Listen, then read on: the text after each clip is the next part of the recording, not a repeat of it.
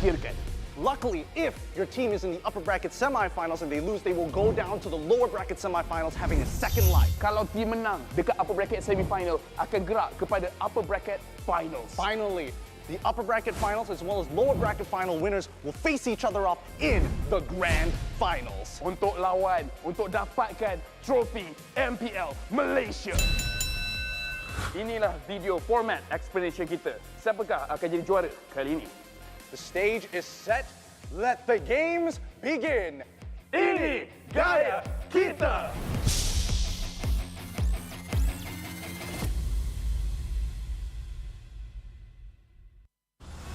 Ladi sebuah bandaraya. Rentak berterusan yang menggalakkan kita ke depan.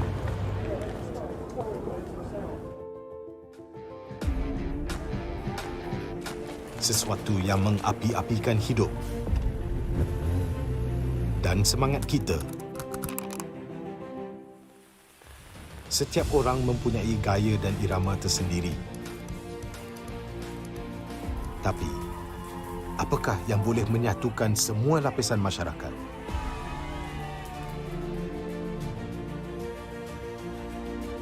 Yang akan menarik perhatian seluruh negara dan mengujakan fan-fan dan players kita.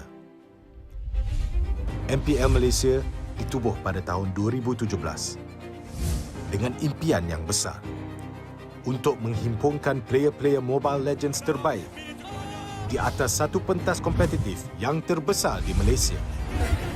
Musim-musim lepas menemui pelbagai cabaran dan halangan, tapi MPL Malaysia tidak pernah berundur. Sentiasa berdedikasi dan bertambah baik untuk meningkatkan pengalaman e-sukan yang bertaraf tinggi. Kini, MPL Malaysia adalah satu liga yang penting dan paling dinanti-nantikan di tanah air kita. Dengan fanbase yang setia dan pemain profesional dari pelbagai latar belakang yang berusaha menuju ke puncak MLBB Esports. Persaingan dah semakin sengit, namun juara hanya satu. Inilah aksi kita, budaya kita yang unik. Inilah MPL kita yang dipenuhi dengan drama dan emosi. Marilah kita nyalakan pentas kita. Ini gaya kita.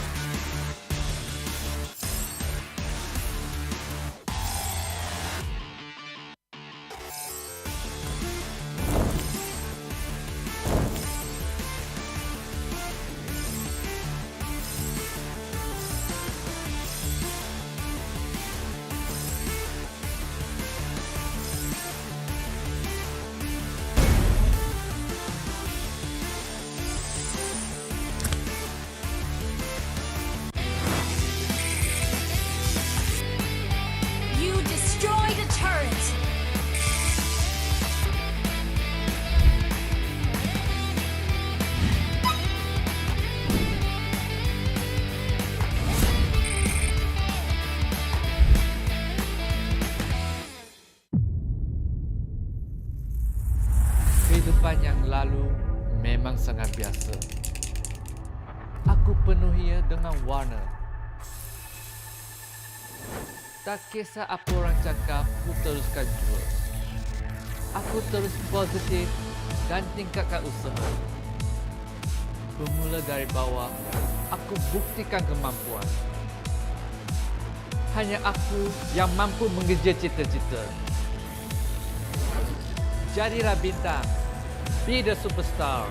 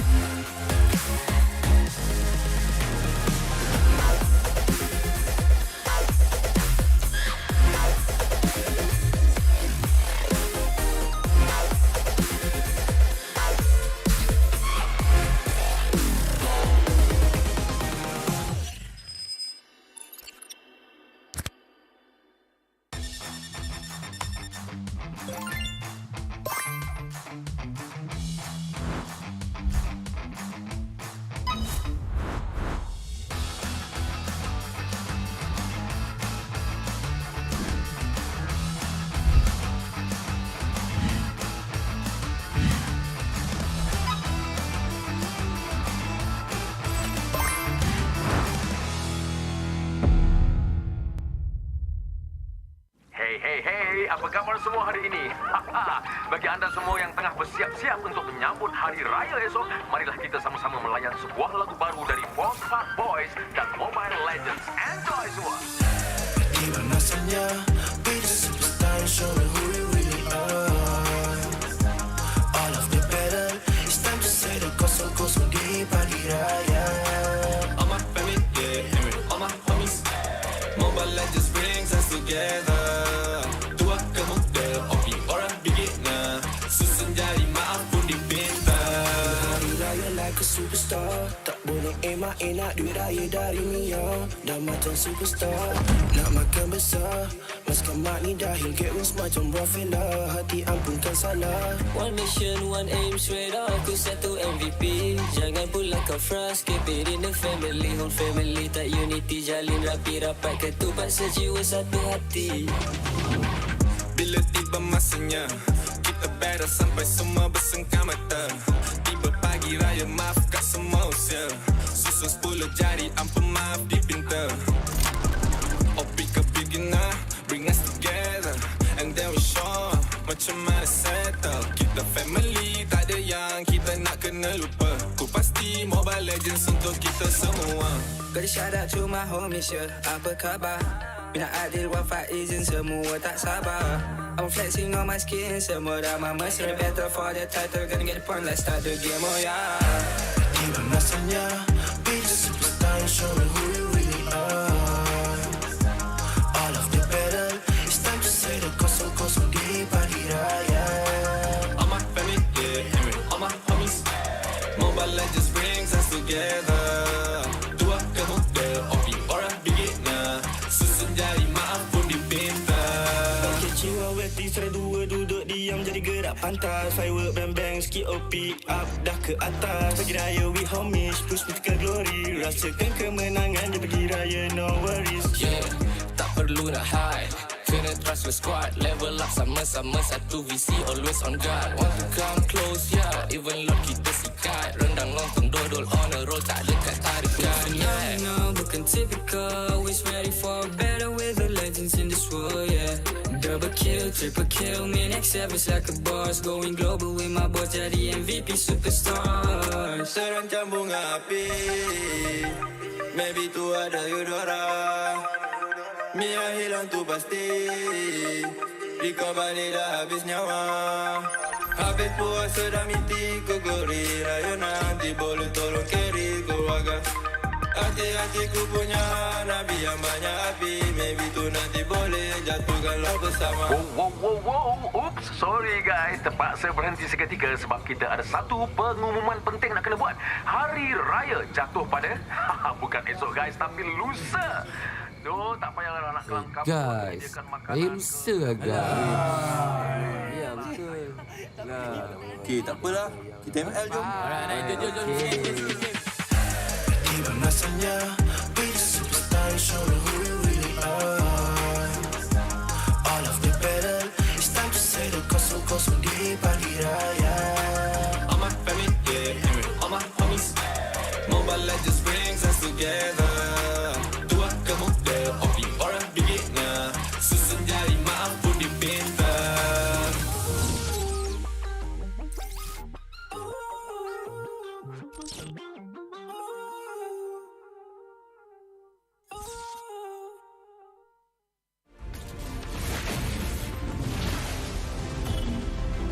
Pain is the proof that I'm still alive.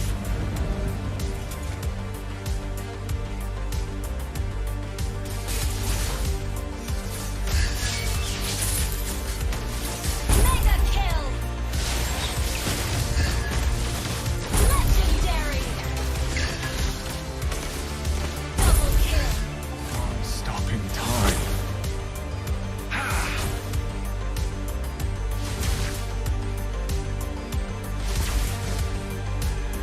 Feels what I feel. Feels what I feel.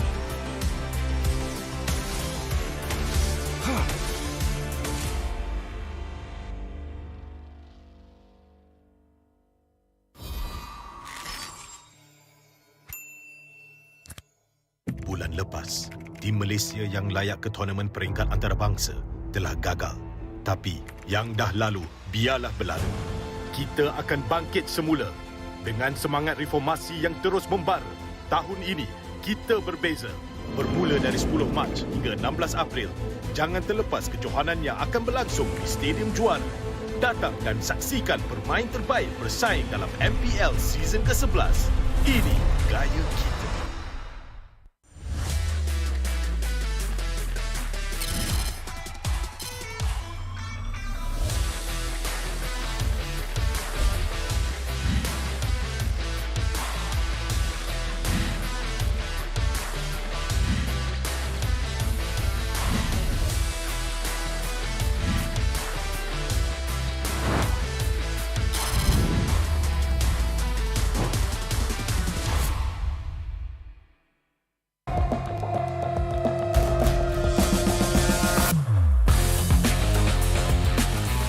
Memang banyak cabaran, tapi semuanya berikan aku pengalaman. Aku kena siap sedia, cari kekuatan untuk terus ke depan. Aku boleh buat dan kejar apa aku nak. Percaya pada perubahan. Jadilah bintang. Be the superstar.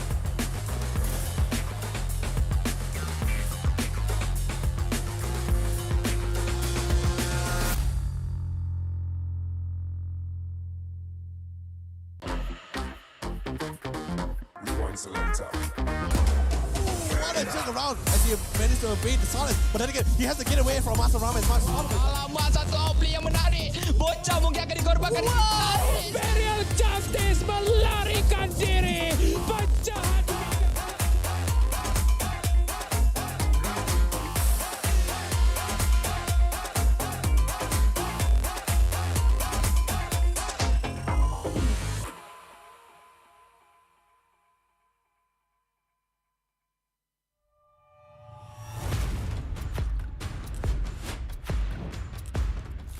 Ini kelanggaan kita. Ini gaya kita. Every year, I gotta deal with your nonsense. Anyways, selamat datang kepada format explanation video kita. This season, a brand new game format has been introduced, and we are thrilled to be presenting it to you. The MPL MY has been waiting for this revolution. Format kali ini lebih dramatic, lebih hangat. So let's begin. 10 teams will be seeded into one group. Masa regular season, 10 pasukan akan main sesama sendiri satu kali saja. That's right, and these teams will score based on those games. Bila cerita pasal markah, kalau menang 2-0, 3 markah. 2-1, 2 markah saja. But if they lose 1-2, they will only earn 1 point. But if they lose 0-2, they won't score at all. Markah yang terakhir akan menentukan kedudukan terakhir mereka. And the lowest 2 scoring teams will be relegated at the end of the regular season. And the top 8 will then advance to the playoff. Sekarang, mari kita tengok format untuk playoff. All games in the play-ins will be a best of 3. Kecuali upper bracket final dengan lower bracket final, kita akan main best of 5. Best of 5. And grand final, kita akan main best of 7. Teams ranked between the 5th as well as 8th place of the regular season will have to play in the play-ins. Team yang menang dekat play-in akan lawan dengan tempat ketiga dan keempat dekat upper bracket quarterfinals.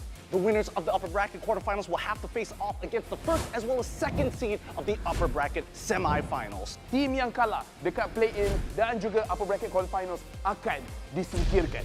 Luckily, if your team is in the upper bracket semifinals and they lose, they will go down to the lower bracket semifinals having a second life. Kalau team menang dekat upper bracket semifinal, akan gerak kepada upper bracket finals. Finally, the upper bracket finals as well as lower bracket final winners will face each other off in the grand finals. Untuk lawan, untuk dapatkan trofi MPL Malaysia. Inilah video format explanation kita. Siapakah akan jadi juara kali ini? The stage is set. Let the games begin. Ini gaya kita.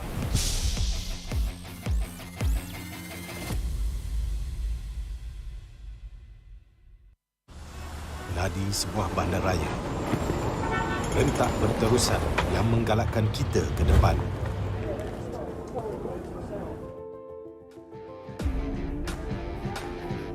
Sesuatu yang mengapi-apikan hidup dan semangat kita. Setiap orang mempunyai gaya dan irama tersendiri.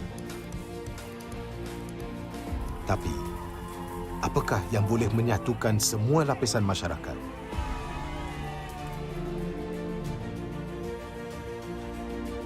Yang akan menarik perhatian seluruh negara dan mengujakan fan-fan dan players kita. MPL Malaysia ditubuh pada tahun 2017 dengan impian yang besar untuk menghimpunkan player-player Mobile Legends terbaik di atas satu pentas kompetitif yang terbesar di Malaysia. Musim-musim lepas menemui pelbagai cabaran dan halangan, tapi MPL Malaysia tidak pernah berundur. Sentiasa berdedikasi dan bertambah baik untuk meningkatkan pengalaman e-sukan yang bertaraf tinggi. Kini, MPL Malaysia adalah satu liga yang penting dan paling dinanti-nantikan di tanah air kita. Dengan fanbase yang setia dan pemain profesional dari pelbagai latar belakang yang berusaha menuju ke puncak MLBB Esports. Persaingan dah semakin sengit, namun juara hanya satu. Inilah aksi kita, budaya kita yang unik. Inilah MPL kita yang dipenuhi dengan drama dan emosi. Marilah kita nyalakan pentas kita. Ini gaya kita.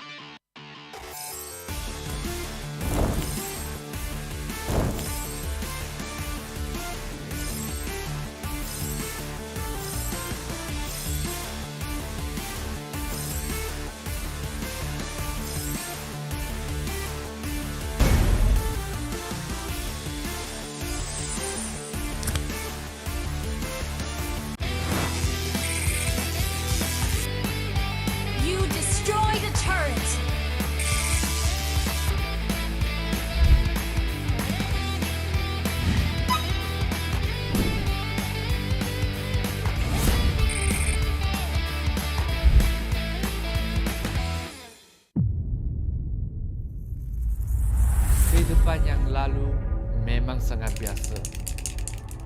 Aku penuhi dengan warna. Tak kisah apa orang cakap, aku teruskan terus. Aku terus positif dan tingkatkan usaha. Bermula dari bawah, aku buktikan kemampuan. Hanya aku yang mampu mengejar cita-cita. Jadilah bintang. Be the superstar.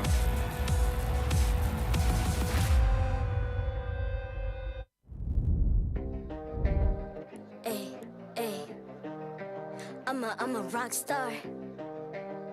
Yeah, rock star. Hey, hey, hey. I'm a rock star, baby. I'm a rock star. I'm a rock star. I'm a rock star. I'm a rock star. Panggil aku rock star. Ini kejohanan kita semua orang rock star. Kita rock star, kita buat saja gaya kita. Makin panas apinya sudah membara. Macam mana pun kau menempuh segala. Demi negara kau buat semua bangga. Step into my world, you know I'm always in my zone. You know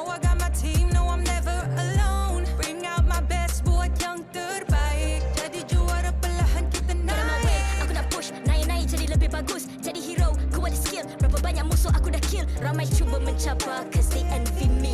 Tiap game aku pasti jadi MVP. Easy. I'm a rockstar, baby, I'm a rockstar. I'm a rockstar, I'm a rockstar. I'm a rockstar, panggil aku rockstar. Ini kejohanan kita semua orang rockstar. I'm a rockstar, baby, I'm a rockstar. I'm a rockstar, I'm a rockstar. I'm a rockstar, panggil aku rockstar. Ini kejohanan kita semua orang rockstar. Tengok nanti siapa yang juara. Ni peluang kita bawa pulang piala. This is my game, this is my time. Menang semua, everything will be mine. Kalau jatuh kau pasti kembali. Bangun balik ku tegak berdiri. Kuatkanlah tenaga, ganjaran diperoleh. Ni kejohanan kita, Malaysia memang boleh. Rise up to the top, kita buat bersama. Semangat kita kuat di bawah satu bendera. I'ma go hard for the win. Win. On the battlefield till the end. I'm trying to beat the greatest anyone has ever seen. Stand by, I'm coming in for the win. I'm a rockstar, baby, I'm a rockstar. I'm a rockstar, I'm a rockstar. I'm a rockstar, panggil aku rockstar. Ini kejohanan kita semua orang rockstar. I'm a rockstar, baby, I'm a rockstar. I'm a rockstar, I'm a rockstar. I'm a rockstar, panggil aku rockstar. Ini kejohanan kita semua orang rockstar.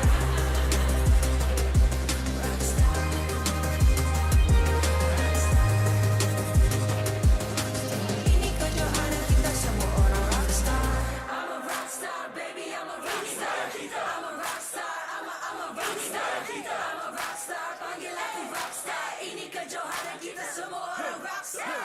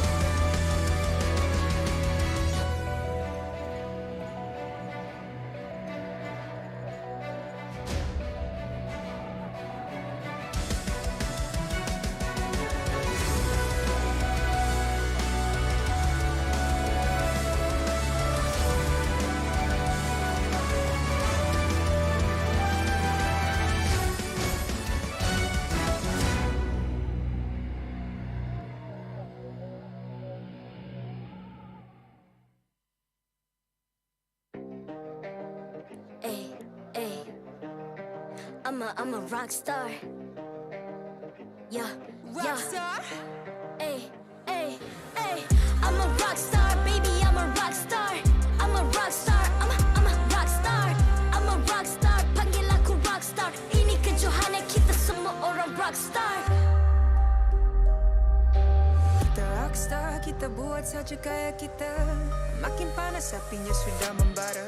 Macam mana pun kau menempuh segala. Demi negara kau buat semua bangga. Step into my world, you know I'm always in my zone. You know I got my team, no I'm never alone. Bring out my best, buat yang terbaik. Jadi juara perlahan kita naik. Aku nak push, naik jadi lebih bagus. Jadi hero, ku ada skill. Berapa banyak musuh aku dah kill. Ramai cuba mencabar cause they envy me. Tiap game aku pasti jadi MVP. Easy. I'm a rockstar, baby, I'm a rockstar. I'm a rockstar, I'm a rockstar. I'm a rockstar, panggil aku rockstar. Ini kejohanan kita semua orang rockstar. I'm a rockstar, baby, I'm a rockstar. I'm a rockstar, I'm a rockstar. I'm a rockstar, panggil aku rockstar. Ini kejohanan kita semua orang rockstar. Tengok nanti siapa yang juara. Ni peluang kita bawa pulang piala. This is my game, this is my time. Menang semua, everything will be mine. Kalau jatuh kau pasti kembali. Bangun balik ku tegak berdiri. Kuatkanlah tenaga, ganjaran diperoleh. Ni kejohanan kita, Malaysia memang boleh. Rise up to the top, kita kuat bersama. Semangat kita kuat di bawah satu bendera. I'ma go hard for the win. On the battlefield till the end. I'm trying to beat the greatest anyone has ever seen. Stand by, I'm coming in for the win. I'm a rock star, baby, I'm a rock star. I'm a rock star, I'm a rock star. I'm a rock star, panggil aku rock star. Ini kejohanan kita semua orang rock star. I'm a rock star, baby, I'm a rock star. I'm a rock star, I'm a rock star. I'm a rock star, panggil aku rock star. Ini kejohanan kita semua orang rock star. Rock star.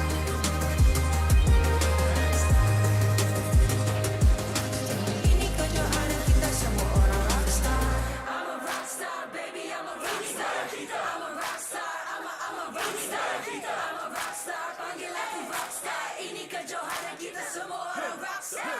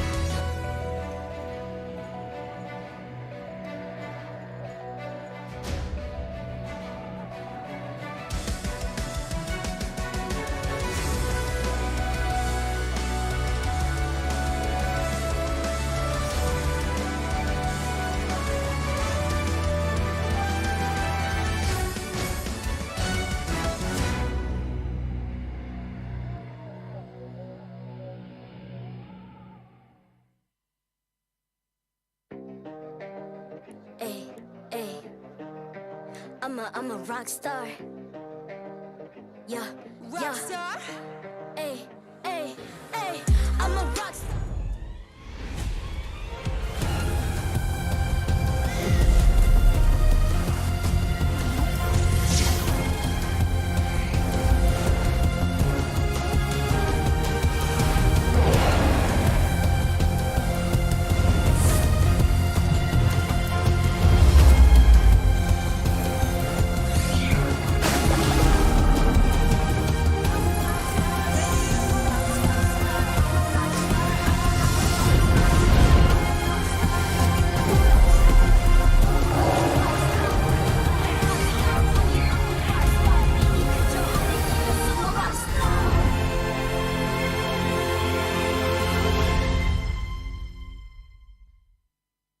MPL Malaysia Season 11 is powered by Munton. Official mobile internet, Hotlink. More internet, more speed, more Gaia with Hotlink. Game like a pro with ROG phone. Republic of Gamers, the #1 gaming brand in Malaysia. Champion Extra GG with Garnier Men. Fight 99.9% acne-causing bacteria in just 10 seconds. Official gaming chair, OSIM. Partners in esports, AirAsia Super App, ESI, PKL, EGG, PSM, and Grand Pride.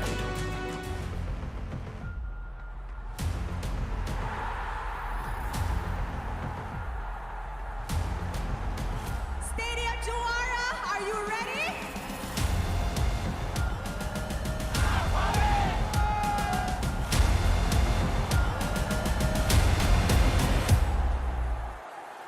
First of all, sebenarnya saya nak beritahu saya daripada Tanjung Mali Perak yang jauh sana tu untuk datang sini untuk memastikan sokongan kepada tim Todak. Nampak game tadi terlalu hot, terlalu semangat dan itu yang kita nak. Kita orang tetap belakang tim Hak sebab kita orang Eko tim Hak.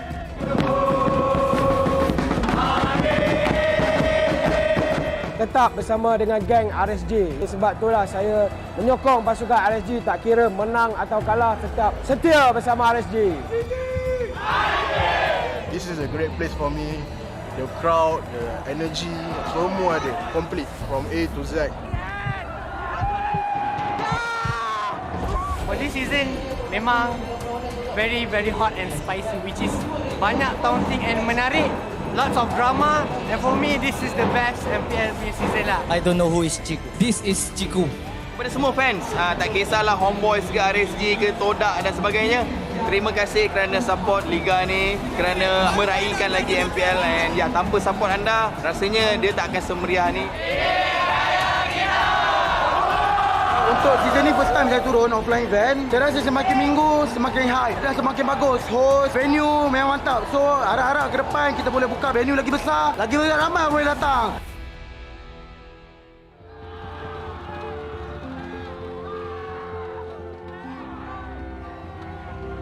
Saya ingin mengucapkan terima kasih kerana korang support MPL season 9 ni daripada first week sampailah ke week 6 ni. Terima kasih saya sangat sebab still support kita orang walaupun kita orang tengah berusaha. Terima kasih kepada semua fans MPL MY yang datang untuk support kita orang, support RSG dan juga tim-tim yang lain walaupun hujan, panas atau malam. Terima kasih kepada semua fans SMG yang datang ataupun yang support daripada rumah. Sangat berterima kasih mana yang support kita orang daripada tier 2 sampai ke MPL. Kalian semua ada pemain ke-6 kita. Korang semua adalah pemain ke-6 kita. Kamu semua adalah pemain ke-6 kita. Kamu semua adalah pemain ke-6 kita.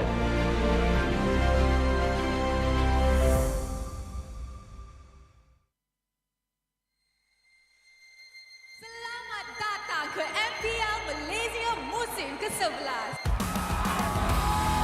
Sebelum kita sambut aksi-aksi Mobile Legends yang hangat di Playoff MPL Malaysia season ke-11, marilah kita recap semula regular season kita secara ringkas.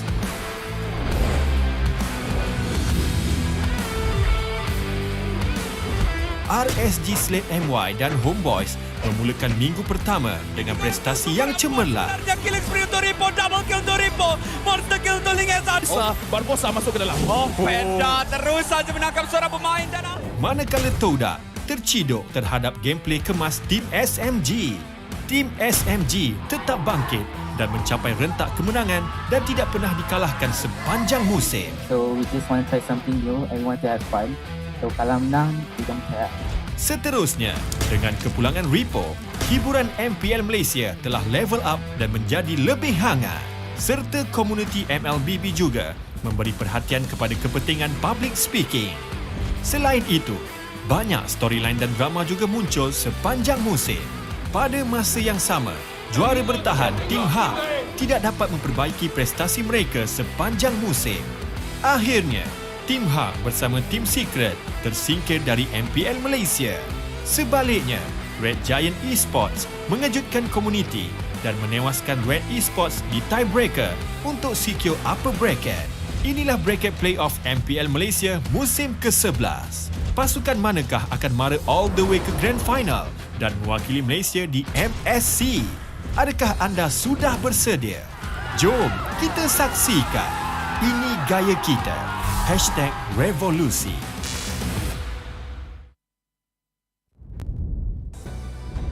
Selama 6 minggu daripada 10 pasukan, kini tinggal 8. Dan kita juga nak ucapkan di mana dekat depan kita, all of the teams perform dengan sangat-sangat baik. Tapi mereka dapat perform baik disebabkan semua kawan-kawan, family, fans, budak-budak publik yang datang daripada Johor, Melaka, Kelantan, Sabah, Sarawak, Terengganu, daripada semua Malaysia. Nama saya Lafel, bersama dengan saya Rose, kita nak ucapkan selamat datang ke MPL Malaysia musim ke-11 Playoffs! Oh my god, the crowd is insane today. Hello semua. Manja Rose hari ni. Of course, kena manja. Pakai, come on lah. Dan dengan manja ni juga, di mana seperti mana kita cakap, sekarang ni hanya tinggal 8 pasukan saja yang akan bertanding, di mana mereka bertanding untuk 3 benda Rose. Nombor 1, untuk menjadi juara MPL Malaysia musim ke-11. Nombor 2, tiket nak pergi ke MSC. Dan yang paling penting, nombor 3, mendapatkan hak mereka untuk taunting tim sebelah. Betul tu. I rasa first match kita hari ni akan jadi the Battle of Taunting. First match kita hari ni, sebelum kita buat tu, mari kita tengok balik bracket ni, Ros. Alright, so 8 pasukan berjaya mara ke peringkat ini selepas 6 minggu regular season. Dalam peringkat play-ins, Red Esports akan menentang RSG Slate MY dan kemudian Team Lunatix akan menentang Madness Esports.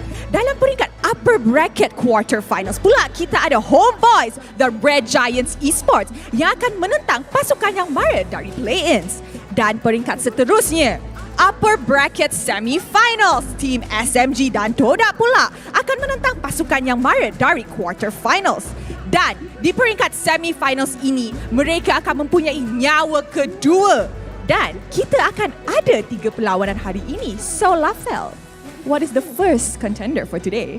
Dekat sini seperti mana yang anda semua nampak, ini adalah perlawanan di antara RSG Slate MY menentang dengan Red Esports, di mana kita perlu ingatkan lagi di mana kat sini dah kira kalah mati.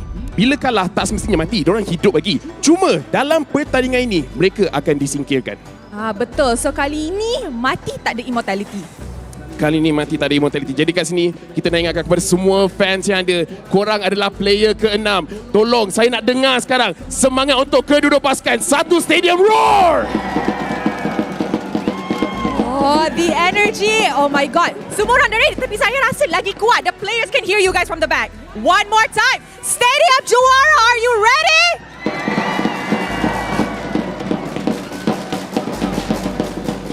Dekat sini, dua-dua pasukan dah bersedia. Jadi marilah kita kenalkan Red Esports dan RSG Slate MY.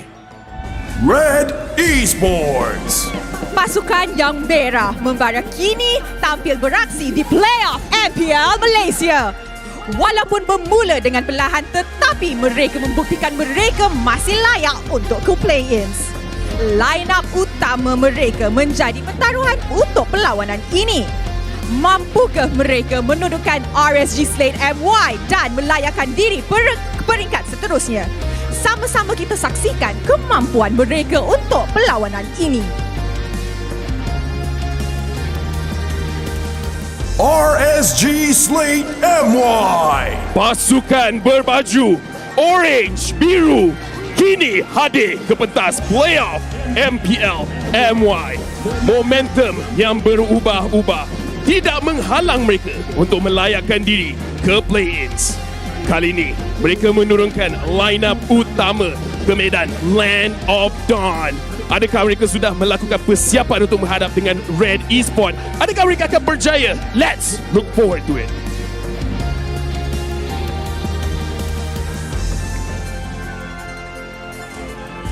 Mari kita teruskan. Okay, sementara player... Let us introduce the one who officiates the match and maintains MPL's integrity. Mereka inilah yang akan memastikan perlawanan sentiasa berjalan dengan adil dan lancar. Head of League Ops, Jay. Head Marshal, Nicholas. Kedua-dua Marshal, Haikal dan Hebe. Mari kita teruskan dengan fist bump di antara pasukan sebagai tanda professionalism. Inilah gaya kita. Inilah semangat kesukanan kita. Kawan di luar gelanggang, lawan di Land of Dawn. Dekat sini juga kita nampak dua-dua pasukan dah duduk dekat seat masing-masing. Crowd pun sekarang mereka tunjukkan energi yang sangat-sangat besar disebabkan ini adalah perlawanan yang sangat-sangat penting di mana setiap perlawanan akan rasa macam best of one. Betul tu. Like I said tadi, mati tak ada immortality kali ini. And now that both teams look ready, dekat sini, again, players, kita tunggu diorang sarung, Rippo cepat sarung. Cepat. Mereka akan sarung mereka punya headset. Ingat kepada semua orang, I want to hear the energy. So, untuk Red sahaja, let me hear you guys punya cheer. Let's hear it for Red Esports! Very, very nice. Okay, RSG confirm tak nak kalah kan? Confirm tak nak kalah. Let me hear it from the side of RSG Slate MY. Dengan dua-dua team dah bersedia, fans dah bersedia, kita akan throw pada casters. So, biasanya cakap apa? Players. Teams, this is your moment. Game on.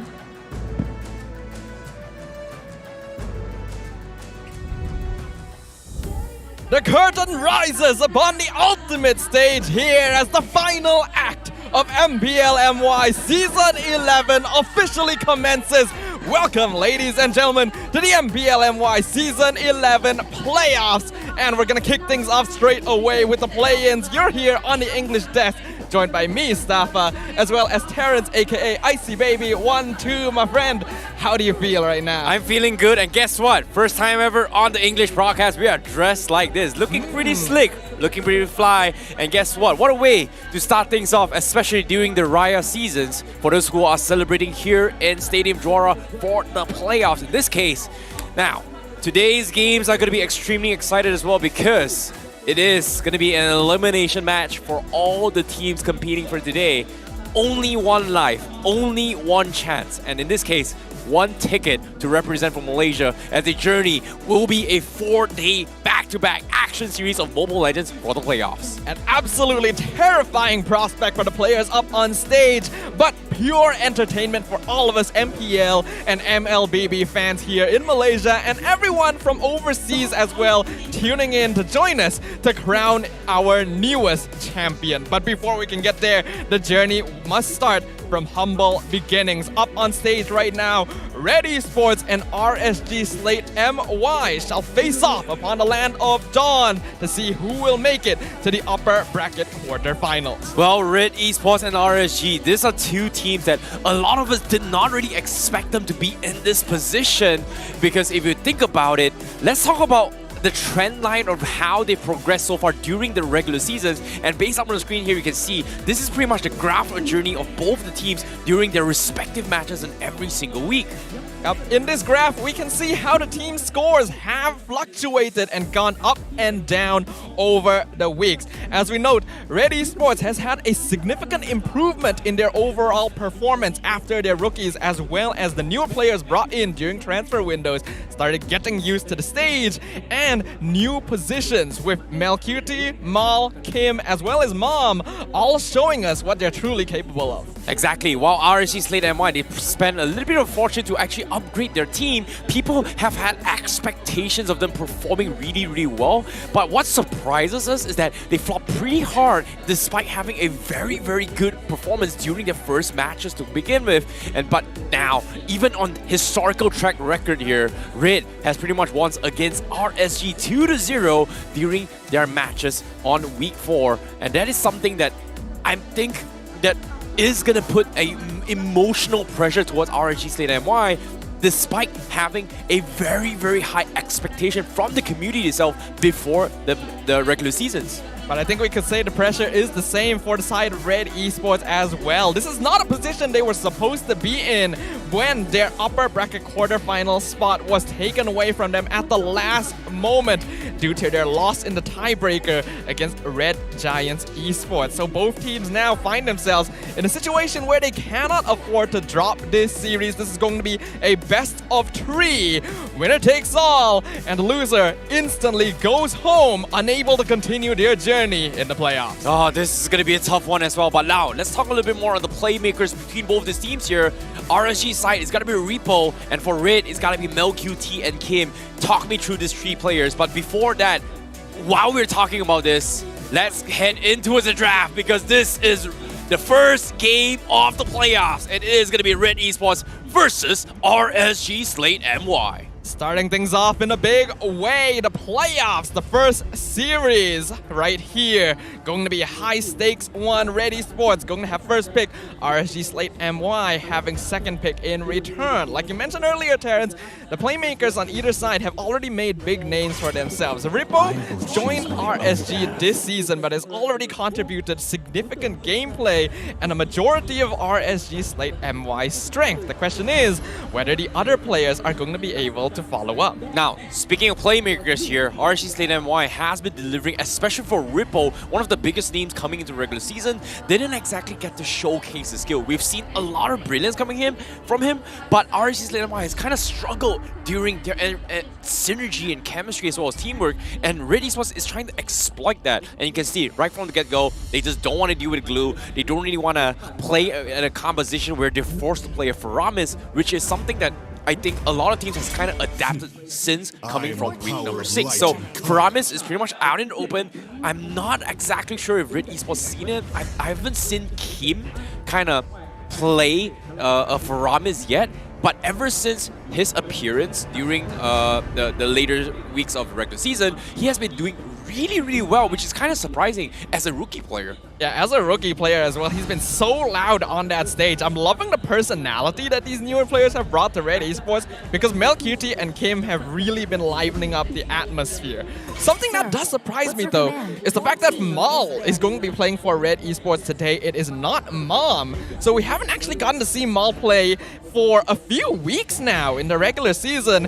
Excited to see whether or not he'll be able to catch up with the ever-changing meta. Now, Mao has been known for his flashy plays as one of the strongest marksmen since his debut here in MPL MY, but ever since this season, his first appearance is going to be literally as a roamer, and we were kind of sketchy about it as well. But for him to actually, over the time, kind of improvise and actually progress, it shows that there is so much maturity coming from this player. But the question is, at this stage of the play-ins, is it worth the risk to actually gamble it against RSG Slate MY, considering that this is the play-ins, even though it's the playoffs, they only have one chance, one life. In this best of 3, loser is going to be eliminated. Yeah, that just means that the stakes are ever higher right here, so you can expect a lot of seriousness. I like this Joy ban coming out of RSG Slate to finish things off. Since the Minstar was already banned out by Red Esports, it seemed very likely that they would go for that. And now that the bans have concluded, we'll see what's going to be the first choice for Red Esports. As much as this is a match between the players, I feel like we also have to highlight that this is a match between the coaches. Sora Bayong and Kuja are very accomplished mentors in the MPL scene, and I imagine neither of them want their squad to be in this position. Now, Red Esports, they are always going to be leaning on Mel QT to be leaning on their Claude pickup. Is he going to start things with it up? No! They actually go for the 1-1. Surprise, surprise! 1-1 completely slid off the match, and this time they are going to get in their favor. I was expecting maybe a Fredrin priority coming from Red Esports, but it seems like RSG Slate MY might be able to pick it up themselves and maybe force Kyym to actually play the Yiv. But interesting enough, Kym's debut from Red Esports has been delivering so well. Yeah, Kyym has been doing a pretty good job so far, though his main heroes are very obviously going to be that Farsa as well as Eve. He enjoys the artillery mage style. As for RSG, typically in this position, teams like to pick up the Fredrin or the Martis, and then the Farsa or Eve, or the Valentina.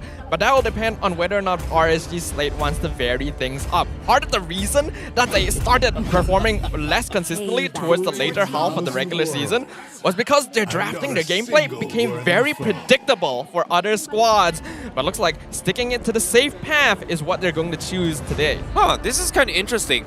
I know for a fact that even in the Indonesian region, they do prioritize Farsa over Valentina just because the instant burst comes in a little bit more value in this current patch compared to a Valentina, which is a little bit more reactive. But based on the fans as well, we can see it from the perspective of the players himself. Kyym saying hello mom in his own language. Kyym, his first appearance here, is going to be a lot of pressure. Hopefully he is going to be able to deliver. However, the question here remains here, Red Esports, are they going to force to be picking the Valentina to kind of mirror for the feathered airstrike? But I think Eve is, no, they are going to stick with the Valentina.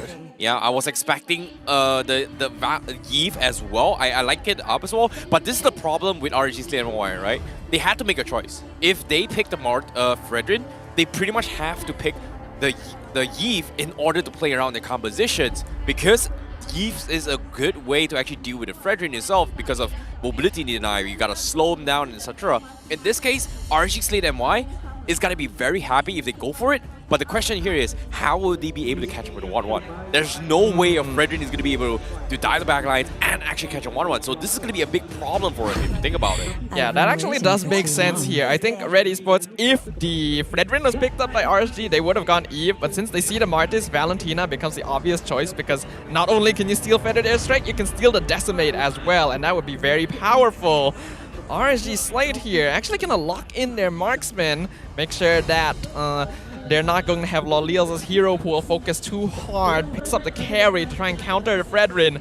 But that does mean that Melcuti will have a pretty easy time in lane. Now, let's talk a little bit more on the XP laners, because as we at Red Esports, they haven't really shown their hands as well. Red QT tends to lean a little bit onto his Yuzhong a little bit more, just because of how it can be very, very disruptive. So in this case, I feel like Red Esports, they might be banning off to set up for the Yuzhong to deal with the Farsa, but I don't know if RSG Slate MY is going to be taking a read. This is something that is comfort towards Red Esports, whereas for RSG Slate MY, it is going to be a complete different story, because this Martis, there is a very, very high possibility that it is going to be on the XP lane, because it's not once now. We've seen multiple times that Rippo can put this Martis on the XP lane and has done wonders with it. Yeah, but I still think it's kind of a rarer situation, especially when heroes like the Lapu Lapu are still open.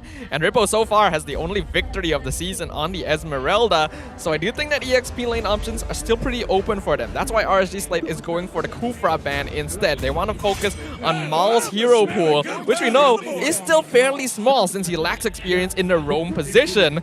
But interestingly enough, Red Esports doing the same, actually narrowing down the tank pool quite a bit. Now, let's talk a little bit more on Kuja's preference into Strau. His track record in the previous seasons, multiple seasons in different other teams here, he has had tendencies to bring in a surprise hero pick to actually deal with a 1-1. In this case, that surprise pick might be a Phoveus pickup, which oftentimes we do see it being a hit or miss to deal with the 1-1.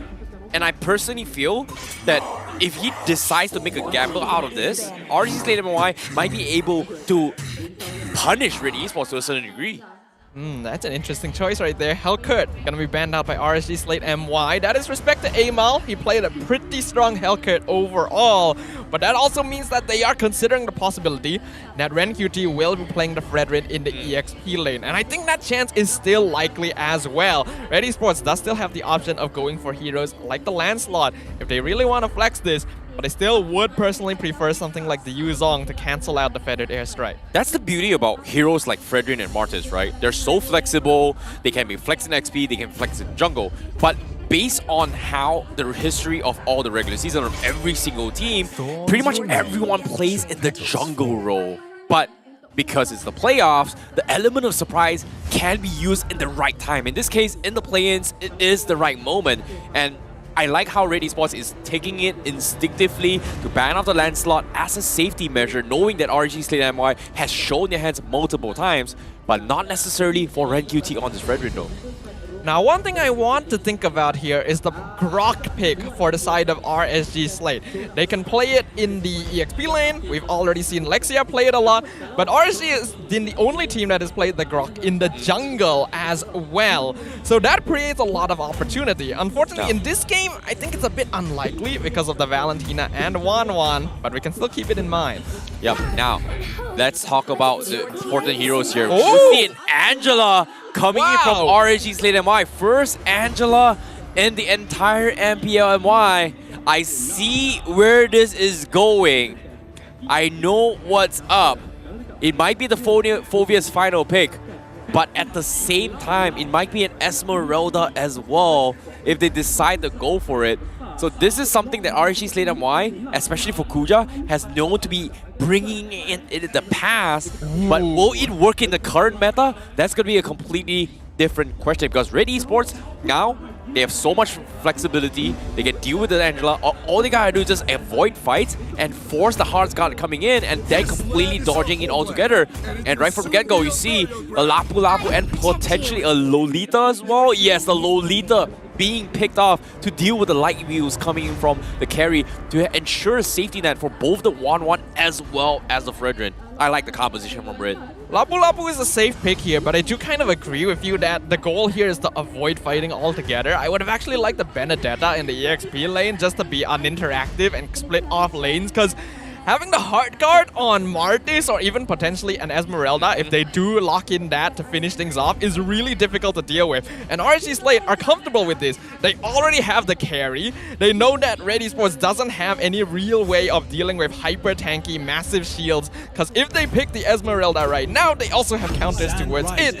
So we'll see what it's gonna be. It's the Khalid here for Rippo. RSG Slate bringing something different to the table. Alright, a lot of sustainabilities to out-tank the crossbow tanks, the nerfed one version as well. I like the idea, but it feels like RSG Slate MY, they're trying to play a hyper carry strategy, and it might be a hit or miss, but I'm excited to see how this is going to be coming true from RSG Slate MY. But Red Esports, they have a very safe draft, very solid one, and consistency has been the key for them during the regular season.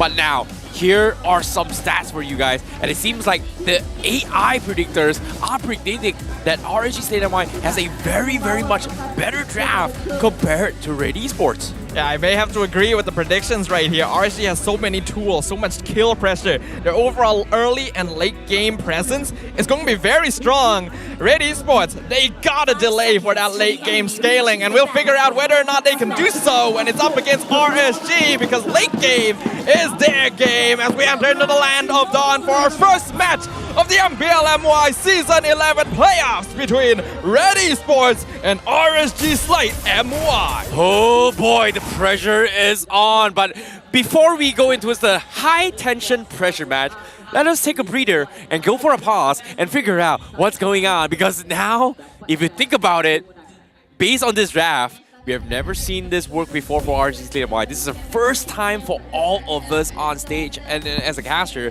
So I feel like there's a lot of things we can decipher as well. I was expecting maybe they were going to try and funnel this Angela towards a potential XP laner, which in this case, an Esmeralda or maybe even a Phobius to some degree to deal with the 1-1. But what really surprises me is that the Khalid is so underrated in the current patch, where people kind of neglected that XP laner. It still hits very, very hard and has high sustainabilities, and this pairs up really, really well with the heals coming from Angela to fight off whatever damage that may or may not be coming in from Red Esports. I actually personally think that the Angela is gonna jump onto the Martis more often than the Khalid, because with the quicksand guard, he doesn't really need the extra defense, especially in the early game. But if you give Martis so much extra shield, he can just stay that much longer and wait even more to get that perfect decimate opportunity. And what I'm worried about in this game for Red Esports is that their early game pressure is nothing compared to what RSG Slate has. Khalid, Farsa, all really strong early game heroes. And Red just needs to buy time for Valentina and 1-1. You see where I'm going in it as well? I'm saying Khalid, you're saying Martis, and guess what?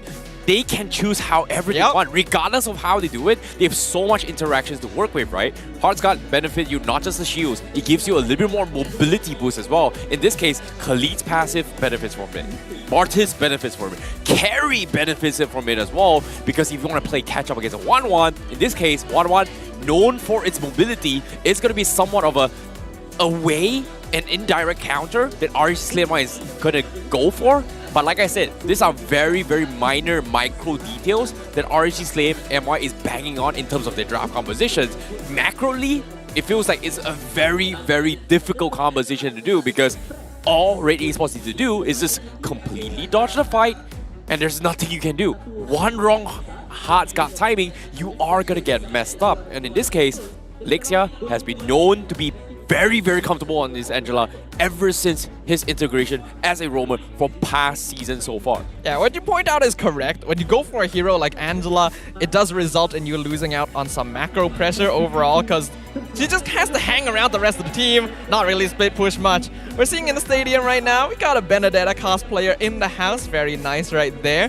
But as we talk about the game, I think the reason RSG is comfortable with the Angela is, like you mentioned, not only is Lexia comfortable with it, they recognize that Red Esports isn't really a team that goes for split push strategies. Ren QT likes to fight. He front lines for the team. It's kind of similar to Rippo in that sense.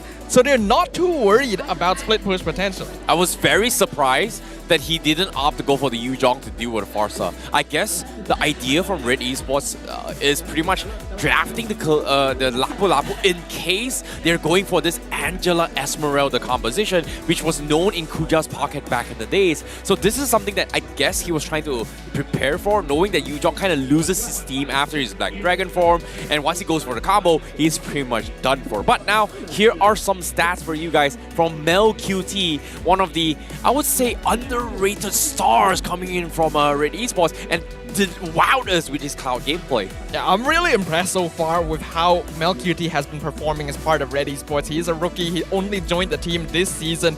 And as you can see, he's ranked second overall in terms of average DPM, 5th in terms of average GPM. So his farm speed is a little bit slower. But since Red Esports is a team fight lineup overall, you can see how often MelQT will participate and get assists and farm through enemy kills. Now, Red Esports has had his, I would say, notorious strategies for protecting the Mao strategy. In this case, protecting the King.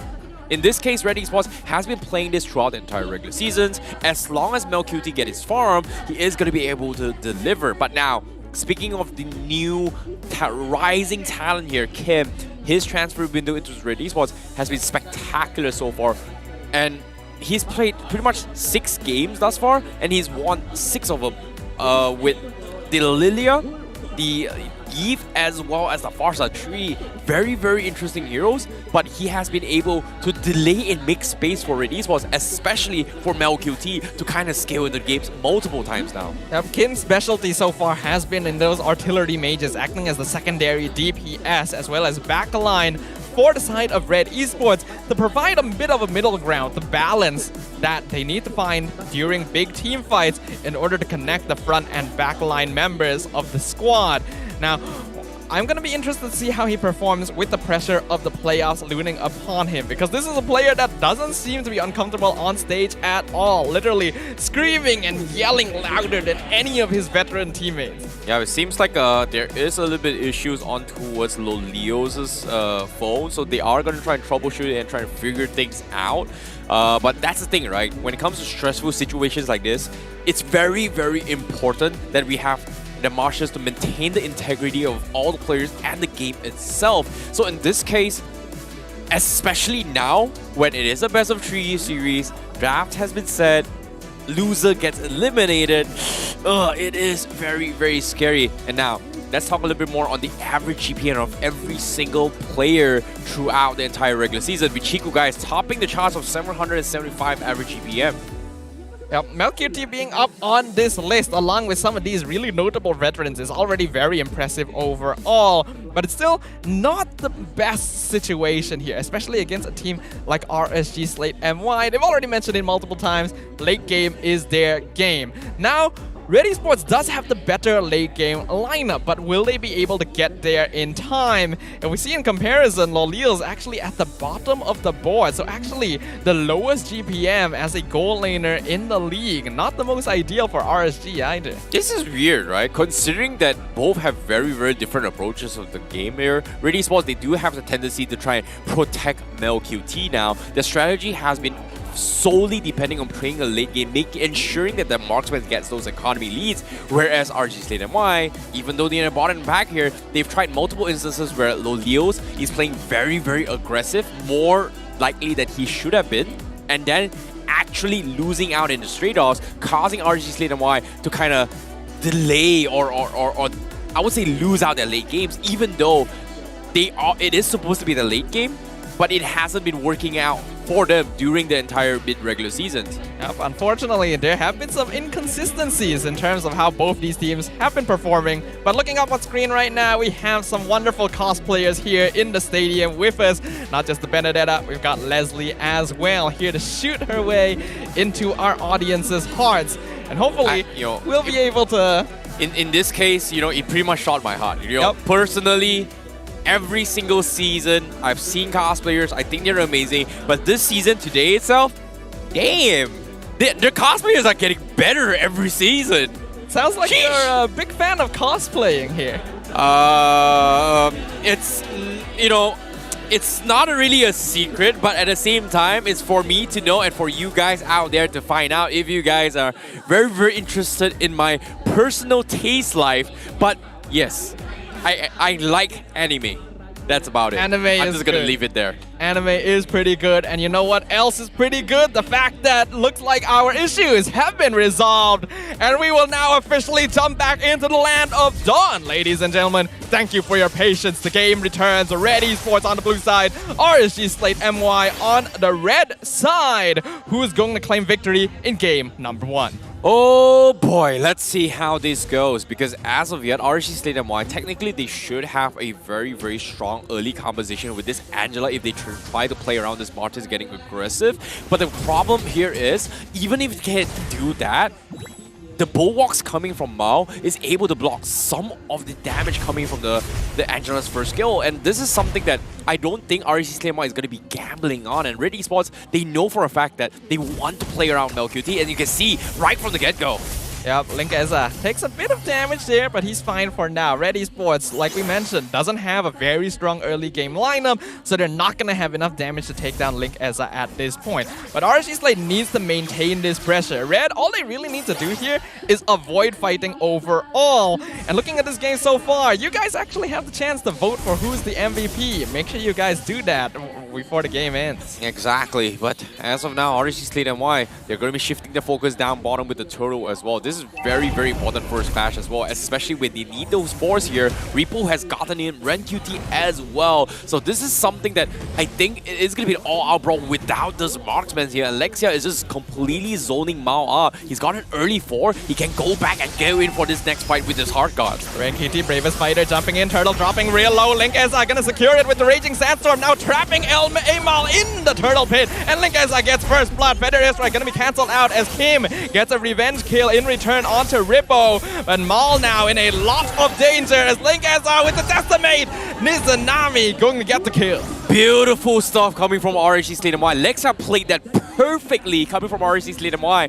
They completely zoned Mao up, this allowing him from getting his early 4, whereas RSG Slate MY gave some space for Lexia to soak up some minions down the middle lane, get his 4 up, immediately backed off, hard guard into his Link Eza, knowing that they do have this mobility advantage over Red Esports, which in this case, a Lolita can't really do too much in this set, in team fights, just because he needs to be in there in the fights for this Luminar Blast. And now here we can see the invades coming in as well.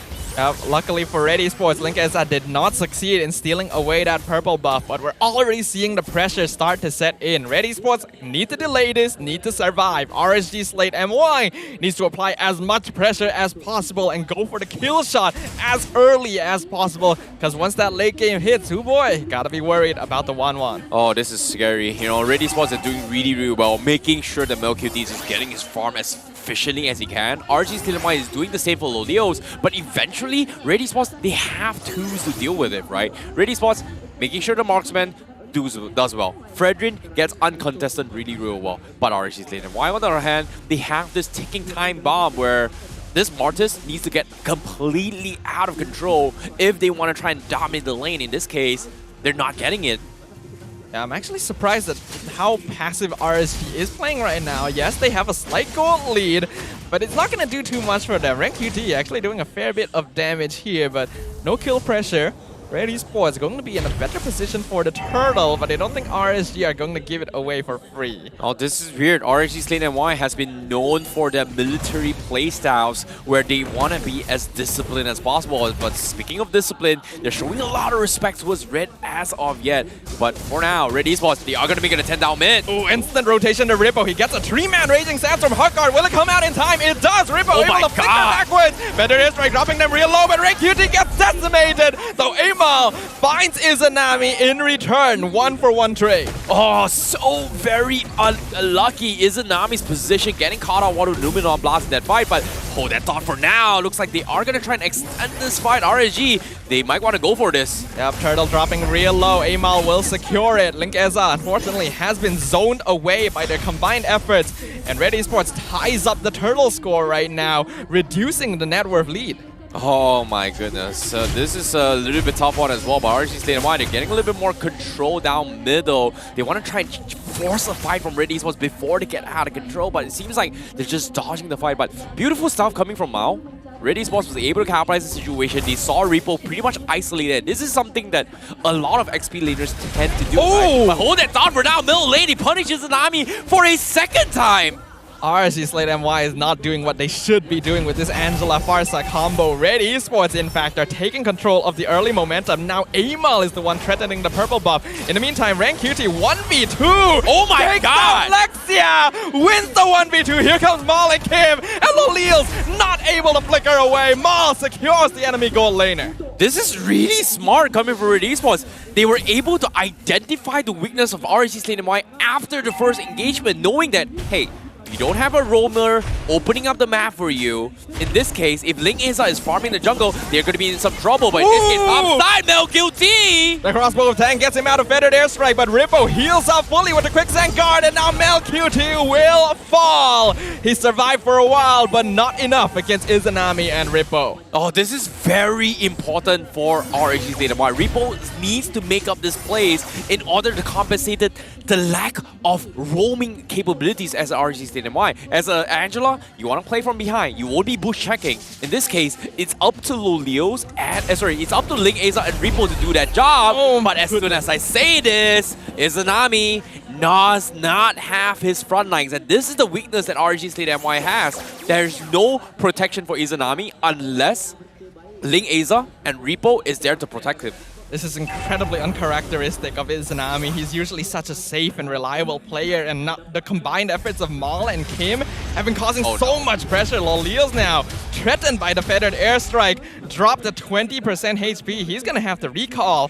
While Link Eza, he wants to secure the turtle. Hard guard is available, but he has to run away. Kyym and Rank QT are here. RSG Slate cannot contest this. Yeah, this is a very, very difficult time for RSG Slate MY. But Red Esports, they found this problem. They found the solution. They know for a fact that they just have so much more map presence just because of how they are able to open the map. You've got Mao opening up the map, you have Amal, you have Red QT, whereas RSG Slate MY, look at this. Absolutely nothing Lolios can do about this. Yeah, Mal doing a lot of damage. Numeron Blast going to miss everyone, but Lolios has to jump forward, which means he gets taunted by Amal. Here comes the Raging Deathstorm. Gonna find MelQT, but MelQT gets the crossbow of tank, survives it all. MelQT jumping the backline, gets the double kill on Lolios on Izanami. He fights Lexia with the triple kill. He finally falls. Now Linkeza is 1v3. He's gonna have to back off his own orange buff. A 2-for-4 trade in favor of Red Esports. Oh my goodness, you had to see moments like this. Rippo, he set up the biggest, baddest ultimate in time, but the reactions from MelQT to dodge an initial burst,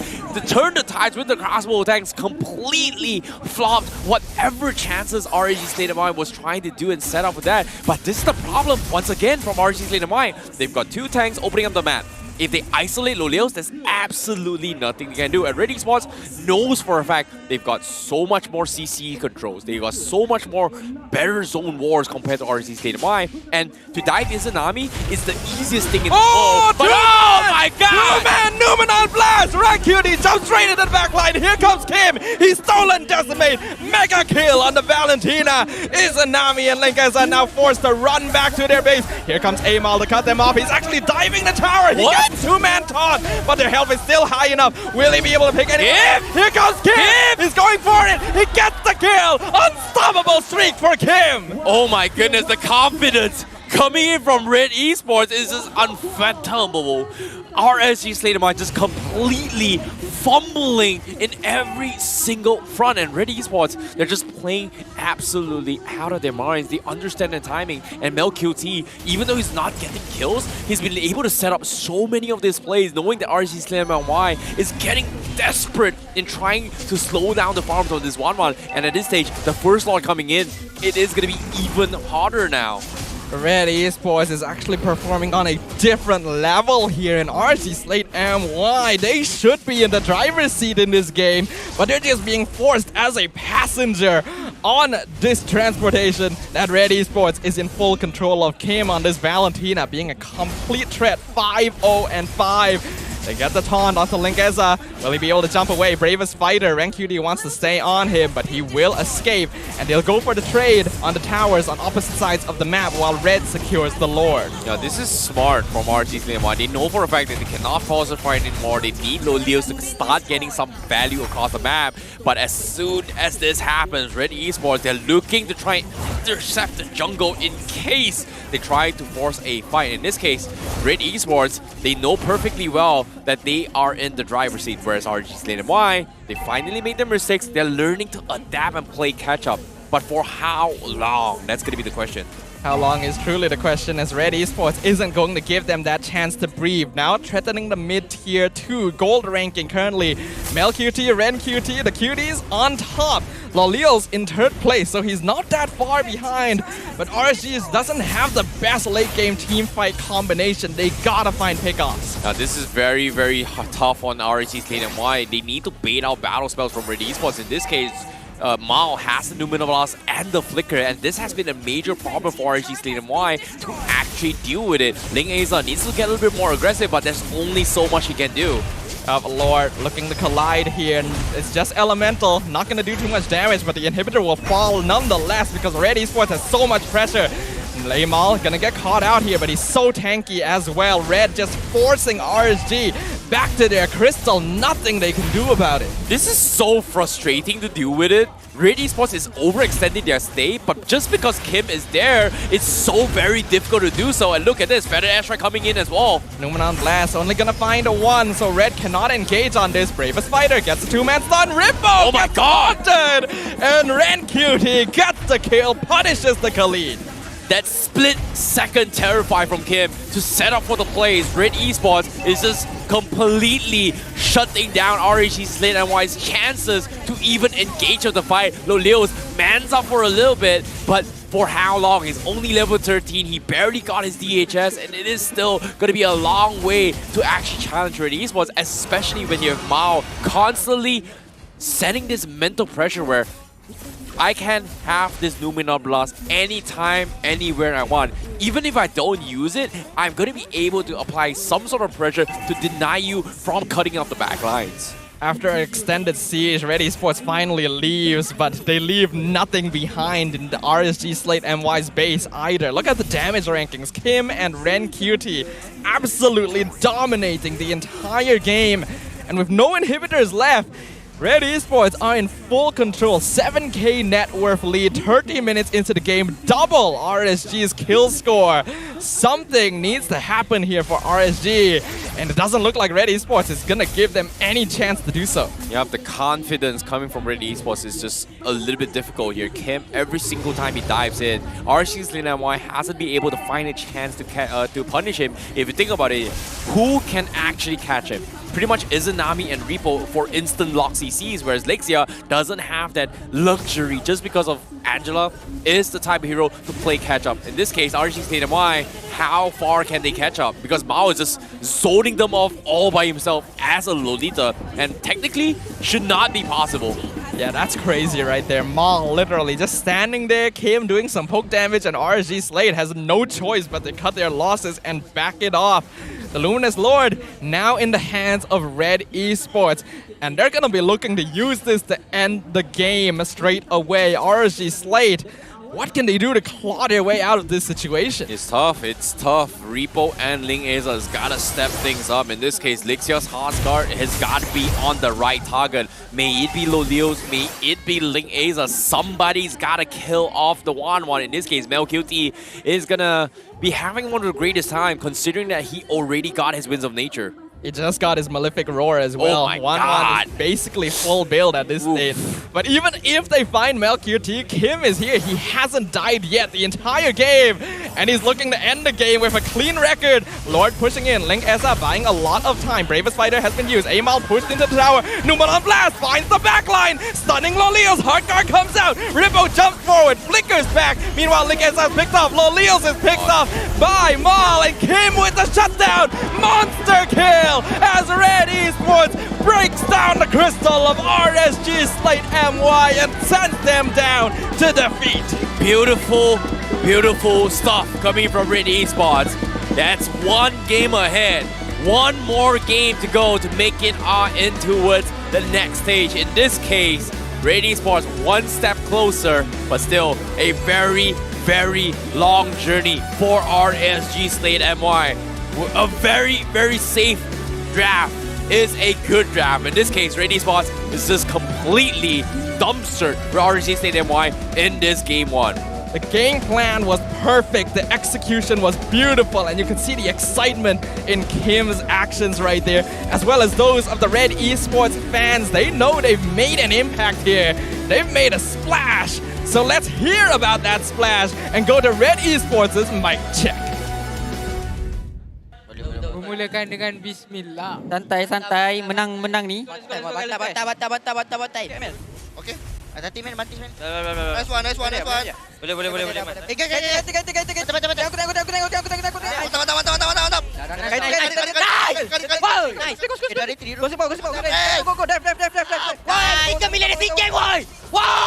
Santai, jangan overcommit, jangan overcommit. Pecah. Nice. Sanford ni, bos. Mati. Wow, Eren. Tommy. Mantap gila Ren, sumpah Don. Mantap bro, Eren. Don't tak anjing gila. Ni. Jauh. Man. Next kasih N main depan. Boleh. Korang ambil saya sikit. Dia punya pasal nak di belakang tau. Go je. Mantap bos. Looking to prove their worth on the main stage here for the playoffs. Kyym, very, very vocal, very, very strong with his Valentina, but even on screen as well, super energetic here, trying to showcase his skills on the main stage and has successfully delivered for game one thus far. Honestly, what a way to make a splash on your first ever MPL playoffs. I honestly feel kind of bad that Kyym only came into the season halfway through, because if he was around from the beginning, we would have been seeing a very different Red Esports. Maybe he even had a shot at a Rookie of the Season, but he's definitely clawing his way into our hearts right now. He may be loud and brash, but he's making up for it with his actions on the battlefield and showing us exactly why he has been an excellent addition to the ranks of Red Esports as they claim their first victory here. And now RSG Slate MY are one game away from going home. You know, it's interesting to see that 1-1, despite the nerfs coming in, is still a priority ban for a reason, because based on the current meta draft, it's all about tank compositions. And the thing about tank is that not many tanks have high mobility. In this case, it's understandable why RSG Slate MY they decided to go for this Mortis composition. They decided to go for this Angela to play catch-up, but they have neglected a lot in their mobilities. And based on what we're seeing, based on this itemizations as well, you can see RSG Slate MY, they've got a tank jungler, Ling Aza. They've got a tank side lane, kind of tanky-ish, but they still don't have a strong frontliner to open up the map because of the fact that Lixia is forced to play support. I just don't understand why RSG Slate MY goes for the draft like this. The Angela, the Farsa, the Khalid, and yet we don't see the early game momentum from them. For a moment, it seemed like they were making movements across the map, and then they just decided to give up on it, and then Red Esports took control. I really love the way Mal and Kyym were roaming around the map. I was worried whether or not Mal would catch up since Mom was playing all of Red Esports' matches during the later half of the regular season, but he's got it. You know, that's the thing, right? I really like the idea that RSG Slate MY is trying to do from a micro scale, but it's not working out considering that there's just so much space that Red Esports can utilize from as a triple tank compositions, right? Mao can open up the map, A-Mao can flank, Ren QT can dive the backlines as well, or they can actually kind of mix it up in terms of how they want to progress the team fights in however their favor, whereas RSG Slate MY is a little bit more one-dimensional, right? Ling Aza has to go in, Rippo has a go in. Regardless, it's gotta be these two guys, whereas for Red Esports, they can mix it up. In this case, they don't just mix it up with the tanks, they also have Kyym kind of get a little bit aggressive. You've got MelQT, who can't act as a setup for the team if he pops off his crossbow tanks for this team fights, whereas RSG, all in, nothing out.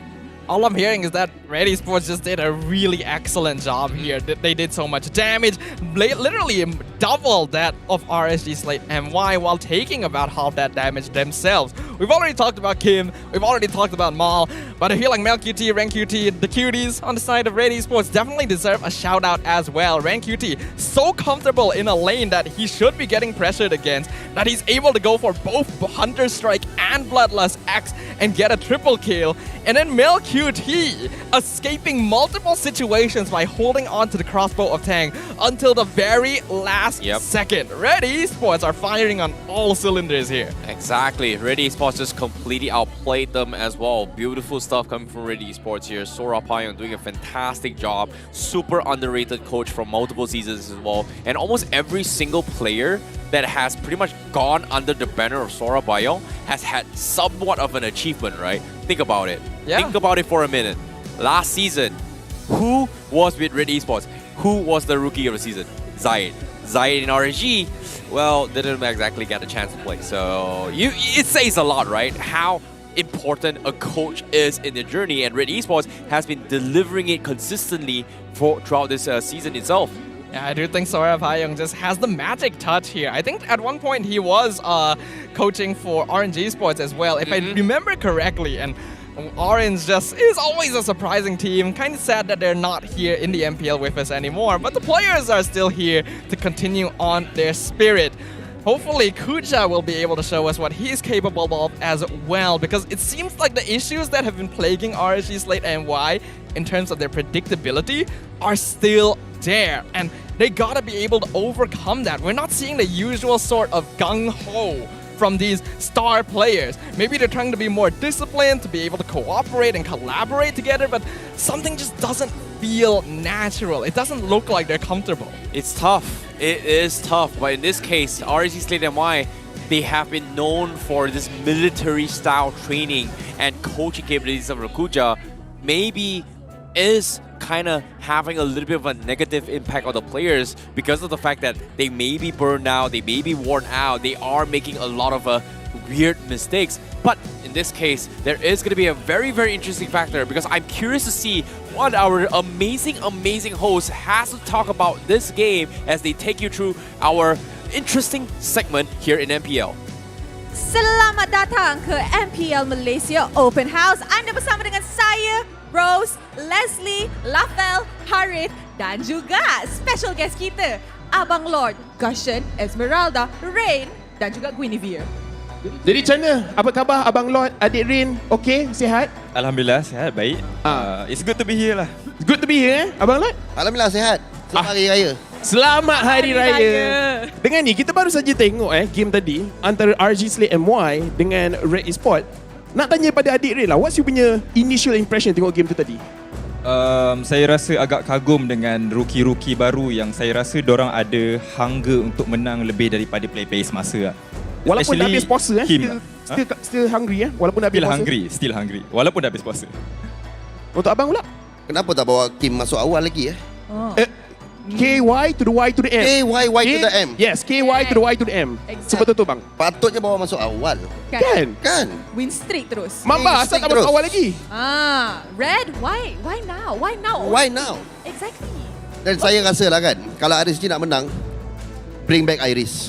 Bring back Iris. Hujan dekat belakang tengok. Fans pun semua dengar macam Tapi dengan ni, bila dah nak tengok juga siapa MVP kita. Betul. Wait. Sebelum kita go, Lafel, who's your MVP? Bak kata Mas lah. K to the Y to the I to the M. Gitulah. Same Mars. K to the Y to the Y to the M. Abang Lord. K to the Y, Y to the M. Rain. Kyym. Alah. Wow, okay. That's 14. So, is our MVP K to the Y to the Y to the M? Mari kita tengok, brought to you by Hotlink. It is K to the Y to the Y to the M. Nice. 81% kill participation. Tak mati langsung. Hoi. Cluster curse tak effect ke dia? Rain, what do you think about performance Kyym kat sini? Saya rasa Valentina ni merupakan hero comfort dia, yang terlalu comfort, yang mungkin tim-tim lain jika berhadapan dengan Red Esports, diorang perlu berhati-hati dengan Valentina Kyym. Betul. Saya setuju. Jangan bagi dia Valentina. Abang Lord, setuju tak dengan, does he deserve MVP of that game tadi? 100% sure. 100% sure. Kalau bukan dia? Kalau bukan dia, that EXP laner, Ren QT. Ren QT. Because he initiated a lot. Dia punya poking power today is very high. Itulah sebenarnya Ren macam regular season macam biasa je. tiba-tiba kat playoff ni lain macam pula. Regular season puasa. Betul lah. Hari ni diorang makan sedap for breakfast. Tahu. Jangan cakap makan, ada tim yang tak makan tau. Oh, sorry. Oh ya, lepas ni. Yes, jadi dekat sini kan, sebenarnya Abang Lloyd, bila tengok performance rate macam ni, rasanya macam RSG Slate MY, diorang boleh ke tak sebenarnya nak comeback? Before start of the regular season, kita expect sebenarnya too much. Bagi saya lah, saya boleh katakan RSG ni indah kabar dari rupa. Oh wow, maksudnya? Before the start of regular season, saya sebenarnya letakkan RSG ni buat top 3. But somehow, dia orang duduk dekat bawah. So, I don't know what is going on with RSG. But itulah, kalau kata dia orang nak menang, they have to do something. Bring back Iris lah. Ya, tapi macam mana sekalipun, untuk kita tu tengok apa yang jadi dekat dalam game ni, Rose, Rain pun dekat sini, kita akan minta dia kupas juga sendiri. Sebab kita akan tengok highlight yang game tadi di antara Red menentang dengan RSG Slate MY. Dan kita tengok balik, highlight ni dibawakan khas oleh Guardian Man. Rain, rasanya apa yang terjadi dalam game ini? Saya rasa masalah terbesar untuk RSG Slate is diorang kurang setup hero. Yang mana sekarang ni draft Red Esports betul-betul fokus kepada setup, penuh dengan CC. Ya, kita boleh assume yang Farsa boleh untuk counter 1-1 if that Farsa free untuk ulti. Tapi dalam kes ni tak lah. Ada orang penuh dengan counter-counter yang boleh cancel heal Khalid, boleh cancel ulti Farsa yang menyebabkan diorang tak boleh nak keluarkan damage output. I see. So, do you think that RSG dah tahu apa kesilapan diorang tadi dengan game kedua, diorang akan improve and hopefully see the inputs yang you suggested? Saya rasa Kuja dah nampak benda ni and diorang perlu berhati-hati sama ada mungkin diorang main hero counter engage ataupun diorang juga main hero setup. It depends sebab realistiknya untuk first game ni draft kiting yang diorang cuba bawa ni doesn't work. I see, I agree. Jadi dekat sini pun nak tanya pendapat daripada Abang Lloyd, bila tengok game ni, rasa macam draft ni sebenarnya, draft daripada RSG Slate MY, susah nak execute ke senang nak execute sebenarnya? Oh, kalau tanya saya, memang saya tak ada jawapan untuk ni. Memang Maksudnya tak ada jawapan. tu? Dia memang susah. Dia senang cerita sekarang ni RSG kena menang, Rippo kena buktikan. Tadi rasanya dia dengar kot. Dengar. Sini semua dengar. Dia dengar kot. semua Pasal dengar. team KYY to the M dia cakap tu. SEA game. Yes. Kan? So Rippo kena buktikan dia kena menang second game ni. Sebab macam Red, kita nampak yang dorang fokus kepada power hero dorang. Contoh macam Roma, kita nampak ada banyak lagi choice lain boleh main, tapi instead dorang pilih hero yang dorang betul-betul selesa main. Kyym dapatkan dia punya Valen, Imal dapatkan dia punya Fredrin, so hero-hero comfort yang dorang dapat semualah. Adakah you rasa Angela tadi was a good pick? Do you think Angela tadi was a good pick untuk side of RSG Slate? Maybe itu adalah meta yang diorang dah training, but saya rasa itu bukan meta yang sesuai untuk lawan this kind of draft. Maybe Digi ataupun hero yang counter engage lain yang boleh lawan untuk full CC daripada Red. Ya, so kalau kita nak tengok pada masa depan rasa-rasanya game ni 2-0 ke 2-1 Rin? Depends on the draft Depends on the draft. Depends on the draft Kalau for the second sekarang, game. you rasa tapi boleh kalau 2-1? sekarang saya rasa 2-0. Sokong 2-0. Sokong 2-0. Bila dengar ni kan, side RSG Slate MY diorang dah panas dengan macam Itu, exactly. It's gonna give them that push they need. ya, sebab kena ingat this is do or die. Kalau RSG Slate MY kalah satu game je pun diorang dah balik dah. Yes, Kereta dah tunggu dah kat depan. exactly. So, mari kita throw it back to the casters to know what the second game is about. Casters, take it away. Some valuable insights and even a little bit of shade being thrown by our special guest right there. Shout out to our special guest, Mr. Abang Lord himself, as well as Coach Rain, for providing us with their thoughts and providing some suggestions as well for RSG Slate MY about how to come out on top in game number 2. This is why you love Abang Lord, man. Like, unfiltered, very, very straight upon, directed in the right angles as well.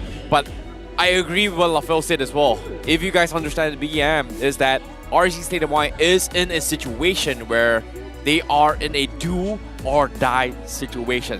Last chance only. Cannot afford to lose anymore. If they lose this 2-0, it's over for RSG Slate MY. It's their last chance, just like the event, the All-Star Last Encore that is available right now, where you can select the limited skin you want and redeem it for free from 31st of March to 30th of April. You can complete event tasks to collect wish skin fragments and redeem one of the skins you see on screen below. Hope you guys caught it because it's gone, but the event isn't. because they are still coming in full swing. Log into the game right now and enjoy the All-Star Last Encore event with all of your friends as now we prepare for game number 2. Now, bringing back into this game, we've heard some spicy, juicy news coming in from the panel, our Raya session here, open house session down with the LFL's Rose. But I don't know if this is going to be affected towards RSG Slate MY. We know for a fact the pressure is on. It is going to be a lot of spiciness as well, especially for Kuja and Rippo in particular, right? SEA Games representative, now in 8th place. First one to be knocked out, they have to prove their worth on why they're deserving of the title. And it seems like there's just so much to talk about, but at the same time, it feels like, based on what happened in Game 1, it was a big mistake to let that 1-1 through because they are not used to this composition at all. And I agree with Coach Rain, what he said as well. The draft that they brought in might have worked during the scrims, doesn't necessarily be good in this composition against Red Esports' opening draft. The thing is, Coach Kuja is a smart coach. He has these ideas, and this is something that they've obviously trained. And I feel like it actually is not a bad strategy against Red Esports, specifically because of reasons we already mentioned during the previous drafting phase. I feel like the issue still came down to execution. So like you mentioned, Rippo as well as Izanami, might have forgotten, they're both SEA Games representatives. They got a lot to prove up on that stage right now, and I hope we get to see some of that proof as we enter into game number 2. RSG Slate MY. Will they be the first team sent home this playoff? Oh boy, this is brutal because if you think about it here, there's a reason why Season 11 is the best MPL MY season, right? Revolution, new format, new weights, new pressure coming in, considering that back in the days, once you make it to playoffs, boom, you're guaranteed second life. There's chance to adapt, there's chance to progress, but in this case, no more chances. And it's not just the bottom 8, right? It's not just the bottom 4 teams. In this case, making it to the top 4 is very, very much more important now compared to before because of the fact that even if you win the series, the next series you're facing off is still going to be a single elimination format unless you win both rounds. So it's really brutal for the teams in the bottom 4. It just shows how much more competitive the stakes have become right here. And we can see which of these players, which of these teams will be able to rise to the occasion, as it does look like they've chosen to stay on the same sides of the draft here, which is very interesting. Red Esports going to be banning similar heroes, but they've gotten rid of the Minzitar first this time, as well as the Kaja, and RSG just taking joy out of the question immediately. It's very, very good tells coming from Red Esports draft, and I'm not sure if you guys still remember this as well. Minzitar is a very, very strong mobility denier hero. Likewise can be said for the Kufra, which was also banned from their side in the previous game. So in this case, it feels like Red Esports, they're still leading and potentially setting up for the 1-1 once again. RSG Slate MY, they have to respect this because of the fact that because they let through their 1-1, it forced them to play a draft and composition that RSG Slate MY may not have been training or used to as well. And not just that as well, during the entire regular season, they didn't really have a lot of experience in the current meta's 1-1 as well. Yeah, 1-1 as a hero still continues to be the bane of many pro players' existence. The Crossbow of Tang just offering such an easy get-out-of-jail-free card. Red Esports are obviously setting up for it again. Since they have first pick, they've banned the exact same heroes in the first draft. So now the question is for RSG Slate. Do they ban the 1-1? No, they're sticking with the Fanny. They're banning the same heroes as last time. They're gonna let it through once again. What? Have you not learned your lesson? Homebois pretty much taunted them already. Now, are they gonna learn? You can see the smiles on Mel QT saying that, guys, they're giving me a free 1-1. There's no way I'm not picking this. And Red Esports, they're gonna get it 2 times in a row here for the playoffs. I think what RSG is gonna do here, they take the Valentina. Yes, that is the right choice. Okay. Give the 1-1, take the Valentina, disable Kyym. If he picks Farsa or Eve right now, then Izanami does have a better chance of scaling up to the late game as well.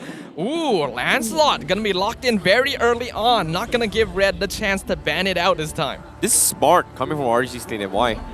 they had a big problem to dive the back lines, especially for Ling Aza, right? Time and time again, 1-1 completely ignored. And Red Esports even anticipated in the second ban phase during the first game, where, hey, they could have flexed the Mortis into XP laner for Rippo, and they even anticipated banning off the Landslord as well, which is one of the very few heroes that can dive the backlines and get easy kills. So now, first picking it shows that RSG Slate MY is going to take a different approach for this drafting phase, and it is going to work out in their favor. But the question here is, why would you pick a Franco? Okay, did not expect this at all. Franco is nice here. Really easy hooks onto the Feathered Airstrike, has one of the only suppressors in the game, with Kaja being banned out opposite, meaning that they have an easy lockdown onto the 1-1, but it does put a lot of pressure onto Lexia to make sure that he can catch her in the first place. RSG now entering second ban phase, gets rid of the Kufra once again. This is interesting because the only other team that has had very, very good successes with the Franco is pretty much Nova's team with Lunatix, if you think about it. Like, we haven't seen a lot of success with any other teams, except for Lunatix playing it really well on Nova. But even then, it was a hit or miss. Wait, sorry, it wasn't him. It was no, it was Red Giant. Nova. Yeah, it was Nova. Yeah, it was right. It was Nova. It was pretty much Nova. It's Nova X Nova. But I do feel like other roamers have done okay with him. Just Lexia does have Franco in his hero pool. It just doesn't come out that often. See, okay.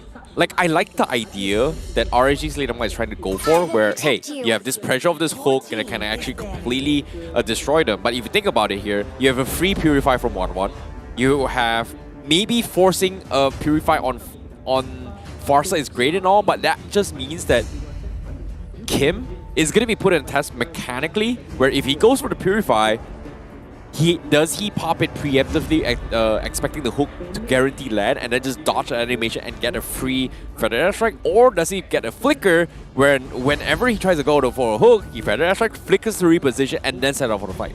Either or, it is going to be a mechanically skilled combo that Kyym is going to be forced to use. But even then, Valentina's Terrify just completely disrupts that as well. So it is still going to be very difficult. Yeah, either way works here. RSG focusing heavily on Tumal's hero pool, banning out his Lolita. Red Esports focusing on the gold lane hero pool, getting rid of Carry and Beatrix.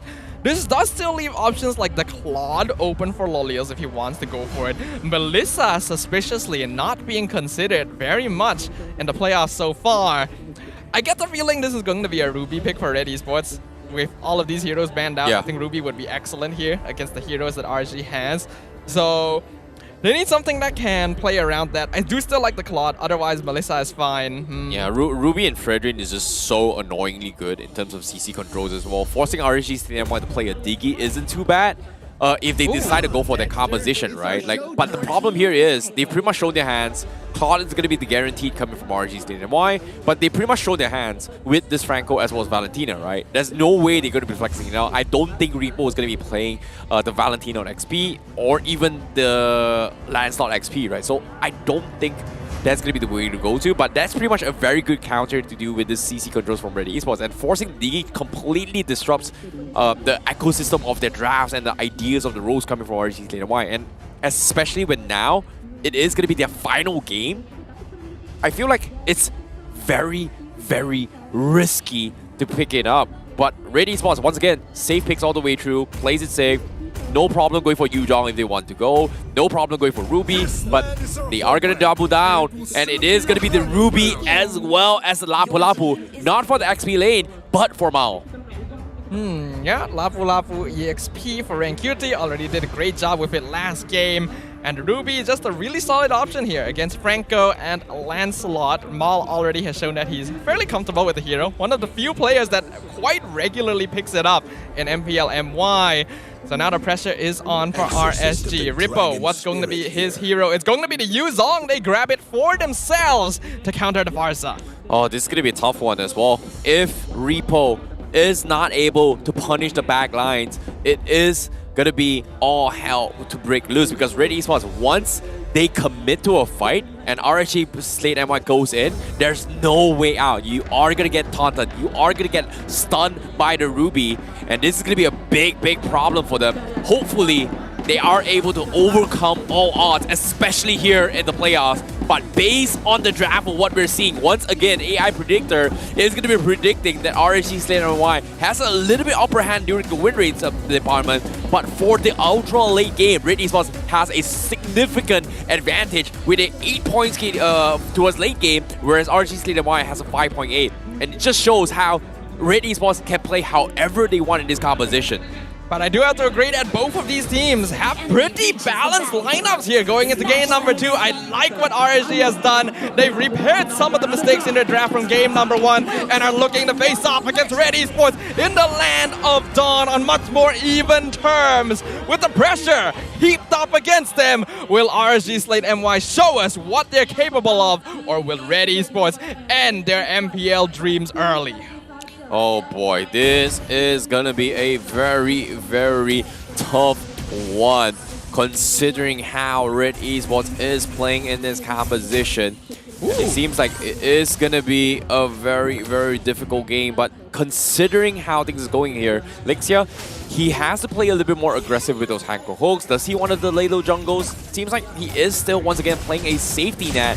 And RSG Slate MY, they need to get this kill. That's an ouch. Mal dropping real low, but no more damage from RSG means that he'll be able to walk away. Interestingly enough, Amal chose to go for his second buff instead of contesting the Little Wanderer. So they're definitely afraid of the pressure that Lexia might bring. Oh boy, this is going to be a very, very difficult one. As RSG Slate MY, they need to try and set up for Izanami to get his early level 4s to actually benefit, especially when Kyym is going to be like one level down, especially first turtle engagements. And currently, it is going to be very important for them. But for you guys at home, Audience Choice MVP is under the screen. Scan the QR code now, and you guys decide who is going to be the MVP. Yep, MVP of the match. If you guys like a player, if you think they're doing well, make sure to vote. For now, RSG Slate going to have the slight goal lead, but not much at this stage. Red Esports actually, I feel, has the lineup that should be more in control towards the early to mid game with the Farsa, Ruby, and Lapu Lapu. So we'll see whether or not they'll be able to do what RSG couldn't in game 1. Yeah, this is going to be a tough time. Meanwhile, RSG Slate MY, you can see on the top side as well, Ling Aza is going to be zoned out a little bit, and this is going to be a big problem for him. RenQT tried to flicker forward, but Linkeza I-framed it. Here comes the Black Dragon form. Mal gets the flicker hook onto Linkeza. Is he delaying him? Rippo somehow secures the turtle and first blood at the same time onto Amal. Kyym gonna be forced back as Mal is delaying 1v3 against Lexia and Izanami. He actually manages to get away with that flicker at the last moment. This is huge for RSG Slate MY. Great outmaneuvers coming from Ling Aza. Red Esports was just so focused on just denying Ling Aza from the fight, but did not expect Rippo coming from behind to actually win them the fight. So beautiful stuff coming from Rippo. The clutch is way through, but Red Esports eventually, they weren't expecting Rippo to make a very ballsy play in that situation. Yeah, Red Esports probably got a bit overconfident there. They thought they would do enough damage onto the turtle and so tried to delay Link Eza with both RenQT as well as Mal. But they were a bit too early. Ooh, that was close. Actually, Kyym did use his Purify there. He didn't need to, but he panicked a little bit. So Lexia does force the battle spell out. Yep, this is going to be something that they have to try and bait things out, especially for Red Esports, right? They understand that the Purify. Oh no, hold that thought for now. Hunt onto Mal, but it's the wrong idea. Veteran airstrike at 2. Izanami and Lexia are down for the count instantly. And Red Esports walks out with no casualties. Now aiming for Lolils too. They're trying to force him to jump away. They will succeed. No feather airstrike means that the Claude should be fine for now. Yep, this is something that I think is going to be very, very important, especially for RSG Slate MY. They need to find a way to punish Amal as much as they can and then kill off the Farsa. In this case, Rippo needs to be in all these fights. And every single time Rippo is not in this fight, RSG Slate MY is going to lose a majority of teamfight potential, knowing that Kyym is going to get maximum value on this feather airstrikes. Yeah, Rippo is a lot of RSG Slate's early to mid-game pressure because both Izanami and Lolils needs more time to scale up in terms of damage. So if RSG wants to go for big team fights, they need the Black Dragon around. And now that they're going for the turtle, we can see both EXP laners rotating down to the bottom half of the map as well. Black Dragon Form coming out. Bravest Fighter has been used by Rank QT as well. Rippo doing like a lot of damage in the back line right now. Flickering forward. Amal secures the turtle. Mal gets the kill onto Linkeza. Kyym in a lot of danger. Izanami finds him with the stolen Bravest Fighter as the crossbow of Tang comes out just in time to keep MelQT safe. Mal somehow securing the double kill in the midst of all the chaos. What? They actually let him off the hook, but my oh my, Red Esports, they are able to trade 50-50. Beautiful stuff coming from Amal to actually secure the Lord. But as of now, I like how MelQT is thinking as well. Instead of going for the commitment onto Izanami that may or may not be a guaranteed kill, he is going to be prioritizing on taking objectives down bottom lane. You can see he's already shoved in the lane, and RSG Slate MY is late to respond because of this. Yeah, I'm loving the rotations coming out of Red Esports right now. Kyym and Mal are doing a great job of covering the map. But RSG Slate, their team fighting capabilities have really been bolstered by Rippo here, and that's going to help them heavily. I saw that Amal actually went for the blade armor as a first item here, so a lot of respect towards Lolil specifically. Yeah, I agree. Lolios is going to be one of the biggest comeback mechanics from RSG Slate MY, and making sure he has his farm is going to be very, very important. Lexia, he goes for the hook! They find him! They're going to catch out Rank QT with the Iron Hook. Bloody Hunt secures the kill for Lolios, and RSG Slate MY knows who they need to funnel now. This is very, very important one as well, as RSG Slate MY is trying to make space. Meanwhile, Red Esports still sticking to their protect the king strategy. In this case, protect MelQT is still in favor. And RSG Slate MY, they're getting so much value out of this cross-map plays. Pay attention to the mini-map as well. One on the bottom, we have Linkeza. One on top, we have Claude, who's farming and getting so much maximum value. And this is finally a time where RSG Slate MY knows that, hey, there's no point coming in and fight. They want to make sure the 1-1 gets his film. We are going to try and scale out a little bit more. In this case, Linkeza, he just got his anti-Kiras. And this is going to be a perfect timing to actually deal with everyone from inside Red Esports except for KYYM. Yep, RSG Slate MY have... Oh, they find the Iron Hook onto Kyym. He's going to be able to get out in the meantime as Linkeza going to get taunted, but Black Dragon Form going to be focusing the Farsa in the backline. Rippo chasing away Red Esports. He's under the tower, but he's going to be able to dash away. Amal gets the taunt onto Rippo though, and the Black Dragon will fall. Feather Strike stolen by Izanami to zone away the rest of Red Esports. Red Esports goes back to taking the turtle, but this entire time, Lolios, he's not in this fight. He takes the top tier 2, and they may be able to find MelQT as well. He's 1v3 right now. Izanami gets the kill onto MelQT in their own jungle. Linkeza still surviving 1v3. Amal, Mal, and Kyym are trying to stop him from taking the turtle. They find the Iron Hook. Will they be able to get it? Linkeza will drop. Amal gets hooked away, but the job is done. The turtle gets reset. Red Esports makes a mistake. They should be able to secure this in the end, though, with Linkeza down. Oh no, my God! What? Izanami, he actually stole it!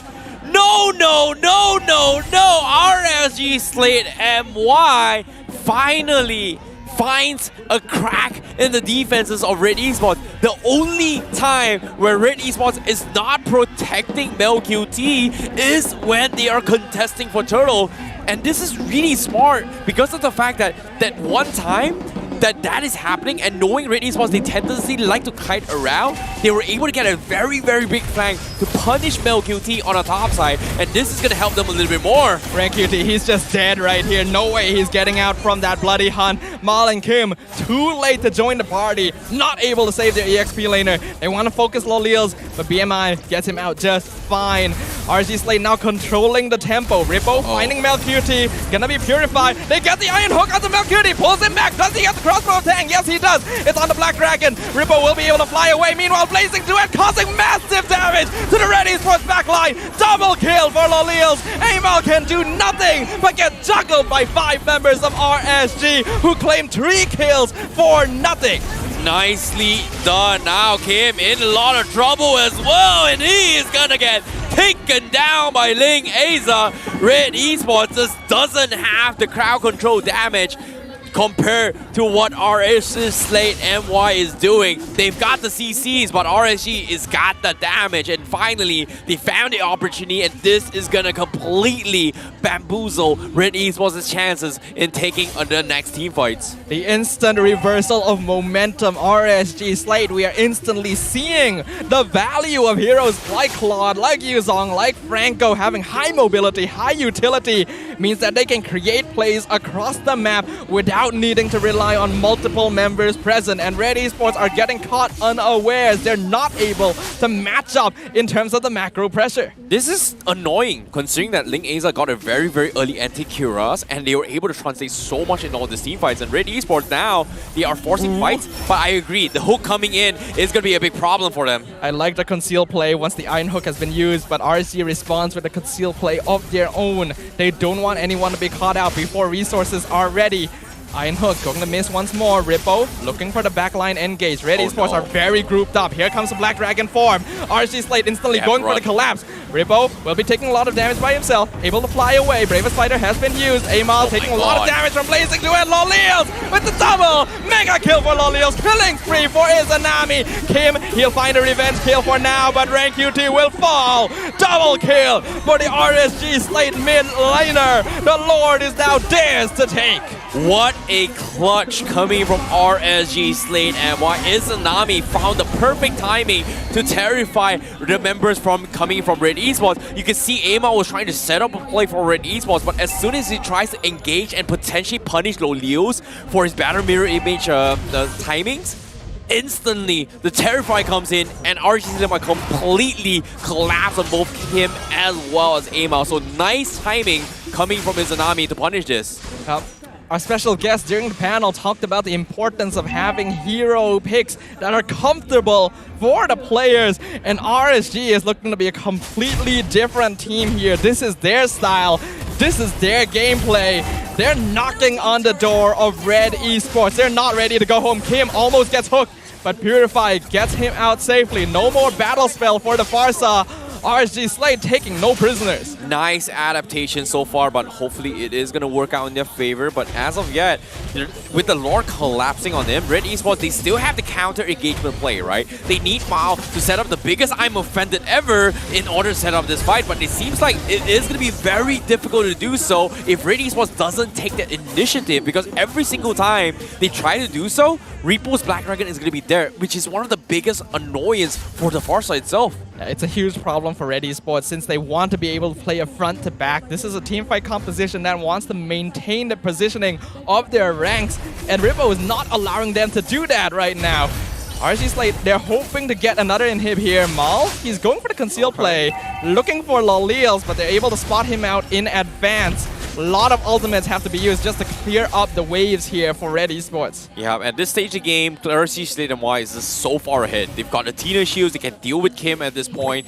And the problem here is, from RSG Slate MY, that Red Esports needs to deal with, is that they don't have a solution for Lolios. Game 1, they had the Lolita dealing with Carry. So Carry is able, pretty much denied his chances as a marksman to deal with this Frederick. Look at his But in farm. this case, Lolios, look at him, it's so far away, it's max slotted, he's only need one item left to actually be swapped out. In this case, he's going for the Adina shield as well to deal with the Farsa, and there's nothing MelQT and Amon can do if you think about it, just because of this antique Kiras purchase coming from Ling Aza from the get-go. RSG Slate are so resoundingly in the lead right now. 8k net worth difference 13 minutes in. This is actually matching how much of an advantage Red Esports had in game number 1. So it is a full and total reversal, indicating the importance of the draft between these two teams specifically. Right now, RSG threatening to bring things to a game number 3. What does Red Esports need to do to make sure that does not happen? They need to buy time for MelQT. He needs more items. He definitely needs at least his Winds of Nature as well as Malefor to be somewhat relevant to counter-negate whatever the Anti-Kira is bringing in. Oh, Black Dragon form comes out, conceal play, RSG Slate looking for the re-engage. Now that Red Esports has used a bunch of their stuff, Flicker already expanded, Blazing Duet doing a lot of damage. They're focusing Amal, unstoppable for Lolios. Rank UT flickers forward, Link is cutting off the backline. Lolios is low, but they can't catch up while Kyym is taken out in the backline. RSG Slate has has separated Red Esports, but MelQT still putting up a valiant effort to shut down on Izanami. RedQT gets the revenge kill on Franco. But the base. Look at the base. The base. He's going for the split push. Will he be able to end the game? Oh, MelQT. no. Will he be able to get back in time? RedQT. They're not able to stop him with a tiny sliver of HP. RSG Slate MY. Lolios keeps his dream alive. What a clutch coming in from Lolios. Ice in his veins. Doesn't even need to celebrate. Puts down his headset calmly. He says, I've got it. This is in the bag. It's not over yet, ladies and gentlemen. It's not over yet for RSG Slate MY.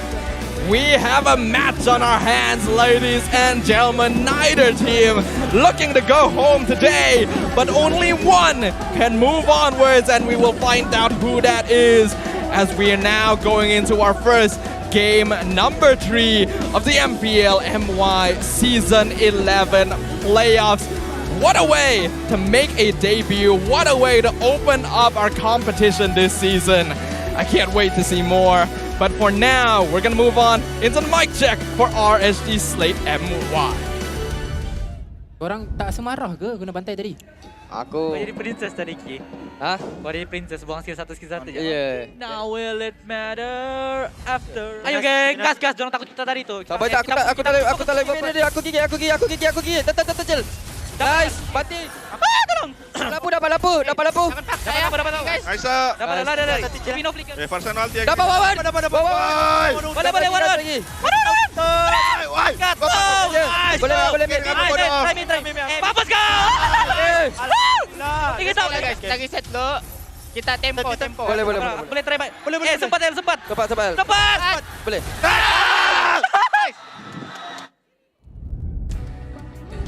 Nerves of steel. RSG Slate MY still feeling extremely excited to know that they are still in it to make it. In this case, having those vibes is going to be extremely important. In this case, Lexia, a pretty underrated player in that game. Even though we know there's so much flashy plays coming from Lolios, but thinking about it as well, I question his legitimacy of his Franco. And then that game, he was able to dictate it for his team, not just once and multiple times. And even in the recap as well, where MelQT, in the midst of this fight, when the one was about to prop his crossbow tanks, boom, Hook comes in, dead.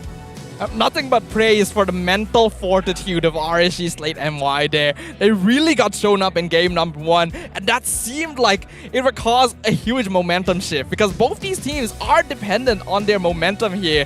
It just didn't matter to them.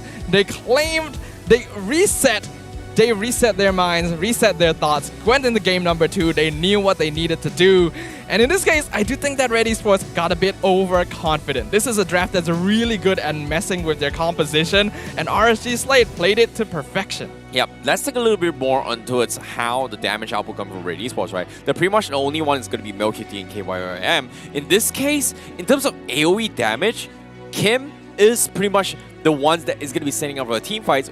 If Kyym is pretty much zoned out by this Black Dragon, who's dishing out damage? MelQT, obviously. But in the early stage of the game, MelQT hasn't been able to try to translate his team fight just because of the fact that every single time he tries to set up a play, most of his damage gets countered by this anti-Kiras. And it was pretty much a stalemate in the early stage of the game, but the moment the second or third turtle came in, boom, the anti-Kiras on Ling Aza pretty much clutched out and negated all the damage from Red Esports because of the fact that every single skill you use that hits on towards Ling Aza gets completely negated in overall damage output, regardless of your attack speed, regardless of DHS, yada yada yada. Anti-Kiras does it all. I also really like the choice of Glowing Wand on Izanami as well. Not really a common item for Valentina, but he knows that he's the only source of magic damage on his team, and by getting this item, he can force Red Esports into a situation where they actually have to go for both Athena Shield and a Radiant Armor. And since they can't afford to do that when there's so much physical DPS from RSG, it creates a lot more options for them. And I think this is a very RSG draft, right? Red Esports, they like to play front to back 5v5. They need to maintain front line, back line. RSG, they're a formless team. They are all star players. They all have their own egos, their own mechanics. When you have heroes with so many resources, so many mobility options and skills, that is where RSG truly shines. You know, Red Esports, they have so much capabilities to actually win this fight, but what they did not expect was that Lolios is able to get so fast ahead in his composition, and logically as a Cloud, you shouldn't be able to get this kind of farm in this stage of the game. But you can even see in the post-game stat as well, the damage output coming from Izanami is going to be topping their charts, but pay attention to who's the second damage dealer. It is going to be a Lolios, because the moment he got those items, he gets all this big fat blazing duet where everyone from Red Esports can't really cancel him off, and even if they do, they are going to be overcommitting in all these fights, and this is a big problem because to catch a blazing duet is a problem. It's very difficult to do so because of his mobility.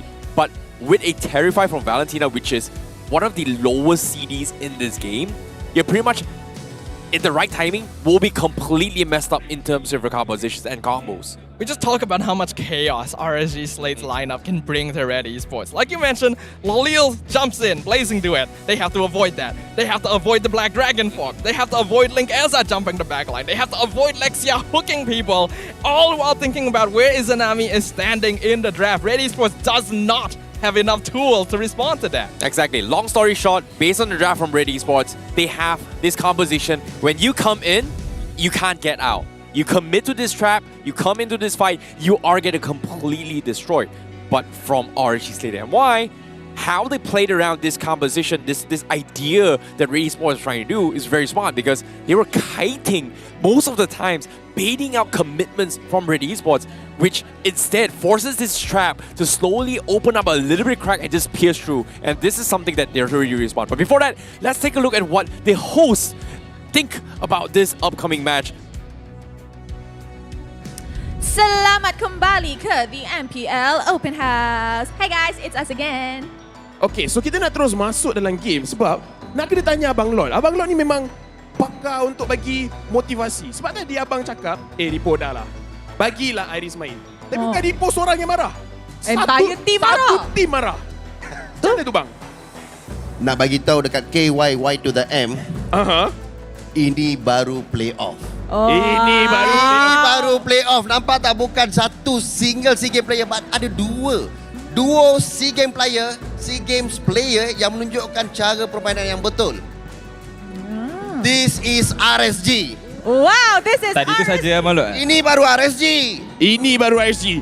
Dan sekarang bila kita berbual pasal RSG, tengok fan pun dah start bising. Kita dah kena teka siapa MVP dekat dalam game tadi. Okay, let's start with you, Rain. Untuk saya bagi dekat Lolials lah. You? Lolials. Lafels. I suka metal lemah. Jadi memang Lolials lah. Jadi dekat ni. I pun suka metal lemah. Jadi you introducekan MVP kita. MVP kita is Jeng Jeng Jeng Jeng. Tada! Lolials, the metal lemah player of RSG Slate MY. 71% kill participation, 505. Tapi Rain, dekat dalam game ni, KDA macam biasa je 505. Apa yang buatkan dia MVP? Yang buatkan dia MVP, satu sebab moment split push dia tadi yang menyebabkan bagi kemenangan. Sebab mungkin itu boleh jadi titik comeback untuk Red Esports sebenarnya, sebab diorang dah dapatkan 2 orang kat bawah tu. Satu lagi sebab dia konsisten jaga target dia lah, which is dia konsisten kacau 1-1 dan juga Farsa. Dan dekat dalam game tadi, kita siap dengar mic check. Mampus kau, kena kat Kyym. Bang, rasanya bila player dah semangat macam tu, memang dia punya mekanik lain macam lah. Selalunya macam tu lah. Selalu Bila macam saya tengok tu, player-player kan, selalunya macam tu lah. So this is what happened game pertama tadi dengan Kyym kita nampak, and then previously Mel QT pun sama macam tu. Betul. But second game kita nampak tadi RSG. RSG got that momentum kan, and diorang dah hype dah. Diorang dah nampak diorang boleh menang. Dua-dua team hype ni, Ros. Yes, dua-dua team. So mari kita tengok the goal graph for the second game tadi. And as we can see here, Red ada sikit advantage in the earlier game kan. Nampak sikit. Tapi after that, RSG is like, okay, my turn. I'm gonna split. I nak dapat tower, metal lemah pun metal lemah. So Rain, what do you think of this gold graph? Kita nampak earlier Red dominate, lepas tu RSG minit flip the ke-7 table. Minit ke-7 tu RSG dah start pegang. Yes. Pujian juga saya perlu beri dekat Rippo sebab dia consistently untuk kacau Kyym. So Farsa tidak boleh mengeluarkan damage output. Sama juga pujian perlu diberikan kepada Coach Kuja sebab dorang dapat secure that Valentina and then prevent Kyym daripada dapat convert hero dia lah. Sebab kita boleh nampak mungkin Kyym sedikit panik dekat second game ni. Ada pakai Purify dia tanpa perlu. So overall dorang menang as a team baik daripada coaching side sebab kita kena faham yang dia juga battle antara coach, bukan saja battle antara player lah. Battle coach dan juga battle antara Valentina dengan Farsa. Dua-dua game dua-dua ni ada dan dua-dua kali Valentina yang keluarkan damage paling tinggi. Jadi mari kita tengok highlight yang dibawakan khas oleh Garnier Man. Jadi dekat sini Rain, cuba explain Rippo punya play dekat sini. Dekat sini Rippo hanya fokus untuk memberikan CC ataupun stun kepada Imal, which is membantu pasukan RSG untuk secure kepada turtle tersebut lah. Walaupun retry Lengeza terlepas, tapi still ada Yuzong untuk securekan the turtle lah. Alright, kita nampak semua orang tengah war dekat mid ni. Tengok Lolials tu tengah ambil gold plating dekat tengah. And then over here pula, Lexia got a very good hook. Do you think that it was the start of RSG macam, okay, kita boleh come back, kita boleh naik balik? And then Izanami curi kat situ. Lepas ni memang kena bagi duit saya lah kat Izanami. Izanami memang that curi was like, I think it was, I mean for me, saya rasa as an audience, or it was a turning point for RSG. You rasa mana turning point untuk RSG game ni? Turning pointnya saya rasa adalah apabila Red membiarkan Lolials untuk mendapatkan free farm dia. Sebab Cloud memang kita tahu dia ada snowball dekat late game. Maksudnya dekat mid ke early ke mid game dia memang tidak ada damage yang mencukupi. Kesilapannya membiarkan dia untuk dapat kikis gold plate, dapatkan turret, dapatkan farm yang cukup untuk mendapatkan damage yang cukup dalam team fight lah. Jadi dekat dalam ni kita dah dengar banyak analisis daripada Rain juga. Tapi Abang Lot, tadi bagi motivasi sedikit dekat RSG. Ada ke motivasi untuk Rain? Sebab Abang Lot pun rasa macam Rain datang kat game ni, diorang akan menang ke macam from regular season, kalau kita tengok penghujung regular season, Red Esports menunjukkan satu peningkatan yang sangat mendadak. Especially when KY to the M ni masuk. Betul kan? Betul memang. Betul. And RSG pula kita daripada regular season kita memang expect they are the top 3 teams kan, but somehow they I don't know why that happened. Betul kan? So last match immortality tak ada dah. Betul. Kan? Whoever lose balik sambung beraya. Tadi abang cakap Rippo ganti dengan Iris. Jadi kat sini adakah Mal perlu diganti dengan Mam? Betul juga. Betul juga kan? Bring back Mam. Bring back Mam. Kita sayang ibu. Kan awak dah ibu kan. Betul. I mean, I see that Abang Lot ni kan, dia panaskan satu player, entire team panas. So this time you nak panaskan RSG ke Red? Sekarang ni saya rasa lah kan, saya nak panaskan tim yang menunggu the winners ni. Homebois. Watch out. Wow. Watch out for both teams ni. Jadi semua yang fans Homebois pun dah kena standby. Speaking of standby, rasa macam kita ada something special juga yang kita nak bagi dekat audience. Jadi saya rasa kat sini, apa kata Rose dengan Abang Lot dah terus pergi ke atas pentas. Jadi tinggal berdua saya dengan Rain untuk kita discuss kejap sementara nak bagi diorang time. I will be back. Rain, let's go. Kita tengok RSG pakai meta lemah. Okey ke sebenarnya? Sebenarnya saya rasa itu adalah meta yang bagus untuk diorang bawa. Since dia sebenarnya yang penting adalah untuk certain role diorang ada free untuk dapat target tertentu diorang. So kat first game kita nampak Rippo tak ada target. Kita pun boleh nampak juga yang Lolius tak ada target. Tak ada siapa yang diorang boleh punish and makan lah. So untuk second game ni Kuja make sure untuk dua role ni dapatkan diorang punya space and dapat ada target di dalam team fight. By the way, kalau ada sesiapa yang tak ada dekat dalam group MPL Malaysia punya group tu, kita dah titlekan meta speed push ni meta lemah. Kalau tak faham just tengok, dia ada banyak post pasal benda tu. Dan sekarang ni dekat atas pentas, Rose dan juga Abang Lot dah standby. Jadi Rose dengan Abang Lot nak buat apa kat situ? Hello guys, it's me again. I teleport kan? Okay, so sekarang saya dengan Abang Lot nak main game dengan audience pula. Asyik players je yang main game kat MPL. Betul tak? Betul. Okay, so macam biasa kita akan main pop quiz. Kita akan choose 3 lucky audience untuk naik pentas MPL dan Abang Lot dah prepare questions untuk korang. And Abang Lot yang akan bagi hero yang korang kena buat hari ni. Abang Lot yang akan countdown. So, from what we can see, Abang Lot ni memang batu api. So, are you guys ready? Alright, can we have our first contender up on stage? Oh, from the side of RSG. Oh, Hello, RSG, hello. RSG pakai baju. Tengok. Hello. Hello. Oi, inside RSG, outside RSG. Kat tengah, dekat tengah. Hi guys, Assalamualaikum. Waalaikumsalam. What's your name? My name is Bob lah. Biasanya orang panggil saya Bob lah. Kat Bob. tengah, kat tengah. Bob dari mana, Bob? Kalau Bob. Alright. Bob senior je daripada Gombak je. Daripada Gombak? Yes. Umur apa, Bob? Umur, alamak, 20 lah. 20. Duit raya dapat banyak tak? Okay, Abang Lot. Alhamdulillah, tak ada Abang lagi Lot. Dah personal sangat dah. Kita nak main game, personal sangat. Oh, nak game? Nak game. Okey, awak daripada RSG, saya nak tanya, siapakah MVP untuk first match tadi? MVP RSG ke Red? First match? First match lah. First game Dia tu. ada MVP first loss. game. Dia ada MVP loss. So saya datang lewat tadi, saya nampak lah K to the Y to the Y to the M. Oh wow, K to the Y to the Y to the M. Betul ke Abang Lot? Betul. Betul. Okay. So, nak bagi dia lepas. Bagi dia lepas. Bagi dia lepas. Alright. So, tahniah. Thank you, Abang Lot. Alright, thank you. Very, apa dia? Oh, duit raya tadi tak ada? Tak ada. Oh, bukan. Oh, ingat duit raya tadi. Tanya duit raya. Open house dekat sana. Oh, okay. Alright, thank you so much, Bob. And can we please have our second contender up on stage from the side of Red Esports? Red Esports Betul betul lah, kamera kat sini. Hello. Hi. Oh, lagi. weh, baju Melayu lagi. Oi. Okay. Hello. What's your name? Danish. Danish. Okay, so Danish hari ni datang sokong Red Esports kan? Yup. So, dalam 5 saat bagi saya pemain-pemain Red Esports hari ini. 1, 2, 3, 4, 5. Saya datang untuk Homebois. Oh yo, Abang Lot, tengok muka Abang Lot. Ayo. Okay, since dia tak dapat jawab, ulti lah. Betul. Okay, Abang Lot pilih satu ulti yang you rasa sesuai untuk dia. Franco. Jap, Abang Lot. Hook, flick, ulti. Okay. Go ahead. Hook Abang Lot.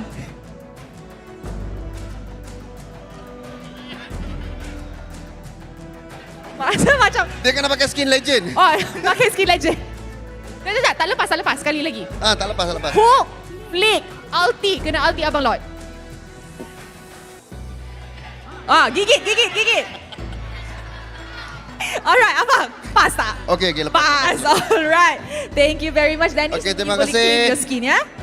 Alright, the last contender. Mana dia? Okay, from this side pula. Okay tak Abang Lot, ulti tu tadi? Okay. Nice. Okay. Hello. Hi. Tak ada kelas hari ni ke? Tak ada kelas? Nanti teacher tengok. Okay, Dik. Nama Dik? Adam. Okay, Adam.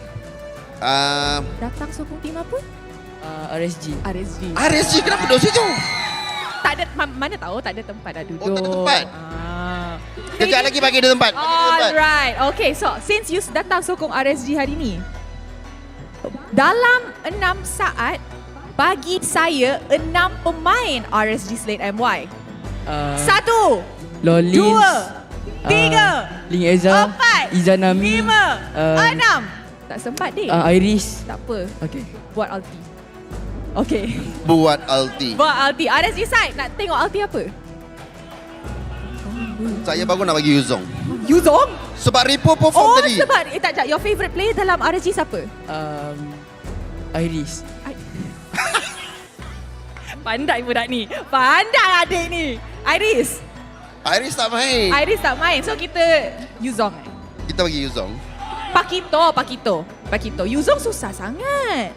Susah. Dia terbang kan pusing. Okay. Pakito. Oi! Wow! Kenapa saya jadi pilihan? Diorang sayang Rose. Betul tak? Sayang Rose kan? Betul. Lulus. Alright. Thank you. Sini duduk depan tu. Tu dia. So, Abang Lot, you rasa siapa akan menang game ni? Come on. RSG or Red?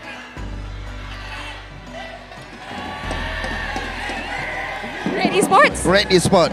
Okay, Abang Lord's prediction is Red Esports. Sekarang masa untuk tengok kalau betul ke tak. So casters, take it away for the third game. That is a way to make a statement right there. Red Esports fans going into game number 3 with the support of Abang Lord himself. Can you imagine having that sort of buff?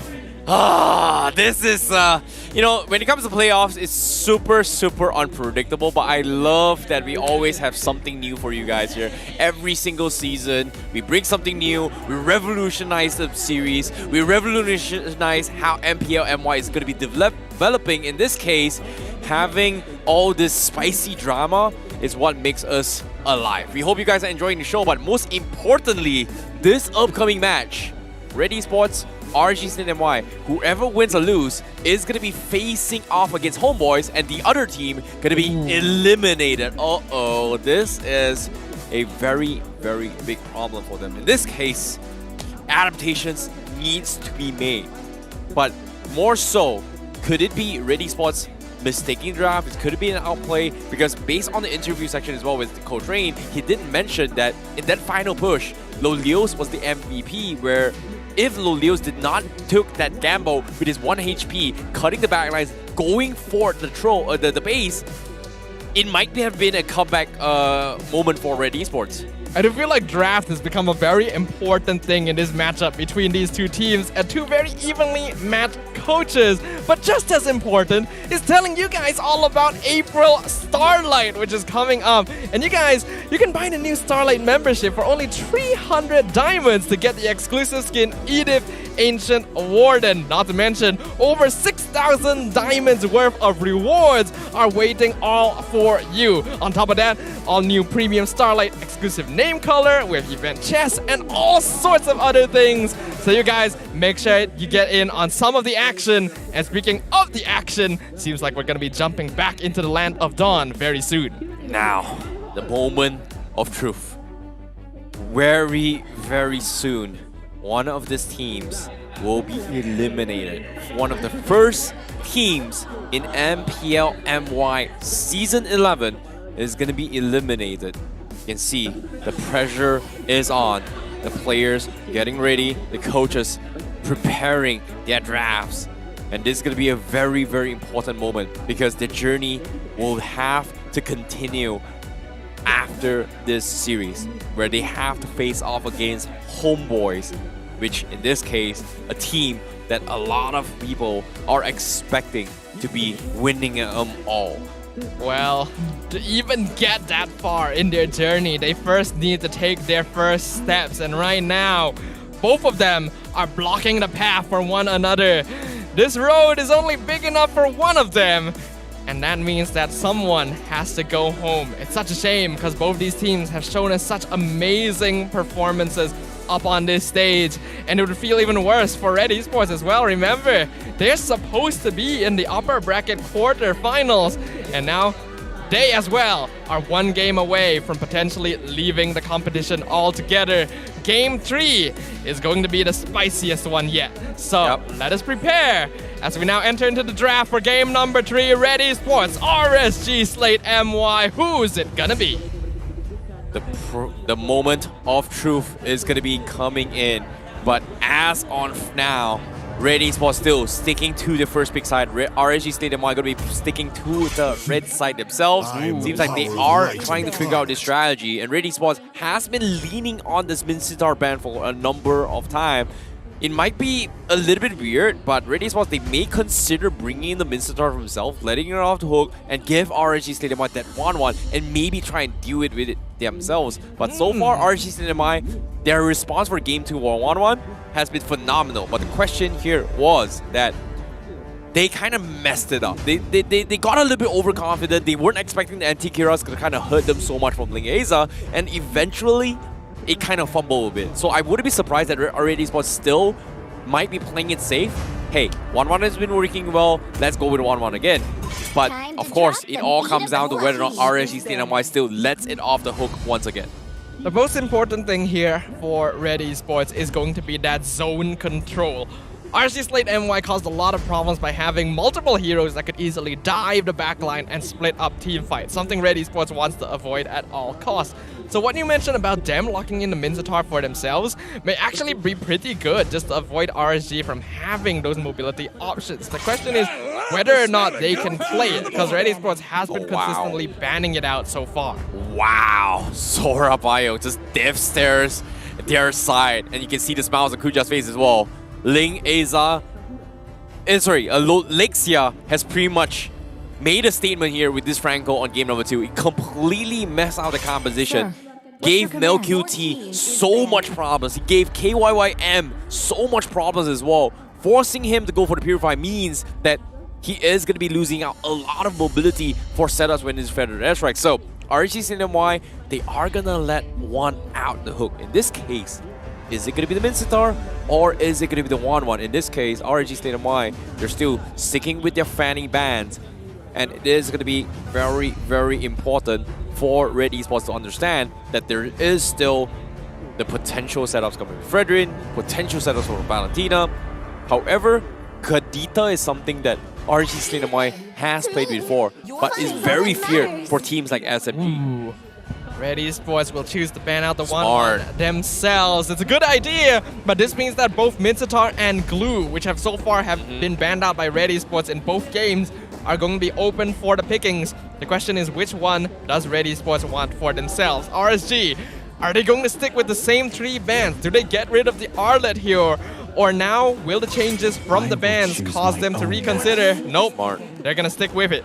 Smart. Red Esports now has to give up either or. But in this case, giving up the Glue isn't that bad. But that just means that Kyym has to play the Faramis in case Rippo decides to go for the Glue. Because if they do not pick it, I'm pretty sure RSG is going to pick it up themselves. But no, they prioritize the Claw. This is something that Red Esports has demonstrated throughout the middle of the regular season, where every single time MelQT gets the Claw, he is going to be able to deliver.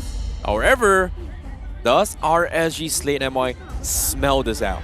Do they get the Glue themselves? Do they go for the Faramis? Because like it or not, the Faramis is one of the very few that deals with it. They don't go for it, but instead go for the Valentina. Valentina's definitely the play here. If they went for Faramis, Red Esports could pick Valentina, steal the Cult Altar. That's the last thing they want to happen. Izanami grabbing Valentina is the best choice, but what do they follow it up with? Looks like they're gonna stick with what's comfortable. The Lancelot locked in by RSG Slate. This could be a chance for Red to lock in something like the Mincetar straight away and make Linkaza's life very difficult. Oh, playing it safe here. Red Esports, they have to decide now, do they go for the Glue or not? Because if they go for it, RSG Slate MY, if they force to play a Faramis, they are going to be in some trouble, right?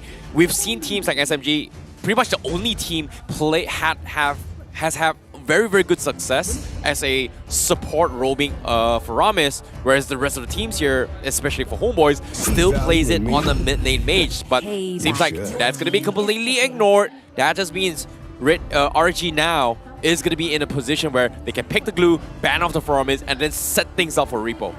The Fredrin Farsa is usually a safe combo here, but it didn't quite work out earlier against RSG Slate MY. I worry about it a bit, especially now that Glue has been locked in for Rippo as well. This man is a menace on this hero, and Red Esports needs to buy time for MelQT to farm before they can really take him off the table. Yep, perfect timing coming from RSG Slate MY.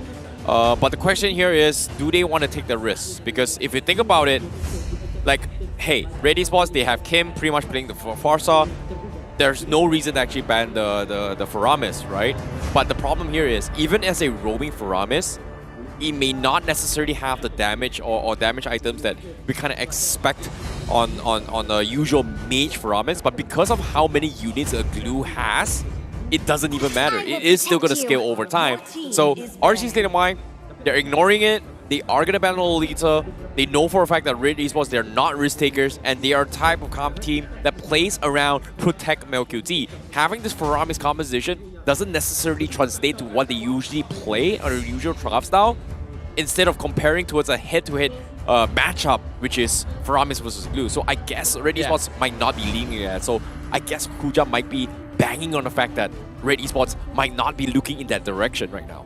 RSG actually in this position are not afraid of Aramis at all. Yes, it does a lot of damage to Glue, but them picking it means that Mal would have to play it in their own position, which means that they lack CC to deal with the Lancelot, and the Cult Altar can be stolen away. It's just a bad idea overall. That's why RSG won't care about it, and I'm pretty sure Red Esports won't care about it this game too.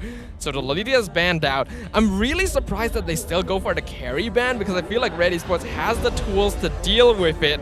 But we'll see what is going to be the case here. RSG, do they still want to focus on Mal? Do they ban the Kufra? Yeah, I guess the Kufra is something that they can still lean on as well. It's definitely a safe bet as well. Mal has been an absolute monster with it. Kufra completely disrupts the Valentina combo. It completely disrupts the Lancelot combo as well. In this case, RSG, they were able to capitalize on the fact that, hey, every single time that Red Esports has this death threat set up with the Ruby as well as the Fredrin, they get completely bamboozled. But RSG MY, interesting. They ban off the Hellcat. They're respecting what Elma is bringing to the table. And so far, the only other team that played the Hellcat not in the jungle is pretty much SMG, right? We had Stormy playing in the mid lane. But if I do recall this, on week 6 during the regular season, we started to see a significant increase in Hellcat pickups throughout the entire day. So it's understandable why RSG Slate MY is still playing this historical data of last week's performance during regular season. So I guess they're playing safe. That just means Faramis a full grab for Red Esports if they decide to go for that route. What they've basically done here is orchestrate Red Esports into picking Kufra. Now that they've let it through, they know that that is what Mal is going to grab. I hope that Red Esports doesn't quite fall into that trap, but I'm not sure about Mal's hero pool.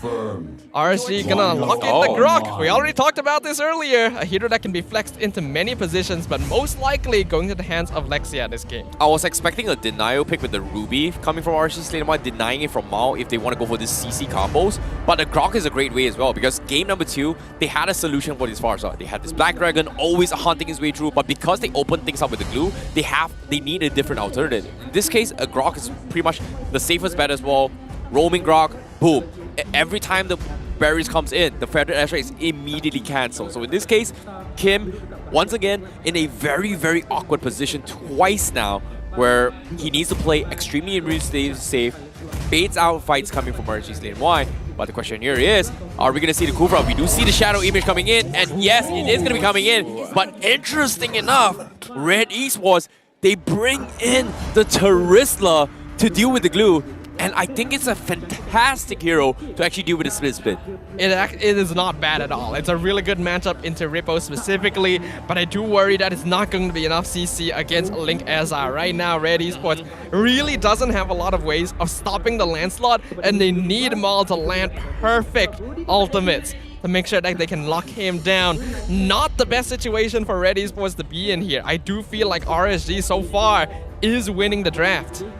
I agree. There are just so much solutions as well in terms of mobility, but when it comes to the marksman department, they are going to be very lacking. And just because of the fact that how do they kill and match against this Cloud, especially this time where they don't really have the protection. Safety pick, comfort picks coming from the Leos is going to be the Beatrix. We are going to be expecting some serious snipes coming from him, but it is going to be difficult to pull off considering that there are no hard CCs. So Leos is going to put in a lot of work to set up with either Lexia or Rippo in terms of isolation tactics. But both teams pretty much has a very, very good idea on how they want to play the compositions. But so far, RSG definitely has a difficult more composition to play compared to Red Esports. We can see here from the predictions that RSG seems to be winning out on everything with the exception of late game, but even then, not by too much. Will Red Esports be able to delay it in time against the extra resources that RSG Slate will be bringing to the table? For one of these teams, for 5 of these players, this is going to be their final game here in MPL MY Season 11. Hopefully you all are ready and buckled in your seats because we're in for a wild ride. Red Esports, RSG Slate MY collide for the final time in the land of Dawn. It is gonna be the moment of truth. 2 going in, 1 gets out. In this case, is it gonna be Red Is it going to be RSG Slate MY? We've got to anticipate. As of now, this is going to be a very important moment for both sides. Both have very, very clear conditions on how they want to win this matchup. In this case, the XP lane, Rippo is going to look to try and punish him with this slam here, just because of the fact that it does damage, it gives you instant resets as well as health regeneration if it pops in the vicinity of the glue. Now remember everyone, you guys get to vote for the audience choice MVP in all the series of the playoffs. Scan the QR code below and tell us who you think deserves to be MVP of the match. As for now, lots of focus onto the gold lane from both these teams. They recognize that Lolils and MelQT are heavy win conditions on both sides. Yep, but now, speaking of which, Lexia, he needs his early 4 in order to actually try and dive onto his KYYM, right? Because regardless of what happened, he's pretty much the only one that can actually kind of zone him out. And as you can see, Red Esports, they've got double purifies. And this is a problem because right now, we don't really see too much coming from this heroes to play Purify, but it's a very, very important necessity to try and deny the to counter the Terrify as well as the Wall Charge coming in, which is something where MelQT needs to preemptively use, similar to how a Winds of Nature, to prevent themselves from getting their skills cancelled from this Wall Charge. So it's going to be a very micro detail that they need to play around with, but RSG Slate MY, they've got more rooms to actually punish that instead. Yeah, again, they do have a lot of resources. While RSG doesn't have as much diving power as game number 2, they're still very scary overall. Amal gonna be charged by 2 members, going for the taunt. Him already dropping the half HP. Wall charge comes out, knocks up Amal. He gets caught with the split plate. Mal charging up, looking for the ultimate. Lexia gets first blood. Mal gonna miss his ultimate. Flickers come out to allow for RSG to escape. The turtle has been reset though. Currently, Amal, the only casualty. RSG Slate looking to work on the turtle once again, dropping the 50%. Oh! From Mal! What? Right into the double kill! Kyym secures tempo! Turtle dropping low. Who's gonna secure it? It's gonna be a 50-50. Alexia looking for the charge. Kyym secures the turtle for Red Esports! And they're looking for one more. Can they find Grok? Yes, they do! Mal gets the revenge kill. Mal! What an absolute monster! RSG Slate MY, they dodged the first buff, but they did not expect Mal to make a play like that. And surprise, surprise, RSG Slate MY just get completely unexpected as well. But even here, Izanami, yes, you've got good reflexes here, but it's maximum value coming from Mal. Him getting killed, forcing out flickers as well. Now he's gonna get caught off. Yeah, but looks like the rest of Red Esports is here. He's not even dead. Instantly get the kill back. Mal with the killing spree. The Kufra is 3-0. Not who you want the kills to be going, but Red Esports will take it for now. They're going for Lolils. Link Eza's in the area. Mal charging up. He does have his ultimate. He finds Lolils. Gets the Tyrant's Rage. Mal secures the Beatrix. Link Eza 1v4. Focusing on clearing up the wave. He will do so for now. The confidence coming in from Red Esports. What a play. Mal stepping it up big time for Red Esports to dictate the tempo. And RSG Slate MY, they need to start respecting this coming from Red Esports. They're so focused on what KYYM has been delivering during the regular season, during the first 2 games, but little did they know, Mal was cooking up something huge, and because of this, RSG Slate MY, they have to rethink how they want to take their approaches now. In this case, do they still want to focus on Forza? Do they want to deny Mal altogether? Because as of yet, they haven't really figured out what's the secret sauce. Because the ones opening up the map is going to be the Grok, but there's only so much Lexia can do, especially when he needs to body check, or in this case, guard Kyym from certain weird angles. Yeah, it's honestly so impressive right now because we are instantly seeing why RSG has been banning this Kufra every single game. Mal terrifying with the hero, but definitely should not be the one getting all the kills. He should ideally be giving those away to the cores, which right now are not quite as farmed as they'd like.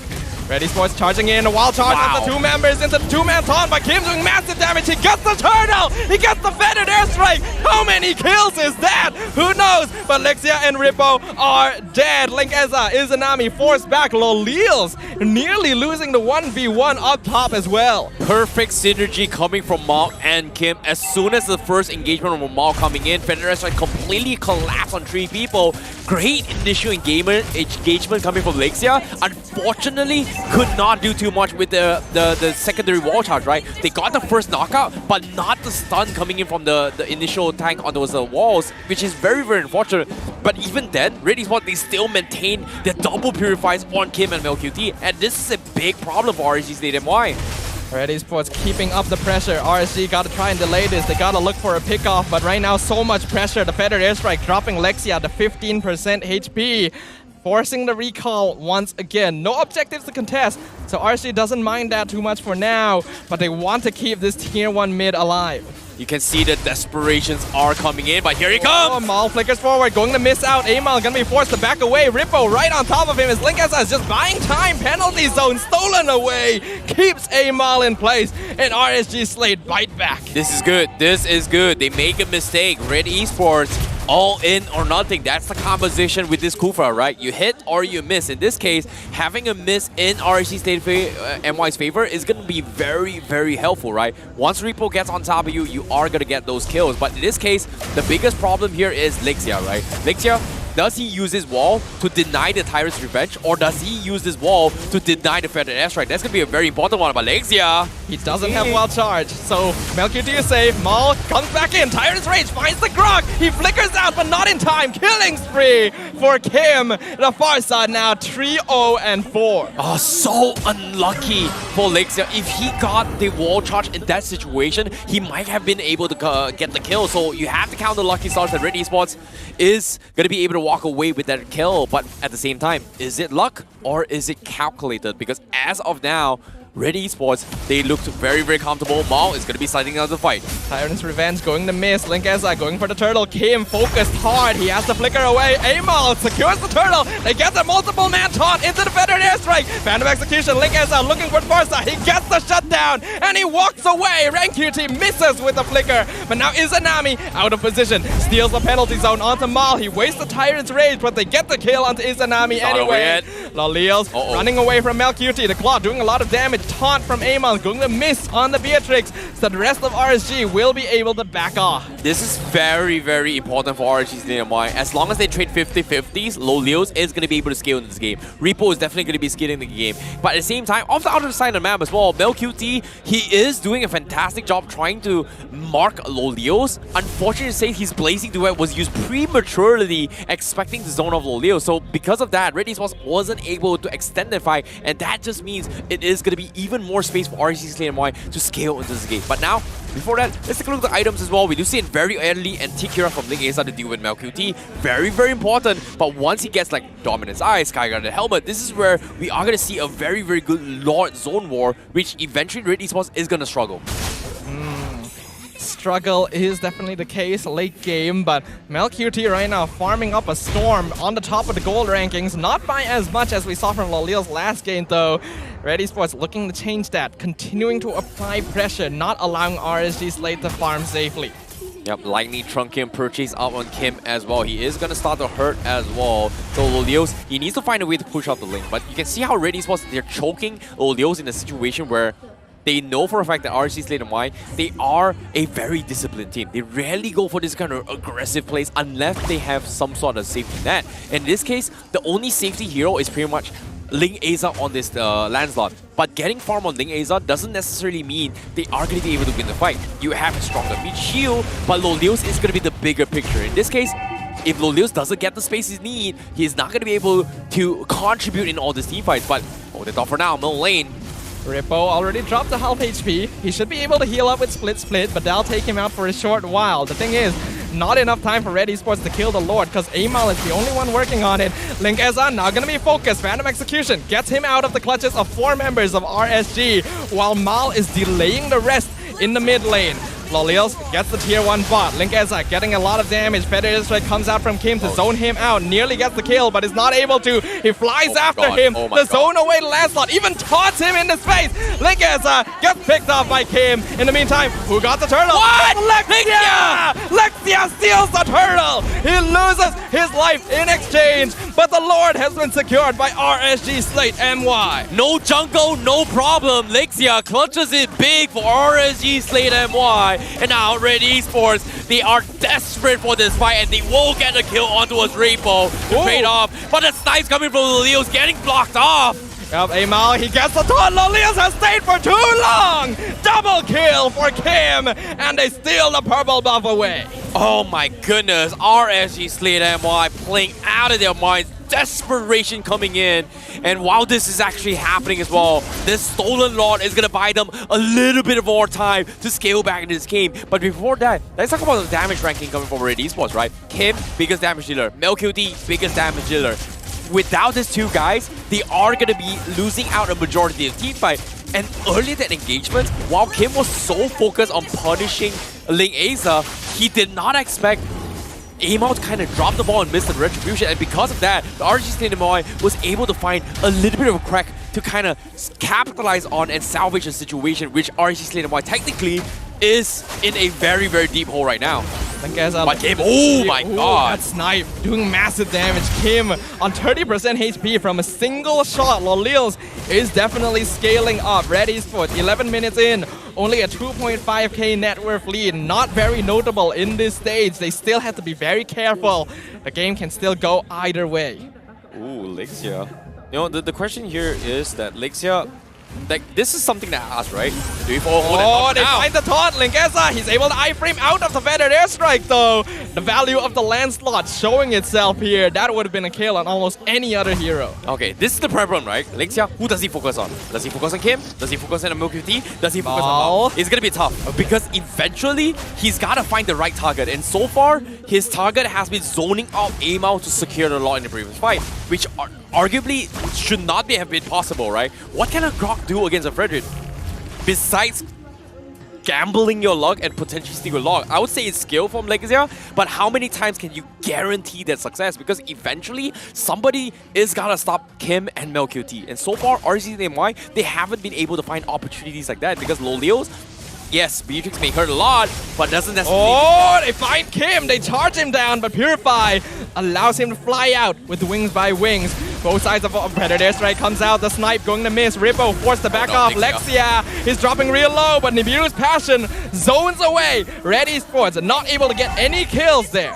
Oh, this is the perfect time. This is like the perfect moment for RSG Slate MY. They needed to engage on that in order to bait out the Purifies coming from Kyym, because eventually he is one of the biggest damage dealer from Red Esports, but they need to bait more out of it as of now. Yes, the wall charge may not be available in this fight, but because Lexia has to pull yourself together, he is going to eventually get it in his upcoming fight.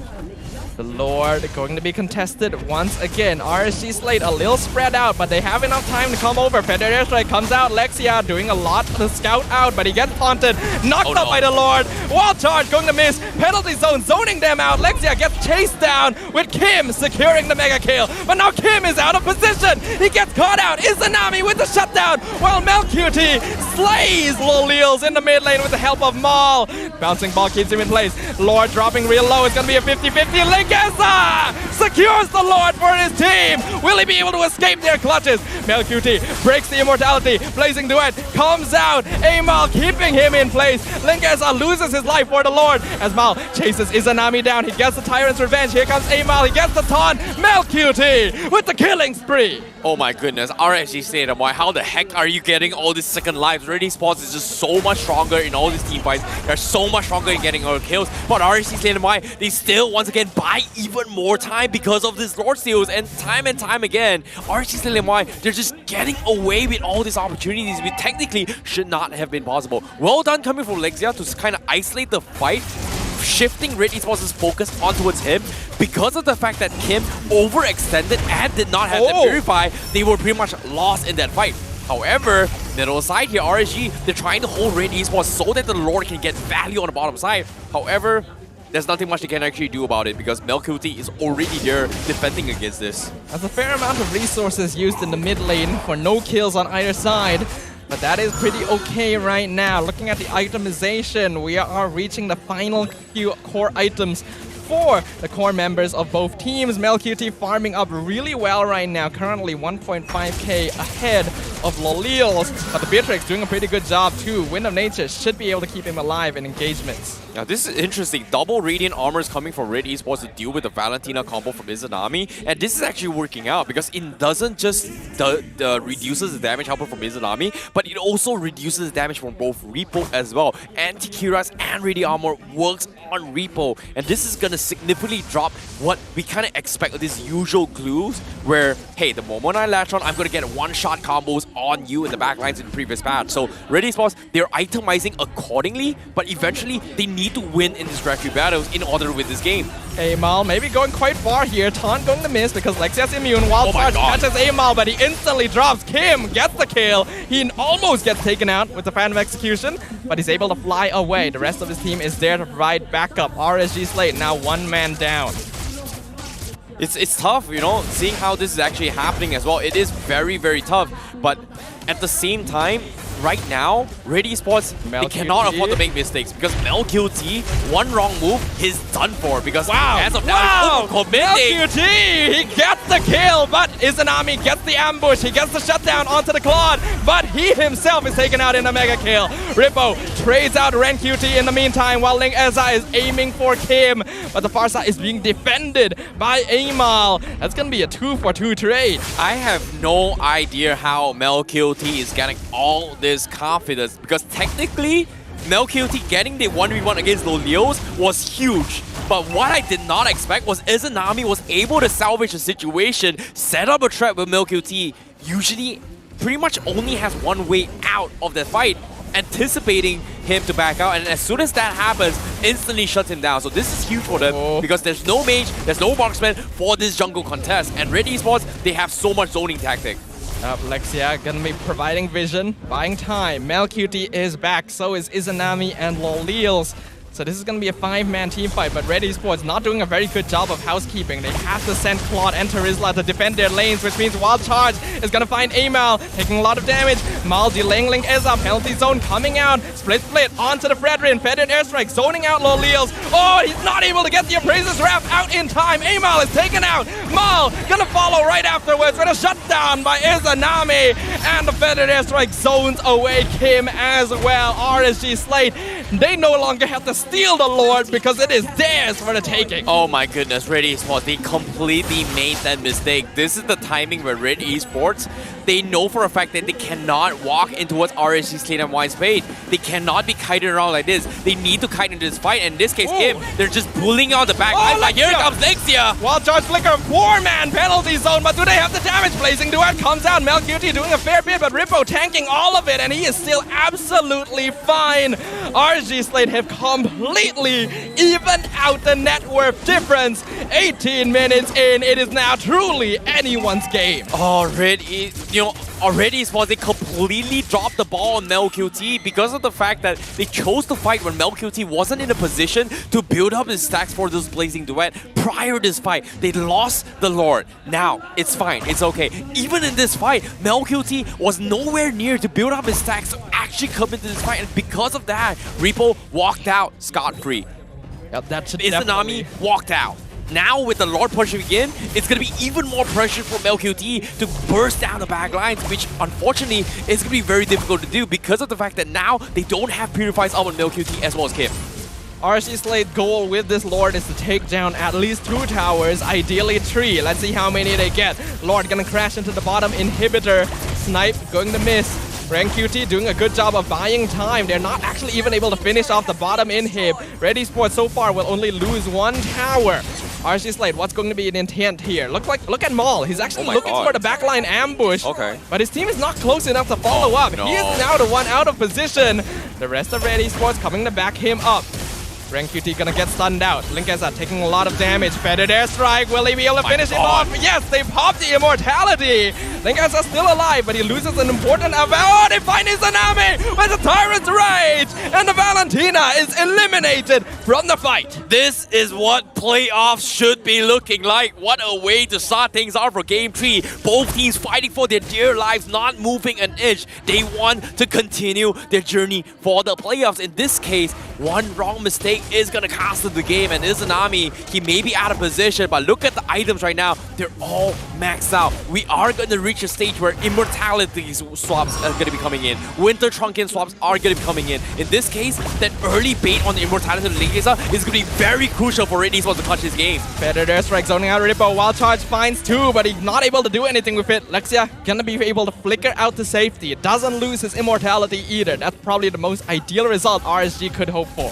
We are hitting the 20-minute mark for Red Esports. This is going to be a very crucial moment for both teams. They cannot afford to start losing out members because of the fact that if they die, the death time respawn times is going to be very detrimental. In this case, once we hit the 24-minute mark, one death can lead you to about 40 to 50 seconds on the sidelines. And it is going to be a big problem, so they have to wait out on those immortalities from both sides, especially for RSG Slate MY, considering that they just recently lost it on Lingesa. We saw a purchase coming from Mao, so he is going to try to take the initiative to try and zone out Lingesa eventually. The final evolved Lord has spawned on the Land of Dawn.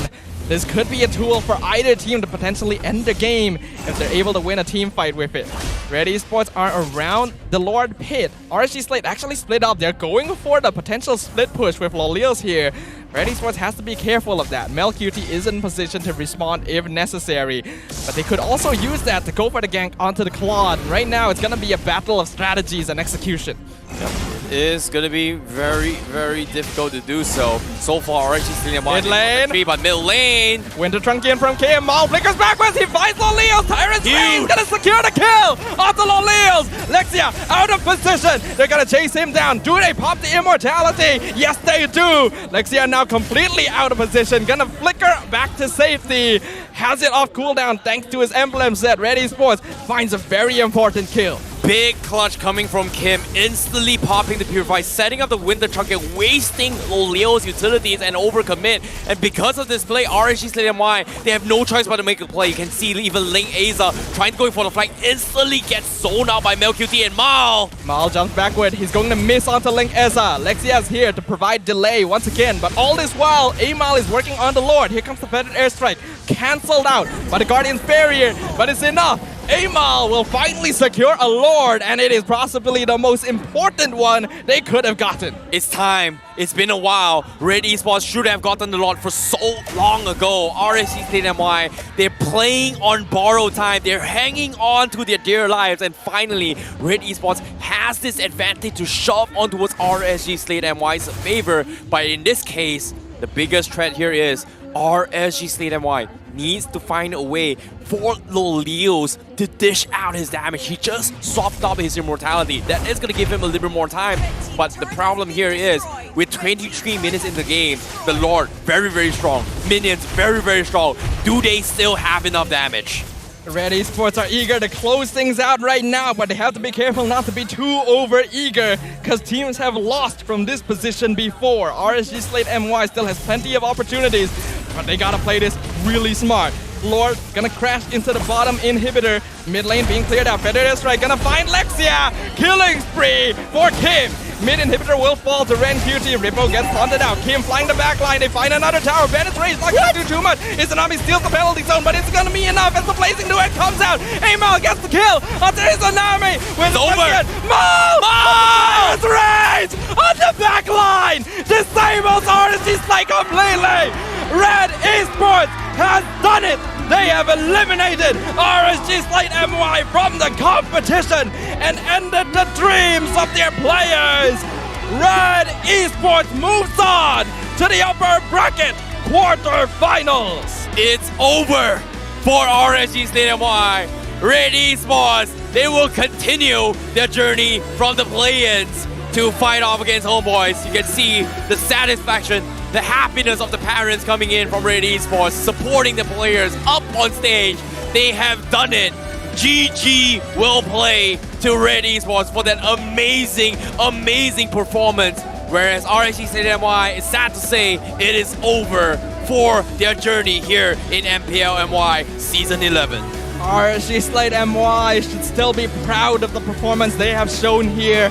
It was a tight series that could have gone either way from the beginning until the very last moment. But Red Esports climbing their way up from the bottom of the rankings, improving and growing over the weeks of the regular season. They've got plenty to say, so let's throw it over to the hosts on stage. All right, everybody. Sekarang we are on the stage. They are congratulating each other dulu. Yes, dekat sini di mana kita nampak perlawanan yang hebat di antara Red Esports dan juga RSG Slate MY. Sebelum kita interview dengan Red Esports, kita akan invite RSG Slate MY dulu dekat tengah. Guys, berikan tepukan kepada mereka. A round of applause, everybody. A round of applause. Baiklah, dekat sini again, sepanjang season ni kita boleh nampak ups and downs daripada RSG Slate MY, dan sekarang ni dekat playoff juga it was a very tough match untuk RSG Slate MY. So dengan semua fans yang ada dekat sini untuk RSG Slate MY dan juga untuk Red, give a final say kepada semua fans yang sokong RSG daripada minggu pertama sampai ke hari ini. Assalamualaikum semua.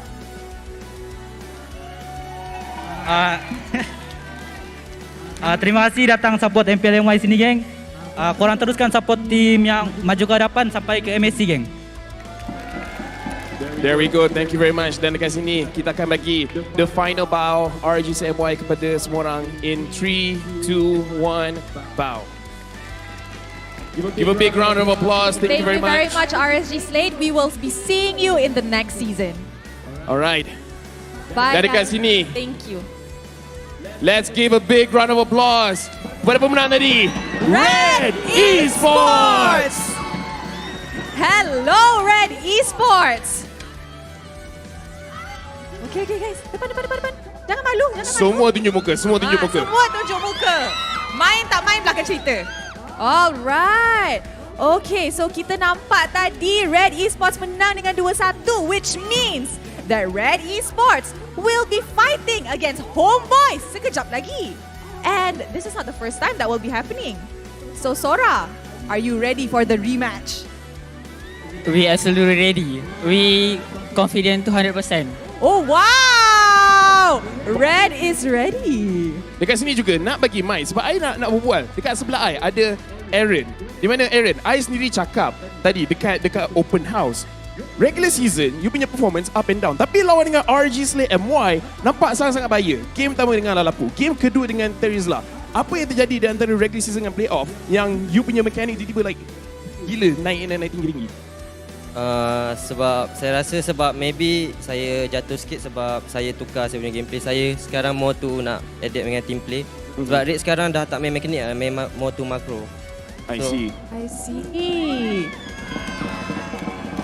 Dan dengan ni, kita juga nak cakap sepanjang 3 game ini ada satu player yang perform dengan sangat-sangat baik. Dia adalah MVP of the match. Rasanya siapa MVP of the match? Guys, by the way, MVP of the match kita is chosen by the audience. Bukan kita yang pilih, audience yang pilih. Jadi, dengan audience punya result kat sini, the MVP of the match diberikan is KYY to the M. Kyym. Oh, okay, Kyym. Kyym, okay, biasanya kan kita nampak play-play baru naik ke atas pentas nak tenang kan, macam takut nak melebih-lebih sangat, tapi Kyym dekat atas very energetic. Di mana datang tenaga ni oi?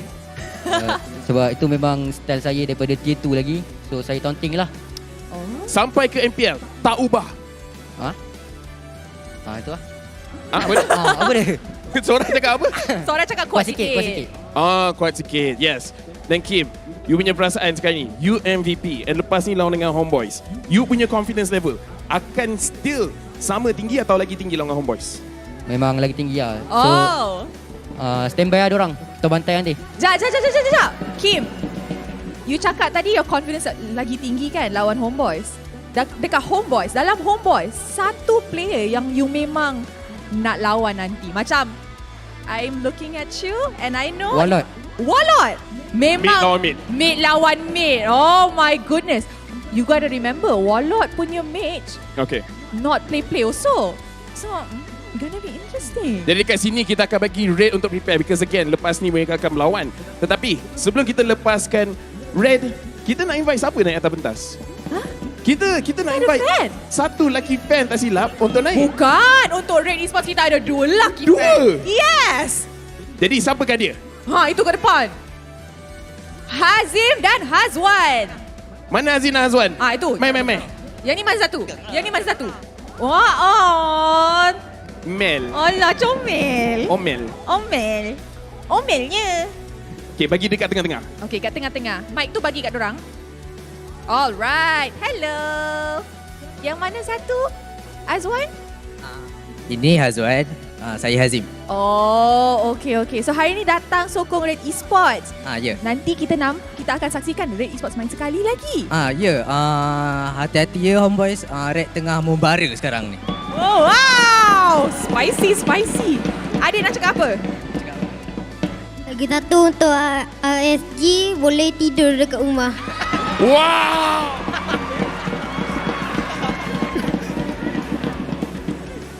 Bukan kita yang cakap, kita tak responsible I tak tahu apa-apa guys. Adik siapa ni? Okay. Jadi sekarang ni kita akan bagi mereka ruang untuk mengambil gambar terlebih dahulu. Adik. Alright guys, kalau korang nak saksikan game-game yang macam ni, jom datang ke Stadium Juara. Remember, the tickets are free, so fill up the seats. Sebab kita ada lebih 1,600 seats tau. So, jom datang. Alright. Thank you. Alright, thank you guys. Thank you Red, congratulations. Sini. Oh, kat sana dah. A lot of people. Alright. Thank you Red Esports. We will see you later again. Dorang nak apa? Okay, dorang nak bow. Oh, dorang nak bow. Alright. We will see you later. Bye-bye. That was an intense match. Itu baru game pertama. Itu baru game pertama. I mean, like what you said kan, tak ada immortality. Saya punya darah dah tinggi. Red is my blood. Tapi dengan ni, mari kita dengar mic check mereka dekat dalam last game tadi. Jom. Dia panggil aku. Dia suruh aku taunting. Come on guys. Takkan playoff 2-0. Dia dah cuban. Nanti kasih tahu. Bantai je dulu. Ada. Nice. Mantap gila sumpah. Mantap gila. Santai. Aku dapat gufran sama pisang ada orang. Dapat. Apa ini game lah boy? Beriak. Bawa. Mana suaranya boy? Tak dengar. Gulu. Ada. Aku balik. Claim. Aku ambil buff dulu. Korang hati-hati. Dia kasi aku. Tengok. Dah. Ngapain cuy? Gas aku boy. Dapat kata. Bantai kerok. Nice. Tahu.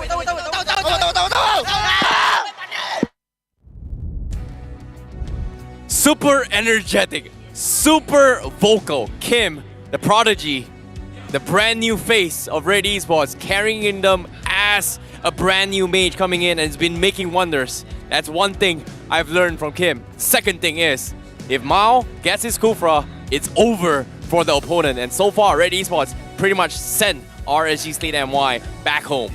That was incredible gameplay right there. Red Esports deserves all the praise in the world. And as you can see from our match highlight, Red was able to paint RSG's blue with blood red, stopping the Season 7 champs from moving forward in the competition. RSG Slate MY. Who would have predicted that their journey would end here on the first match of the playoffs? Goes to show this season is something. Every single season, we bring something new. Every single season, we say this time and time again. Expect the unexpected during playoffs. Regular season, a lot of us were expecting RSG Slate MY to be on the top. It was also unexpected as well for them to be in the bottom. And now, unfortunately say, they are going to be the first teams to be eliminated. Now, let's talk a little bit more sharp here, because considering how things went in game number 3, it should not have went as close as it seems, despite Red Esports having 24 kills, compared to RSG having only 8 kills. This is something because of the fact that RSG Slate MY, they were able to steal 2 lots, buying enough time for the rest of the team to actually get some sort of power spike. But the biggest problems for RSG Slate MY is that how is Lolios gonna dish out the damage compared to MelQT, who has so much more mobility compared to Lolios?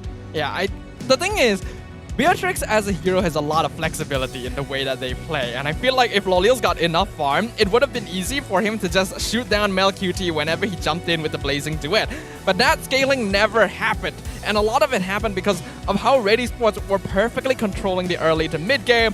Maul and Kyym are just a devastating duo here, and RenQT, as pointed out by Lafell on stage, his performance in the playoffs really exceeding expectations.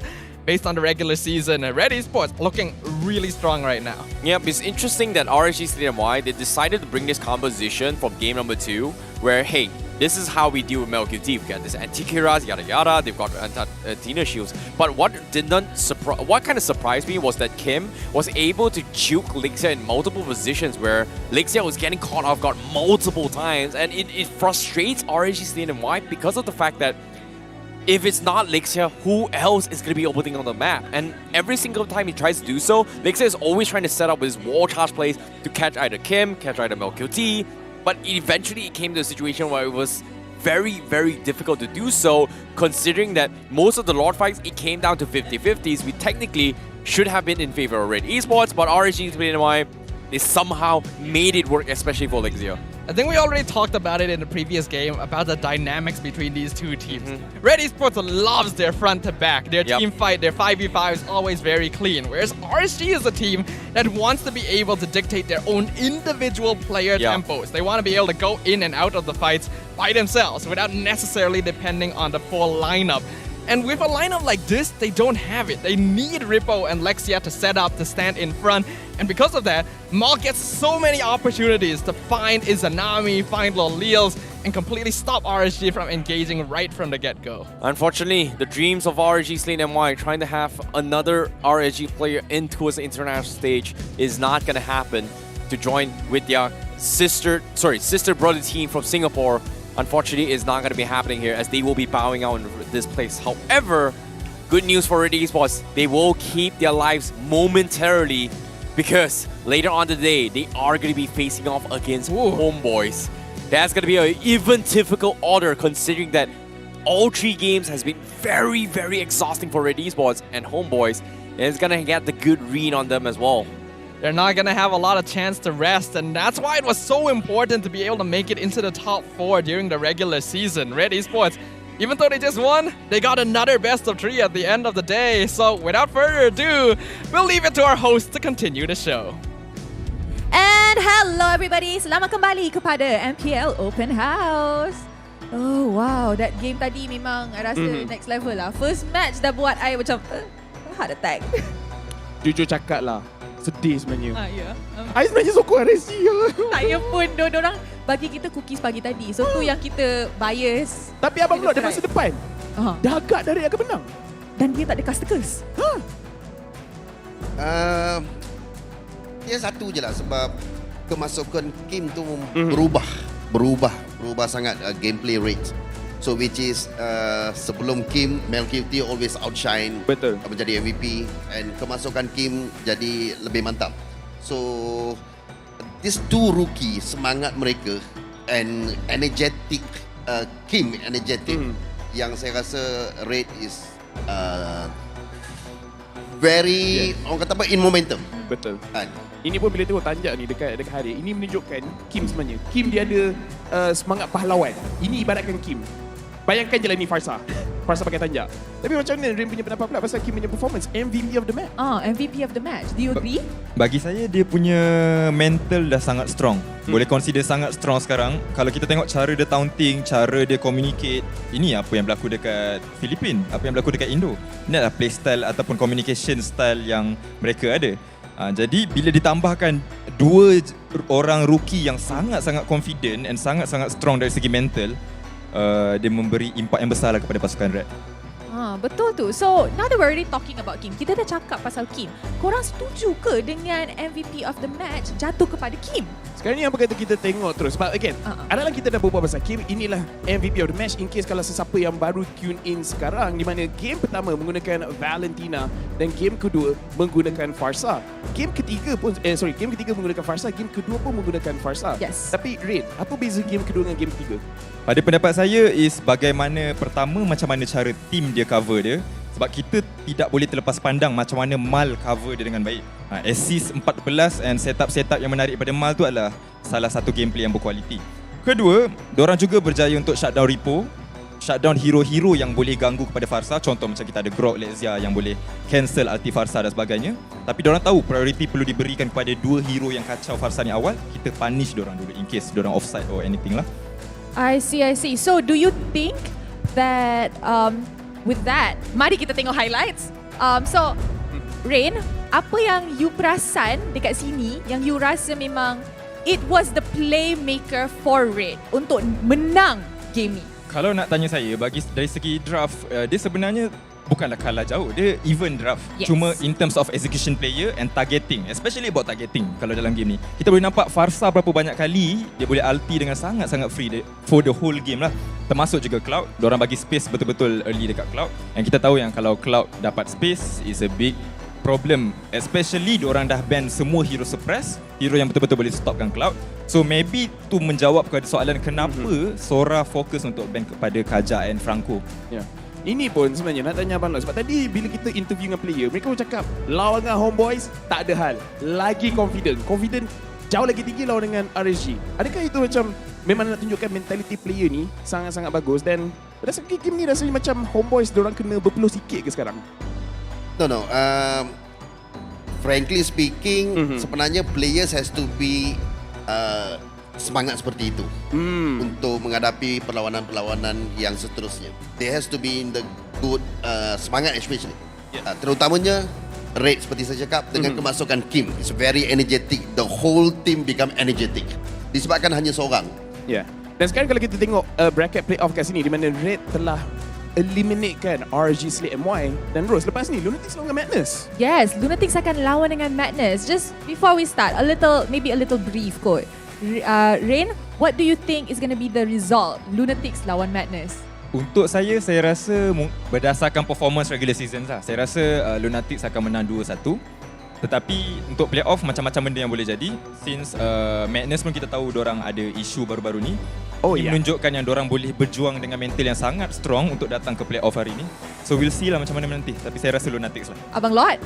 Kalau dengan masalah yang mereka hadapi sepanjang 5 bulan kan, kita pun dengar cerita yang tiada gaji dan sebagainya. If they can sustain in regular season, saya percaya mereka juga boleh buat lebih baik di playoff. Dan saya on kertas, atas paper kita nampak Madness tak boleh pergi jauh. But miracles can happen. Mana tahu dia orang boleh jadi champion? Mana tahu, imagine that surprise factor. Tapi bila tengok ni, rasanya macam kita punya open house pun banyak nak berbual Lunatix dengan Madness. Lagi saya rasa Abang Lot pun ada banyak opinion sebab bila kita cerita pasal organisation, Abang Lot dah ada pengalaman juga situ. Dia punya manis, masam, masin, semua ada. Tapi sebelum kita go on through that match, saya rasa antara yang highlight nanti adalah Jom. Boleh ke tak Madness nak stopkan Jom tu? Yes. Can they shut down Jom? Okay, recently I've spoken this antara player yang saya nampak individu, for me, the import players yang paling perform for me is Jom. Yes, Jom is really the biggest impact. And number 2 goes to Warlord and Barbosa. Okay, for me, Jom adalah antara yang beri impact yang paling tinggi in terms of import players. So, dengan keadaan Madness, saya rasa if you stop Jom, Madness is going to go to the next stage. Betul, saya setuju. Untuk saya, key player kepada Team Lunatix adalah Nova dan juga Jowem. So kalau dapat shutdown dua orang ni, which is yang menjadi playmaker kepada pasukan Lunatix, saya rasa Madness boleh menang. Jadi kat sini kita boleh dengar kita punya guest, mereka punya prediction of what is going on. Jadi ini juga kita nak bagi hadiah kepada anda semua yang predict dengan betul. Ini adalah MPL Predictor di mana pemenang dia adalah Abid Nash, Abu Darda, Herman, versus Sam. I tahu itu bukan versus tapi whatever lah kan. Muhammad Faisal won dia tak habis tu dengan J Naga ke J Nagal? Nagal. J Nagal. Tanya kepada anda semua, berjaya untuk mendapatkan prize MPL Predictor. Alright, so with them, you know, they say Jom is the playmaker. We will see in the next match because the match selepas ni is obviously Madness and Lunatix. Ya, dekat sini again, bila kita berbual pasal Jom, dia import player, tapi rasanya macam kita kena berbual pasal player yang baru juga masuk dalam Madness, which is Maima, di mana Maima pun sebenarnya agak perform selepas dia masuk dalam Madness. Betul, dia pun ada impact besar. So, what do you think? Setuju. Dari segi kemasukan Maima, saya nampak yang dia mengubah sedikit corak permainan Madness, mengikat player-player untuk nampak lebih kompos dari segi team fight. Sebab kita tahu yang Madness ni merupakan salah satu pasukan yang bergantung dekat chemistry team fight juga selain daripada Yudu Red Giant dan beberapa tim lain. So kemasukan Maima saya rasa dapat mengikat player-player untuk main dengan lebih bagus lah. Kekuatan Kelantan, full power Kelantan. Tapi dengan Kelantan flavor. Kelantan flavor. Tengok, Madness versus full power Kelantan. Tapi yes, dengan tu kita akan pergi kepada short break untuk bagi masa untuk player-player semua bersiap sedia. Lepas ni masih lagi ada Abang Lord dan juga Adik Rain untuk cerita apa yang jadi dekat game tadi. So kita akan jumpa for the next match. See you guys.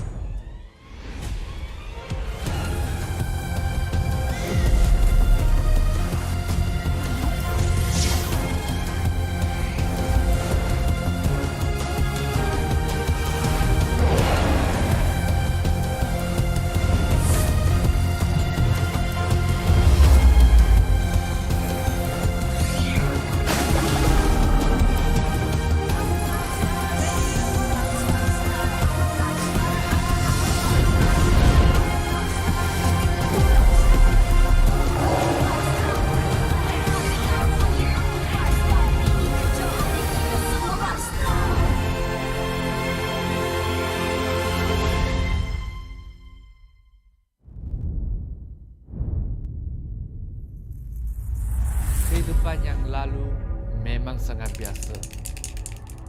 Aku penuhinya dengan warna. Tak kisah apa orang cakap, aku teruskan jua. Aku terus positif dan tingkatkan usaha. Bermula dari bawah, aku buktikan kemampuan. Hanya aku yang mampu mengejar cita-cita. Jadilah bintang. Be the superstar.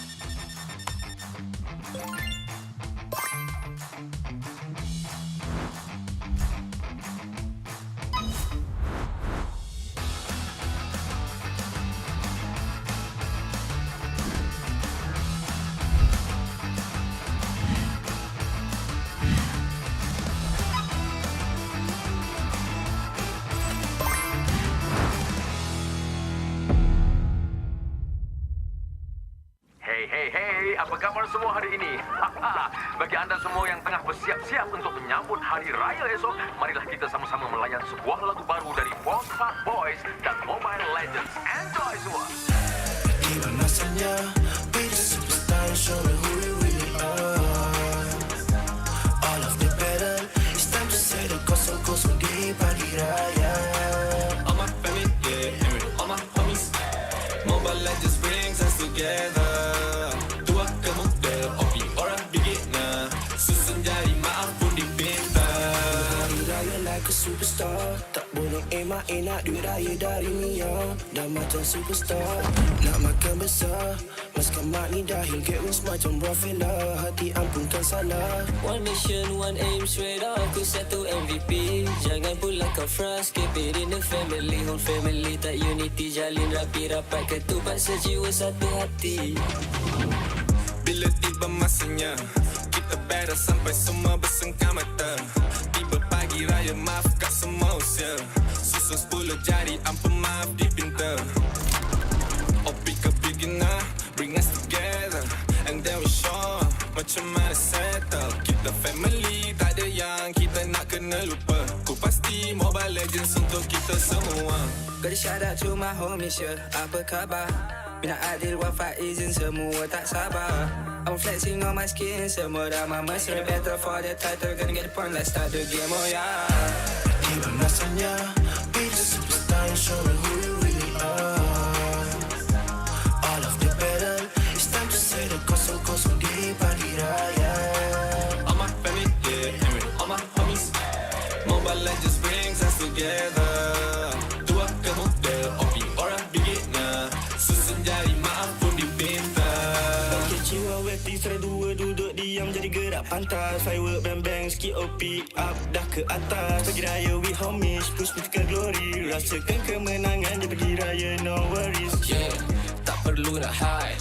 Kena trust with squad. Level up sama-sama satu visi, always on guard. Want to come close, yeah. Even Lord kita sikat. Rendang lontong dodol on a roll, tak dekat tarikan. Yeah, no, bukan typical. Always ready for better with the legends in this world, yeah.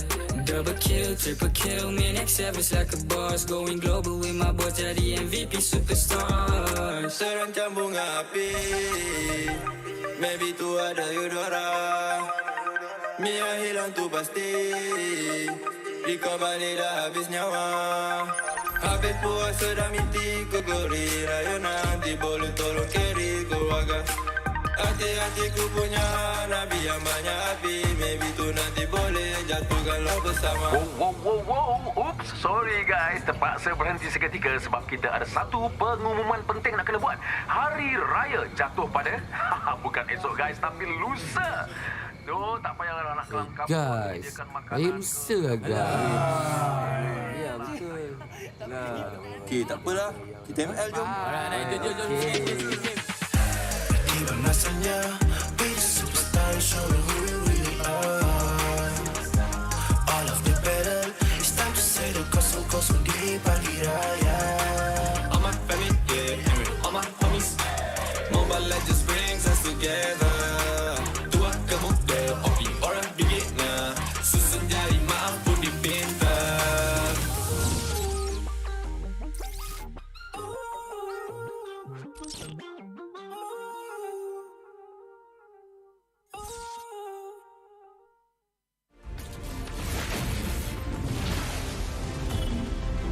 Pain is the proof that I'm still alive.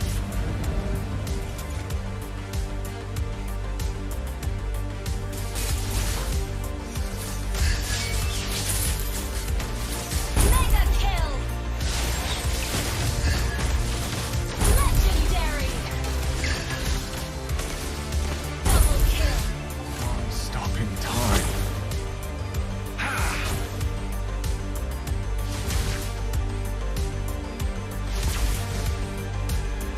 Feels what I feel. Feels what I feel.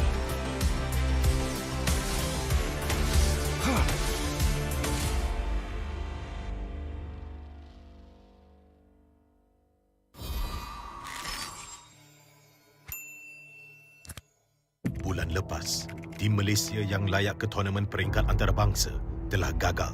Tapi yang dah lalu, biarlah berlalu. Kita akan bangkit semula dengan semangat reformasi yang terus membara. Tahun ini, kita berbeza. Bermula dari 10 Mac hingga 16 April, jangan terlepas kejohanan yang akan berlangsung di Stadium Juara. Datang dan saksikan bermain terbaik bersaing dalam MPL season ke-11. Ini gaya kita.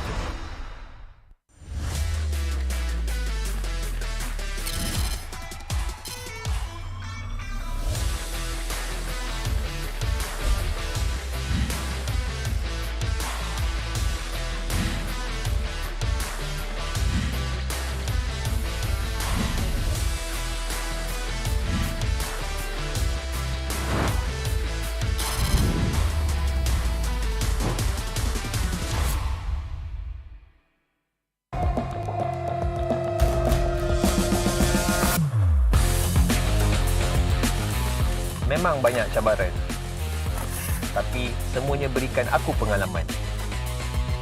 Aku kena siap sedia, cari kekuatan untuk terus ke depan. Aku boleh buat dan kejar apa aku nak. Percaya pada perubahan. Jadilah bintang. Be the superstar.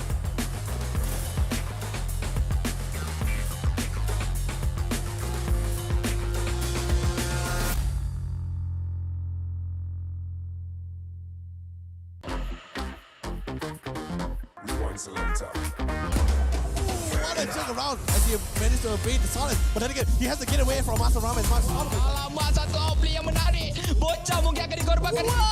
Imperial Justice melarikan diri. Penjahat.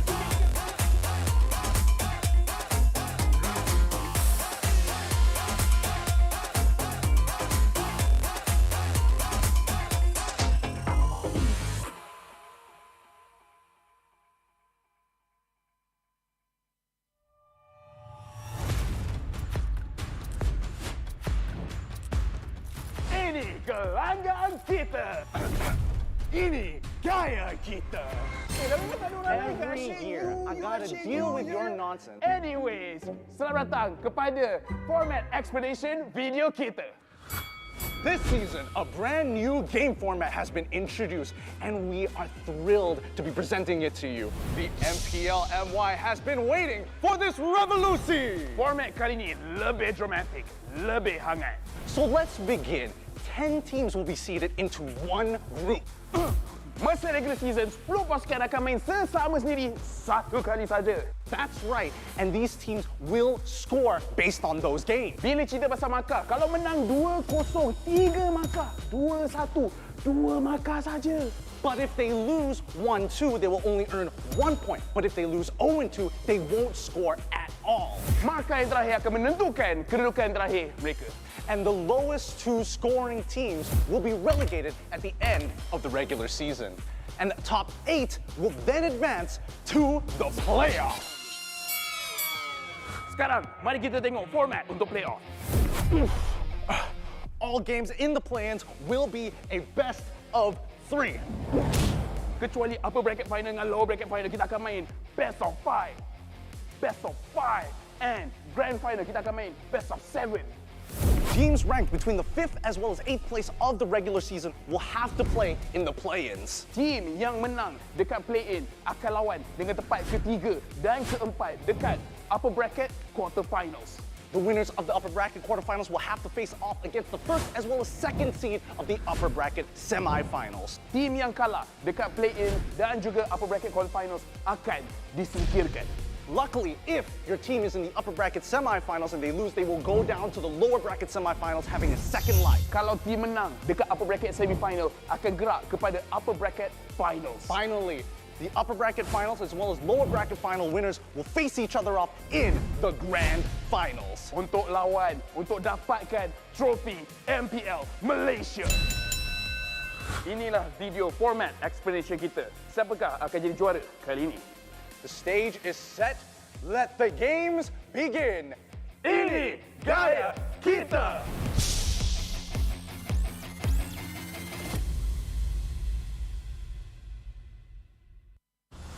Meladi sebuah bandaraya rentak berterusan yang menggalakkan kita ke depan.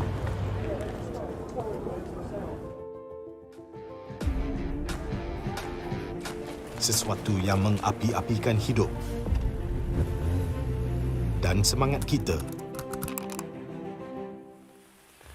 Setiap orang mempunyai gaya dan irama tersendiri. Tapi, apakah yang boleh menyatukan semua lapisan masyarakat?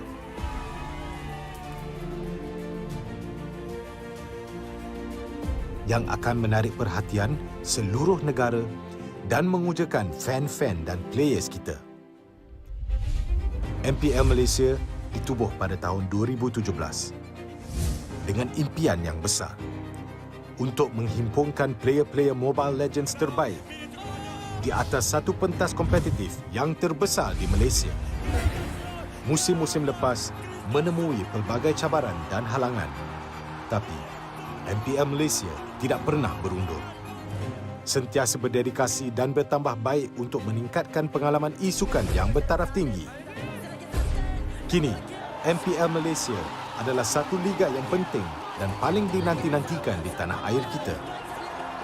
Dengan fanbase yang setia dan pemain profesional dari pelbagai latar belakang yang berusaha menuju ke puncak MLBB Esports.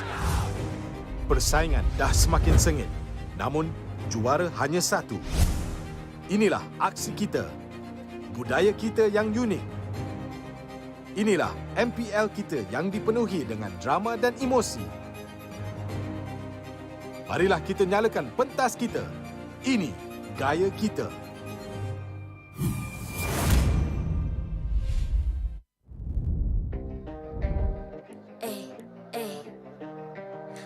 I'm a rock star. Yeah, rock star. Ay, ay, ay. I'm a rock star, baby. I'm a rock star. I'm a rock star. I'm a rock star. I'm a rock star. Panggil aku rock star. Ini kejohanan kita semua orang rock star. Kita rock star, kita buat saja gaya kita. Makin panas apinya sudah membara. Macam mana pun ku menempuh segala. Demi negara ku buat semua bangga. Step into my world, you know I'm always in my zone. You know I got my team, no I'm never alone. Bring out my best, buat yang terbaik. Jadi juara perlahan kita naik. Get on my way, aku nak push. Naik-naik jadi lebih bagus. Jadi hero, ku ada skill. Berapa banyak musuh aku dah kill. Ramai cuba mencapai, cause they envy me. Tiap game aku pasti jadi MVP. Easy. I'm a rock star, baby, I'm a rock star. I'm a rock star, I'm a rock star. I'm a rock star, panggil aku rock star. Ini kejohanan kita semua orang rock star. I'm a rock star, baby, I'm a rock star. I'm a rock star, I'm a rock star. I'm a rock star, panggil aku rock star. Ini kejohanan kita semua orang rock star. Tengok nanti siapa yang juara. Ni peluang kita bawa pulang piala. This is my game, this is my time. Menang semua, everything will be mine. Kalau jatuh kau pasti kembali. Bangun balik ku tegak berdiri. Kuatkanlah tenaga, ganjaran diperoleh. Ni kejohanan kita, Malaysia memang boleh. Rise up to the top, kita buat bersama. Semangat kita kuat di bawah satu bendera. Ay. I'ma go hard for the win. Win. On the battlefield till the end. I'm trying to beat the greatest anyone has ever seen. Stand by, I'm coming in for the win. I'm a rock star, baby, I'm a rock star. I'm a rock star, I'm a rock star. I'm a rock star, panggil aku rock star. Ini kejohanan kita semua orang rock star. I'm a rock star, baby, I'm a rock star. I'm a rock star, I'm a rock star. I'm a rock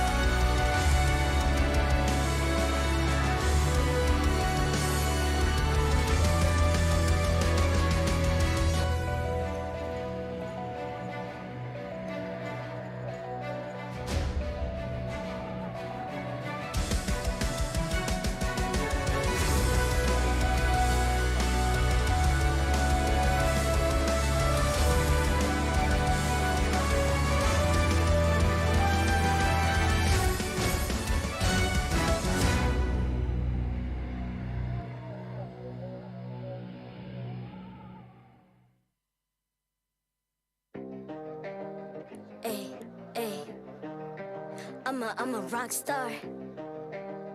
Yeah, Rock star? Ay, ay, ay. I'm a rock star, baby, I'm a rock star.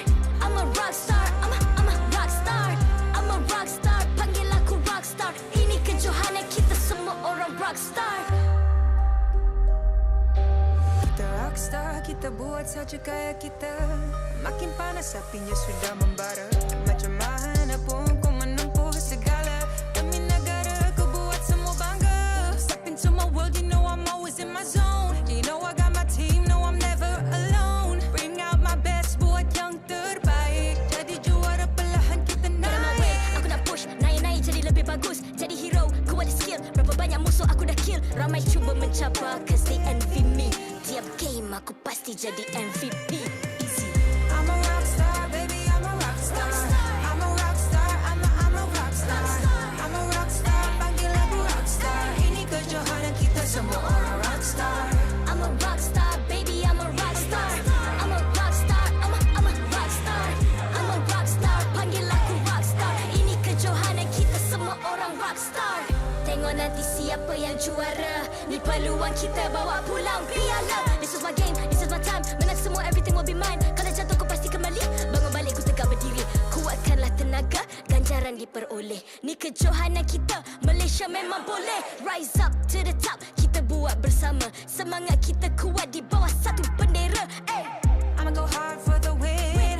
Win. On the battlefield till the end. I'm trying to beat the greatest anyone has ever seen. Stand by, I'm coming in for the win.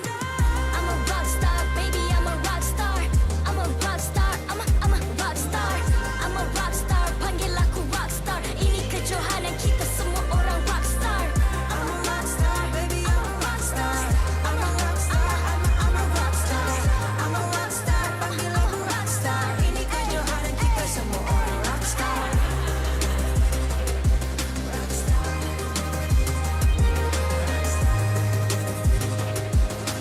Ini kejohanan kita semua orang rock star. I'm a rock star, baby, I'm a rock star. I'm a rock star, I'm a rock star. I'm a rock star, panggil aku rock star. Ini kejohanan kita semua orang rock star.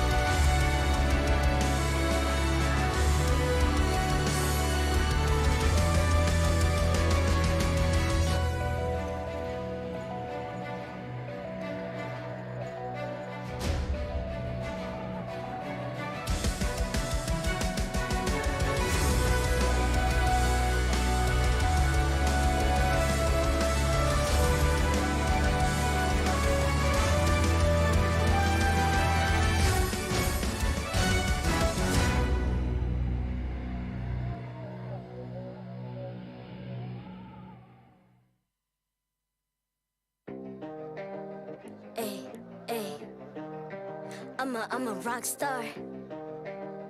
Yeah, Rock star? Ay, ay, ay. I'm a rock star, baby, I'm a rock star.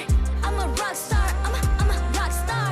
I'm a rock star, panggil aku rock star. Ini kejohanan kita semua orang rock star. Kita rockstar, kita buat saja gaya kita. Makin panas apinya sudah membara. Macam mana pun kau menempuh segala. Demi negara kau buat semua bangga. Step into my world, you know I'm always in my zone. You know I got my team, no I'm never alone. Bring out my best, buat yang terbaik. Jadi juara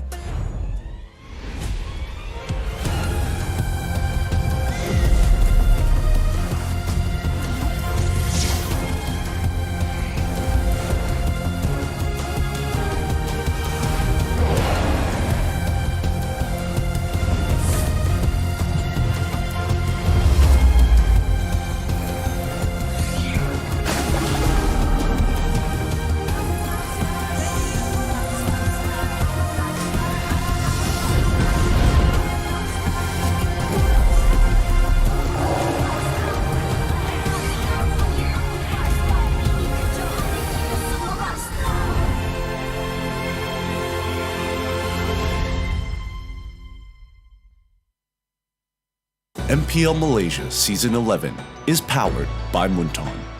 Official mobile internet, Hotlink. More internet, more speed, more Gaia with Hotlink. Game like a pro with ROG phone. Republic of Gamers, the #1 gaming brand in Malaysia. Champion Extra GG with Garnier Men.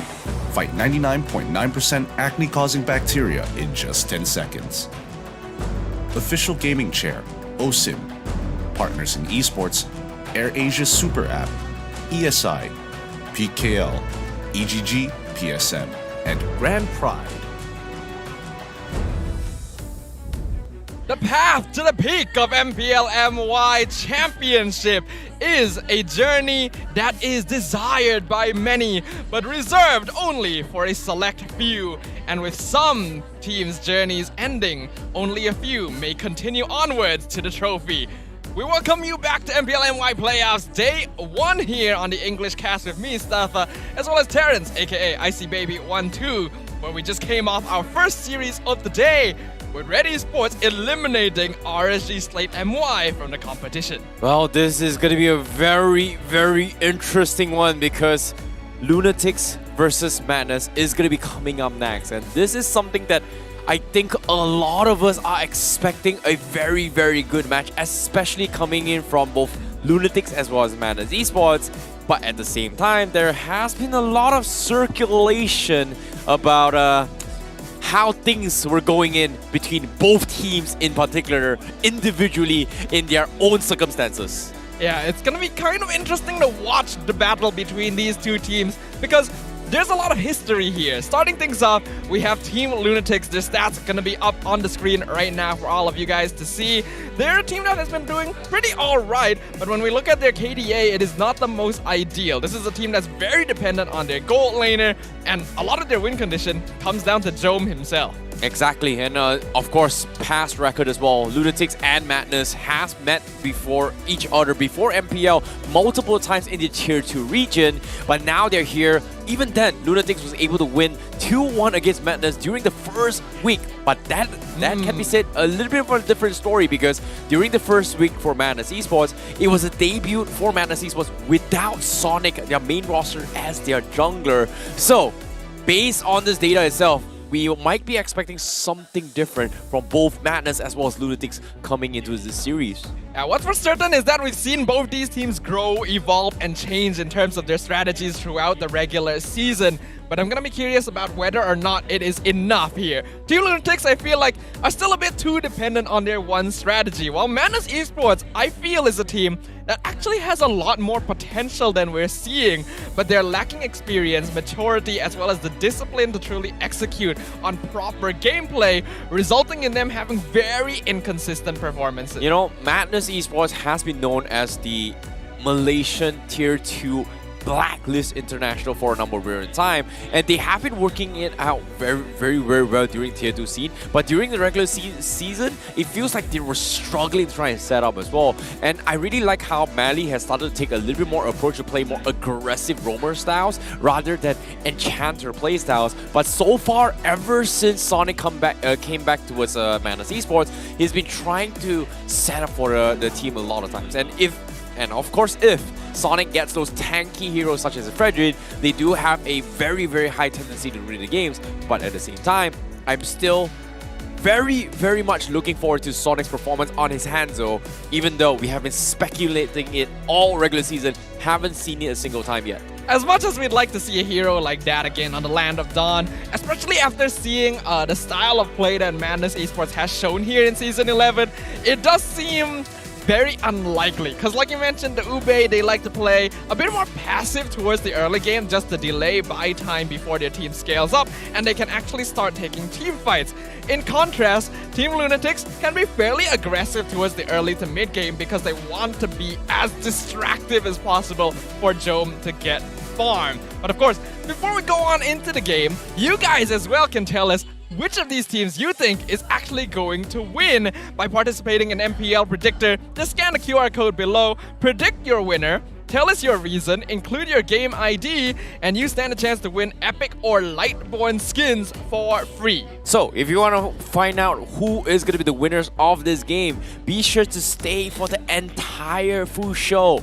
Even if the match is finished, you gotta stay and watch the segments, the dissections here, where we actually talk about, hey, our post stats here, we talk about some inside scoops, we have interviews, and of course, we have a brand new segment as well, with talk shows where we invite favorite celebrity guests that you guys may be looking forward to from the Mobile Legends community to give talks as well. During those segments, we are going to be probably announcing, so you gotta watch the whole show if you want to figure it out. But before that, remember, predict it for us. Well, either way, we're going to be going into our second game of the day very soon. Team Madness Esports versus Team Lunatix. Without further ado, let's throw it over to our host and let them take it away. Terima kasih kepada caster-caster kita. Anda bersama lagi dengan saya, Rose, dan juga Lafel. Terima kasih banyak, Rose. And to the casters, yes, kita punya second match of the day di antara Lunatix menentang dengan Madness. Di mana lagi sekali dekat dalam game ni is do or die. Siapa yang kalah kat sini akan disingkirkan. Sekali lagi, siapa yang mati tak ada immortality. Jadi kat sini, kita punya soalan mudah saja. So bila tengok fans nampak ready, tapi nampak tak cukup. Nak dengar juga, are you guys ready? Stadium juara, let me hear you again. Are you ready? I think they're ready. And with that, mari kita invite kedua-dua pasukan kertas pentas MPL Malaysia, Team Lunatix and Madness. Team Lunatix. Darkhorse membuat penampilan bersama rookie mereka di Playoff MPL Malaysia. Pasukan yang underrated, tetapi mereka membuktikan mereka layak untuk tampil di play-ins. Line-up original menjadi pilihan untuk melayakkan diri ke peringkat seterusnya. Apakah yang akan dipersembahkan oleh mereka untuk perlawanan ini? Kita serahkan kepada mereka for them to show us what they have.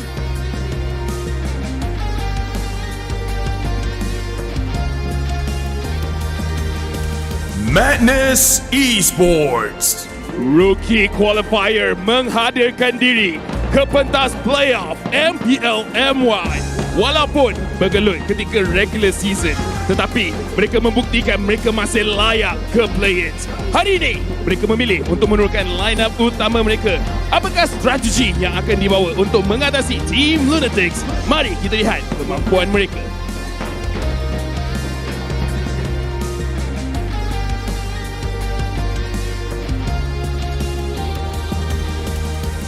Now, let us introduce the one who officiates the match and maintains MPL's integrity. Mereka inilah yang akan memastikan perlawanan sentiasa berjalan dengan adil dan lancar. Head of League Ops, Jay. Head Marshal, Nicholas. Kedua-dua Marshal, Wendy dan Hebe. Thank you for your hard work. Dan sekarang ni dengan players fist bump. Inilah gaya kita. Inilah semangat kesukanan kita. Kawan di luar gelanggang, lawan di Land of Dawn. Okay, the player seems ready. Madness, they're ready ke? Madness, they're ready? They're ready. Oh. Lunatix, they're ready? Lunatix, ready ke? Nampak diorang sambil sedih-sedih pun. Saya kena jauhkan sikit mic sebab kalau tak nanti kadang pecah lagi. Ya, pecah lagi. But either ways, kita boleh tengok di mana kedua-dua pasukan, their faces are intense. Diorang nampak macam they want to have fun, but at the same time, diorang nak tunjuk mereka punya garang dekat dalam game. Yes, betul tu. Now remember, mati tak ada immortality. And with that, teams, this is your moment. Game on.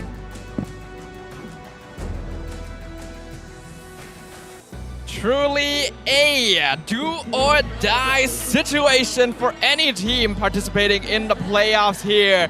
We already watched Red Esports go up against RSG Slate, and now we will witness Team Lunatix up against Madness Esports. The loser goes home and ends their MPL journey here in day one of the playoffs, while the winner moves on to the upper bracket quarterfinals to face off against Red Esports. This is brutal, right? It is the play-ins for a reason, and it is going to be very, very difficult for them to compete with one of the best of the best. But for you guys who are watching as well, this is going to be some stats for you guys to show you the progress on how both teams has been performing so far. We have on the yellow side, we have Team Lunatix, and on the red side, with Madness Esports. They have been very consistent for Madness Esports over the matches they've got. They've tried to get a couple of games, one game over the time, but Lunatix has been very, very performing against every other team by taking series against the rest of the season, the veterans here. Yeah, this is honestly an interesting graph here because both Lunatix and Madness Esports haven't had the best performance overall, but Lunatix started out the season fairly strong, with Jome being a huge surprise as a highly performing import player among their ranks, but then started dropping off towards the end when they were more predictable, whereas Madness Esports started out very weak and then actually started to gain some traction towards the later stages of the regular season. Two very different journeys here to the playoffs, but now it comes to a head.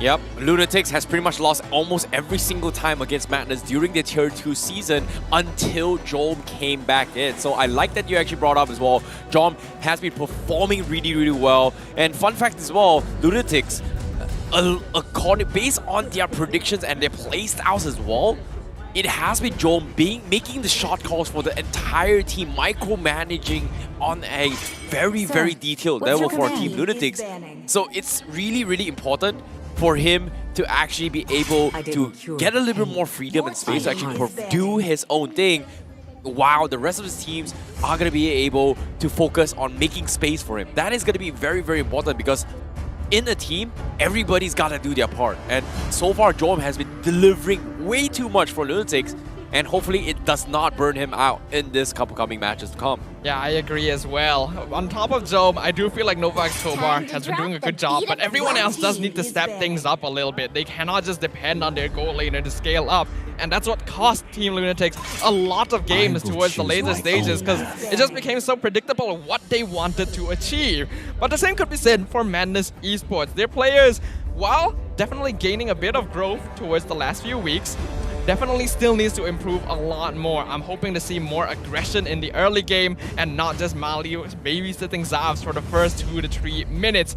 That is going to be their goal right here. Going into the game, we can see Lunatix already banned out the Diggy, Respect the Mali, Valentina, Arlet. Interesting being on blue side as well. I know we should be talking a little bit more on the shop here, on the drafts, what's the meta picks, etc. as well. But need I remind you as well, it's not just the games as well. We have to talk about the mental aspect of the game. There's going to be a lot of psychological warfare. In this case, when I talk about Lunatix, it's going to be a lot of heavy emphasis on Jome trying to deliver and make the right calls for the teams. Whereas for Madness Esports, recently there has been a lot of internal problems that may be a little bit chaotic over the seasons. And we've seen their performance during the regular season. This drama that they have been going through for the entire regular season pretty much may have affected their performance during the regular seasons. But now in the playoffs as well, is it going to be the same case? Because right now it's a do or die situation. If they want to stand a chance to hold the trophy, they have to step it up. And so far, can they do it? That's going to be my question. I think it's a pretty good question overall. Like you mentioned, there have been some internal problems among some of these players, among some of these teams that I don't think we need to emphasize too heavily on here, but will definitely play a factor in the competition itself. It's going to be a lot of pressure onto the players to be able to overcome this situation. Now, with the draft continuing, Team Lunatix actually first picking Farsa is very unusual here.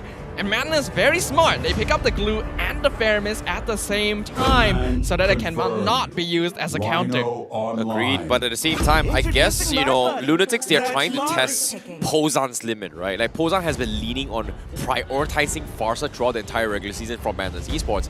But this S-tier pickup from Madness Esports is, on paper, I really like it. But the question is, can they execute it? Because these are heroes where you do benefit a lot in terms of team compositions, and it actually benefits their playstyle when it comes to the Ubi strategy. But for me personally, is Pozan able to get those timings? Because it seems like, based on track record coming in from Madness Esports, Pozan has had very, very high successes only when he was playing in Farsa throughout the entire regular season. Yeah, now that you point that out, I am realizing that it is Pozan playing and not Maima here for Madness Esports, so that could result in some things similar to the Maul situation on Red earlier. Maima was the one playing for Madness towards the later half of the regular season, so we'll see if Pozan can show up right here, as Mali will lock in the Lolita. I personally would have preferred a Kaja here. It would be excellent against the Claude, but I think the reason Lunatix picked up the Claude when it was still open is because they know Mali is not going to pick it. Now, comes to the bans as well. Madness Esports, they are going to respect Nova Escobar with the Franco, knowing that Lunatix does have the tendency to have Xeno play Grok on the XP lane. So I guess they are going to try and cover their back. I would say cover their ends in terms of the drafts, but the question here is, do they still respect Uni's Hayabusa? This is something that a lot of teams are starting to show respect as well when it comes to his playstyle. Fredrin still completely ignored from both sides. Likewise can be said for Mortis, so I'm very surprised that Madness says, you know what, pick your poison, we don't really care. But so far, Uni has had very, very good success on the Hayabusa, has very, very good success on the Fredrin, on track record for Lunatix. And the Fanny as well, but Fanny is banned, so technically we are not going to see it this particular match. But Madness, they are going to ban the Mortis, which means that Lunatix is going to be forced to potentially ban the Fredrin or let it slide and play the Hayabusa himself. Oh, the Martis ban is kind of interesting to me because I figured that Martis wouldn't be all that good for Lunatix here due to the presence of the Cult Altar. But Madness Esports seems to have a different idea. Okay. As Lunatix are just hard focusing the gold lane. Makes sense, there's a lot of emphasis towards Jome from this team, so they're just gonna make sure that the Claude can farm as safely and easily as possible. Now for Madness, they're gonna be looking for their gold lane and their jungle. Fredrin is a pretty good shout here, but I'm not sure if it's the best actually. I think Sonic is a little bit more comfortable on the Fredrin pickup, whereas Lunatix, they don't really care. He can play Uni can play Fredrin, he can play Lancelot as well, he can play Hayabusa. So regardless of whatever jungler they secure from Madness Esports, it doesn't really matter to him. Because now, when it comes to Madness Esports, seems like, oh, they don't care. They pick the carry, expecting that Uni is going to go for the Fredrin, but regardless of whatever the situation, because of this carry pickup now, he has the option to say that, you know what, it's okay. We can pick the Fredrin, but we can also play it on XP lane and then pick up the Hayabusa to try and snipe down the carry. So regardless of whatever they pick, it doesn't really matter because now they pretty much have very, very clear indications that Madness Esports wants to play the Fredrin in their favor. This is interesting. Like, I get the carry choice. It's good versus the Grok. Has a good amount of mobility against Claude as well as any tankier heroes Lunatix might bring out. But they're just not going to bring out a tanky jungler. The Hayabusa that you mentioned going to be locked in the hands of Uni. And Xeno actually going on the Lapu. So this is Nova Escobar on the Grok. Madness Esports looking for their jungler. What's it going to be? We know that Sonic likes heroes like D. He does like the Fredrin, still open. The Baxia, the Barats also pocket picks for him, but has been kind of inconsistent. I really like how Uni is going to be showcasing his Hayabusa. It is very, very well respected by all the tier 1 teams here in MPL MY. So I'm very surprised to see whether or not can he still deliver his damage here, because this is going to be a very, very difficult time for this carry, especially when the Faramis has so much to work with. But no, they don't bring in the Fredrin. They bring in the Baxia jungle once again. And Madness Esports is pretty much one of the few teams that consistently brings this for Sonic. Hopefully, he's going to be able to deliver it again here, especially when now it is going to be a do-or-die situation for both teams up on stage here for day number 1 of the playoffs. Now, we've actually seen this type of lineup from Madness Esports before. Sonic is very comfortable with the Baxia, and when it is combined with Mali on a hero like Lolita, it actually means that Madness Esports wants to play a more aggressive early game overall, which is exactly what they should be looking for against Lunatix. Looking at the composition prediction here, Lunatix, heavy kill pressure, but Madness has a lot of pick-off utility. And in terms of team fighting and early game, both teams are looking fairly even here. So I think you can expect a very exciting match where we find out, will it be Team Lunatix or Madness Esports who secures victory in their first game of the series as we open the gates of the Land of Dawn. Now, Seeing how this is going as well, Madness Esports has a very, very strong wave clear in terms of jungle rotations as well. You can see the Baxia quickly taking down the jungles compared to Uni just because of how I would say you can spam everything with his second skill. So this is something that Madness Esports is going to try and utilize on. But based on the predictor, it makes a lot of sense why it's 60%, right? Faramis, S tier hero. Glue, S tier hero. And the problem with Lunatix is that they don't really have a lot of answers to all these tanky compositions unless Job starts to scale off very, very quickly. In this case, having this carry from the side of Madness Esports does put a lot of pressure towards Nova Escobar as well as Zeno if they try to contest zone wars or territorial maps in this bush checking situations. I do agree with you here. There's a very interesting dynamic in terms of the hero picks from both these teams here. And now Lunatix and Madness both have a good amount of early to mid-game utility. Their heroes are fairly strong, and they do want to build up for that late game. So it's going to be up to whoever executes on it first, whoever has more tempo control, who can be more aggressive, and has better execution overall. Yeah, seeing how this is going as well, Madness Esports, they're known to play their Ube strategy, but they are not grouping up to set up for teamfights. They are playing a little bit safe, waiting for Pozan to get those Cult Altar available before this first engagement. Fortunately for say, Fakes as well as Pozan currently is a little bit too far off, and with 10 seconds left, you can see Pozan already in position to try and soak up the first minion waves on the XP lane to try and transition this fight, whereas whereas Fakes is a little bit too far off as well. So they have very, very two identical situations to try and prioritize what kind of ultimates they have. But as of now, Sonic, he doesn't really care. He's going to force the issue. Zeno jumping in, bravest fighter, but Sonic will secure the turtle regardless. Better airstrike coming out. They want to take out the Baxia, but Cult Altar allows him to roll out with his life intact. Zav's going to be tanking a Blazing Duet down here, but not enough damage yet. So Madness comes out on top for now.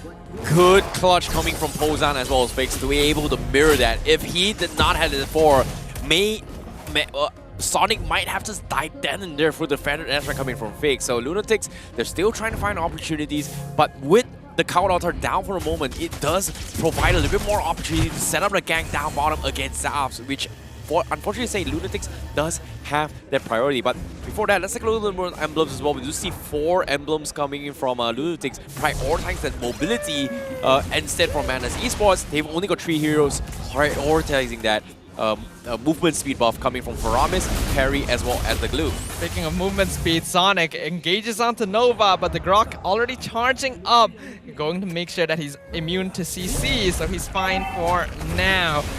Team Lunatix are actually a team that's quite comfortable with waiting for that late game because, of course, Jome is there. Oh, I'll charge onto Pozan here. Gonna get targeted straight away. Beautiful first blood going to the hands of Fakes. Oh, nice timing on that as well. Knowing that he doesn't have the Purify to actually pop the Cult Altar instantly. It's not like a DG time journey where even if you get CC, you can still pop it off. So nicely done coming from Lunatix, but bottom lane.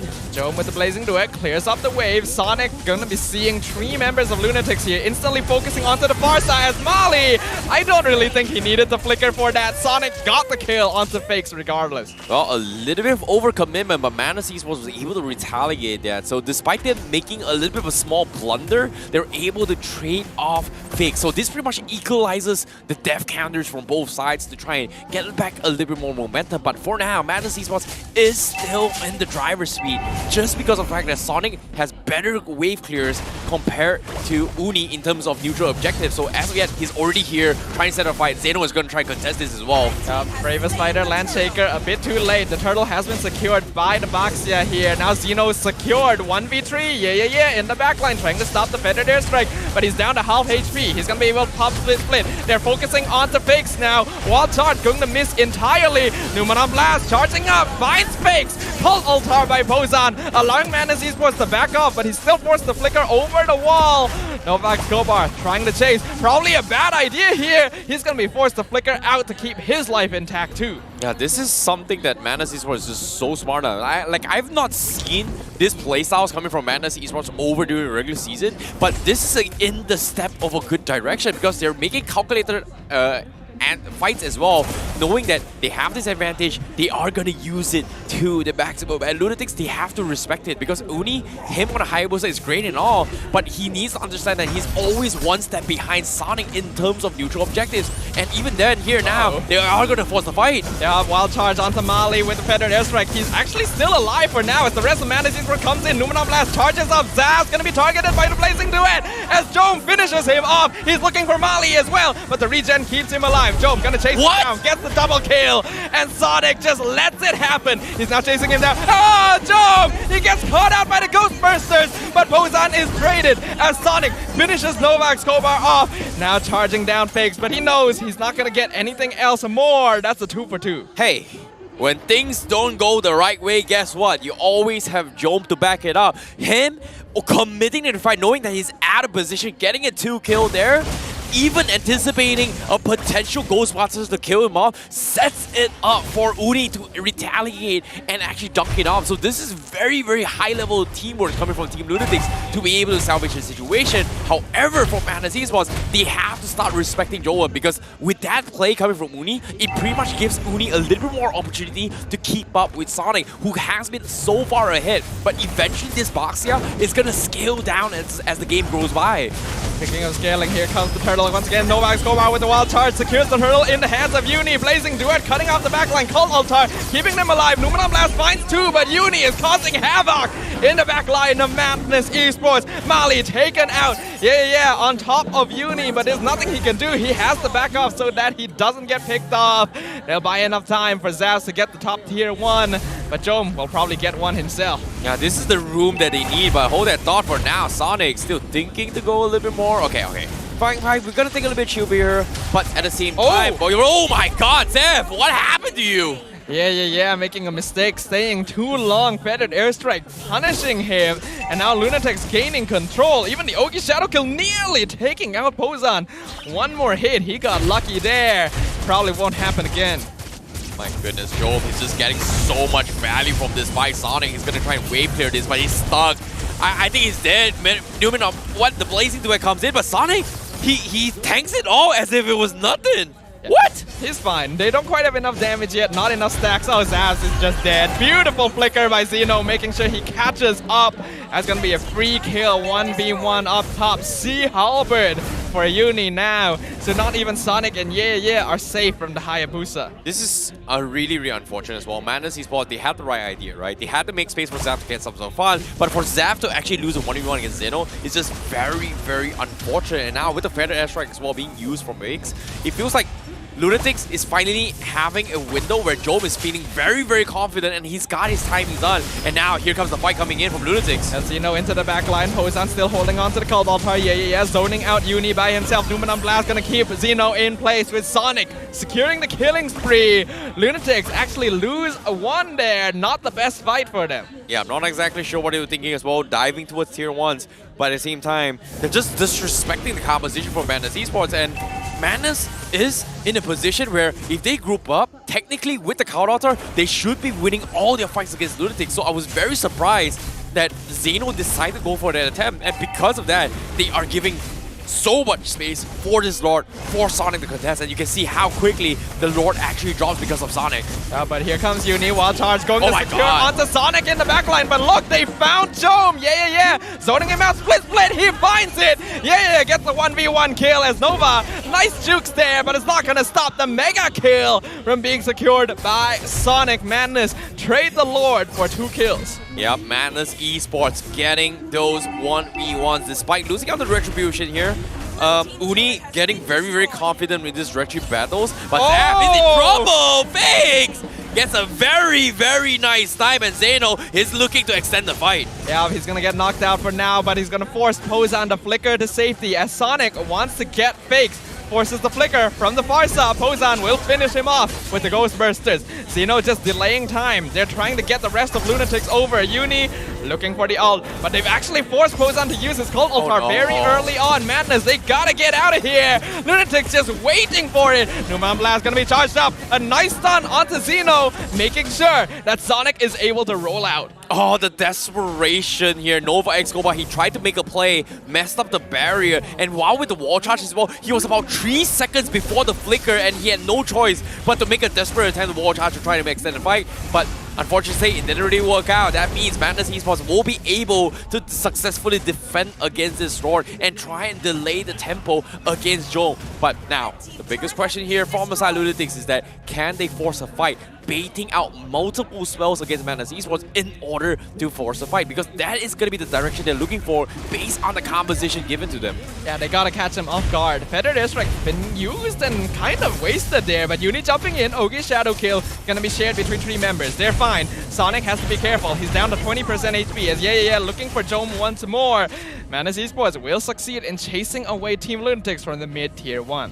Yep, you can see the damage is starting to build up from Jome, but let's take a look at the damage ranking coming in for us as well. Fakes, Jome, Xeno, top damage coming from Lunatix. Madness Esports can't really do too much considering that if they group up, but oh, that thought, they'll lane! Gonna find one! Pozan taken out as Numenon Blast is cancelled by Nova Escobar. Feather Airstrike coming out, yeah, jumping on top of Xeno, he gets the kill, but he himself is taken out by Fakes. Double kill for the Farsa on Team Lunatix. Well, when you least expect it, they hit you where it's the hardest, and Madness Esports did not expect it at all, but they will still successfully hold down middle turret just because of how much map control it contributes to the fight. You can see Team Lunatix is trying their best, and now Jome is going to get dived on. Yeah, but Sonic not going to be able to catch up. They'll go for Fakes if possible, but he flickers away just in time. So Lunatix keeps their lead for now. Beautiful stuff coming from Bozan. With that play, no flickers in play from Lunatix. This next Lord fight is going to be so much more easier for Madness Esports to actually close out the game. Lunatix might not altogether try and commit to the fight, knowing that if they try to take this fight, most likely they are going to lose out in trade-offs unless they get the first jump in. And in this case, Nova Escobar needs to find a way to potentially either one-shot Bozan or kill off Zaf right from the get-go. Not going to be difficult though. Madness Esports unfortunately doesn't have the best defenses here, which means they have to be the aggressors. And Team Lunatix not giving them that free space. Nova right now doing a great job of just providing vision, and Jome just stacking up in the meantime. Lunatix just wants to delay fights, get split pushes, and force Madness Esports into uncomfortable positions. Yeah, you can see Jome's position is just so smart as well. He's playing all low down as well, where he's building up stacks with the Lord, building up stacks with the minions as well. And if the lanes are shoved in, he can still farm up and then potentially going for a backdoor play. In this case, Jome has got so much more options, but the question here is if Madness overextends, because so far every single fight from Madness side has been in a defensive maneuver, forcing Lunatix to commit into them, and Lunatix knows that that is not a fight they should be looking for, knowing that Madness Esports is so strong defensively. Yeah, Zavs is actually starting to do a lot of damage, but they also have to be very careful of Jome. I'm imagining that the Claude should have a good amount of farm here. Wow, look at how low he's brought. Yeah. Conceal play from Nova. Mali will spot it out. Madness Esports has to position defensively. I don't think they can contest the Lord anymore. It's going to be very risky to do so. Conceal play from Mali. Looking for the wrap around. Numenon Blast is probably coming out very soon, but they can't quite find the angle here. Oh, this is tough. They are just baiting it time and time again. Madness Esports, you can see the frustrations, right? Oh, Team Lunatix, we're poking you, we find an opportunity. But the problem here is, even we find an opportunity, they cannot commit until the count altar has been baited out. But speaking of commitment! Oh, Numenon Blast gonna clip Xeno right on the edge, forcing double flicker, wild charge, finds 2! Oh, count altar, just in time, but is it gonna be enough? As Fakes gets the killing spree, Bozan gonna actually find the kill onto Jome! Somehow! Yeah, pulling Xeno back into his team. They trade 1 for 2 so far. Oh, make that 3 for 1 as Zav secures Nova Escobar by himself. Madness Esports coming out on top. Big clutch coming from Mali as well. They got a little bit desperate, they got a little bit impatient, but Fakes is looking for the steals. Unfortunately, does not get it. But at the same time, let's talk a little bit more on why Lunatix was at a stalemate. Every single time Lunatix, they try to set up a play, if they overcommit, they know for a fact that this Ube strategy coming from Madness Esports is not gonna be forgiving. It is gonna punish them multiple times. You can see Jome, he tried to stay a little bit longer here to go for a Voice Duet. They didn't exactly work out. Instantly got bursted down, which unfortunate to say should not have been the Jome that we used to see in the regular seasons. Yeah, it's very weird. It feels like Jom is just getting caught unawares in these situations where he usually should be able to play around with quite comfortably. Not sure if there's a bit of a mental block going on right there, but Madness Esports gonna take full advantage of it. The Lord is on their side. They take out the top tier 2 instantly. Sonic providing vision, collides into Nova. Lord collides into top inhibitor. Madness Esports not going to go too far with this. I think that's a smart choice. Yeah, they have to play this very, very safely. As long as they play to Pozan's strength, they will win. And if Lunatix overcommit, they are going to most probably lose. But now, speaking of commitment, they're able to poke one player in. Yeah, Coldaltar are going to be forced out from Sonic. A 4-man! But where's the follow-up? Zaps finishes off Novak Gobar. There is no follow. Where's the blazing duet? Jom, not enough stacks. A beautiful setup, but they get nothing from it. The frustrations coming from Lunatix to try and win fights is because of the fact they have to do so much poking. There's only so much Uni can do. There's only so much Joe can do. Eventually, they need to find a way to bait out Pozan's spell successfully. They need a mistake in order to win the game. And for now, they are trying to hyper farm Jones' farm here. And in this case, he's got all the items here. He doesn't have the Winds of Nature, which is interesting, considering the fact that he needs the Winds of Nature to tank Zaps. But a majority of the time, Jom is dying to the burst coming from Pozan, the burst coming from Ye, which is magical defense. So I'm very surprised that Jom is not making Winds of Nature, Athena Shield, or even the Rose Gold Muter to actually deal with all this magic damage coming from Madness Esports. The thing is, this is very classic Jom, right? He actually doesn't build defensive items a lot of the time because he has faith that his team will buy enough time that he can just go in, deal as much damage as possible, and then get out scot-free. Except that's kind of costing him here. Madness Esports has a lot more damage than I think Team Lunatix were predicting.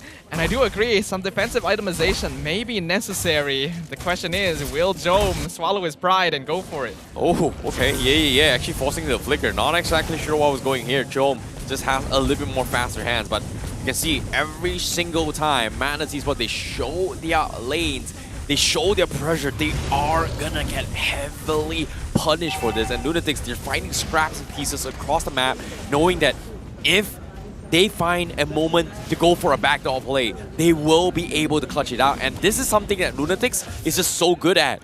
You've got Uni on this Hayabusa. Very, very strong capabilities of backdoor. Claude as well. And every single time this happens, Madness Esports has only two options. Split up the fight or commit to it. And Team Lunatix, they're dodging it, hoping for a miracle play coming from Uni. In this case, Uni, can he get a solo kill off?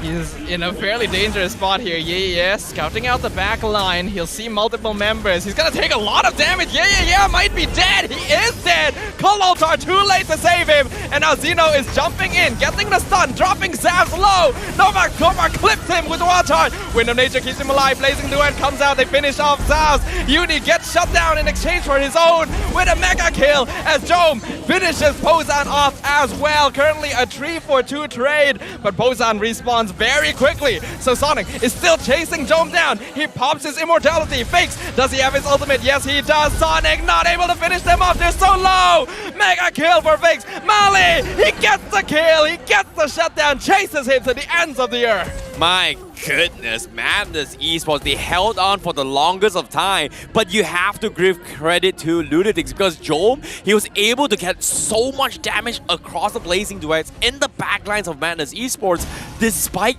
having this Lolita who logically should be blocking a majority damage coming from Jom. So he was able to find an opportunity, cut the backlines with the sprint, and then chip away on everyone's health from the backlines. And with that play coming in, Madness Esports, they should not be able to get this jungle as all unless Sonic makes it out in time. He's got about 5 seconds from the base. He's got the mobility, but I think it's a little bit too late here. Lunatix can guarantee it. Yeah, and now Mali, he probably should not have stayed this long.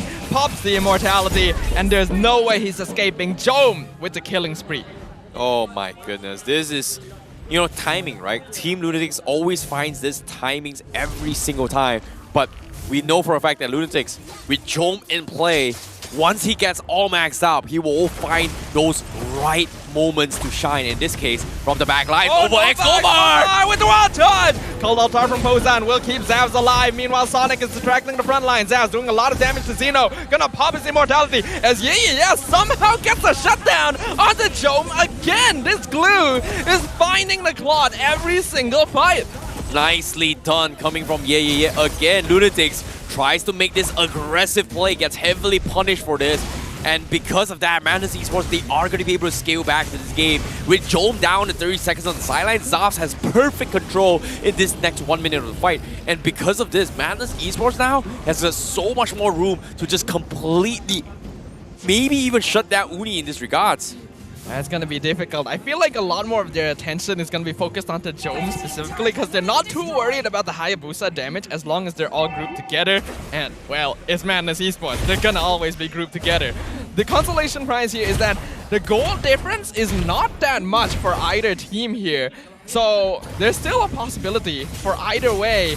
It just comes down to execution. You have to give credit towards Uni, right? Like, even though things didn't really work out here, he was always shoving the lane. And even the middle turret here, he didn't take the turret gold from the tier 1, but the lanes were shoved because of him clearing very, very quickly and being very unpredictable on the map. And all these little details where he's shoving all the side lanes here, trying to get objectives across the map, opens up a lot of more opportunities for Lunatix to win the game, which is pretty much the win condition right now, which is Jome and Uni going for a split push, trying to isolate this Faramis from the team fights and win the individual fights in order to close out the game. It is kind of surprising that Lunatix has just not chosen to go for split push so far, because if you just look at the lineup from Madness, they are so weak to split push. They need the team fight. And we're just not seeing that. Even though there's a Claude, there's a Hayabusa, even the Farsa and Labu Labu can do a good amount of pushing themselves. Team Lunatix, for some reason, seems to be matching Madness's pace, and that just doesn't seem like a good idea. It's funny, right? How, pay attention to the minimap a little bit here as well. You can see how Jome and Uni is positioning towards the middle lane and top lane. But prior to this 15 seconds, I think 3-4 minutes ago, all this was not possible from Lunatix because of the fact that the middle turret was still standing from Madness Esports. Uni was doing a lot of pressure to the middle lane here, always making sure the lanes are shoved. Even if they force a fight, they're always in a position where they poke you, they back off. They poke you, they back off. They play this slow, aggressive attack, guerrilla warfare, where they're trying to chip away at the objectives. And once this middle turret in the middle for Madness Esports goes down, this is where the real split push coming from Uni and Jome across map plays is going to take it effect. But before that, Madness Esports, they need to realize this is the strategy for Lunatix. But at the same time, they've got Lord in their favor. Can they get it and get value out of it? Well, it looks like they're setting up for the split push now. Madness Esports has to be aware of this. They have to see that Jome is split pushing the top lane. Either they full invest, take the Lord down right now, or they gotta do something, or this Claude is going to do some structural damage. Madness Esports seems to be hesitating. I don't know what the choice is. They're gonna take some damage to the top inhibitor. Zeno jumps back in. Nova securing the back line. Mali! Oh my god. Gets the Lord! Uni gonna be forced to go OE Shadow Kill. Winter Drunken from Fix, not gonna keep him alive as Zavs with the Wind of Nature nearly wins the 1v1 against Jome as well. Numenum Blast gonna be charged up. Cold Altar keeping Madness Esports alive as they take out Uni. Zavs pops his immortality, but he survives. And with the double kill, with the Lord pushing up top to completely stop Jome's split push in its tracks. Only 2 survivors on Lunatix. Oh, you hate to see moments coming from this, like small mistakes coming from Lunatix. Uni panicked his retribution and was able to force him to use an early OK Shadow Kill. And now with 5 men landing onto Team Lunatix, there's only so much Jome can do. And look at this, they are going to collapse. They're going for it. Wild Charge not going to stop them. Jome blazing to it, instantly cancelled. Numenum Blast going to find him. Zavs with the killing spree. Novax Kobar knows there's nothing he can do as the crystal breaks in favor of Madness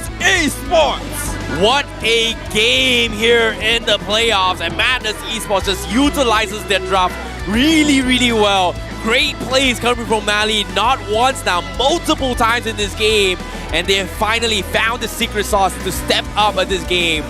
What a day to be alive here for the MPL playoffs, because that was a very good game coming from Madness Esports.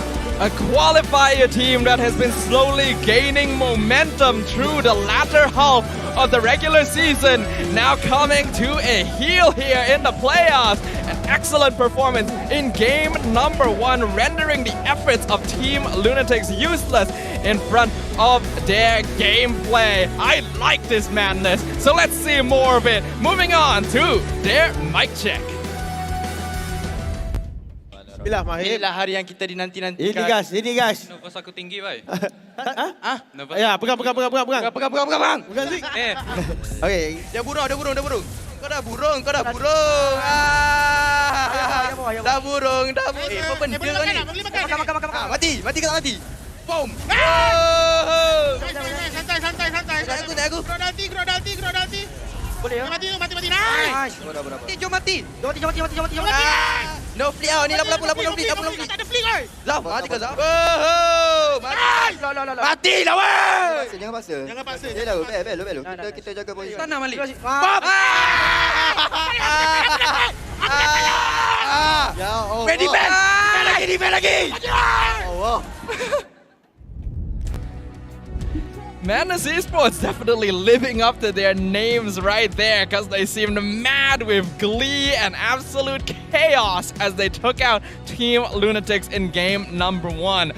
Now 1 game away from moving on to the top 6 of MPL MY Season 11. That's gotta feel good for them. Yo, absolute madness it did here. I could not make sense of the comms. It was just straight up. Nally is just like, how do you understand in comms like that? And you know, Madness Esports somehow they were able to figure it out, and I really enjoyed those comms here. But like I said as well, 1 more game away. But before that, let's take a look at the item builds on how things went down. The biggest question for me was Jom. He did not have those magic defense to deal with here. He's been picked off multiple times by this glue, who arguably has been nerfed in the current meta, but still has those 1-2 punches coming from yeah, which forces Jom to actually respect this. And this is something that I think we can agree on during the entire regular seasons, that assassin meta junglers has kind of fallen off because of the fact that you have so much tanky compositions that just pretty much outscales an assassin in the later stage of the game. Uni did build a lot of damage items, and he was doing a lot of DPS towards the early stages, but once that scaling started to kick in, it became very difficult, especially when you have a cult altar on top of all of that as well to consider in terms of extra HP. I think Madness Esports did an excellent job. We expressed some doubts about Pozan towards the early stages because we haven't quite seen him due to Maima's introduction here, but his call altars were pretty on point. There were mistakes here and there, but very solid overall.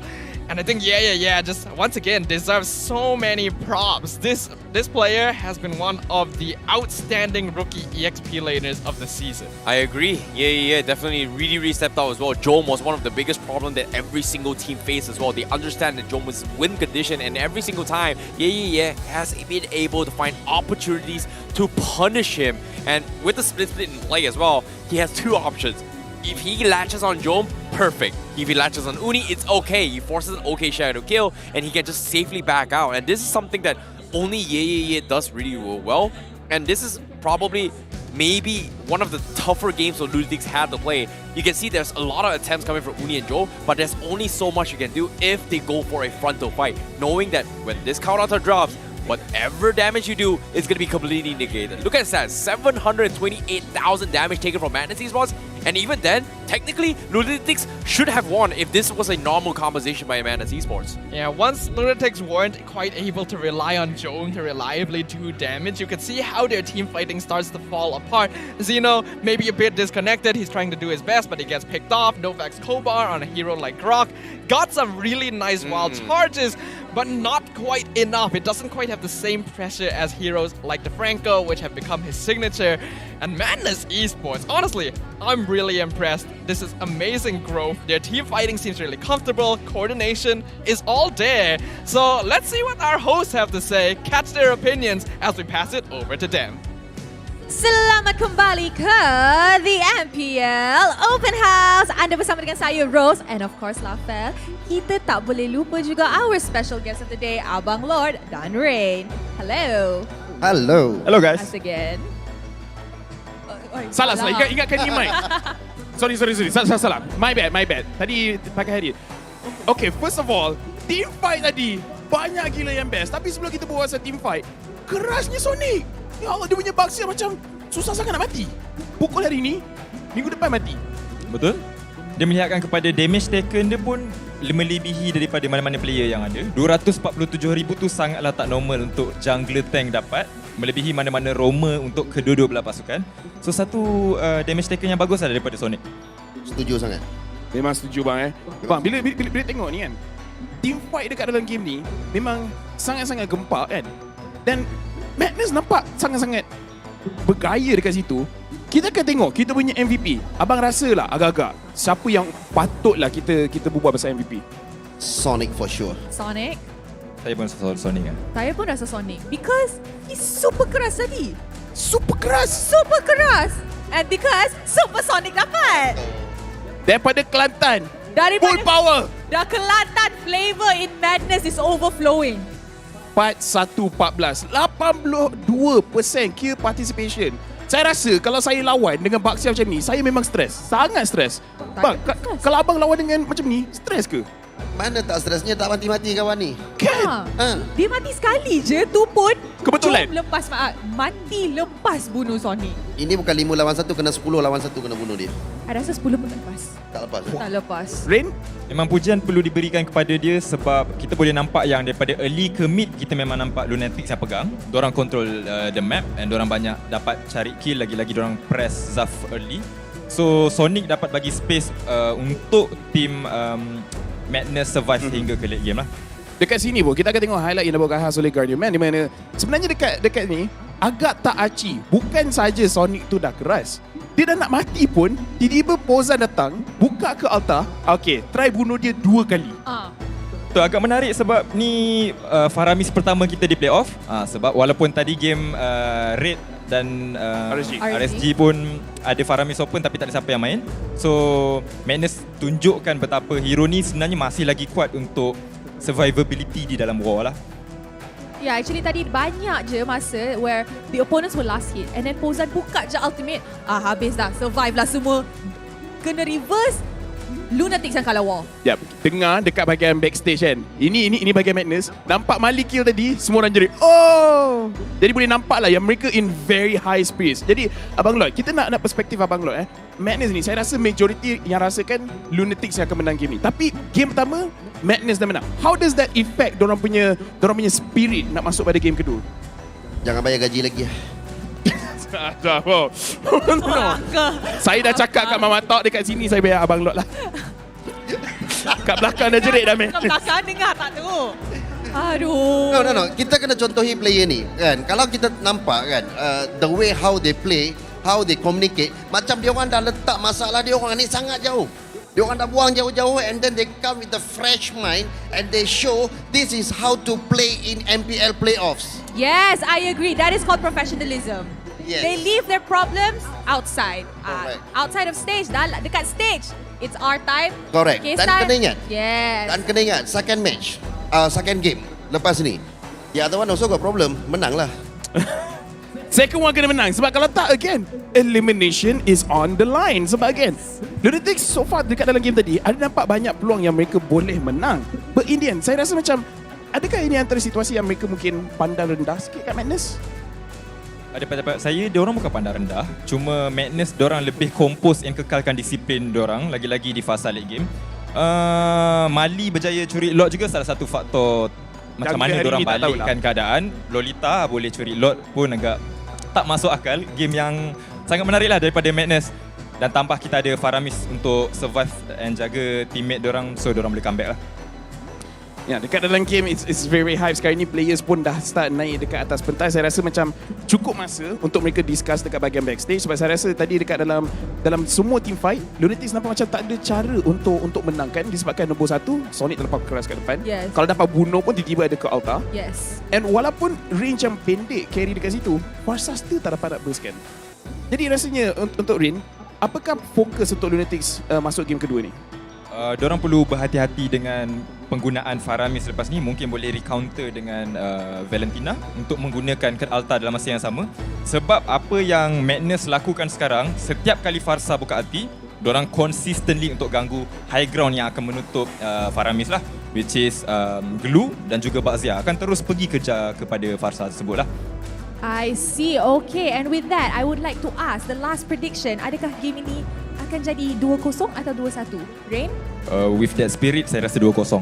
Abang Lord? Exactly, saya nak cakap benda yang sama. Dan semangat yang Madness bawa sekarang ni, saya rasa macam 2-0. 2-0.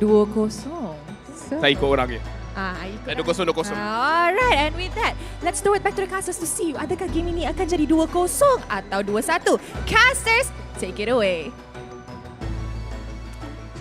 A resounding agreement from our special guest that Madness Esports are going to sweep the victory here. That's quite a thing, especially when you consider how Madness performed at the start of the regular season. Look at how far they've come. You know, I really like how Abang Lord and Lafell is able to vocally voice out their opinions on what things are happening and not get away with it every single time. Yep. And we know among the casters, I'm the most toxic one, and even then on show, I've never tried my best. Like, I've always tried my best to kind of hold down what was going on. And even in the community chats as well, I was reading through some of the comments. Everyone kind of knows what is going on with Madness Esports, and even then, despite all the drama, you have to give credit towards Madness Esports. Despite all the drama, they're able to take first game, and this is a good step for them. However, I might need to disagree a little bit, because if you think about it, based on Game 1's draft, technically, Madness Esports pretty much won the draft hands down. They've got a lot of very strong S-tier picks. They prioritized the Forza, expecting that, hey, that's Pozan's comfort pick. They would not draft the Faramis, they would not draft the Glue, and because of that, they kind of put Lunatix in a very awkward position where they have to play catch-up, they have to play split push, and they could not even mirror the matchup, because if they double down on Valentina with Farsa, it pretty much puts them in a very awkward situation where not a lot of teams can pull off maybe Gold Lane Farsa, maybe XP Lane Farsa, like how SMG does it.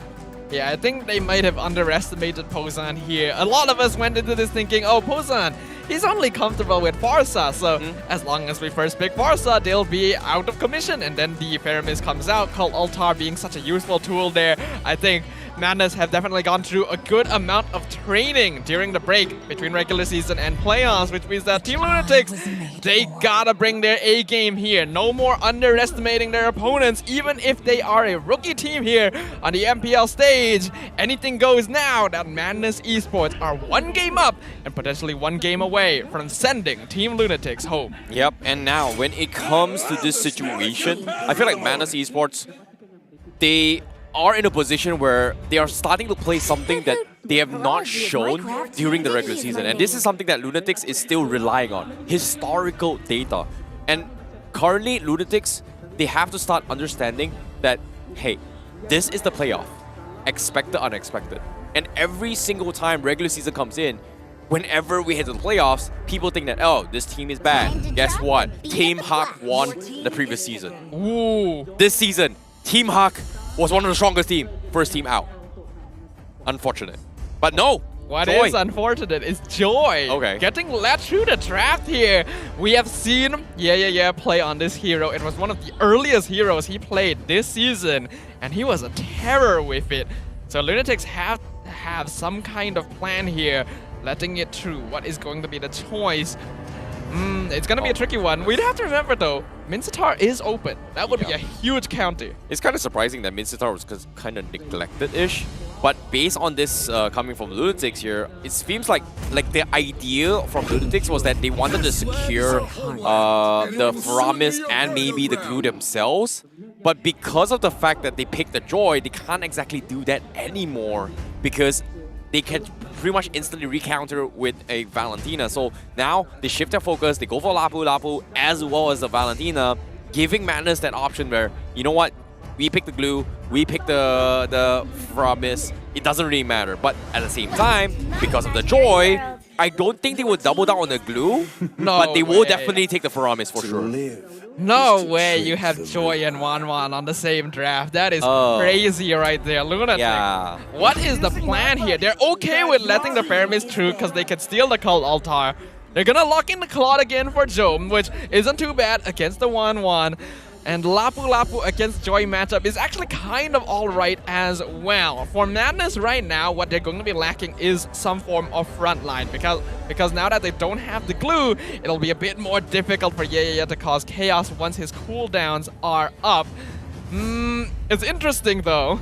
Personally, I'm not a big fan of what Lunatix is thinking right now. Like 2 games in a row, they're trying to play around enabling Jom to get his comfort heroes, right?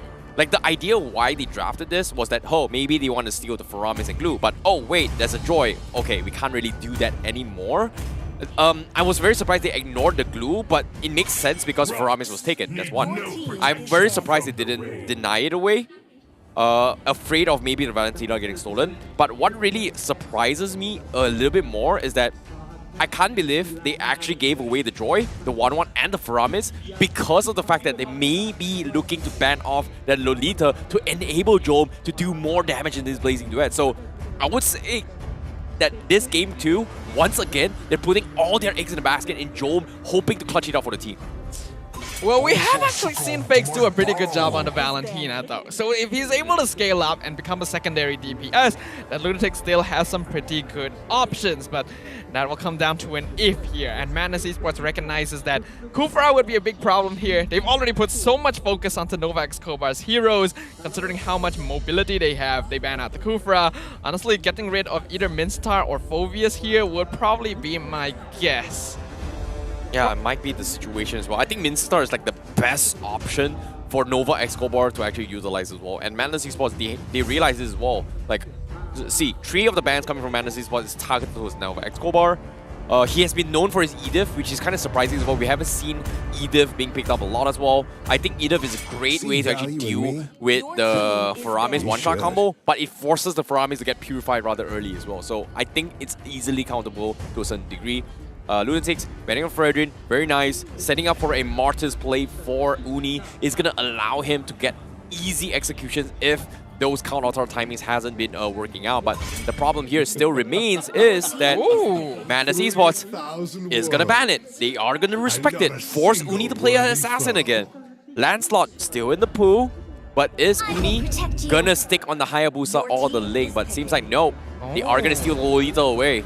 I feel like securing Lancelot would have been a bit safer here, but I guess they're not too sure what Madness's jungle pick is yet, and they don't feel like Sonic would be the type to play Lancelot himself. And speaking of Sonic, a lot of his heroes are gone. The Baxia, the Fredrin, the Martis, all no longer available. He can still go for heroes like the Akai, but the heavy spin can be stolen away, which is not the most ideal. I think Akai jungle isn't too bad for Lunatix. We've seen Barats as well. I think Akai jungle or Lunatix is pretty amazing to deal with the Lolita, deal with the Joy, deal with the Faramis, and deal with the 1-1 to a certain degree. But you called it the Barats and Matilda up on Madness Esports. It's the flying dinosaur. Oh my goodness, it is a... What's a flying dinosaur? A pterodactyl? Yeah, it is a pterodactyl coming in from Madness Esports. It is absolute madness. Man, this is classic. I hate this, but they are called the Malaysian Tier 2 Blacklist International for a reason. And this is a draft that I feel is something that Blacklist International once in a blue moon will pull out in the strategy. And this Barats Matilda is very, very popular in the previous seasons. It's kind of fallen off, but I guess it will work in this composition considering that, you know, this is going to put Uni in a very awkward situation because there's not really a lot of choice, and he is going to go with Hayabusa once again, coming in from Lunatix, expecting a split push potential. I feel like Lance would have still been a better choice for Lunatix here, but Hayabusa is not too bad. Now, the reason we're not seeing a lot of Barats anymore is because, well, 0% win rate. The hero is just not as tanky as he once was. What? Wow, that's an insane cosplay right there. His eyes is white. What is that? That's a contact. Is that... what hero is that? Minsizar? That's Zilong. That's probably like a Zilong skin. I could be wrong. Is that a Gadokacha? Is it a Minsizar? It looks like a Minsizar to me. I don't know. Either way, we're going to be jumping into the game right here. Lunatix looking to have some really strong picks right now. Having the Claude and Valentina means that late game scaling is on point. But Madness Esports are a notoriously hard to catch team composition Will they be able to deny the hopes and dreams of Team Lunatix from moving forward with the competition? We will find out, because I expect that Lunatix will have a lot to say about it on the Land of Dawn. Oh, this is going to be a very, very important match here for Lunatix if they want to stand a chance to continue their journey here. And currently, Madness Esports 1 game advantage, and now with a lot of S-tier picks, I'm surprised the AI Predictors is still making it 50-50, underestimating the power of what Matilda as well as the Barats can do to the table. So this is going to be a big problem for Lunatix, because eventually they've got so much tanky composition for Madness Esports that it's going to be extremely difficult to do with. But because of the fact that they have Valentina, hopefully it is going to be able to equalize the score, because if you were to see the data based on game number 2, the reason why they're losing is because they could not mirror. And this time, having these capabilities, it might be a little bit of a different story here for Lunatix. The question here is that Madness Esports' lineup is a little bit mixed, right? Oh, hold on. Zav's taking a lot of damage. Uni is here. Zav obviously does not have crossbow of Tang. Instantly dead. First blood to Uni. Pozan and Mali a bit too late to the party. Very, very smart here, but Sonic, he's gonna try and make it a 10 on Uni. Yeah, Uni uses the Ogi Shadow Kill, and he's just out safely. That's the value of the Hayabusa right there. As Lunatix may be looking to make a return play. Fakes is in the area, but not enough damage. So they'll settle for just chasing Madness away. You can see how Lunatix is a little bit more comfortable now compared to game number 1, where, you know, initially, Madness Esports, they have better objective clears here for the Baxia. But this time with the Barat, you are going to be expecting equal timings on those objectives because of the fact that, yes, Barat has a little bit more damage, but mobility-wise, Uni will outrun him because of the fact that Baxia has this Shield Unity, whereas a Barat doesn't necessarily have that. So it's going to be 50-50 for them. Oh, Zeno doing his job again. Uni secures the turtle. Retry timing missed by Sonic. He gets the Tona's welcome, healing up his HP onto Zeno and gets pulled away. That's the flying dinosaur that we talked about right there. Yeah, may have used all his cooldown, so he can no longer continue. No casualties, but Madness lose the turtle. Too close to be called comfort, but great clutch coming in from Madness Esports actually survived that. Meanwhile, bottom lane, Zaf taking heavy pressure from Job. And this is something that I think Zaf should be winning his matchups, but Job is not afraid to actually commit his Blazing Duet to zone him out of this team fight. And because of that, they're still trading 50-50s, and eventually it is still benefiting on Madness Esports. Sonic gonna spot out Novak's Kobar. Has to be careful. This is a 3v3 situation. Not sure if Madness is ready to fight yet. They're gonna pull Fakes back, but they see he has the Call Altar, so better not go for this. Yeah. Gonna be joining the party as well. Will he try to go for engage? Looks like he will, but not gonna go all out for the kill right now. They're afraid of the potential counter attack. Well, seeing how this is actually going as well, Lunatix, you can see Fakes is playing very, very safely because of the fact that if he times his counter wrongly, he can actually lose out a majority of the fight. And every single time Madness Esports applies this pressure, it's very difficult for Fakes to play aggressively, where we kind of expect him to do it because of the fact that Paramis is known to be that kind of aggression. And you can see even here as well, Uni trying to force out Cult Altars coming in, but it's not going to work out because eventually the Madness Esports needs to group up as 5 in order to take a full-fledged fight, whereas Lunatix, they have so much poking potential compared to before, and now, Nah, Zeno's not gonna stop him. He gets a free wave cut here, which means that he can start roaming, and still has to defend his tower. And with the turtle coming up, that's an excellent play from him right there. Good judgment, not trying to annoy, going for the larger scope right now, which means that Lunatix will have control over the turtle pit. Yeah, man, now with this turtle pit coming in, Newman Non-Blast already sending up his own connect on 2! Moving on onto Sonic, but Cold Altar will keep him alive for now. As Jom going in with the Blazing Duet. They pull Sonic to safety with the Guiding Winds. Yeah, joining the party as well. Uni focusing on a turtle. Will he be able to get it? Yes, he does. Team Lunatix secures the neutral. Uni jumps in and secures Pozan as well. Just a cheeky little poke as he jumps right back out. Wow, that is beautiful executions coming in from Lunatix as well. But interesting enough, Uni was able to somehow kill Pozan, but because of how the Faramis kind of works as well, right? You've got these passive abilities, you build up stacks, instantly die, instantly respawn from Pozan, so it doesn't really matter from Lunatix. So eventually, Team Lunatix, they need to continue this journey where they need to find poking capabilities to actually bait out the spells and try to minimize Bozan's capabilities to actually enable the team from Madness Esports. And it's going to be tough because as of now, he's going to get picked off. Vengeance is not going to be enough to save him. That is a Master Assassin Ogi Shadow kill on him alone with Jome. No chance that the toy is getting out of that. And with that, Lunatix instantly 2.6k net worth lead, 5.5 minutes in. This is an excellent lead for them when you consider that Claude and Valentina are late game heroes. This is very, very smart plays coming from Team Lunatix. Every single time Sonic shows himself, they completely dodge the fight, pick a fight across the map. And they just briefly saw Sonic going to the purple buff. You can see they're making rotations down bottom, trying to punish any sort of rotations coming from Madness Esports. And they know that Uni is here. And look at this, he's in trouble. Oh, made a mistake from Uni. He gets caught. Detona's welcome. Cold Altar keeps him alive. And he's able to pop the Ogi Shadow kill. Oh, Cold Altar comes out from Madness Esports as well. Crossbow tank is prepared. Here comes Zavs going on top of Xeno, but it's not enough damage as the 1-1 still needs time to fail. But Jome jumps in, placing duet, picks up Mali, follows after, and gets the kill. 2-0. How the hell does Jome find all this opportunity? Game number 2, he went for sprint. I did not expect Jome to have a flicker this game, extended it, got the kill, and just in the nick of time, backs out into his previous mirror image and get out to safety. What a clutch coming in from Jome. But with that being said, Madness Esports, they tried their best to set up the kill, but Lunatix completely trumps them in terms of layering. However, Mali might be in a little bit of trouble. He's fine for now. Gonna try and engage onto Fakes. Does some good damage, but it's not gonna be enough. Numan Blast gonna be cancelled out as Sonic is immune, but so is Xeno, so he doesn't get eaten. And Uni secures the turtle once again. Oh no. Sonic going to be left in the lurch and picked off by Xeno as Uni finishes off Bozan in the backline with the mega kill, forcing back Mali. But looking for Fakes. He gets his ultimate stolen, allowing Fakes to flicker out to safety. Lunatix still trying to chase him down, going for the mid-tier 1. Has literally no damage, so Jome just sits there and soaks it up.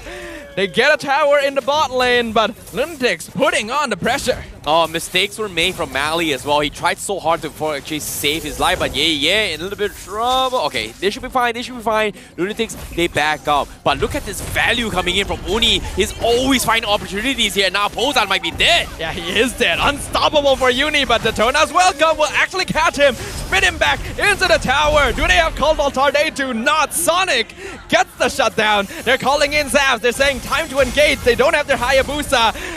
Gonna jump away. Bravest fighter. Raging Slash. Will he be able to get out? Zavs is just following him up. The Terrify. Not gonna do anything. Sonic gets another. Wow, that is really, really crazy considering how things is going on as well. But again, bottom lane, Jome, he's gonna try to make an attempt. Tier 1 still standing on the bottom gold lane, but he needs to wrap things up a little bit quickly here because as of now, Jome is having the time against his clock because he needs to set up a tempo in order for Team Lunatix to capitalize on all these pickoffs because over time, this Cold Altar coming from Bozan is going to bring so much maximum value, and even if you kill off Bozan, it doesn't matter even if it's 20 minutes of the game. His respawn timers is still going to be below 30 seconds. Oh does actually do a good amount of damage. We know that Jome probably going for full damage, but here comes Uni. That's unfortunate. Doesn't even use his vengeance. He knows that it's going to be meaningless. Better to keep the battle spell for when he respawns. This combo coming from Lunatix is a little bit unpredictable, right? Normally we talk about roamers with mage as a duo combo. So far in this match in particular for Lunatix, this series in general, it has been the Uni Jome combo, and this is something that Madness Esports is just not so used to because once they hit so hard that Madness Esports won't be able to react in time, and this is only possible because it is an assassin jungle coming from Lunatix, and they're always picking the right targets to strike at the right time, and this is very, very frustrating for Madness Esports. Yeah, we really don't get to see this very much anymore these days, especially from Uni. He's always more of a supporting player for the side of Team Lunatix, and now we're getting to see his true capabilities. 6-1 and 2 on the Hayabusa, showing Madness, you should have respected my hero. And now 3k net worth lead, Lord pushing up top lane. Rippo. They're kind of following in here. Soaring Eagle, pulling in Zavs. Probably not a good idea. Madness gotta get out of here. Did not expect this at all because now Madness in an awkward situation. Numenor Blast connects Oh, onto! Zavs here does some crossbow tanks though on top of Novak Skobar. He's blocking a lot of shots. Here comes Yeah, actually doing a lot of AoE damage. Fake's gonna dash away, but not enough. Killing spree for Sonic. Uni jumping in, looking to pick off Yeah, but he's just bouncing all over the place, so he's not gonna kill anyone here. Jom, careful. He doesn't have Blazing Duet. He's gonna have the BMI out. Madness Esports will lose the top tier too, but they should be able to clear the Lord without too much more loss. That was very unfortunate of Jom to actually strike the moment, right? The moment he jumped in for the Blazing Duet, as soon as he saw Yeah with the beats, he immediately seeped out and there was pretty much no damage coming from him because of that fight. It's just very, very unfortunate, but you have to give props to Yeah to zone him out. He has been making sure that Jom doesn't get super out of control, and eventually Team Lunatix, they need to find an opportunity to strike where there's a lot more space to work with. But so far, Lunatix, they're getting a lot of cross-map plays, and Madness Esports is barely hanging on. But eventually, Zavs is going to be the one that brings a lot of damage in all these team fights. And once his Winds of Nature, well, technically, he has his Winds of Nature, is going to be able to play. And a couple more items in, Jom is not going to be able to survive a 1v1 fight against this 1-1 unless Jom makes a mistake. The thing is, he's still 1.4k gold ahead of Zav, so that time window not gonna come anytime soon. And now seeing why Yeah was not doing a lot of damage, he only went for a Glowing Wand as his DPS item. Pretty good against tankier members of Lunatix, but not too much against everyone else. And right now, Madness really are lacking in DPS until Zavs can get 1 or 2 more items. Yep, it's all about the waiting game. Madness Esports, very, very known for their Ube strategy and still sticking to their roots so far. Sonic very close to that level 15, and once Sonic is on the level 15 mark, he is going to be pretty much unkillable unless Jom is going to be focused inbound. But it is going to be tough because if you think about it here, who is a tank slayer coming from Team Lunatix? Jom forced to go for DHS. Uni, we didn't see him go for it as well. He opted to go for Hellbird. He opted to go for Malefic Raw. Those are items that kind of enables more reduction at supporting DPS rather than hard counter damage items like a DHS for Jove. So this is going to be very difficult to kill the Baratin, and you can see every single time a fight breaks down, Lunatix, they always tentatively lose this matchup against Sonic, and this is a problem that Lunatix needs to overcome, whereas Madness Esports, they eventually need to just force a fight, and it's tough considering that there's so much mobility heroes from Lunatix. Yeah, the thing is, Lunatix is actually starting to do housekeeping here. They're splitting up the waves, forcing Madness to do housekeeping, which means they can't go for the full-out fight. They're still gonna try though. Yeah, pops the vengeance, doing a lot of damage to Fakes, and Jom forcing them back. The Ogi Shadow Kill not gonna do too much as Jom clears out the mid-wave with the Blazing Duet. Mali forced the flicker over the wall to safety as Numenor Blast gonna find Oh my god! A 5-man Numenor Blast dismantles Madness Esports. Sonic, luckily the only casualty, but everyone else is on literally 10% HP. They can no longer contest the Lord. Oh my god, Madness Esports, like they did not expect that at all, but Nova, what the heck was that? That was a sick timing on those Numenor Blasts. Like Joe was enabling his team with that fight, and technically Lunatix should not have gotten so much value, but even though it looks really, really cool, but it was enough to force Madness back and secure a lot. Hopefully, it is going to give them a little bit more time to actually scale this game, because eventually, this Hayabusa is going to have a lot of problems dishing out damage onto the back lines, especially when Madness Esports has got sustains coming from Matilda.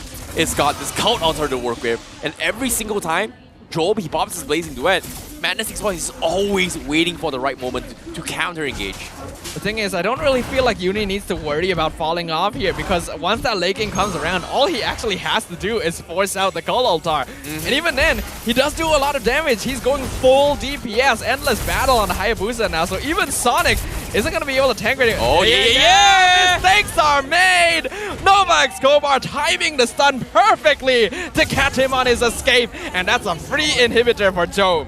Dang, that was the perfect catch that Lunatix is looking for as well. One mistake is all they need, and they were able to capitalize on that. And now Madness Esports, they're forced to play defense, and it is a big problem because Zaf hasn't been able to do his own thing with crossbow attacks, because every single time that happens, Nova Escobar is there to block all of those shots, and this is putting Madness Esports in a very much frustration situation. Where is the damage coming from Madness Esports? Is it the Joy? No. Joy is a tank. He's not going to be able to do too much. Is it Pozan? Yes. But Lunatix is not grouping up as 5. Is Zaf the damage? Yes. Blocked by Nova Escobar. So where else can they find damage? Sonic is going to be the answer. But every single time Sonic shows his face, Lunatix just ignores this big bad dinosaur. Yeah, Sonic literally cannot do anything. There's a reason why Bharat is 0% win rate so far. He's tanky, but all he really is at this stage of the game is an extra large minion. And that's not going to be enough. And Mali was drafted as a Matilda here to try and support him, which means he doesn't contribute too much to the draft. Look at the damage from Jome! Just 1 second, and Zaz is almost dead. There is literally no chance of Madness Esports coming back from this situation. You know, I really like how Jome is always taking advantage of his efficiency of his max stacks. He knows for a fact that the auto attack trade-offs with Zaps, he will win it regardless. And he's taking, I would say, taking advantage of those like milliseconds auto attack to just try and scare them off and do a little bit more of a ego check here, a damage check to actually, and I would say, respect Madness Esports, whether or not do they have what it takes to kill him off. And with that play coming in, it gives him a little bit more openings to actually understand what he needs to prioritize off. And so far, we all know for a fact that one is going to be Pozan. Bait the counter, kill him off, game's over. Who can kill him off? Uni. But if Uni comes into the fight, can Jome wrap it up? But if Jome comes into the fight, can Uni wrap things up? So that is, I would say, the layering that Lunatix is struggling to face just because of the tools that are given to them. Fakes forced to play defensively instead of the offensive maneuver. But look at this Jome, what is this? Yeah, he doesn't mind. He's got the battle mirror image set up. As long as he's just buying time, doing damage. Look, Sonic is already down to 60% HP. Yeah, jumping back line, trying to do some damage, being annoying. He takes the shadow kill and he is picked off. Just barely. Uni jumps back in. Here comes the Cold Altar, stolen away by Fakes, and Pozan is dead. Sonic is dead. Double kill.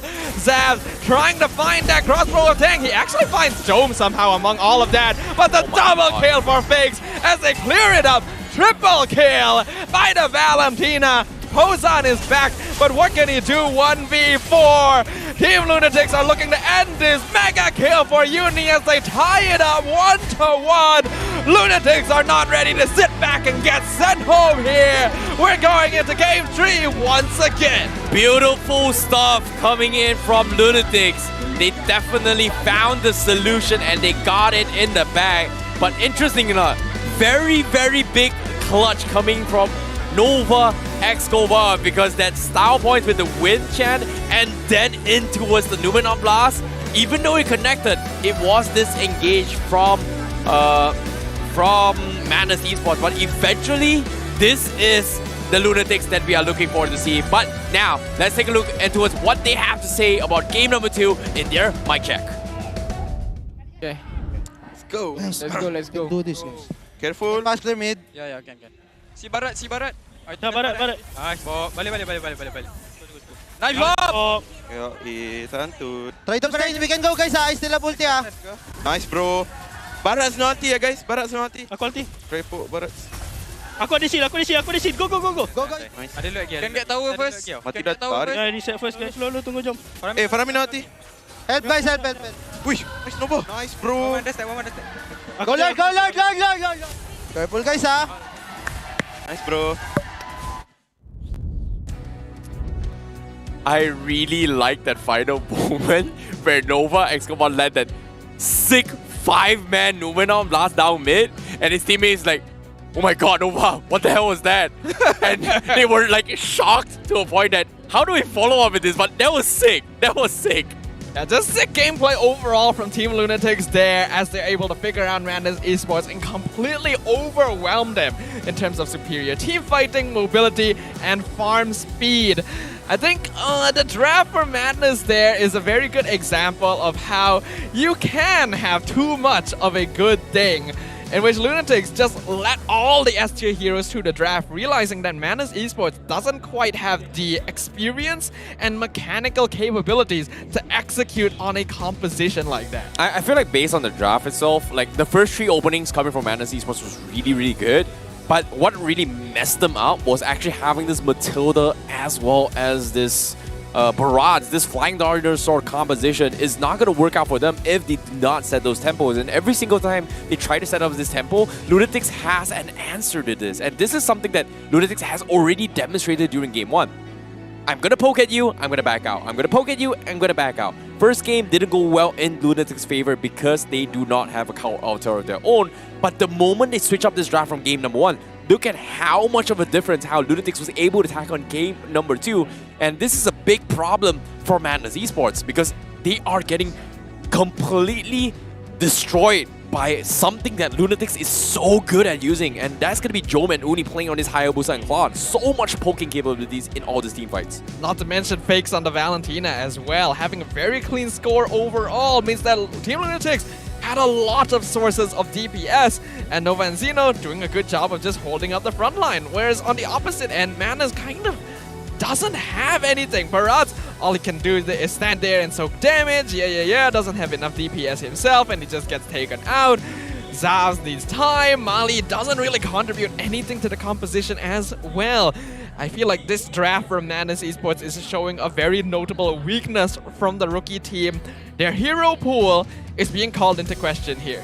Yep, it is going to be a problem, but let's take a look at the stats coming in here. A majority of the damage coming from Lunatix is going to be on Jome, Uni, as well as Fakes, doing fantastically well in all this fighting. And you can see the amount of pokes from Lunatix from the entirety of 17 minutes game has resulted where they've gotten themselves 242,000 damage as compared to Madness Esports only 142,000, which makes a lot of sense because if you pay attention to major cores of Madness Esports, Zaf, major core, Pozan, major core, Sonic, major core. But why are they not dishing out damage? It's because of the fact that when Nova pops his shield, Zaf's damage gets countered. Ghostbusters get blocked to a certain degree. And even if they choose a fight, what can Pozan do if Lunatix is not grouping up as 5?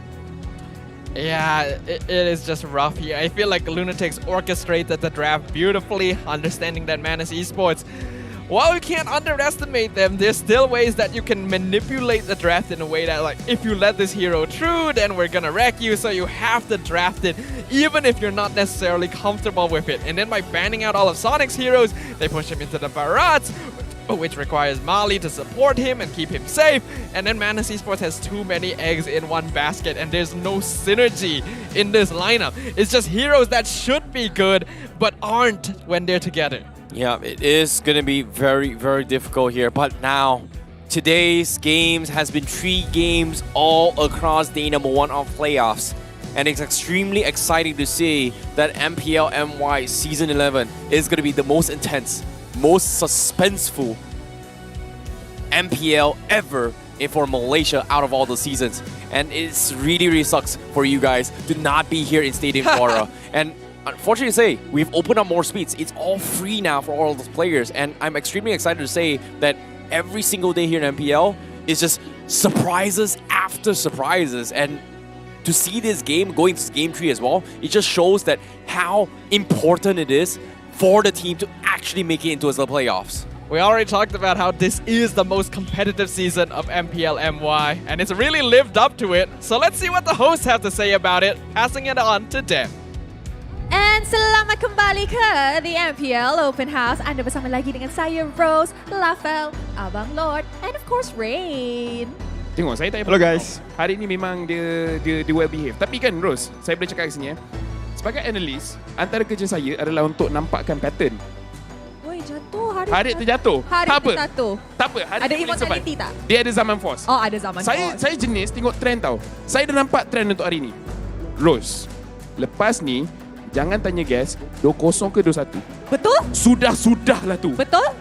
Bila diorang cakap 2-0, terus jadi 2-1. Abang Lord. Abang Lord. I ingat caster je ada curse. Rupanya guest kita pun ada. Sebelum kita bagi mereka cakap, mari kita tengok MVP untuk game kali ini. Sambil MVP, cakap saya nak ambil hari je. Tan Uni. Okay, so Uni MVP of the second game. Saya rasa I think he really deserves it. But apa Rain dengan Abang Lord rasa? Adakah Uni deserves the MVP ke? You guys have your own MVP. Kalau pada pendapat saya, memang dia berhak untuk mendapatkan MVP tu. Since disebabkan penggunaan Hayabusa dia untuk second game ni memenangkan rotation kepada Team Lunatix. Dia berjaya untuk shutdown Faramis. Dia juga yang berjaya shutdown Joy. So menyebabkan walaupun Madness mendapatkan hero-hero OP, hero-hero yang overpower, yang kuat, tapi disebabkan rotation dia yang kemas tu menyebabkan Madness tak dapat execute dengan elok lah. I see. Untuk Abang Lord pula? Ya, betul, tepat sekali apa yang Coach Rain beritahu kan. Sebab Madness ada Wan, Faramis and juga Joy. Dan tiga-tiga ni tak hidup. Itulah tu, kita akan tengok highlight yang dibawa khas oleh Garner. Man, sebab dekat sini pun saya rasa untuk orang yang tengok game ni, bila tengok draft daripada Madness, kuat sebenarnya. But what went wrong? Saya rasa dari segi execution dan juga communication. Mungkin antara benda yang Madness terlepas pandang is mendapatkan info yang cukup tentang movement rotation enemy. Mungkin movement Hayabusa ke EXP, movement Hayabusa ke goal lane, yang menyebabkan ada certain hero yang berada di side Madness Esports digang oleh Hayabusa. I see. And I think we can see dekat game, it's very one-sided game ni. Tak macam first game. Game pertama itu macam it was anybody's game. This one, it was very well one-sided. Walaupun Team Madness dapat banyak sangat hero yang considered overpowered untuk patch ni. Yang movement tu daripada Nova Escobar is very very nice. Tapi dekat sini kan, saya pun nak tanya dekat Abang Lord. Sebab Abang Lord dengan Rins ni cakap macam rasanya 2-0. Tapi jujur lah, rasa lagi best tak bila jadi 2-1? Okey je dah BO3 kan, main je lah 3 game. Kenapa nak main 2 game? Kan? Kan? Jadi dekat sini macam, kita memang akan stay kat sini pun. Betul lah. Kan? 2-1 ke 2-0. Nak kena tunggu juga next game. Kena tunggu juga. Why not layan je 3 game? Dia satu petanda yang baik untuk esports scene Malaysia lah. Menyebabkan 2-1 ni tunjukkan yang scene kita betul-betul kompetitif lah. Very true. Jadi bila masuk ke dalam game ketiga dekat sini, di mana nampak seperti walaupun Madness, diorang dapat OP punya draft, it didn't work out well. Jadi dekat sini, what is the focus untuk Madness untuk game yang akan datang? Untuk game yang ketiga, pada pendapat saya, mungkin diorang boleh fokus more untuk improve kepada communication diorang, untuk mendapatkan info yang secukupnya, untuk mendapatkan map control yang secukupnya. Lagi-lagi apabila diorang mendapatkan hero-hero yang overpower ataupun hero yang diorang selesa lah. Dekat sini saya pun nak tanya Abang Lord, sebab sekarang ni mereka dekat keadaan kat belakang tu, lepas game ni akan either balik rumah ataupun teruskan. As management, apa yang Abang rasa yang diorang perlu lakukan untuk make sure that all of the players are ready for the third game? Saya rasa saya dah remindkan Lunatix tadi why they should win. Kan? So now I reminding both team why they should win the next match. Kalau tidak, balik sambung raya je lah. Sambung raya, betul? Kan? Saya rasa dia orang dengar kot tadi. Abang Lord dia punya cakap, dia macam simple tapi dia kena kat sini. Saya rasa sakitnya. Rasa sakit? Yes. Speaking of rasa sakit kat sini, saya sekarang ni bila tengok keindahan Rose, saya pun rasa sakit. Apa kata Rose naik ke atas pentas, pilih mana guest yang nak temankan Rose? Oh, tak payah guest kali ni. Tak payah. I solo. Alright, Ghost. Alright, Ghost. I naik pentas dulu sebab kena halau. Alright, bye-bye. So dekat sini, kan, kelakar saya cakap Ghost kan. Okay, Abang Lord, bila tengok Lunatix dengan Madness kan, rasanya bila Lunatix game pertama tak perform, what is the change yang game kedua yang buat diorang rasa macam sama macam kita nampak game tadi, tiba-tiba RSG jadi garang, yang ni pun tiba-tiba Lunatix jadi garang. Bagi saya, game pertama dengan game kedua tadi, both game kalau kita nampak, kekalahan Lunatix tadi, jelas nampak is like no communication. Masing-masing main sendiri. Betul. Bukan main as a team. Same thing goes on the second game tadi. Madness pula buat kesilapan yang sama. At this stage, playoff, kita tak nak dengar ada masalah communication. It should not happen. Rainblood, like give a short understanding why communication is so important. Pada pendapat saya, kenapa communication itu betul-betul important? Since ini game yang melibatkan lebih daripada seorang, so communication is essential untuk kita mendapatkan persefahaman antara sepasukan. Ya, bila kita tak faham sesama sendiri, kita tak sayang sesama sendiri. Dan bila kita tak sayang, kita tak boleh buat apa-apa. Yang boleh buat apa-apa sekarang adalah Rose. So Rose, dekat stage dengan siapa tu? Okay, Lafel, since tadi you halau saya, dari open house, saya pula ada open stage. And today I am with Chang, a content creator. Most of you guys probably tak kenal muka dia tapi tahu video dia. What's your name? My name is DJ Y and I make MPL clips. Kenal DJ Y kan guys? Top global clipper ni boss. Okay, so DJ Y, how are you enjoying the MPL Malaysia playoffs? Honestly, it's a new experience because watching at home and just clipping them myself, it's like kind of a good experience as well. But coming out on stage is literally a new experience for me. You can feel the hype and the audience, and you can see the pro players in real person as well, real time. Like you can see how they are so good on their plays. Yep. So DJ Y, between us, and everybody watching lah kan, who did you come to support today? Actually, I'm supporting Team Lunatix. Oh, Lunatix! Who's your favorite player from Lunatix? Joan. Oh, Jom. Understandable. A lot of worthy clips too. You know? So, I have a question, honestly. This is more like a personal question, but how do you find the time to make awesome clips and know what to clip? Because I see on your account, you clipped the first week of MPL Malaysia. It went viral. Our first week was pretty crazy. So, how do you know what is, nice clips and what is not? Honestly, it's all because it's just, how do you say it?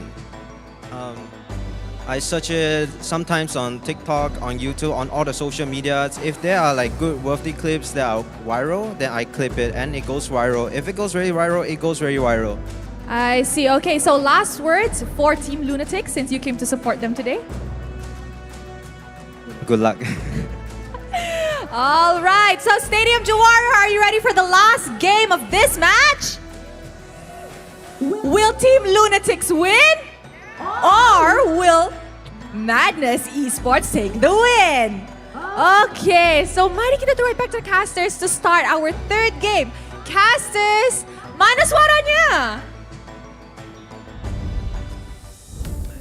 Well, always getting some really special guests here at MPL Playoffs. DJ Y in the flesh. For those of you who don't know him, that is an MPL clipper on YouTube. Very popular. I think you guys have definitely seen some of his videos before. You know what's interesting enough? All our viral clips, we have had a lot of viral clips, is all clipped by him. And unfortunately enough, he is the one that rips all the rewards for all the followers. And I'm really sad that nobody follows our social media. When are you guys gonna follow us on our social medias? On Instagram, on Facebook? Do you guys even know our names? See? I think I the got you difference thinking there right is there. that he's actually clipping content, No, true. Yeah, he's very hardworking. I won't deny that. He's if we extremely had more clipped content, maybe we could be like that up on stage as well. And if you guys have a bit of spare diamonds lying around, maybe you can have the Atomic Pop Eudora, the All-Star Team skin, which is now available alongside her custom action bundle. It's gonna be 30% off from the 12th of April to the 2nd of May, and you can even use All-Star promo diamonds if you don't have actual diamonds lying around. The skin's not gonna be available forever, only until the 28th of May, so make sure you guys snap it up right now. I have it. It's pretty nice. Exactly, and while we're doing this shamelessly as well, have you guys voted for us yet for the Best Talent Award? We gotta promote this. Where is the English broadcast? Why is nobody voting us at all? You know, definitely sad. You're right. No, we gotta slid it in. You gotta here. give some love to the English broadcast, all the work we put in bringing these games to you back at home. Make sure you guys go and check out the MPL MY website. Show us some love and show the players some love as well. There are votes for all sorts of categories. So make sure to keep that in mind as we now enter into the draft for game number 3. Now, very, very important moments here coming from both of the teams. Need I remind you how stressful, how intense, how important it is for these plays, especially for playoffs for MPL MY Season 11, is that when you make it to playoffs, there are no more second lives for the bottom 4 of the teams. And this is going to put so much pressure because they have no choice but to go all out. And in this case, Madness Esports and Lunatix is playing a best-of-3 series with everything on the line. And now going to the final game here means that everything is resetted into a best-of-1. The winner takes all and advances to tomorrow's games. And so far, one of these teams is going to advance. And in this case, who's it going to be? Because as of now, TJY has made his prediction. He's supporting Team Lunatix. He's a big fan of Job. You can see he's got his Panda headband on gear. And we are going to get ready to rumble. And I'm extremely excited to see whether or not can they overcome whatever Madness Esports may be prepared for game number 3 and adapting to their drafts. Well, the last game of the series is about to begin, and we're hopping straight into the draft here. And I think adaptation is going to be the name of the game right now. Madness Esports, they're a rookie squad. They've come this far, but inexperience cost them in game number 2. Will they overcome the odds and figure out how to draft around Team Lunatix? Or will Lunatix show us that they have what it takes to move on to the upper bracket quarterfinals? Here's some stats for you guys here to keep up based on this series itself, right? Like, both games, they pretty much won their respective matches based on having Lolitas themselves. First game by Mali, second game by Nova X Gobar. But at the same time, do they still play around these Lolitas? Because both games so far, both marksmen has had very, very big struggles. Game 1 in particular, Job, he was struggling so much, but he still somehow managed to make some plays. But because of all this unnecessary pressure that he needs to be executing, may result in a lot more crucial mistakes, right? Like, he's very highly mechanical in terms of gameplay, but it will still translate to easier mistakes or unforeseen circumstances because of how aggressive he needs to be playing against a Lolita. So I think this is something that they need to lean on. But the question here is Madness Esports still going to double down on Joy? Because Joy still being banned off again, and Ye has been struggling the entire game in game number 2. Yeah is a pretty good Joy player in my opinion. It's just that the draft from Madness last game just didn't work out to play around him in that case. And Lunatix are aware of this, that even if Ye's performance is respectable, Madness Esports doesn't seem to be able to use it. So they just let the hero through once again. Madness Esports, I think it's quite smart that they ban out the Valentina here. That's a bit of a problem in the hands of Fakes. But other than that, the Claude in the hands of Jome is really strong. Do they have to respect it? Oh, I'm surprised. This was an option being presented by Lunatix, right? Because they picked the Joy, Faramis completely ignored from the side of Lunatix. They might be able to pick it up themselves unless Lunatix says that, you know what, it's okay to do with the Faramis all over again. Based on Game 1's experience, that wasn't a very, very comfortable situation to be in. So I guess Lunatix might be picking it, but no! They ignore it. They're reverting to how Game 1 went. They're what? I think it's fairly safe to go. Have they not learned? What? No, I think this is fairly safe in this situation, because if they go for, like, say, the Faramis glue once again, then the Joy is left in an awkward spot, so they don't think that's a threat. However, Madness Esports will get the Lolita and the Faramis, 2 heroes that worked out really well for them in Game 1. This is a big problem once again for Lunatix to overcome.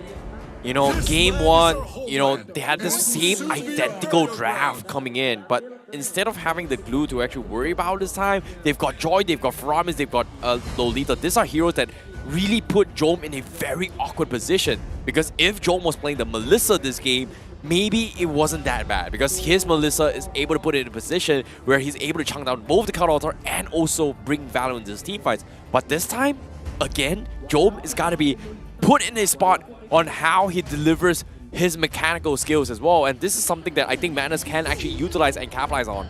I actually kind of don't agree here. I feel like Jome is perfectly fine with the Claude. In fact, I think it's actually better than if he were to go with a Melissa, because the Numenon Blast would just find him every single time. Playing around the BMI is something that he's way more comfortable with. And while, yes, the Cult Altar doesn't quite interact with him well, I think it's still a much more preferable option here, since we are at the pressure of game number 3. Madness Esports has finally learned their lesson. This is a problem that they have faced so far. The double assassin composition is pretty much poking them, getting a very, very nice single pickoff time and time again has worked out in Lunatix's favor. And guess what? Every single team that has faced off the Lunatix has always respected the Hayabusa. This time, they finally give in and they will ban it off. That means Uni will have a little bit more options to work with. Let's take a Fredrin, for example, Mortis, for example. Lancelot jungle, well, we haven't seen too much of his Lancelot in the tank role, so this is giving Lunatix a little bit more room to work with. But at the same time, can they utilize this Fredrin in their composition where Lunatix has this idea where they want to be very, very mobile and very poking? So I wouldn't be surprised to see Uni play the Ling, even though Ling doesn't have the highest win rate at all throughout the entire regular season. I think that's just a bad idea. You're in game 3, you want to pick a hero that has 0% win rate, that's just not smart. If they really wanted to do something, then Akai is still open. Like you mentioned earlier, Lancelot is still open. I think Uni doesn't have to be pushed into Ling just about yet. In fact, they're still putting a lot of pressure onto Sonic. I'm honestly surprised that they're not locking Sonic's hero in earlier. And now the Baxia finally is gone. The Akai gonna be locked in. What is Sonic going to play? We talked about this in game 1. We talked about this in game 2. There are very few options that can actually deal with the Count Altar, right? Yin, one of it. Akai, amazing. Valentina, hard counters as well against a Faramis. And in this case, Lunatix, as long as you have these lockdowns, there's no one from Madness Esports can actually benefit from this hurricane, this heavy spin. And this heavy spin zoning out Faramis out of this composition leaves Madness in a situation where some of the stragglers may be picked off. And this is exactly what Lunatix want. And I like it. They're going against the meta. They don't need to mirror it. But Beatrix and also the Fredrin will be secured by Madness Esports. Fredrin is basically the only solid choice they have left, and it's still a pretty strong hero overall, but against Akai, he's just gonna get bullied so hard here. And the Beatrix is safe, but Madness Esports, I think going for this draft is a fairly safe option. The question is, will safety be good enough as Lunatix finishes off with the Grok? Not sure I agree with this, to be honest with you. Well, it is gonna come down to this as well, because Lunatix, they pretty much set up the composition for the Wombo combo strategy. Hit and run is gonna be the name of the game. However, it all comes down to whether or not Madness Esports gets those timing. You can see the smiles on their face. They know what needs to be done, and it's gonna be an all-out brawl. But now, let's take a look at the predictions here coming in from the AIs themselves. Lunatix have definitely having a little bit more higher in terms of kill pressure as well as pick-off potential, but when it comes to the overall ultra late game win rate, this is where Madness Esports will shine the most because of the fact that Fredrin is pretty much a very, very difficult target to kill alongside with Lolita Shields. It is going to be tough on Job, but without further ado, going to be jumping into the game. This is going to be the last game of the play-ins right here. The loser will go home while the winner moves on to the upper bracket quarterfinals. Both Madness Esports and Team Lunatix will only have victory in their sights, but only one shall turn it into reality. Yep, it is going to be that case as well, but interesting enough, Mali is actually going to be blocking the first minimum wave in the middle lane, and not exactly sure what was going on. That pretty much slows down Fake's rotation a little bit, but I don't think it's going to translate too much, because as of yet, Madness Esports, they're not focusing on Zaps at all. And Job, look at this aggression! Job is always a very confident player, especially on a hero like Claude. He's just gonna jump in, he's gonna do some poke damage, jump back out, get the healing. Instantly, he wins out the 1v1 in lane. Interestingly enough, Madness Esports doesn't look like they're gonna contest the Litho here, gonna give it away to Team Lunatix. Yep, and now seeing that this is going to be a very, very slow game, I like how Madness Esports is still going to be playing the situation where they have to play to their strengths. In this case, Pozan getting that Count Altar is going to be very, very important. But what really surprises me is that Pozan not opting to go for either Imperial Rage or Magic Shop. In this case, I think Magic Shop would be a little bit better, because you can get those Enchanted Talismans a little bit earlier to kind of set up for fights. But in this case, I don't think it matters considering that Lunatix has been poking. So I guess that's the idea that's going through his mind. It's a good question here, but I do like what Madness is doing. Gonna be focusing toward his EXP lane, because that's where the first turtle will be spawning, but it'll still take a while, so Lunatix will be able to return to the area as well. Looks like the gold lane is just gonna be mainly uninteractive right now. Madness Esports quite comfortable with leaving Zavs up there. Yeah, providing vision over Uni, and the turtle has spawned. Perfect time to actually set up this fight as well. Uni in a very awkward position. Look at the challenge coming from here. I was really surprised that Uni not going for heavy spin actually get Maw, but the beats coming in. He's going to zone him off, but here comes the heavy spin. Heavy spin pins Sonic against the wall of the pit, but Uni is already too low on HP, so Sonic gets first blood and the turtle and jumps into the cold altar to avoid being picked up by the feathered air strike. All while Nova is being zoned out completely, and Zaz has actually chased Jome back to the base. A huge victory for Madness Esports. Oh my goodness, Madness Esports just, you know, very, very happy with this play as well. And this is the downside of having a jungle Archive, right? You've got so much zone potential, but you're not as tanky as what Fredrin is. And this is something that has nerfed over time in these coming patches to come. And I feel like Lunatix, they're trying to force an old meta, but they don't really have a choice, especially when they have to deal with this with this Faramis, which is something that I think they have learned the lesson during game number 1. And I feel like now, it feels like it is going to be very, very risky. What Team Lunatix may have needed to do there is that Nova needed to be further ahead. He was just tussling with yeah, but that's not his job. He needs to provide more frontline, more enabling, and because Uni was alone, he took too much damage and couldn't secure the true pin onto Sonic.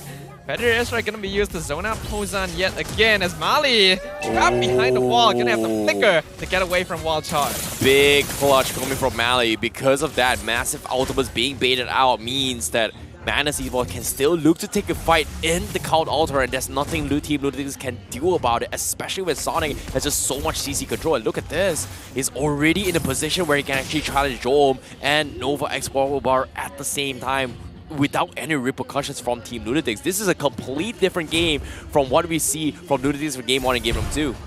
A lot of attention to the gold lane. Pozan may be separated right now. They will spot out Uni. Akai gonna be caught out, taunted by Sonic. Novak's Kobar is in the area as well. They're not gonna invest into finishing him off. Meanwhile, dropping fakes to half health, but already using his ultimate. So that's not gonna be available for the turtle fight actually. Yeah, but Madness already positioned to contest the turtle, and Lunatix, they know for a fact that they can't really do too much until at least Uni builds up his item. In this case, Uni, one level behind Sonic. It's just not worth contesting a second turtle as well, but they are still going to try and make an attempt right now. They know Bravest Fighter, not going to catch him, but Heavy Spin comes out onto Sonic again. Cold Altar saves him from the Feathered Airstrike as takes him out, but Sonic is surrendered instead, and Uni secures the turtle.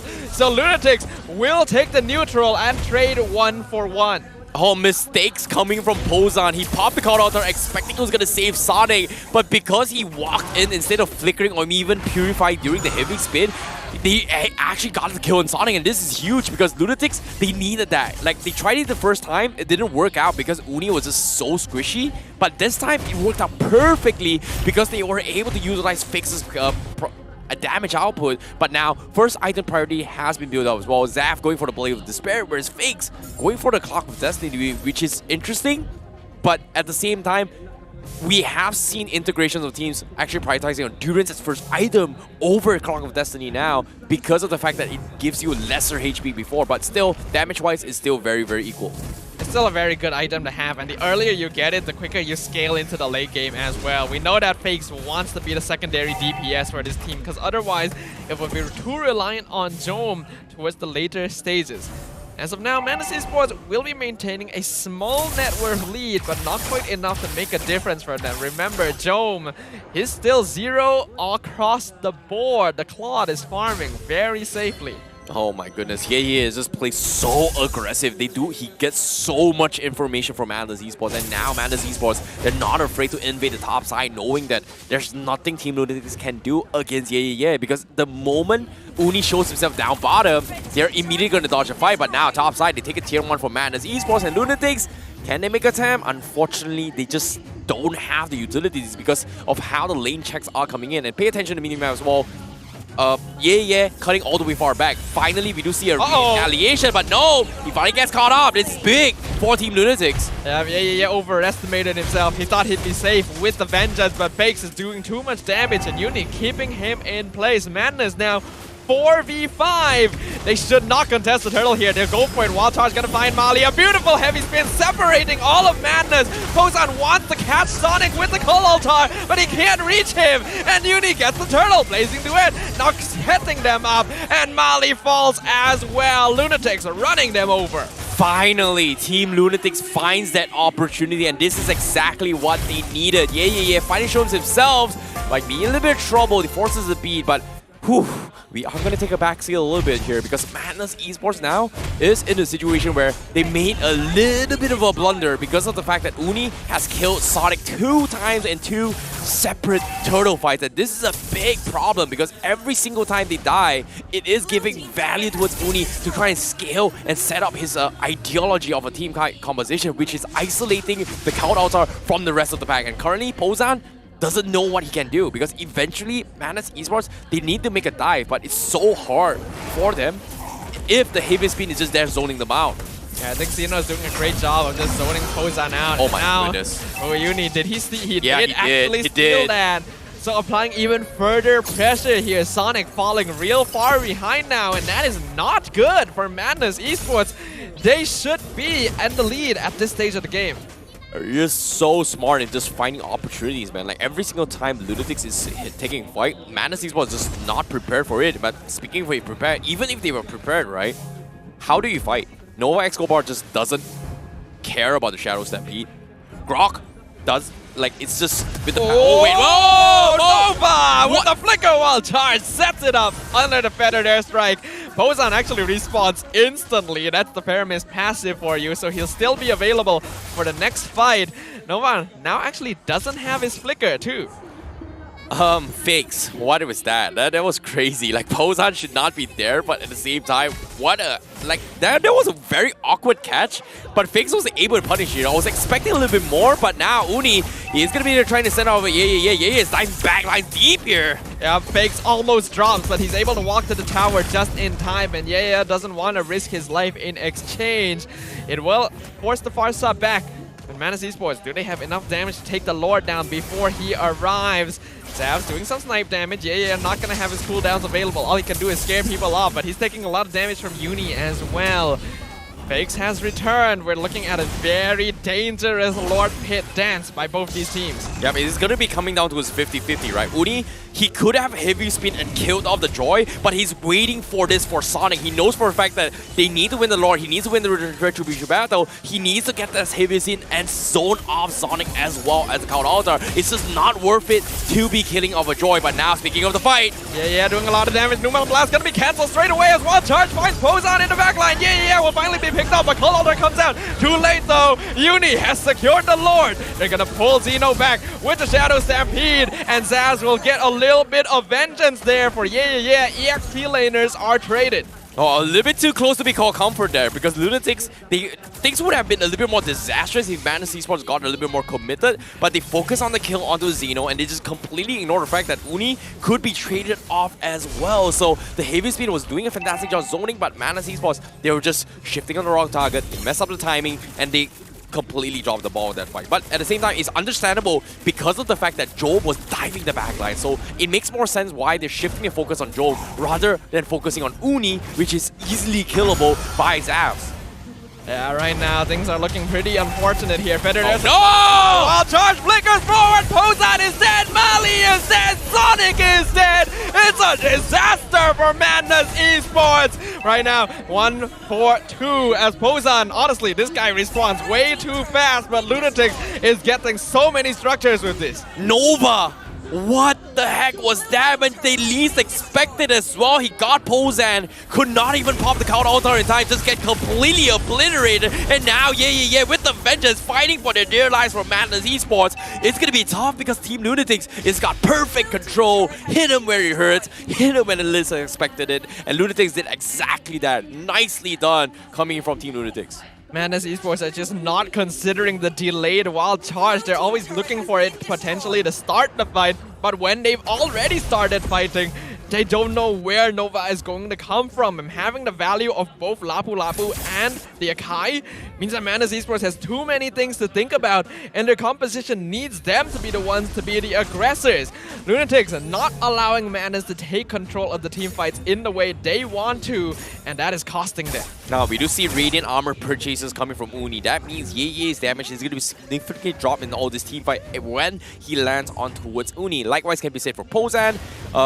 we do see Blade Armor purchase from which is interesting. I don't think it matters much against Job compared to back in the days when Blade Armor was just extremely broken, but it does give him a little bit more survivability, I guess, in terms of value. So I was expecting maybe Anti-Cuirass, maybe Reinforced Breastplate, maybe even to a certain degree goes for a Queen Wing. So I was very surprised by that because Job doesn't really care about all this Blade Armor if you think about it.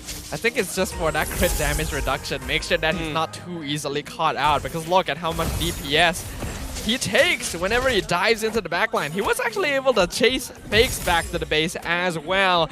But when you're on a Joy and you invest that many resources, you usually want to go for a kill. Yep, but at the same time, with 10 seconds left, you can see Lunatix already in position. They have a 5k advantage. But the biggest problem for Madness Esports is that they need to bait out Uni's heavy spin. But every single time Uni is just holding it in. He knows for a fact that getting a kill on has absolutely zero value. Getting a heavy spin on Sonic and isolating him from Pozan is going to be huge. But guess what? Sonic is going to drop down. Appraiser Wrath completely dodged as well. Yeah, going in. He's not able to catch out the Jome though, and Sonic has to return to heal up, so he cannot contest the Lord at all. Feathered Airstrike zoning Numenon Blast! Once again, Numenon Blast finds the back line. They're doing a good job. Cold Altar is a bit too late here, but it's going to be enough. Biggs gets taken out. Xeno flickering aside as Madness Esports finds 1-0. But the Lord now pushing against them. Oh my goodness, that was a very, very sick Numenon Blast, but even though they went for it, Madness Esports just didn't have the tools to commit into that fight, and that's just very, very frustrating because of the fact that if they mess up the combos, Cold Altar pretty much stops up their follow-up, and that's something the Team Lunatix was able to actually do so, and because of that, it's just very, very annoying to deal with because eventually Pozan, he needs to be very, very clutch in his Count Altar situations in order to save Sonic's life. And even then, Sonic, he almost lost his life with just a couple of pokes coming from Team Lunatix. Madness is now facing a really bad issue. They don't have enough late game damage compared to Lunatix, which means that no matter how much they survive, they're still getting out DPS. And now Uni splitting up the backline. Heavy split pushing 2 members out of the base. Zavs, Wind of Nature won't keep him alive. Yeah, though, finding Jome in the backline. Fake's gonna be able to flicker away. Yeah, chasing him down. He gets the double kill. The Joy saving the opportunity for Madness. He'll probably die here, but his job is done. Actually, he's still running. Yeah. Just being an absolute nuisance. Oh my god! He is still running! Will he be able to get out of here? We have the escape of the century as Joy proves why this is a hero that should be banned out. Yeah, somehow.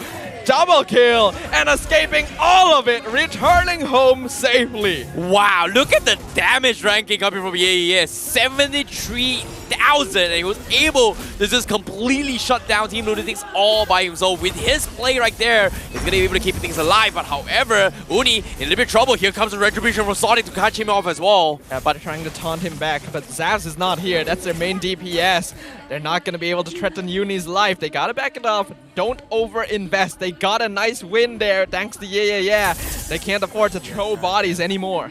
Oh yeah, this is something that they have to figure out as well because eventually Lunatix, they're so close to closing up the game, but now they have to find an opportunity to jump the back line. Pozan's Counter Altar is a big problem, but Sonic is starting to reach a stage where he's at a situation to threaten Team Lunatix. And you can see, constantly Lunatix, they know that if they try and challenge Sonic, Sonic's going to take an advantage with this Appraiser's Wrath to try and turn things alive. And that's the reason why Team Lunatix is not always overcoming all these fights. And because of that, it puts them in a situation where they don't really get value kills, and that gives Madness Esports space to kind of find farm all the way through. Yes, the idea of having Uni with the AV spin is nice and all, but they really need to get the right targets. In this case, isolating Pozan and also Zap is going to be the key winning factor, especially when you're heading into this 60 minutes into the game. Bravest fighter from Xeno, zoning out Sonic, maybe a bit early here. The Lord is not taking a lot of damage. And is here to rejoin the fight. He ideally wants to find Jome here, but Jome is on the other side of the river. Yeah, gotta back off there. Athena shield already popped down. The Lord going to be dancing between these two teams. Madness Esports cannot afford to lose this. They only have 2 inhibitors. Well, it is going to be the case as well. You can see Jome already sneakily setting up a play up top. And guess what? Madness Esports is anticipating this as well. So they have a very, very decent read. And while this is actually happening as well, Yeah, he's gonna try and poke Fakes away. Yeah, actually using his ultimate there, but he's not going to be able to follow up. And now here comes Joe. Whoa! Wow, he took a lot of damage. Whoa! There. Uni, heavy spin, trying to secure the Lord. Who gets it? It's Zeno! Numina Blast, not going to find him. Cold Ultra comes out. Madness Esports wants to get some kills in exchange for the Lord. But are they going to be able to do so? Yeah, dropping real low. Zav's not able to get close enough to do his DPS. Team Lunatix are too tanky. Madness Esports, they need to go home. They got to defend the Lord. I did not expect that much damage coming from Yeah. Plate armor with Vengeance is very, very problematic for Jome. This might be putting Jome in a situation where he might actually go for a Haas Claw to survive in case the Vengeance comes in. So I was very surprised by that. But nevertheless, I'm surprised he was able to get off. Madness Esports, they're not able to get those values on those Lord trades. So props to Zeno. And because now with the Lord knocking in, Team Lunatix, they have a second chance to try and end things right now against Madness Esports. Lord dropping to 40%. Posan to oh wow, that snipe from Zaz taking Fakes down to 30%. The bottom inhibitor will fall. They're able to clear up the Lord. Ideally, they don't lose mid inhibitor, but I'm pretty sure Team Lunatix can take this. They're not gonna force it though. They're afraid that if Madness Esports gets any pickoffs here, they can make the return. Lunatix going for the long game. Yeah, the biggest problem that Lunatix is facing right now is that Yeah is starting to get a little bit more out of control. Jome now going for a Radiant Armor, respecting Yeah. And this is very uncharacteristic of Joe, but it makes a lot of sense considering that every time his Promise is Blazing Duet, boom, Yeah is gonna return the favor. However, Lunatix at the same time, besides Joe, who else is gonna be douching damage? Fakes hasn't been able to do so. Look at the items as well. It's got Lightning Trunket, it's got Holy Crystal, and with the Trunket. But besides for that, if he gets zoned off, it's done for. But Sonic now getting caught out. Heavy spin pushing him into the veteran airstrike. There's no way Posan can reach him. He actually flickered forward to try and get him. And that puts him in the mark of Team Lunatix. 2 members down. Madness Esports has to defend right now. 4v5 because Posan is back again somehow. Yeah, clearing up the wave. Actually forcing Jome back, but Vengeance is gone. He's been stunned while charged. And the Joy is dead. Madness Esports trying their best to defend, but Posan has been taken out once again, and his passive is no longer available, which means he will not be respawning instantly. Zav's able to flicker back. Numan Blast only finds 1, but the minion wave is for Team Lunatix, and Madness Esports are trying their best. They get a shutdown, but the crystal is exposed, and Team Lunatix secures the reversal and come out on top, moving on to the upper brackets quarterfinals. GG, well played to Team Lunatix. It is as close as it gets. And Lunatix, they have done it against Madness Esports, denying them the chance. And Madness Esports, they tried their best, but it's better luck next season for them. All the props to all of these players up on stage right now. Praise is given to Team Lunatix for being able to overcome the odds despite being 1 game down. And praise is given to Madness Esports for showing such an excellent performance despite this being their first time on the MPL stage. GG, well played to both teams. But that just means they were advanced. But now, let's take a look at what they have to say as we throw it over to the host up on stage. Dan itulah dia, kita boleh tengok match yang intense di antara Madness dan juga Team Lunatix, di mana dekat atas pentas ini bersama dengan saya Lefel dan juga Rose, kita ada Team Madness dekat sini, di mana throughout regular season kita tahu yang Madness ada banyak cabaran yang dilalui, sempat sampai ke playoff, tetapi sampai sini saja. DAs sebagai wakil untuk Madness Esports, ada tak apa-apa yang nak cakap kepada semua fans yang hadir hari ini untuk sokong Madness? Okay, untuk pertama kali saya bangga dengan orang ni semua. Memang betul-betul bangga. Sebab walaupun ada banyak masalah, still dorang fokus untuk bermain dengan sungguh-sungguh. Dan kepada orang luar sana, terima kasih banyak yang support kita orang, yang mana berikan kata-kata semangat. Kita orang semua memang hargai sangat-sangat. Terima kasih semua. Thank you very much DS, dan dengan ini kita akan bagi ruang untuk memberikan final bow kepada semua orang di MPL Malaysia musim ke-11. In 3, 2, 1, bow. Give a big round of applause to Madness Esports. Thank you, Madness, and we hope to see you soon. And here we have it, the winners of this match, Lunatix Esports! Hello. Siapa nak cakap? Come Who here, wants come to here. talk? First of all, big congratulations. Yes, big congratulations because after this, you guys will be facing Red Giants Esports. So, first of all, I nak tanya, how is Lunatix feeling? Very happy lah. I mean, mestilah happy. You guys tak mati hari ni. Oh, ya. We ada saying, mati hari Alhamdulillah tak mati hari ni. Tak ada immortality. So, okay, what is your plan untuk lawan Red Giants Esports which is coming up soon? Bantai je lah zone tu. Bantai je zone tu. Okay, tapi based on my last interview with Red Giants Esports, they have a meta. 3D. 3 Diamond. Esha Ohana's meta. Korang ada meta tak? Ada yang meta tapi tak nak cerita. Yeah. Oh, you guys tak ada visual meta. Sini juga sebab saya sebenarnya ada satu juga soalan, right? Okay, now, Jom, since you're right next to me, I gotta ask you, man, because here, everyone here in Malaysia, looking at Lunatix, they definitely see you as a big target. You've been performing so well in the MPL so far. Do you feel pressured by the fans? Tagalog. Okay. That's why I'm here. Okay, so Jom, nakikita natin na in MPL Malaysia, ikaw yung pinakamalaking impact na import player galing sa Pilipinas. And with that, nape-pressure ka ba to perform extra better knowing that you're the name of Lunatix? Para sa akin, hindi. Hindi ako na-pressure. Parang, sa tingin ko, kahit wala kaming, 2 days lang kami nag-practice, tapos parang ginawa na lang namin, nagtiwala kami sa isa't isa. Okay, so dia cakap. Buat faham. Okay, dia cakap, dia sebenarnya tak rasa pressure, tak rasa stress. Dorang practice 2 hari sahaja. Member baru balik dari Filipin. Jom dengan coach baru balik dari Filipin, dorang practice 2 hari saja. Dorang cakap, percaya je teammates and the rest will come. Dan sekarang ni rasanya dah tiba masa untuk kita tengok who is the MVP? Wait, who is the MVP? Uni. Uni Okay. University? Ya ke? Oi. Alright, count with us. Audience punya vote Ini Audience vote. Audience vote. Yes. In 3, 2, 1. Jeng. Jom! Wait, if Madness have Kelantan flavor, Lunatix has the Filipino flavor. Betul! Translate, I don't understand. Speak Cukup lah. Cukup. Okay, so Jom, MVP of the match. Another, yet again, pero this time, audience chose you, not us. So, what do you have to say to the audience? Maraming salamat po sa lahat ng sumusuporta sa amin. And sana supportahan nyo kami hanggang dulo kung hanggang saan man kami aabot. Okay, dia cakap terima kasih kepada semua orang yang datang sokong Jom dan of course Lunatix.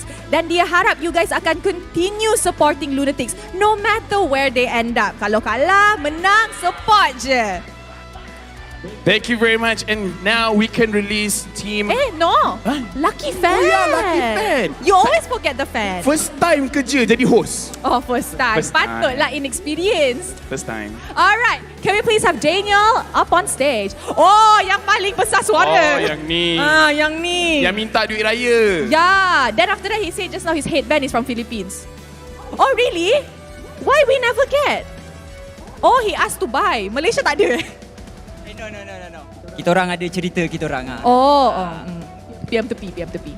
Alright, so Daniel nak cakap apa dekat Team Lunatix? Ada soalan ke? Ada cheer ke? Saya tak ada soalan. Saya just nak cakap je. For Lunatix, congratulations sebab korang dah sampai playoff. Even though regular season kita tak seberapa nak cantik. Banyak dugaan kita tapi korang boleh tangani dengan profesional. Korang ada team talk korang memang profesional lah. And last thing aku nak cakap, saya nak cakap yang sayap Lunatix walaupun tak ramai, walaupun tak besar, kalah atau menang, kita orang sentiasa ada untuk korang. Oh, there you have it. Round of applause. Alright, terima kasih. I'm gonna move to the side bagi korang peluang untuk ambil gambar on the flag. You guys can even hold it up. Alright everybody, kalau korang nak saksikan game-game macam ni, jom datang ke Stadium Juara sebab tickets are free. Korang datang je masuk, percuma ada 1,000 lebih tempat nak duduk. Just come to Stadium Juara, okay? Sebab kalau korang naik pentas pun korang akan dapat skin. Alright, thank you Daniel. And congratulations Lunatix, we will see you on your next match. Jangan. Alright, thank you. Congratulations. That was an intense match. Dan bila tengok awal game, Madness actually performed very, very well. So actually, pujian kepada Madness juga. But with that, mari kita dengar mic check daripada Team Lunatix.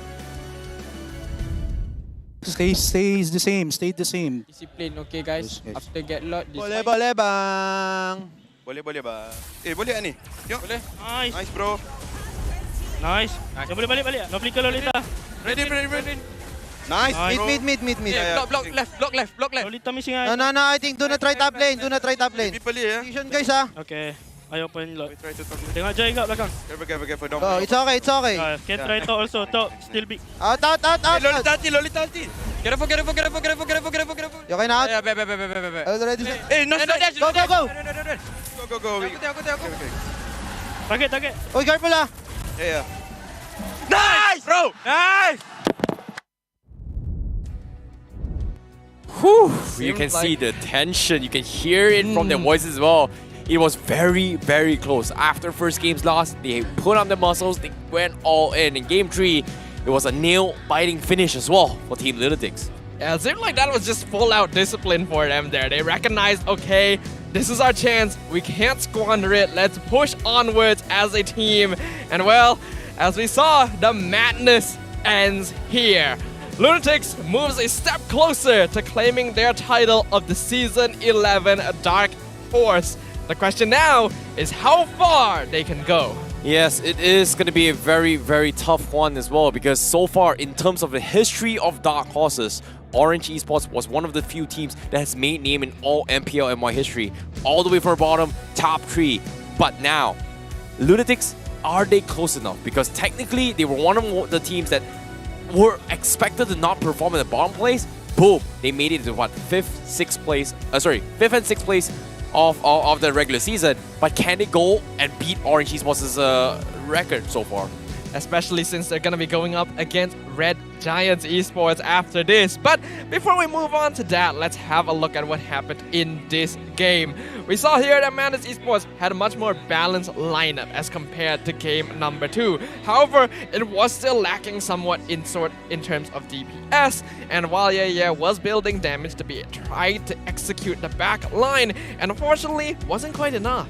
Yeah, it is going to be very, very difficult, especially when he had this idea where he actually bought the blade armor and the fences to actually counter against Jome, and it's a few times now Jome was taking a little bit too much damage compared to what we were expecting as well. So this is a very interesting integration of utilizing the blade armor, which is very, very uncommon, but I like the idea on how they actually utilize it. But unfortunately, it just didn't work out because there's only so much you can do. And after that interaction that came in, I like how Jome was able to close out the games, where instead of focusing on the Joy, he was just shifting his focus, targeting everyone else but the Joy.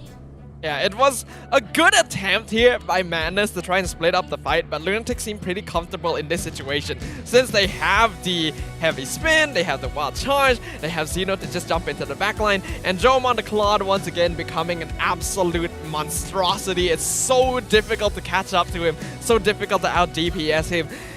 Team Lunatix, they are still a team that has a lot of growth in store. I feel like they need to depend less on Jome, but we're seeing steps being taken towards that direction, where Fakes and Uni already showing what they're truly capable of here. I'm just hoping they're going to be able to find more of that as they move on with the competition. Extremely excited to see how this is going to go, but their journey will continue tomorrow for Team Lunatix. It's over for Madness Esports. We'll see you for Season 12. However, this next upcoming one, oh boy. Yep.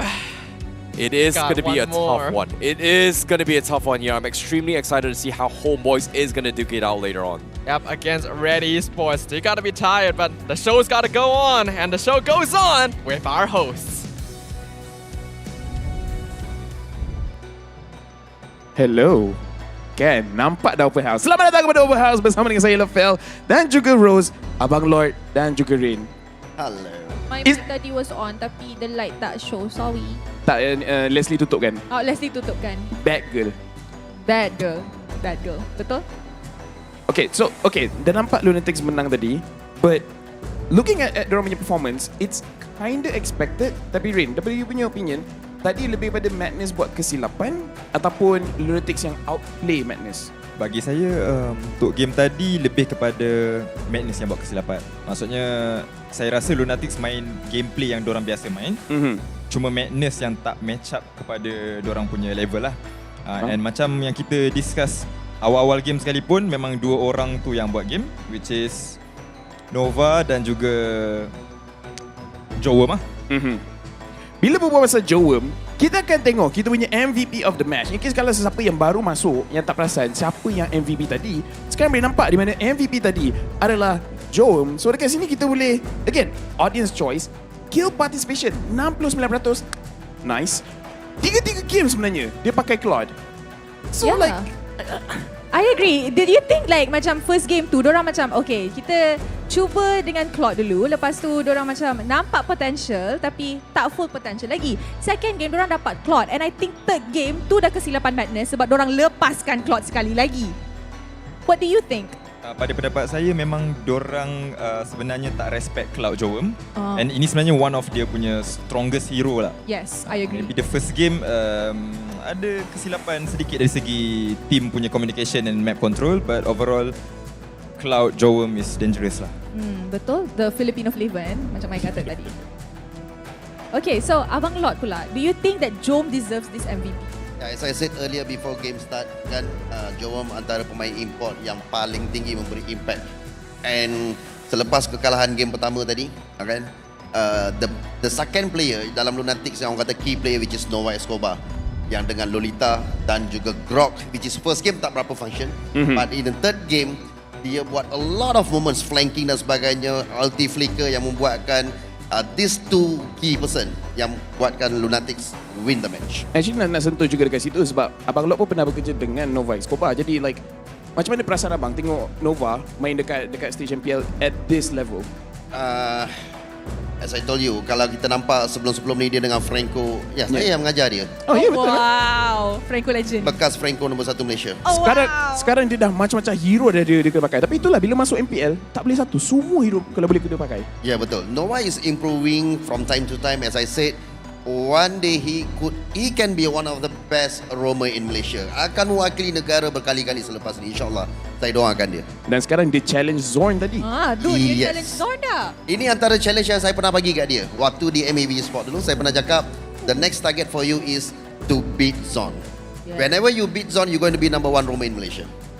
And it might come soon. It might come true because based on their performance tadi, you boleh nampak first game banyak kesilapan tapi lepas tu they bounce back. Yeah, and they bounce back hard. So dekat sekarang ni kita tengok bracket playoffs. Sebenarnya again kita nak recap di mana permulaan hari ini Red Esports berjaya untuk eliminate RSG Slate MY. Kemudian Lunatix dah eliminate Madness. Buat masa sekarang ni dah 2-1. Yang last ni kalau 2-0 kita balik awal. Jadi jangan tanya. But after this, kita nampak Homebois menentang dengan Red Esports. Kemudian hari ada Red Jaya menentang dengan Lunatix. Homebois kita dah nampak dah Abang Lloyd. Diorang dah sampai. Nampak very energetic. Tadi siap Daddy datang lagi. Tegur abang. Like, itulah tu. Berdasarkan apa yang nampak tadi, rasanya macam memang diorang ready ke tak nak lawan Red? I think from what I saw tadi, tu they're ready. Dah keluar. Look at all smiles. Homebois is all smiles. Tapi Abang Lloyd, do you think Homebois is ready? Surely they ready, otherwise they won't be there. Kan?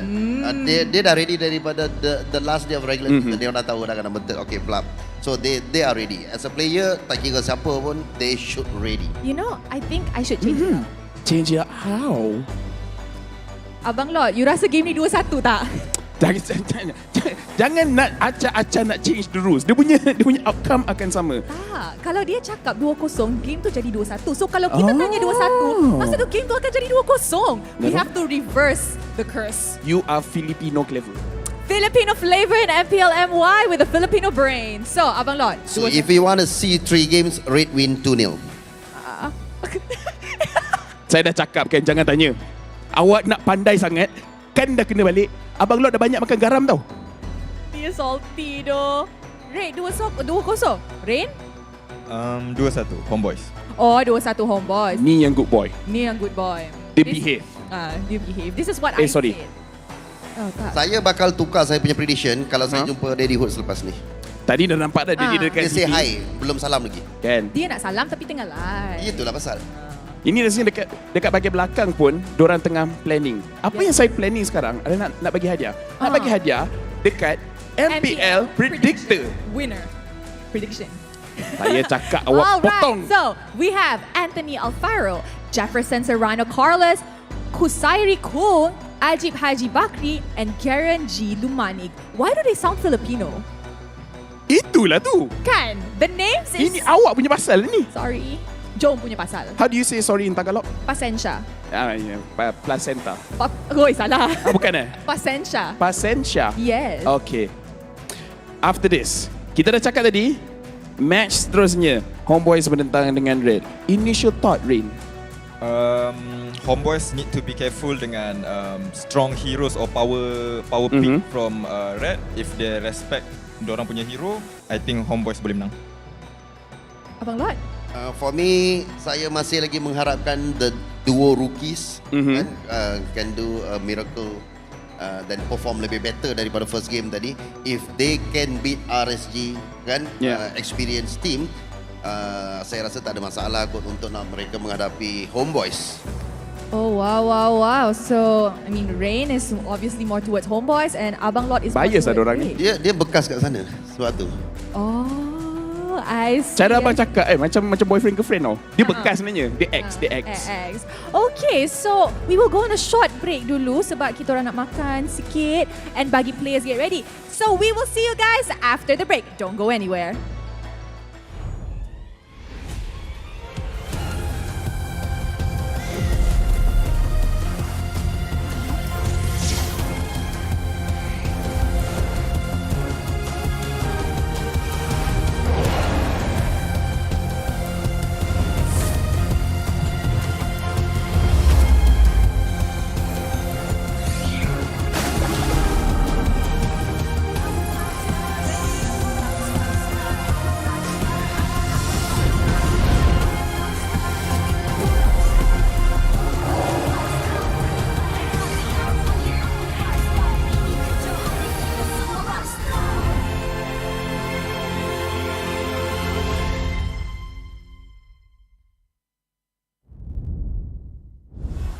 Di sebuah bandaraya, rentak berterusan yang menggalakkan kita ke depan.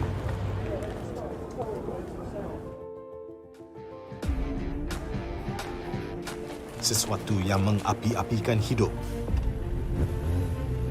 dan semangat kita. Setiap orang mempunyai gaya dan irama tersendiri. Tapi apakah yang boleh menyatukan semua lapisan masyarakat?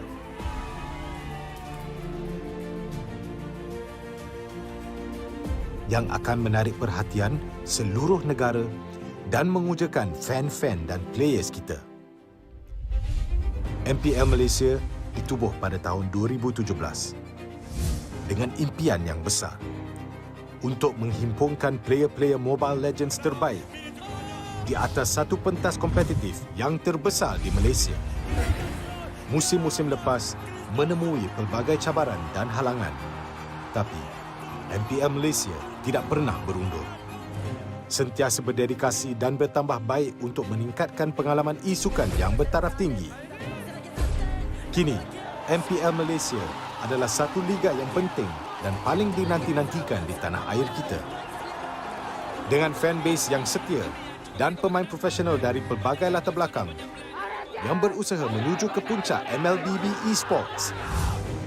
Persaingan dah semakin sengit, namun juara hanya satu. Inilah aksi kita, budaya kita yang unik. Inilah MPL kita yang dipenuhi dengan drama dan emosi. Marilah kita nyalakan pentas kita. Ini gaya kita.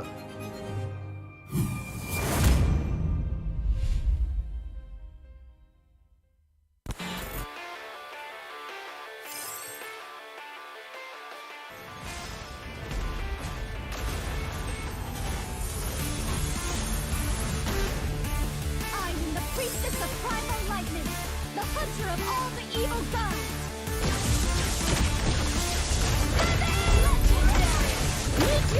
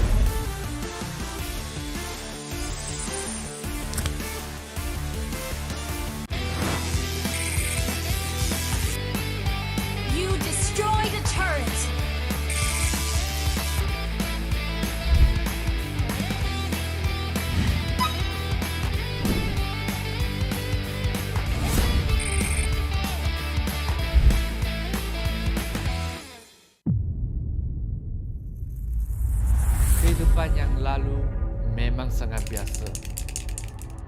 Aku penuhinya dengan warna. Tak kisah apa orang cakap, aku teruskan jua. Aku terus positif dan tingkatkan usaha. Bermula dari bawah, aku buktikan kemampuan. Hanya aku yang mampu mengejar cita-cita. Jadilah bintang. Be the superstar.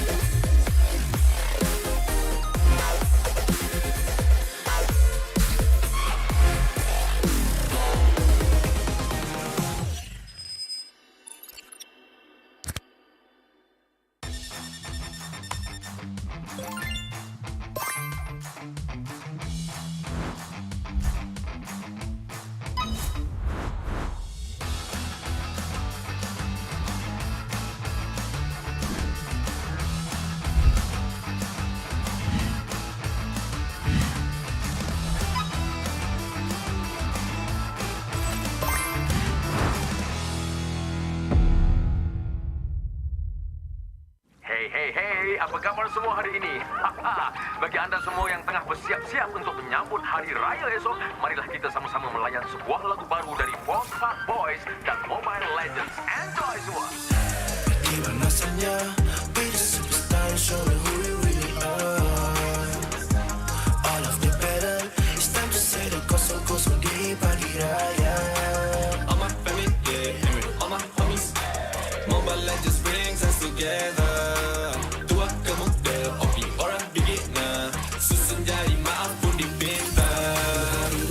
Superstar, tak boleh emak-enak duit raya dari Mia. Dah macam superstar, nak makan besar.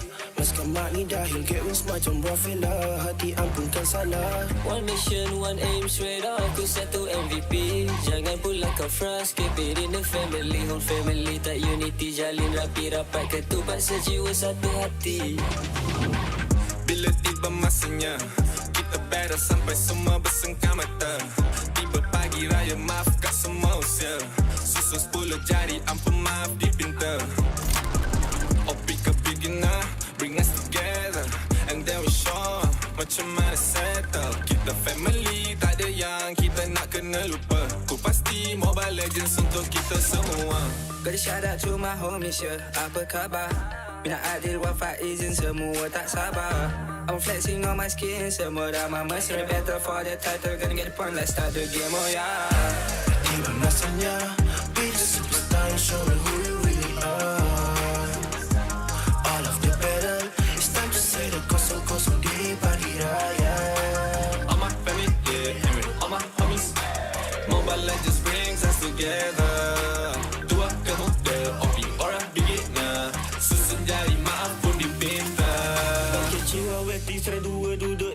kami gerak pantas. Firework bang-bang, skip OP up dah ke atas. Pergi raya with homies, push me ke glory. Rasakan kemenangan je pergi raya, no worries. Yeah, tak perlu nak hide. Kena trust your squad. Level up sama-sama, satu visi always on guard. Want to come close, yeah. Even Lord kita sikat. Rendang lontong dodol on a roll, tak dekat tarikan. Yeah, No, bukan typical. Always ready for better with the legends in this world, yeah. Double kill, triple kill. Me next service like a boss. Going global with my boys, jadi MVP superstar. Terancam bunga api, maybe tu ada Eudora. Mia hilang tu pasti, Riko balik dah habis nyawa.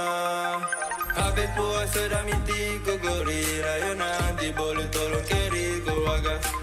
Hati-hati ku punya Nabi yang banyak api. Maybe tu nanti boleh jatuhkan lo bersama.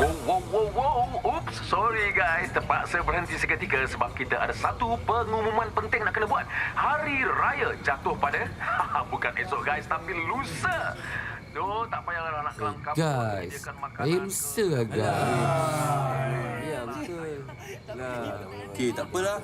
Kita ML jom. Jom. Tiba masanya, be the superstar, show them who you really are. All of the battle, it's time to say the kosong-kosong di pagi raya. all my family, yeah, all my homies. Mobile Legends brings us together. Tua ke muda, opi orang beginner. Susun jari maaf pun dipintar.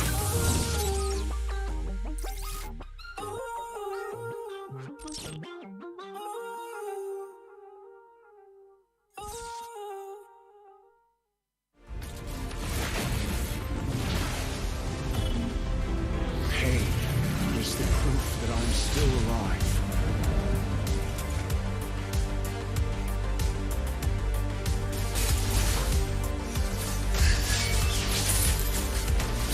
Mega kill! Legendary! Double kill! Stopping time.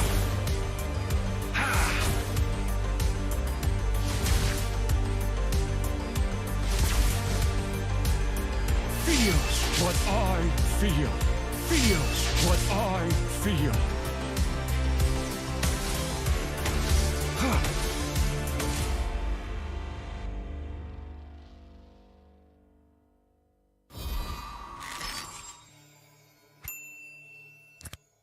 Bulan lepas, tim Malaysia yang layak ke tournament peringkat antarabangsa telah gagal.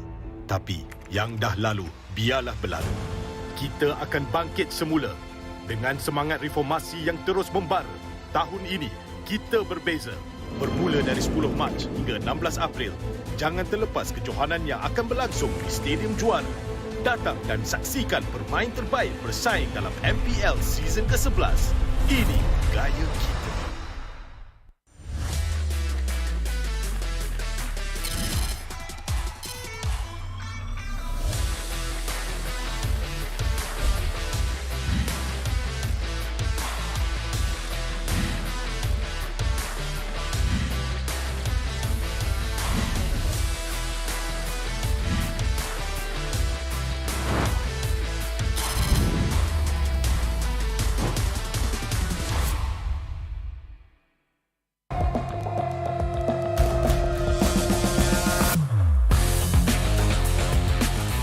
Memang banyak cabaran, tapi semuanya berikan aku pengalaman.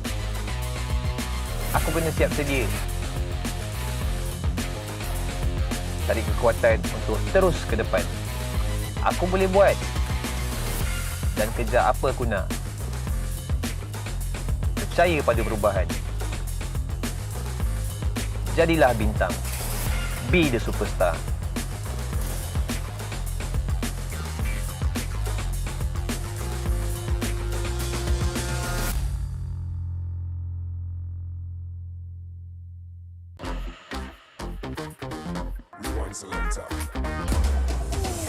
Around as he managed to evade the silence, but then again he has to get away from Master Ram as much as possible. Alamak, satu outplay yang menarik. Bocah mungkin akan dikorbankan. Imperial Justice melarikan diri. Penjahat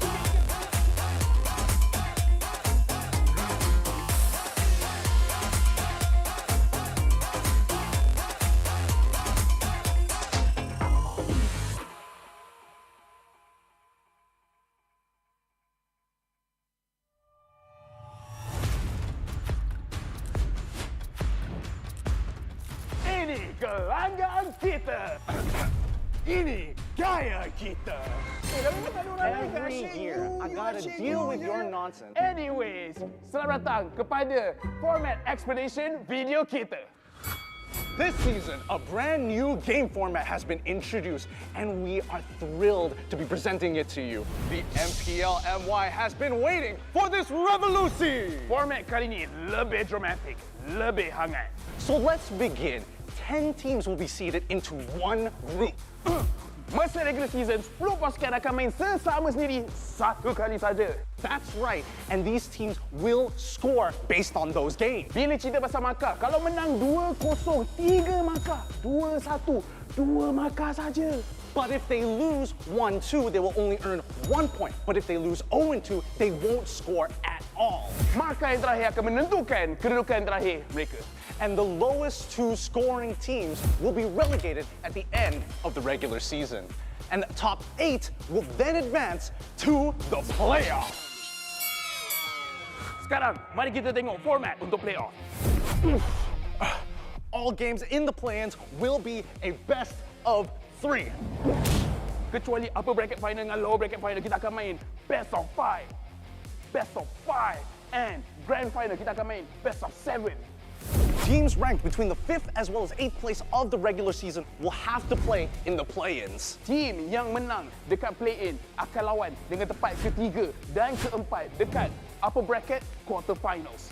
The winners of the upper bracket quarterfinals will have to face off against the first as well as second seed of the upper bracket semifinals. Team yang kalah dekat play-in dan juga upper bracket quarterfinals akan disingkirkan. Luckily, if your team is in the upper bracket semifinals and they lose, they will go down to the lower bracket semifinals having a second life. Kalau team menang dekat upper bracket semifinal, akan gerak kepada upper bracket finals. Finally, the upper bracket finals as well as lower bracket final winners will face each other up in the grand finals. Untuk lawan, untuk dapatkan trofi MPL Malaysia. Inilah video format explanation kita. Siapakah akan jadi juara kali ini? The stage is set. Let the games begin. Ini gaya kita.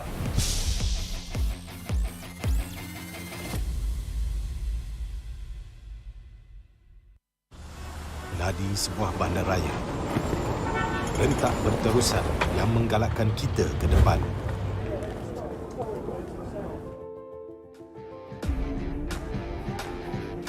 Sesuatu yang mengapi-apikan hidup dan semangat kita. Setiap orang mempunyai gaya dan irama tersendiri. Tapi, apakah yang boleh menyatukan semua lapisan masyarakat?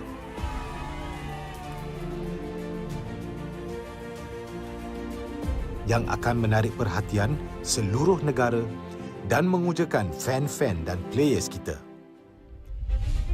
MPL Malaysia ditubuh pada tahun 2017 dengan impian yang besar untuk menghimpunkan player-player Mobile Legends terbaik di atas satu pentas kompetitif yang terbesar di Malaysia.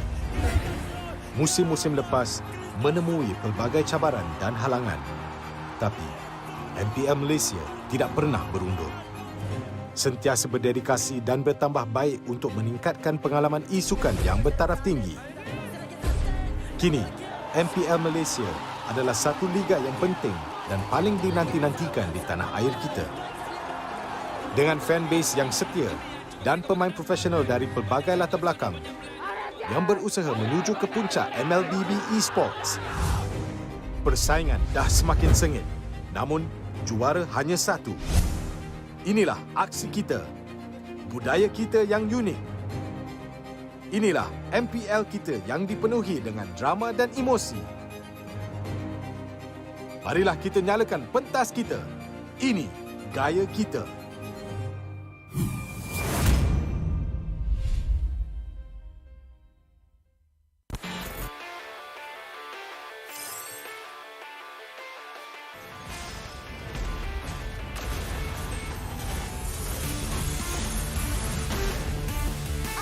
Priestess of primal lightning, the hunter of all the evil gods. Legendary! Meet your end!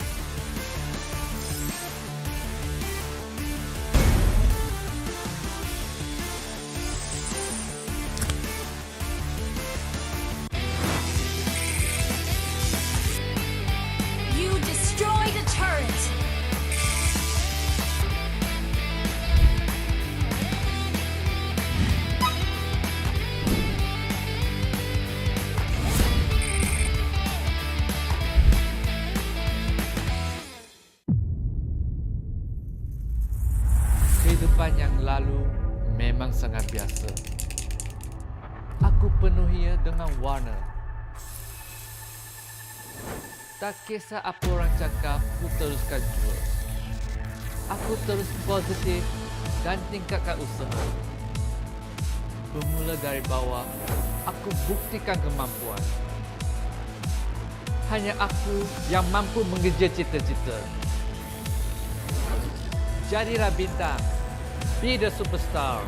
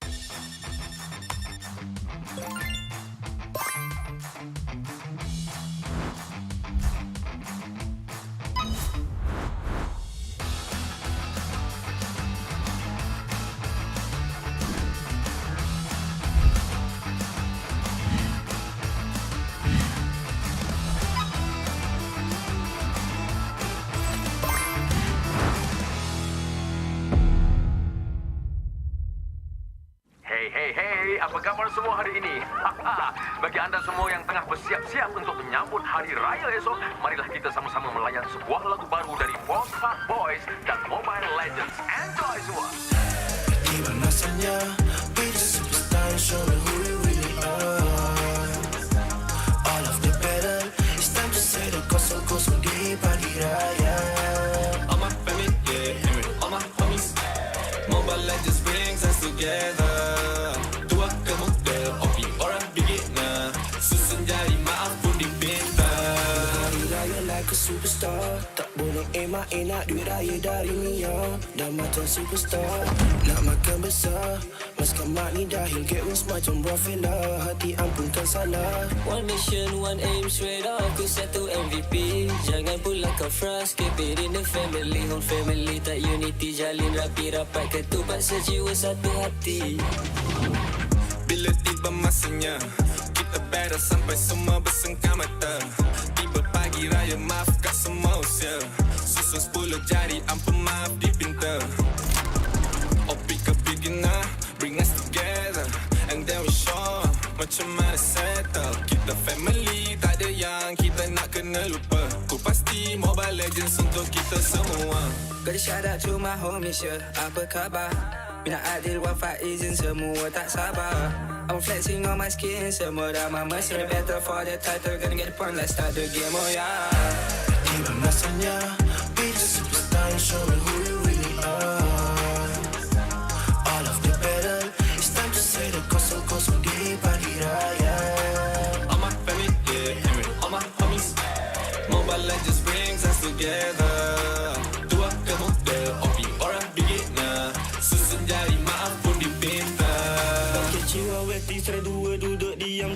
pantas. Firework bang-bang sikit OP up dah ke atas. Pergi raya we homies, push me ke glory. Rasakan kemenangan dia pergi raya, no worries. Yeah, tak perlu nak hide.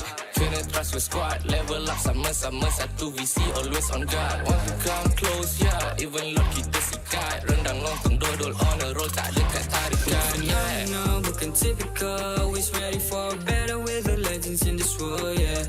Double kill, triple kill, me next service like a boss. Going global with my boys, jadi MVP superstars. Terancam bunga api, maybe tu ada Eudora. Mia hilang tu pasti, Riko balik dah habis nyawa. Habis puasa dah miti kogori, raya nanti boleh tolong carry keluarga. Hati-hati ku punya nabi yang banyak api, maybe tu nanti boleh jatuhkan lo bersama.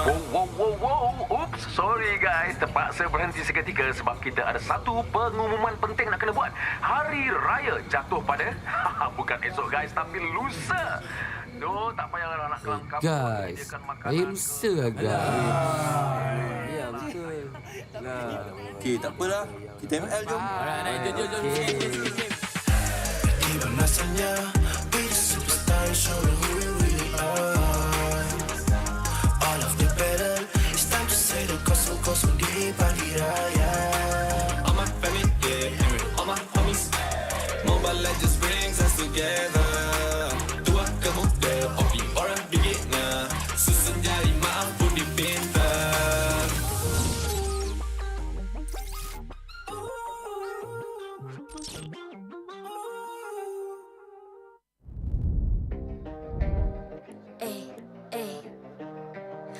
I'm a rock star. Yeah, Rockstar? Ay. I'm a rock star, baby. I'm a rock star. I'm a rock star. I'm a rock star. I'm a rock star. Panggil aku rock star. Ini kejohanan kita semua orang rock star. Kita rockstar, kita buat saja gaya kita. Makin panas apinya sudah membara. Macam mana pun kau menempuh segala. Demi negara kau buat semua bangga. Step into my world, you know I'm always in my zone. You know I got my team, no I'm never alone. Bring out my best, buat yang terbaik. Jadi juara perlahan kita naik. Get on my way, aku nak push. Naik-naik jadi lebih bagus. Jadi hero, ku ada skill. Berapa banyak musuh aku dah kill. Ramai cuba mencapai, cause they envy me. Tiap game aku pasti jadi MVP. Easy. I'm a rockstar, baby, I'm a rockstar. I'm a rockstar, I'm a rockstar. I'm a rockstar, panggil aku rockstar. Ini kejohanan kita semua orang rockstar. I'm a rockstar, baby, I'm a rockstar. I'm a rockstar, I'm a rockstar. I'm a rockstar, panggil aku rockstar. Ini kejohanan kita semua orang rockstar.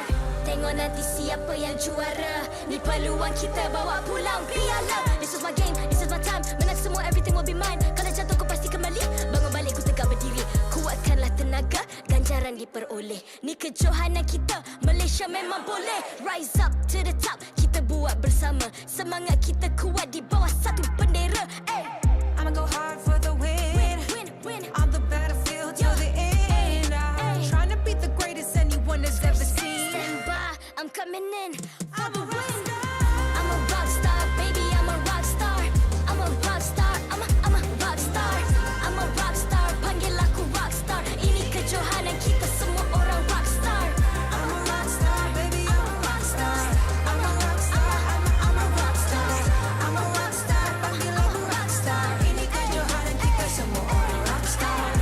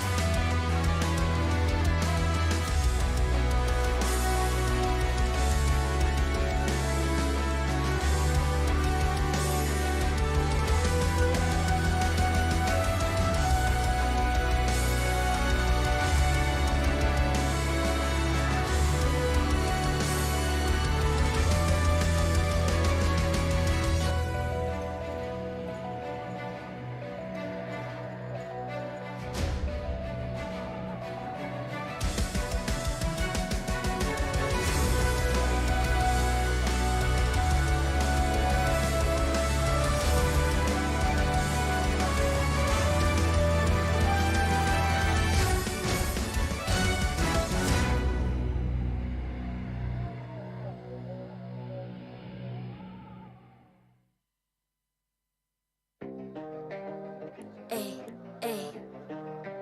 I'm a rock star. Yeah, Rockstar? Ay, ay, ay. I'm a rock star, baby. I'm a rock star. I'm a rock star. I'm a rock star. I'm a rock star. Panggil aku rock star. Ini kejohanan kita semua orang rock star. Kita rockstar, kita buat saja gaya kita. Makin panas apinya sudah membara. Macam mana pun ku menempuh segala. Demi negara ku buat semua bangga. Step into my world, you know I'm always in my zone. You know I got my team, no I'm never alone. Bring out my best, buat yang terbaik. Jadi juara perlahan kita naik. Aku nak push, naik-naik jadi lebih bagus. Jadi hero, ku ada skill. Berapa banyak musuh aku dah kill. Ramai cuba mencapai, cause they envy me. Tiap game aku pasti jadi MVP. Easy. I'm a rockstar, baby, I'm a rockstar.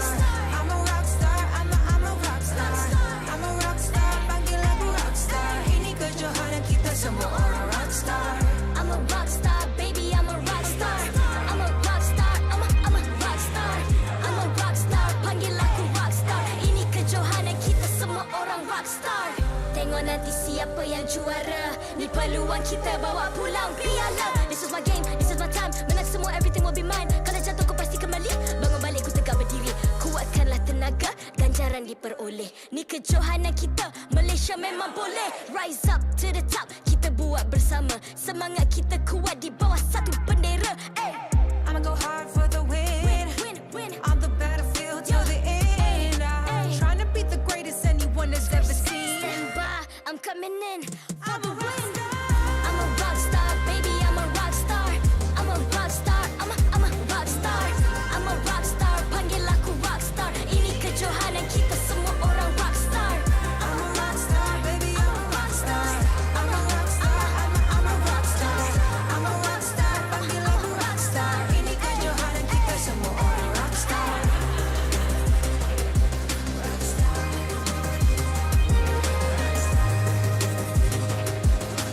Ini kejohanan kita semua orang rockstar. I'm a rockstar, baby, I'm a rockstar. I'm a rockstar, I'm a rockstar. I'm a rockstar, panggil aku rockstar. Ini kejohanan kita semua orang rockstar.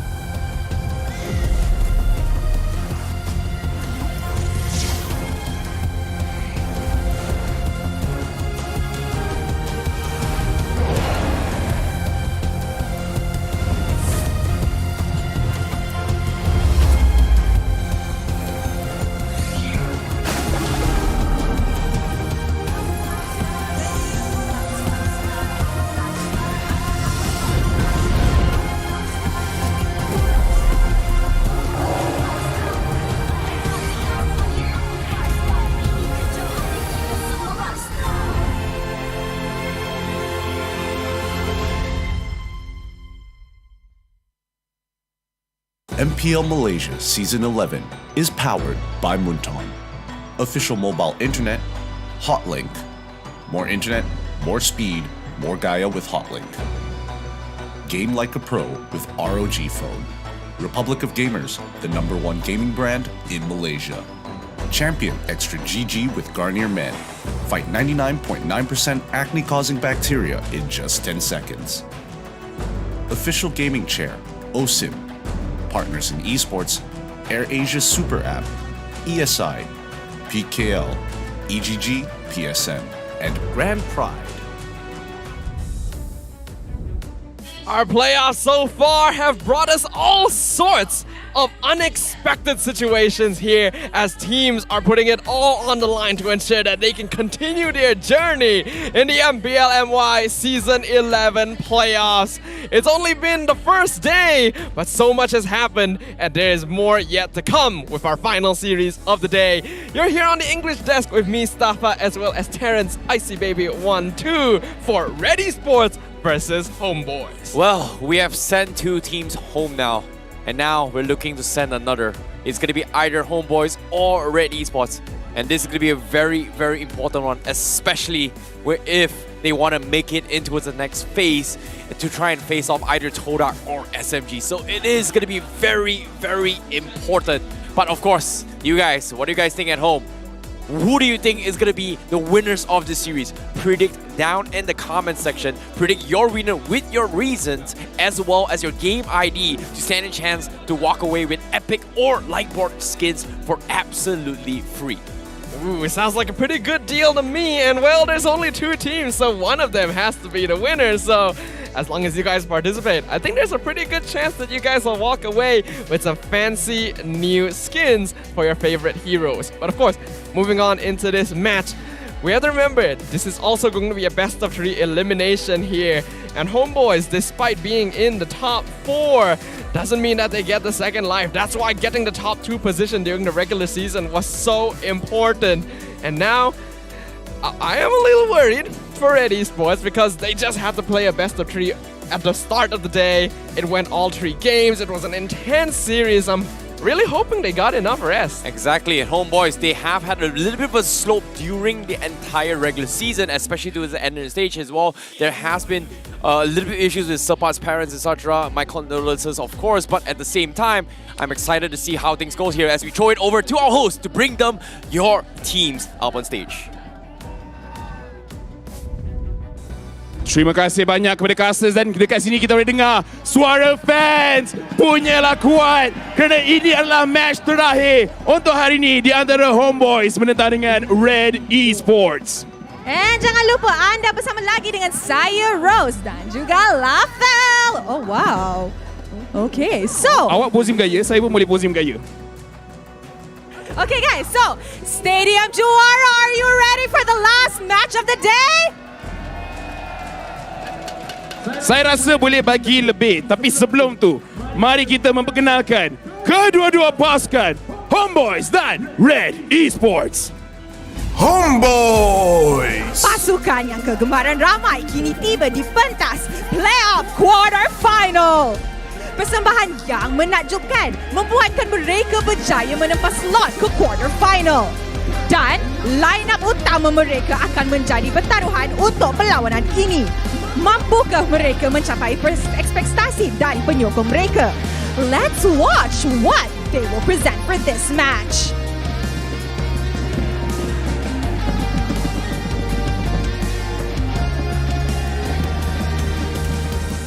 Red Esports. Pasukan yang sedang merah membara kini hadir ke pentas Playoff Quarter Final. Line-up utama mereka berjaya menundukkan RSG Slate MY dan melayakkan diri ke Quarter Final. Adakah mereka menyediakan strategi untuk berhadapan dengan Homebois dan mampukah mereka mengekalkan fokus mereka untuk perlawanan ini?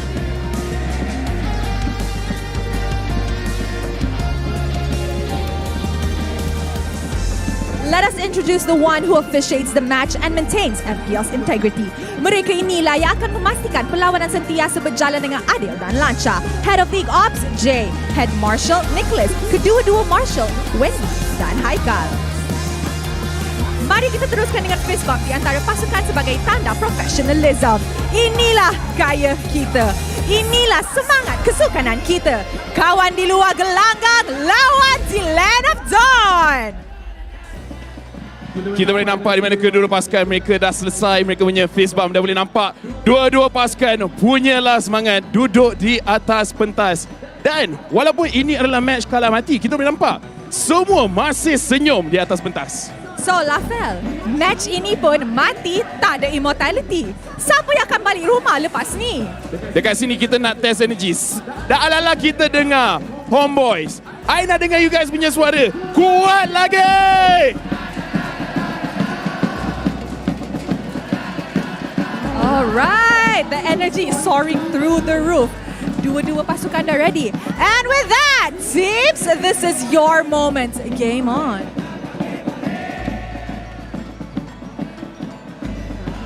seems like our audience here at Stadium Juara are putting meaning to the sentence where the players, it's time to face the music here. This is going to be the first time in MPL MY history where we are sending home 3 teams in one day. It's usually 2. And now with the format changes, you can tell that the competition is heating up. And Red Esports, this is going to be their second match of the day. Got to fight for survival once again.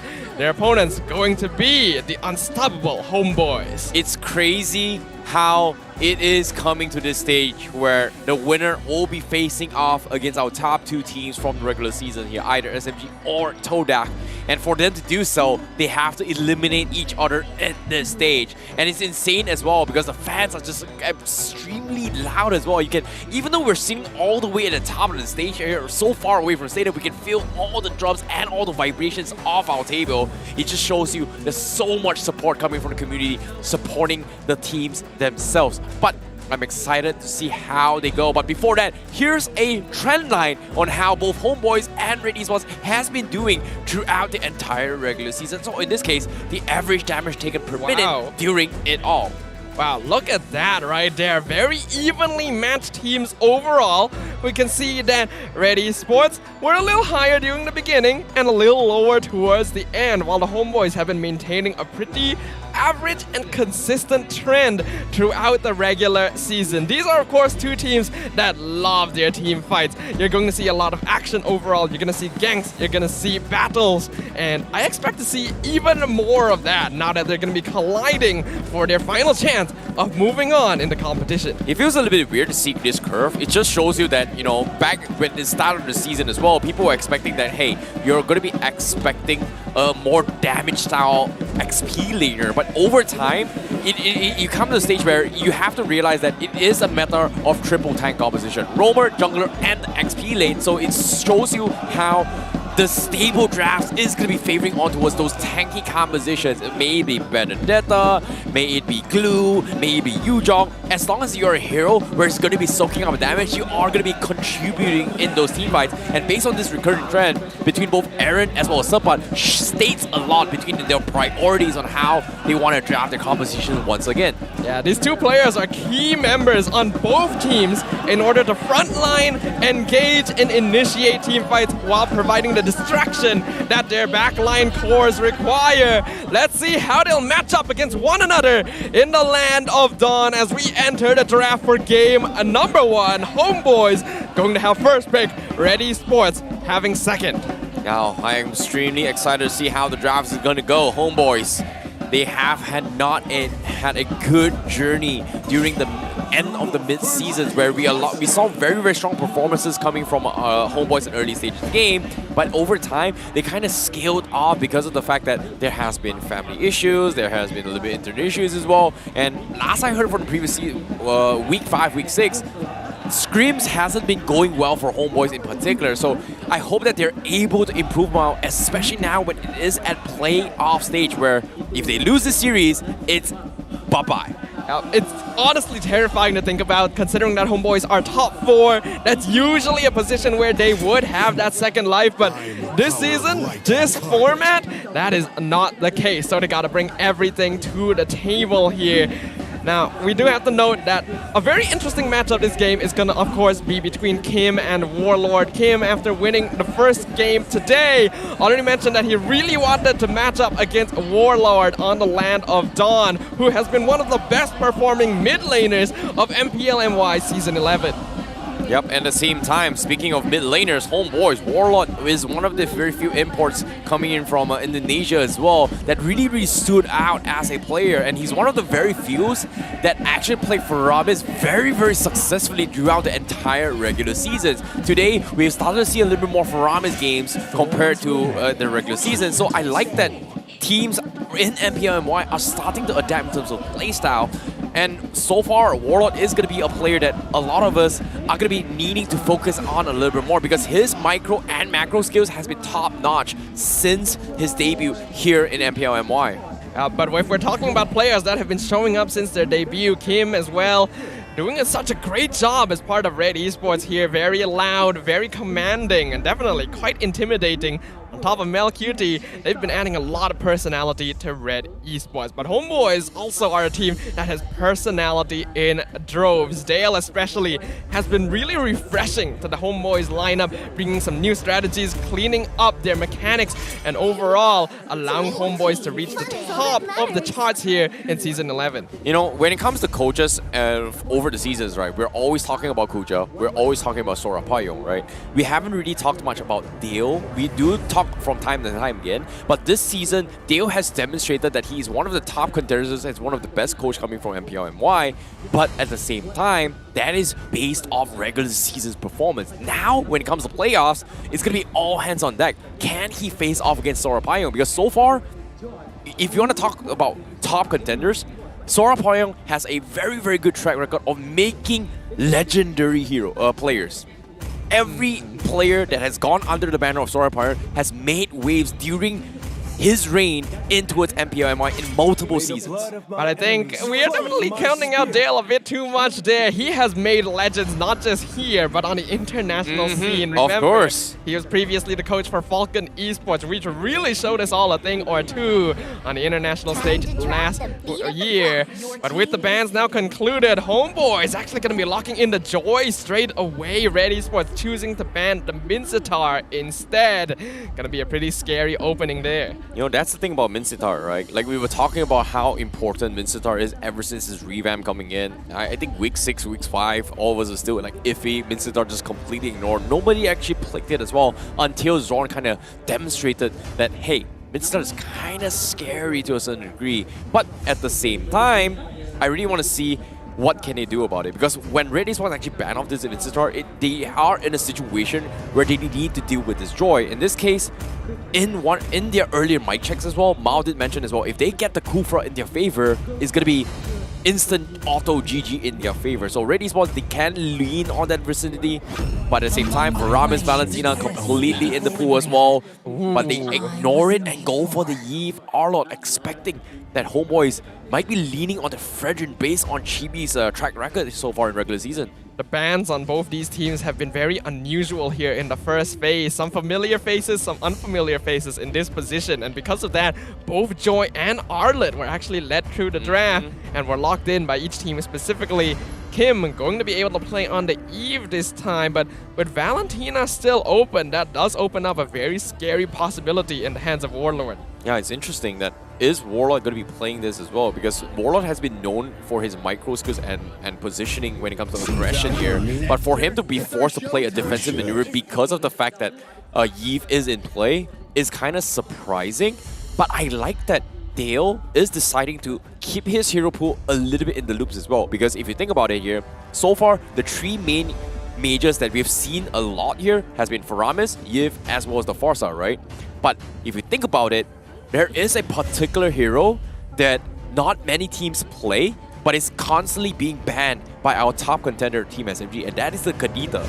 And I'm looking forward to see whether or not is Warlock going to be playing it as well as a secret strat. Maybe, you know, they might be leaving it up as well, considering that it is in the pool. But at the same time, we've also seen teams play Joy mid lane as well. I'm going to say that even if Homebois pick Kadita, it's not going to be Warlord's hero. It would actually more likely be Barbosa's hero because of the way that Warlord likes to play as a secondary. But Huh? Wait, is this legit? Yo! Is this for real right here? Is this a Hyper Florin with the blooms up on Arlo and just channeling the Arlo to just go crazy? Is this a jungle Arlo MC? Like, am I seeing this right? This is very strange. That feels very unusual right there. Like, yes. Okay. We've seen Florin here and there, but Red is not a Florin picking team. And it's funny because ever since Florin debuted in towards the Land of Dawn, in competitive, it's kind of rare. Like, it's even rarer than a Layla Mia if you think about it. Yeah, actually kind of. This is okay, we have gotten a bit of news from production here. Turns out, I think there may have been a problem with the draft there. We actually did see one of the players raise their hand, so I think something did go wrong. So we're going to be exiting the draft real quick. I get the feeling we may have to check on some things, potentially remake things. So I think that Florin was just picked up because yeah, something already went wrong. It's like I would have wanted to see the Florin here. Like, yeah, for a moment, we almost got Maul Florin, right?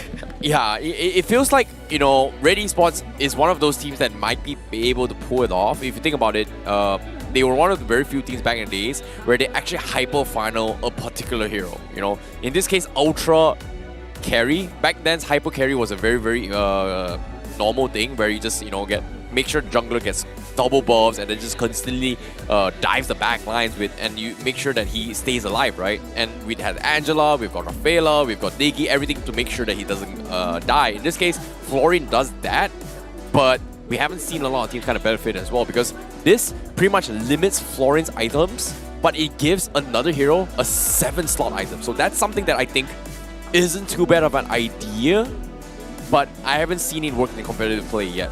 Yeah, I think that's exactly the case here. I was very shocked when we saw Red Esports pick it, because they are not a team that would try something like this. This is just outside their style entirely. So it turns out that was just the pick because things were already not proceeding with the draft regardless. So it looks like we're going to take a moment to troubleshoot things, and not really the most ideal situation to be in, because the coaches were already revealing some of their bans, revealing some of their picks earlier. So I feel like the draft is going to change a lot dynamically once we jump back into things. Yeah, this is a little bit of a problem as well. They are going to try and solve this as well. So it looks like they might be remaking the draft here, coming from both the teams. There has been a little bit of issue there, so I agree the Florin draft is going to be a little bit questionable. But now, let's talk a little bit more on Warlord.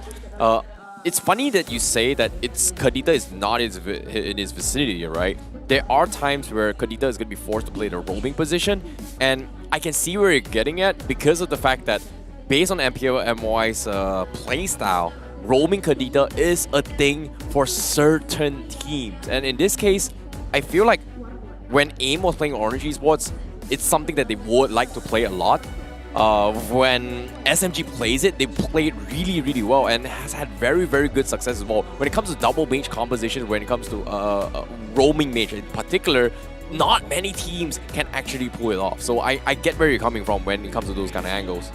Yeah, it just so happens that in this case, Warlord is not that type of player. He wants to scale up, he wants to be a secondary core. Barbosa is actually a very bloodthirsty roamer, so if anyone's playing Kadita, it would be him. But now that we're talking about some players, we of course have to highlight Melcutie as well from the side of Red Esports. Remember, this is his first season of MPL MY, and he has been doing an amazing job here as the main carry for Red Esports. With some of his top heroes there, we can see Brody, Carry, Claude, all comfort picks. Gonna be excited to see what he ends up bringing to the field here. I would actually even argue that he's a bit more consistent than Anip from Homebois. Yeah, I agree. Melcutie has been delivering on all his games so far. We thought for a fact that Claude is going to be something he's very comfortable here during the early regular season. He did mention that it's something that he's very, very comfortable with as well. But wait a minute. Different comment. Is this a Mars fan right there? Sayonara. Gegar Uma Mars. Oh, he wants to shake Mars's house. We've got a Mars fanboy in the crowd. That's pretty nice. Where's an Icy Baby 1-2 fan and a Staffa fan in the crowd? It hasn't been seen for a very, very long time. I'm really, really jealous. Yeah, I don't know if Staffa fans exist in the first place. Hey, you've got your Dodo Bird fan. Yeah, no, I got the birds, but I would like to have some people. But of course, the players also would like to have their turtles, as we can see up here. The ranking for the Turtle Mania. Chibi currently at the very top. We know he loves prioritizing those neutral objectives. And Amal in 5th place as well, so not too far behind, but the difference is there.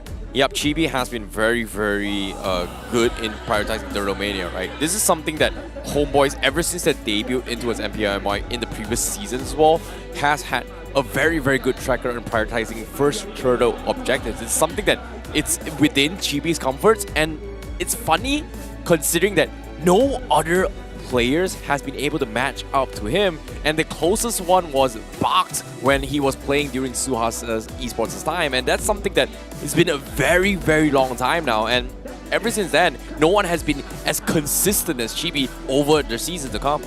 It is honestly quite insane to think about that Chibi has been so high up on Turtle Mania. His playstyle has not really changed all that much, and yet the hero pool has shifted entirely, going from assassins to marksmen to tank jungles now.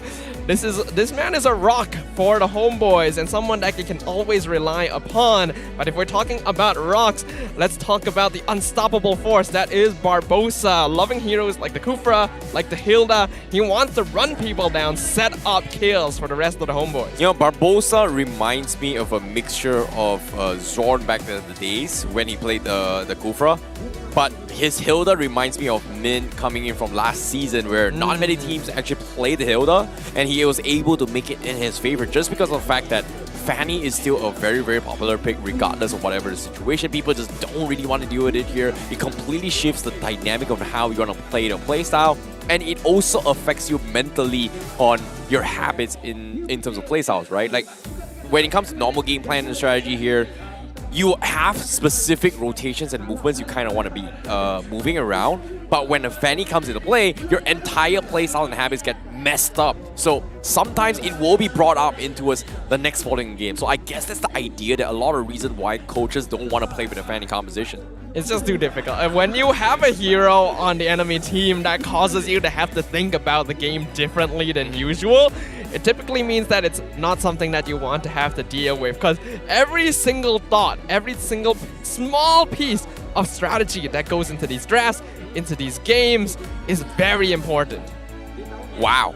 Is that a 400-star Cho in the crowd? That's crazy. Looking for a potential team, I guess. But yep, you can see the fans. Everybody is going to be looking out for the Homebois as well. We've got a major crowd coming from Flame Boys supporting the Homebois in this particular. But now, I want to talk a little bit more. Oh, yeah. Good question. Where is Solos? Well, hopefully, wherever he is, he's providing support to the Homebois right now. You know that they're going to need it here. This is a team that's very strong, but also started to become more predictable as the end of the regular season approached. And Red Esports has only been slowly improving as the weeks went by, reaching a peak here at the playoffs where they performed admirably against RSG Slate MY. However, the stakes, while still high, are going to be different here. Homebois are not as easy a team to take down. Oh my god, we've got Jabs Kids in the crowd as well, showing much love. I'm not sure if this is too easy for Jabs as well, but I do see him, one of the legendary players of MPL back in the days. Very old school, but at the same time, you can see the fans are extremely anticipating on how things may be going here, especially when this is the first ever season where we see the bottom 4 teams not having those second lives. So it just pushed so much pressure on all. Hasn't it always been like that? No, it's like 4 in the top, 4 in the bottom. Yeah, bro. 4 in the top, 4 in the bottom. The 4 at the bottom didn't have a second life. The 4 on top had a second life. So the difference this season is that third and fourth place have no second life. Oh yeah, the 6 in the top. Yeah. The 6 from the bottom doesn't have a life. But yeah, you're right. It's a little bit different. So, but it does put in a lot of emphasis on why they need to actually try harder even more. Exactly. Now, of course, we have the rankings for the Lord up on screen right now. Uni actually hitting the top of the Lord Terminator here. But Chibi still on the board. This is a man who loves his neutral objectives, 4th place in the league. Hopefully, we'll get to resolve things soon so that we can see Chibi add to these scores. We've got a Homebois fan just saying that it's going to be 2-1. And it makes a lot of sense considering the difficulty and the stakes that we've been seeing in today's trends, especially like we said as well. When you lose, there's no immortality for you guys for a second chance. In this case, it makes a lot of sense. Look at how the first 2 series went by for us today. Everything has been game trees all the way through. I wouldn't be surprised to see this a full game tree. And so far, Homebois, when they have their own import players, I feel like this is the best Homebois I've ever seen. And interesting enough, we had a little bit of chat with DJY early on as well, the Clipper guy. And he gave us a little bit of insight as well. Like, he's extremely excited to see Todak all the time. You know, Todak, best track record in MPL MY history. Almost every single season they've performed, they've qualified every single international defense. But this season, Homebois is a very good face to actually watch out for, because we have not seen Homebois as strong as we've seen ever since their debut. Actually, I would beg to differ here. I feel like the Homeboys... I still think this is the strongest Homeboys I've ever seen. Strongest Homeboys we've ever seen, I agree. But having their best performance since their debut, not necessarily the case. Okay, fair I feel like Homeboys have always been a really strong team, but specifically during the regular season. And when it comes to the playoffs, things start to drop off a little bit. So this is going to be their first match here in the playoffs this season. So I'm excited to see whether or not they can overcome this curse. And now that they have the import players coming in, their performance this season has been amazing. So we'll see. Yeah, I agree. You know, when it comes to Red Esports' playstyle as well, today, early today, I was expecting them to actually get a very, very clean game against RSG. But overall, when it came to the drafts as well, Red Esports was just able to identify how they were actually able to overcome all odds. And Red Esports so far, they have a very interesting coach. Sora very, very underrated. When it comes to drafts as well, he has been able to identify very, very smart ones. And I would say the closest coach when it comes to Malaysian players that has very similar mentality is Ozoro Vecchi as well. And look how things went out as well, because Red Esports and Red Giants pretty much was neck and neck for the 4th place. Sorry, not Red, I mean Lunatix. But at the same time, you get my point. Yeah, I get what you're meaning here. You could definitely see some similarities in terms of how coaches will start to think towards the higher level scale of MPLs and even on the international scene as well. As we can see here, for the Homeboys, their stats looking very impressive overall. This is a team that likes to fight. Their first tower rate, pretty high. First blood rate, just over that 50% mark.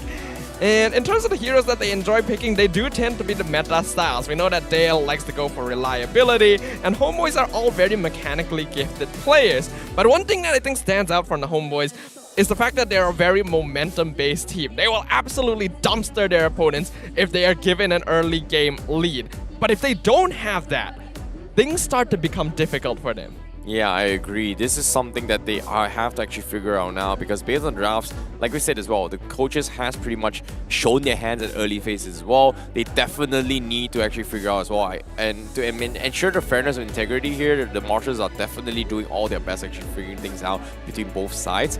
But considering that the Florian pickup there, I was very, very surprised on how the Florian was actually drafted out. But as of now, we have to be very, very patient for them to sort things out in order to smoothen things on how things has to be done between all the players themselves as well as the teammates. But it is going to be a mind game.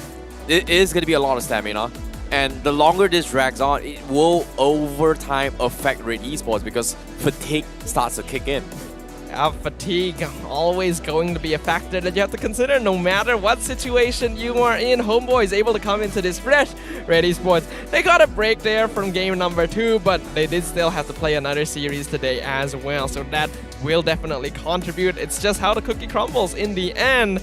When we're talking about Homeboys, we already mentioned very momentum-based. They gotta have that early game lead. I think Red Esports has been making a bit of a different impact here, where ideally they do have that early game lead. That's why they do play a bit more aggressive towards the early stages. But I think they have the capability of making comebacks as long as MelQT isn't focused too hard on. So that ends up being an interesting dynamic between these two teams on the Land of Dawn. I think the idea you're going for is that Red Esports, they have this strategy where they actually play around how MelQT, right? This is something that Red Esports has been known for. Back then, it was protecting Mao every single time.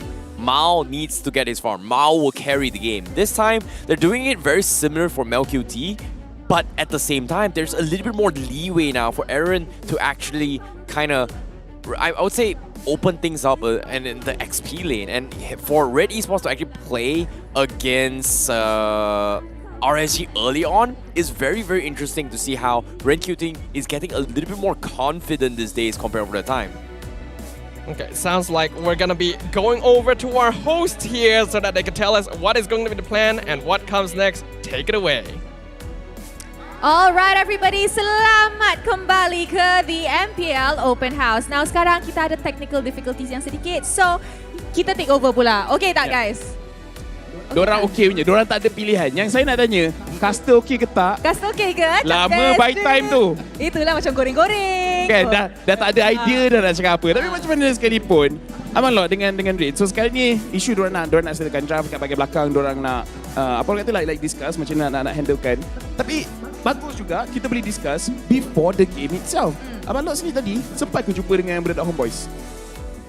Budak-budak Homebois tak? Dengan Flame Boys. Oh, dengan Flame Boys lah. Dengan Flame Boys, dengan Awa, dengan Daddy Hood sempat jumpa. So, Abang Lot, did your opinion change? Sebab tadi you cakap 2-0 Red. Kalau jumpa Daddy, boleh tukar lagi. So, adakah you akan sokong Homeboys kali ni? Jangan cakap 2-0 dah satu. Yes or no only? Yes or no? No. No. Still Red? Yeah. Sebab Red is his blood. Sebab kalau berbual pasal prediction juga, ala-ala kita kat sini, kalau Zon tengah tengok, rasanya memang Zon tengah tengok, Zon pun buat prediction. So far, prediction dia betul. Dan nak tahu prediction dia untuk game ni apa? Dia kata 2-1 Homebois. Memang jangan biar dah betul Zon. 2-1 Homebois. Yes. Rin, what do you think about Zon punya prediction?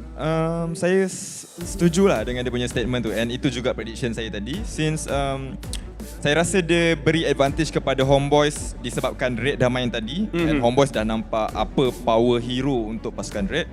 And dari segi pool hero pun mungkin akan affected. So about the drafting phase macam tadi, crucial waktu-waktu yang crucial.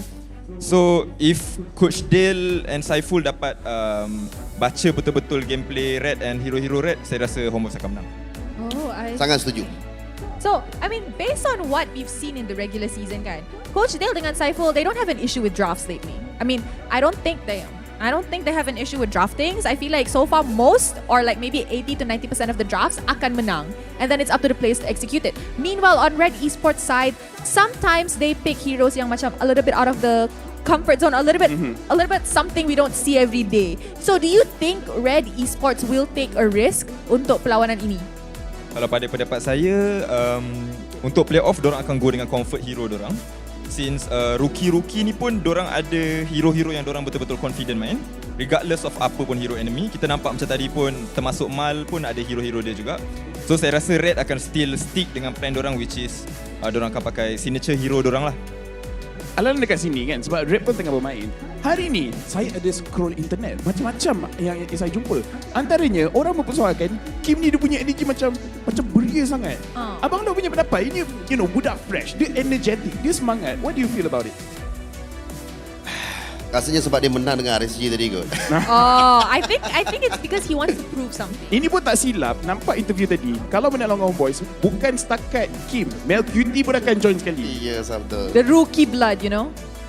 Jadi dekat sini pun, tengok dekat atas stage, dorang still tengah discuss dekat situ. Sorry, bila berbual pasal draft, how crucial it is nampak first to pick enemy punya draft? Dia ada advantage since kita boleh baca counter kepada hero-hero yang enemy nak main. So kita boleh prepare gameplay, specific gameplay untuk kita counter dengan hero-hero yang enemy akan pick lah. Since sebab bila kita MPL, kita tahu hero-hero enemy apa. Maksudnya kita ada data. Since daripada data itulah macam mana kita boleh plan kita punya draft supaya kita ada gameplay yang boleh counter kepada gameplay enemy lah. Dekat sini pun saya ada follow up question, very quick one. Sebab Homebois dia baru sekarang, this is their first game. Tetapi Red dia dah main 3 game sebelum ni. Itu ada advantage ke tidak untuk Red? Sebab yes, Homebois dapat information tapi Red diorang dapat panaskan badan. Ke itu detriment? Dia sentiasa ada data, ada advantage. So macam mana sekalipun, Homebois still in the good seat lah. Ya, betul. Alright, so I think the technical difficulty is finally fixed. So guys, mari kita throw it back to the casters to watch the draft of the first game. Casters, mana suaranya? All right, here we are, ladies and gentlemen. We have returned. Thank you very much for being patient with us. It does sound like we've managed to resolve our little technical issue here, and we are going to be jumping right back into the draft here to start off the series between Homebois and Red Esports. And apparently, it is going to be a brand new and fresh draft here. The bands going to be looking just a little bit different, but not too much. Homebois banning out Fanny and Claude, and Red Esports banning Glue and Lance. Now, I like how Rain did mention up a very, very important thing when it comes to drafting, right? And he was mentioning that when it comes to draft, more data means more information. More information means more chances of winning the drafts, because the more you know, the better it gets. In this case, even though the first technical draft, it was a little bit of a redraft coming in, it finally leaked away from what Homebois is prioritizing us, and this kind of allows Red Esports to kind of have a better insight on how they want to draft accordingly. But of course, very, very similar once again. Homebois, they are still going to double down on the Joy. I guess it's, I would say, you know, a handshake between both the teams here. They're not going to be changing the drafts, I guess. So Red Esports, they are still going to stick down with the Valentina as well as Arlo, I guess. Looks like it was a bit of a gentleman's agreement. From what I can see, Red Esports did not actually intend to ban the Mincetar previously. So they've agreed on that. Homeboy is going to be keeping the Joy. Red going to be grabbing Arlet and Valentina this time instead. So not going for the Eve. They're going to instead grab the option to steal it away if necessary. Yeah, with this Mincetar not being banned off from the side of Red Esports means that there is a potential fake out coming from Red Esports where, Homeboys, we force you to take either the Kufra or the Mincetar to deny mobility from Joy. And this puts Dale in a very, very awkward spot where taking the Mincetar right here would be very, very much more beneficial compared to a Kufra, just because of the fact that it brings so much more contributions in terms of overall teamfight as a roamer. But no, they don't go for it. They still want to double down on the Frederick and the Melissa. That means they pretty much solidify their XP laner as well as the jungle, unless Warlord decides to play this Joy in mid lane. I think it is still unlikely here. Joy just adds so much more benefit in the EXP lane in comparison, though Arlet probably not the most ideal matchup against it. For now, we will see. The Melissa has surprisingly not been prioritized throughout day one here, even though there have been players who have enjoyed playing it so far. But Anib, he's still very comfortable with the hero. Gonna be going for it this time. Red Esports, how do they want to close out the first phase of the picks here? We will find out. Do they go for the Mincetar? No, they actually don't. They actually bring in the Lolita instead. So that means Mincetar and Kufra is going to be up for grabs as well. It's something that Mao is very, very comfortable at, but at the same time, they pick the Lolita, means they don't really care about it. So Red Esports is going to be focusing on banning off Barbosa's heroes. And this is a problem, because if you decide to go for a Mincetar and Kufra ban, means that the potential Hilda pickup might come in. However, they play it safe, they ban the Diggy coming from Red Esports and also the Helker coming from Homebois as well. Twice now we've seen this from two different teams when they face off against Red Esports. They always respect the Helker. Yeah, Homebois themselves will have additional respect for Helker because Chibi has played it in the regular season himself. It's a hero that they use as a pocket strat and is a really good counter towards Fredrin as well because the silence doesn't allow him to continue his combo.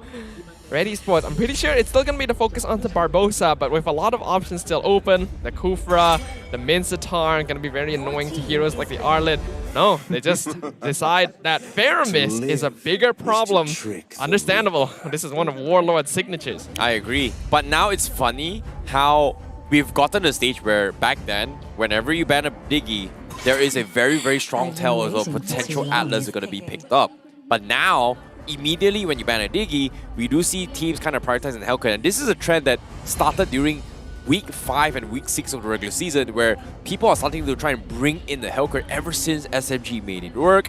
And there are some teams and some players as well made it work in the jungle role. So in particular, I feel like Amao on this Helker is going to completely affect the mobility and how they approach those fights when the Darkness Fall comes in for Homeboy. So I guess that's the idea they're going for. However, Atlas still can be a pocket pick for Homeboys, especially for Barbosa to set up for a wombo combo.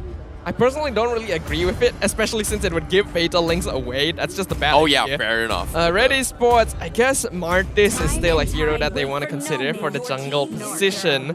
They're actually going to go for the goal lane pick first, the Beatrix in the hands of Melcutie. Not a bad choice in this situation, but maybe a little bit vulnerable against heroes like the Joy. Homeboys now have the chance to finish off their draft. Yep, Lolita gonna be one of those to actually deal with the damage coming from Melissa, as well as the Numenor Blast setups has been very, very annoying. The shields coming in is going to provide them a little bit more assistance. So it does cover out all ranges. The only thing lacking about Lolita is that wave clear is going to be extremely lacking.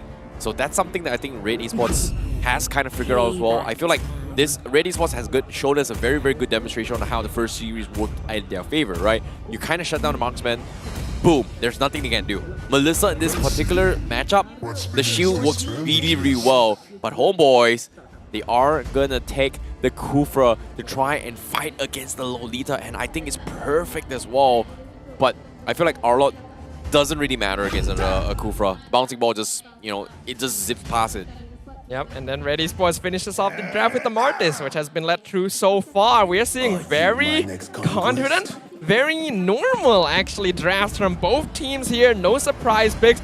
Joy and Arlot getting led through in the same game is pretty unusual, but the drafts are very balanced, and I think both teams have a lot of potential. So it's all gonna come down to the strategies and execution of the players. Yep, this brings me back to the regular season. However, can Homebois pull the dub? Because this is a moment they need to come on top. But based on the drafts here, on the predictors, Red Esports, they do have a little bit more an upper hand in terms of utilities to actually set up for multiple counter plays, especially when Kyym plays on this Valentina. Whereas Homebois, they've got a variation where they need to play around Surpass, opening up the map with this Joy to actually catch the back lines and trying to set things up for Anip to close up the game. Homebois shall face off against Red Esports as we once again return to the land of dawn. The first game of our final series of the day, the first upper bracket quarterfinals, but there's no second life right here. Whoever claims the victory moves on, and whoever goes down goes home. Oh boy, today is the day to find how the teams are going to be performing, especially in playoffs. Day one, most brutal one ever in the history of MPL MY. In this case, with MPL MY Season 11 coming in, they are going to be fighting for their lives right from the get-go. In this case, they cannot afford to make the mistakes. But you know what? You guys watching at home can help us out by voting for your choice of MVP by scanning our QR code and let us know which player do you think deserves to be the MVP of this match by the end of this game. So scan this QR code, have it on the site, and then predict it. You can see already some attention towards the EXP lane. Surpass and Rank QT doing a lot of poking to one another. Amal gonna come in. He waited for Surpass to use his cooldowns, and now the Joy is fully vulnerable. A nice first blood for Red Esports. And Kyym, okay, he's fine in the mid lane as well. Yep, they forced up the retribution rather early for Amal, so this is interesting because the fact that knowing that Surpass does have this tendency to be very, very aggressive, they were able to punish this. And I was expecting them to actually kind of mirror the rotations here, but at the same time, Barbosa is going to make a 10. Mal could get punished right here. He's going to be able to flicker out at the last moment there.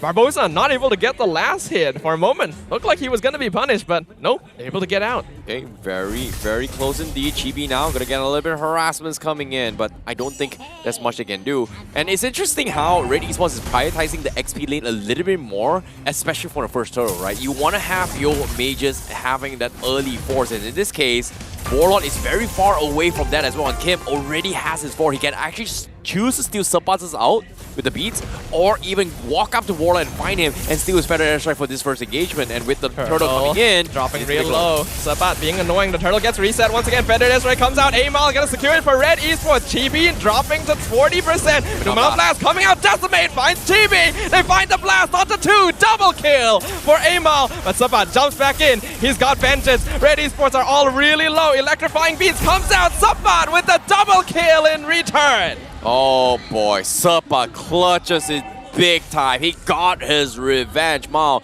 was able to set out a beautiful ultimate there, but unfortunately he did not have his flicker to extend that. So it's just very, very unfortunate that Homebois was able to retaliate that, but MelQT just completely bullying on him in this situation, and it's really, really annoying. And now, let's talk a little bit more on the emblems priority coming from both MelQT as well as Anip, right? This is interesting because of the fact that MelQT still opted to go for movement speed, whereas Anip not looking for that. He's just straight going for an all-in because of the fact that once you have those dolls, you are going to be relying majority of the damage from those dolls rather than you running around trying to kite players. Yeah, Melissa is just going to be stationary most of the time anyway, so movement speed not going to make too much of a difference.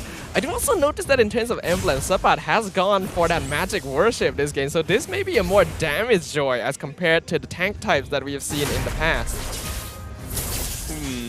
I agree. This is something that I think eventually they will have to go for it, first of all. But Kyym, getting his Enchanted Talisman as a priority. I was expecting maybe Ice Queen wands, but that's the thing about Valentina, right? Needs a lot of cooldown item reductions in order to kind of get those infinite mobilities that we usually don't really see too much from multiple heroes. So I guess that's the idea he's going for. But Homebois, they're playing a little bit too safe this game. It's weird considering that Red Esports, they're making movements across the map, but they don't seem to be getting a little bit aggressive. It feels like Homebois, they're still playing it a little bit too safe compared to back in the earlier days of regular season. It's definitely safer than we usually see of them, but I think it's actually quite alright here because they're afraid of the potential counter engage from RenQt and Maul. Sapan just being annoying here. Electrifying Beats comes out, drops Amal to 30% HP. Gonna be hard for him to contest Turtle with that final slash onto Sapan. Vengeance comes out, Feathered Airstrike, not able to finish him off. Chibi secures the Turtle, Numana Blast stuns the backline, but it's only on one. MelQt winning the 1v1 down bot. Look at how little HP he has. Sabat finally punished for diving too deep. Now Maul out of position, surrounded by 3 members. He'll get taken out. He tried flickering forward onto Warlord, but not able to survive in time. The rest of Red Esports coming in. They're looking for Chibi. Does Amal have his decimate? The answer is yes, and Chibi goes down. Beautiful stuff coming in from Red Esports to actually retaliate here. A little bit of mistakes coming from Kyym, considering that Homebois, they were out of position, especially for Sopat. He was trying to zone out the back lines, but while that was actually happening, Kyym popped his ultimate a little bit too quickly here. I'm not exactly sure where he was aiming for as well, but it feels like he was trying to aim for Sopat. But at the same time, the auto-targeting locked him onto the Turtle instead, which kind of whiffed his first Feather Airstrike, allowing Sapat to buy a little bit more time for the fight to actually be extended. So in this case, a little bit of mistakes coming in, but somehow it was capitalized coming in from Amal to actually try and get a kill here for Homebois. Amal is definitely a threat early game, and that's probably why the Homebois are not looking to take full-out extended fights against Red Esports. They're hoping to scale up just a little bit more so that they can go for the full 5v5. Mal, conceal play, looking for a nip, gets the stun, forces out the go away. Numenon Blast charged up, but Amal not quite able to jump on top of him. It's enough though. Feathered Airstrike secures the kill on a nip. Very, very good execution as well coming from Red Esports, and this is smart, considering that they are setting up for the snipes coming from MelQt. And interesting enough, the disposition, it feels like a room coming in from Red Esports, right? They've got this final slash as well as the Numenon Blast kind of set up for a wombo combo. And even here, if Homebois tries to get a little bit spicy, you have the Martis to kind of disrupt Homebois in terms of their composition. There's nothing really much Homebois can do, especially if they clump up together as 5. Yeah, not the most ideal situation for them, but they are still okay for now. Red Esports only has a 1.3k net worth lead, not too notable at this stage, but they gotta make sure they don't lose out too much more. Turtle dropping real low, Sabat gets taken out by Kyym straight away, didn't even pop Vengeance. He got caught off guard there. Final slash onto GB, he dashes over the wall, but Amal secures the Turtle, and now GB just gets run over, steamrolled by the Martis. My goodness, Kyym, you're an absolute chat. Stolen Tyrant's Rage, used it against Chibi. Absolutely nothing he could have done. And Kyym just playing so well in the scenarios, finding opportunities to just punish Homebois. And Homebois are definitely not ready for this at all, if you think about it. Well, hopefully they're gonna get ready soon. Red Esports instantly doubling their net worth difference. Barbosa with a flicker jump onto MelQt, but Amal's distracting the backline. MelQt flickers away from Sabat, but Sabat probably will be able to get him in the end. He jumps under the tower, finally finishes MelQt off.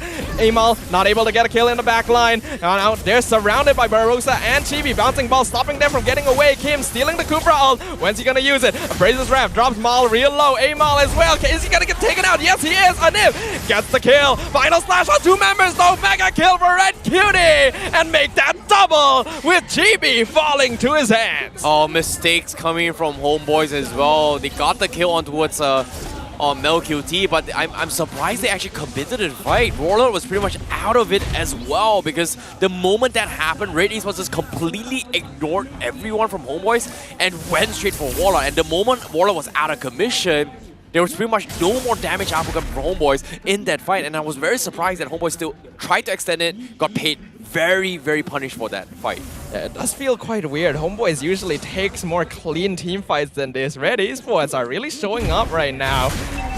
You can see Rank QT also doing great on this Arlet. 5-1 and 5. He's got the Thunder Belt, he's got the Radiant Armor to counteract Subbat. Things are looking pretty good right now for Red. Yeah, when it comes to this play here, Red Esports, like I said as well, they've got this floor sweeping strategy here. They've got Mortis, they've got the final slash. One right angle comes in. The Numeral Blast is going to catch everyone from Homebois, whereas Homebois, they still have to bait out reactions coming concealed from play. But thinking of it. Kyym able to dash away. MelQT going to be targeted, and now Subbat jumping on to Kyym with a better airstrike. Numeral Blast on 3 members from Maul in the back line. They rush in. Chibi is already dead. Nibiru's Passion dropping Barbosa down, and AML secures the double kill with the Decimate. And while all that is happening, Kyym actually survives the backline dive by Subbat. Red Esports in full control of the turtle of the Lord Pit. This is crazy how Kyym, in the midst of the chaos, trusts his teammate and sets up his feathered airstrike. They know for a fact that they want to win this objective, they have to kill off Chibi. Despite being zoned off, he's very aware of where the rest of Homebois' position are, and immediately, at the last tick of his health, he popped his feathered airstrike just enough time to kill off Chibi before the fight actually gone way out of hand. And I'm very surprised that Kyym was able to outplay Subbat in that situation completely. Kyym actually stealing the Appraiser's Wrath there. Not sure if that's the ult he was going for. Yeah, he lets it go. He was looking for feathered airstrike. In the meantime, Subbat gonna be doing some split push. This is exactly what he should be doing right now. He actually will get this. Oh, hold on. Final slash pushing him out of the way. Rank QT needs to keep this tower alive here, and he will, just barely though. Red Esports has to be careful. Yeah, Homebois now in a situation where they have to go all in or nothing. In this case, Red Esports has been doing very, very well, just completely dodging all this fights. In this case, Tai-Chiing their way in all these awkward scenarios. And now with the gold ranking coming in, Kyym, Aimal, Red QT, Mel QT, just topping the chart here, and Subbat getting completely decimated by Red QT right now. Yeah, he's just pushing him away. Mel QT gonna be sniping the tier 2 mid as the Lord collides up top. Oh my Subbat God. actually just getting chased down. Kyym No way. stealing the electrifying beats. He gets the kill, the 1v1, and the taunt just for good measure. Kyym is feeling it. Yeah, Valentina still a force to be reckoned with here in this kind of scenarios, and Homebois just not expecting this at all because Barbosa hasn't been able to get that cash that they have been looking forward to as well. And Red Esports now in a situation where, look at this, AI winning prediction, 74% in their favor, and Homebois, they've got to really step it up this game. All the external towers have fallen for Red Esports. They're invading the jungle, taking everything. The net worth lead now 6,000 for Red Esports. 12 minutes in, and they're looking to expand that lead even further. I genuinely feel bad for Chibi right now because in this particular game for Red Esports, normally they shouldn't be a big threat towards him, but for him to be forced to get the Radiant Armor just because of how well Kyym is playing is just very, very awkward. But the combo! Final slash into the Numenon Blast. Red Esports showing us monstrous coordination to instantly render Subbat helpless. That's the definition of how you sweep the floor. Yep. Sweep it, boom! Someone's gonna go down. In this case, Homebois fell in towards the trap. Red Esports just playing absolutely out of their minds here. Great teamwork coming from Ren QT and Mao. I can't believe that. Subbat literally just got swept into the trash compactor there. Red Esports not allowing him any chance to escape. He only just going to respawn now, which means that Red Esports will secure much more positive positioning around the Lord Pit, which is coming up in 2 seconds. Yep, and now with the Lord in his favor, Homebois still hasn't had any opportunity to get somewhat of a map control, considering that Subbat now on this Joy is not as tanky as what Ren QT is bringing to the table, and it's extremely annoying because of the fact that Homebois, they need to kill off Vel QT, but every single time they do it, they are going to be risky getting killed off. In this case, it is happening. Yeah, Ren QT dashes in, gets the monster kill onto the far side. Meanwhile, Nib doing a lot of damage, but gets stunned by the Numenon Blast as Ren QT is just chasing Barbosa down. Electrifying Beats comes out, but it's not enough damage. Mel QT flickering forward, killing off Barbosa. Final slash, pushing the rest of Homebois back into their base, saying that's where you belong. Red Esports taking full control. Well done. Coming in from Red Esports, utilizing their tools, utilizing their stuns, and look at this. Even surpass sidestepping the snipes coming from LQT. And Red Esports, they've got so many layers of traps that Homebois needs to overcome, and they haven't been able to do so at all. Red Esports really being a surprise here. Looks like the warm-up they got from the first series of the day coming into play right now. Ema gonna get the Lord for free. This is Luminous, and Homebois only have their inhibitor standing, which means this will definitely break open at least one lane to the base. What the Homebois need to do right now is make sure that they don't lose any more than that. Yeah, I agree, but how long can they stall? Because based on the win condition right now is that Ani needs to scale up, but even if he scales up, most of his damage is going to be negated by Miles' shield.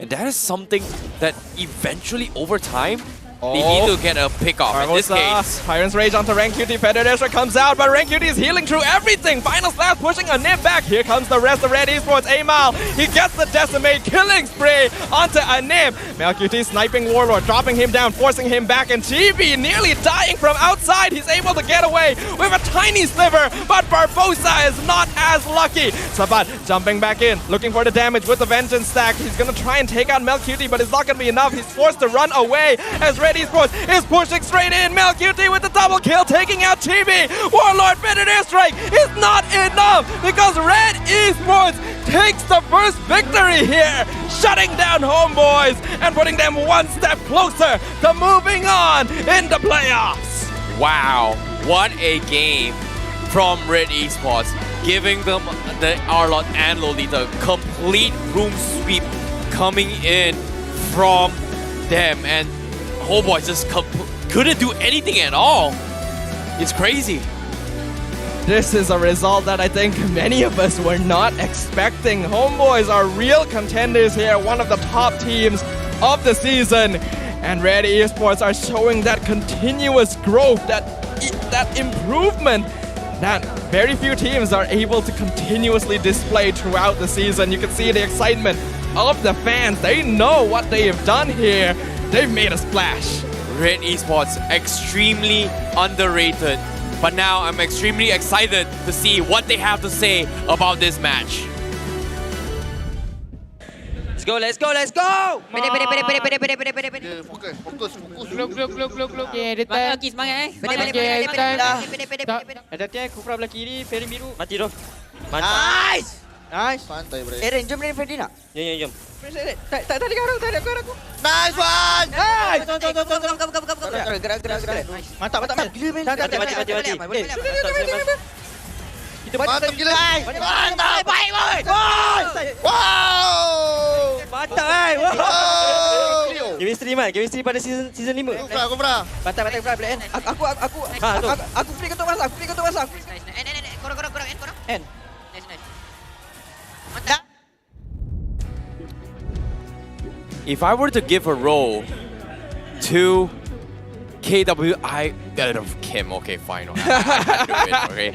If I were to give a role to Kyym, he's literally the hype man. Like, he's very, very excited most of the time for his team. And every single time Kyym shows his energy, you can see that extra oomph for all the players to be playing at top notch. And I'm really liking how Kyym, with his integration team, everyone from Red Esports is feeling a little bit more confident to actually play the game. And it's very important to keep your morales up. And so far, he is doing a fantastic job because now they're one more game away from making it in towards tomorrow's games where they will finally get that second chance. Yeah, honestly, it's incredible. I have to agree with you. I feel like the rookies are bringing something really fresh and really new to Red Esports. This has always been a very stoic, very disciplined, very predictable team. But we are seeing perhaps one of the strongest iterations of Red Esports we have ever seen here in MPL MY. Mel QT and Kyym adding a breath of fresh air. Mal in the roam position, really seeming to be feeling himself. He's only been getting better and better throughout the regular season.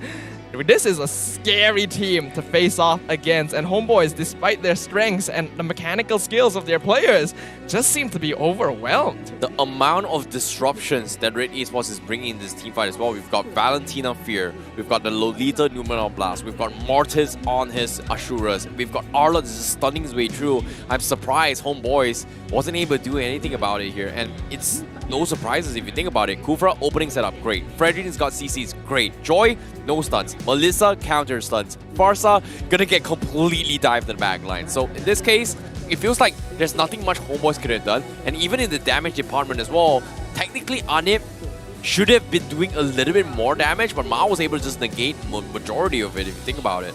Yeah, but looking at the damage that was done overall, how highest here is going to be Kyym on the Valentina. There's something up with Kyym today. When you see rookies enter the playoffs for the first time, you see them get nervous. You see them be a little bit uncharacteristic of themselves. But Kyym just seems to be feeling it. He's taking in the atmosphere and somehow becoming even stronger than he was during the regular season. This is a rookie to keep an eye on. You know, Kyym being one of the first debut coming in MPL, right from the get-go, booming his way in towards the playoffs. And so far, he's been just playing out of his mind. And wow, this kind of reminds me that the only other rookie that really stood out for me back his debut is gotta be Stormy. And Kyym is very close to making history right now. Oh, what an amazing thing to say. But of course, we cannot count out Homebois yet. This is a team that was absolutely dominating towards the early parts of the regular season and were still forces to be reckoned with towards the later half as well. Now that Dale has encountered this loss, I expect that there's going to be some adaptations and changes. But before we go on into Game 2, let us throw on over to our host for a fun little segment for all of you. And selamat kembali to the MPL Open House. Anda bersama lagi dengan saya, Rose, dengan Lafel, and of course our special guest, Abang Lord, juga Rain. Dekat sini kan, sebelum kita nak cakap apa, two things that I want to say.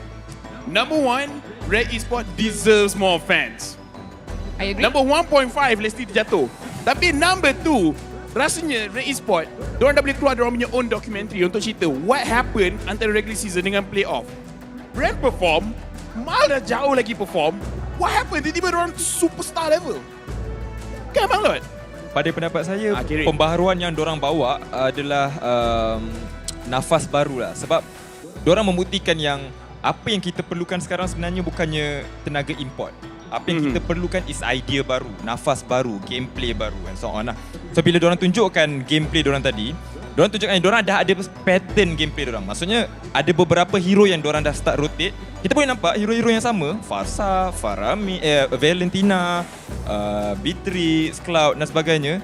Tapi tu semua hero adalah hero-hero yang efektif untuk diorang and strong untuk diorang lah. I nak tanya, do you think it was a mistake untuk melepaskan Valentina tadi to the hands of Kyym? Pada pendapat saya, untuk game ni ia adalah mungkin Homebois fikir mereka ada cara untuk counter benda tu, tapi nampaknya perkara tu tak menjadilah, and Kyym masih betul-betul selesa menggunakan Valentina dia walaupun menentang Joy. I agree. So, sebelum kita teruskan conversation ini, mari kita tengok the MVP of the game. And jang, MVP of the game is Ren Cutie. Oh. Johor represent. Umur 26. Johor represent tu. Johor represent. I punya style baju Melayu ni pun is indicative of cara Johor. Kita pakai seluar slack, ada baju Melayu kat atas. Johor represent. Abang Lord. Sama kan? Sama. Johor represent. Johor style. Okay, Johor so style. kita nampak kan in the regular season, I don't want to say too bad, but Ren Cutie was like there. He didn't really shine much, kan? But then today, when we actually watched the first match, lepas tu, game ni, Ren Cutie is on another level playoffs ni. Do you guys agree with that? Ya, sungguh setuju. Tapi, this season kalau kita tengok MPL season 11, kemasukan player-player import. But we need to give orang kata credit and thank you juga kepada Red Esports sebab tanpa import mereka boleh tunjukkan this kind of gameplay. Thank you, Rich. Ya, dan sebenarnya bila tengok highlight yang dibuat khas oleh Garnier Man dekat sini, sebenarnya saya juga nak mula membuka topik Joy. is it okay untuk lepaskan sekarang? Sebab hari ni kita dah nampak a few games of joy di mana nampak seperti damage dan juga dia punya tankiness dah agak berkurangan, di mana sebelum ni ada patch yang nerfkan dia. Tapi bila kita tengok kat playoff, nampak impact dia dah severely dikurangkan. Yes, I agree. Pada pendapat saya, Joy memang satu hero yang sangat overpower, sangat kuat untuk digunakan cari backline. Tapi kita juga tak boleh terlepas pandang yang Red juga dapat hero yang overpower juga, which is a lot. So game ni akan melihatkan kepada penggunaan mana yang lebih efektif. And dalam game ni Arlot tunjukkan yang dia lebih efektif lah. So beautiful. Untuk mengganggu team fight. Yeah, it was really beautiful. The way Ren QT would come in from the side and just go phew like that, and I'm like, oh my goodness. That deserved the MVP. Yeah, that great moment. Yeah, that game, that move. Oh my god, I cannot talk. Ren QT makes me speechless. Awak ni rose ke save sebenarnya?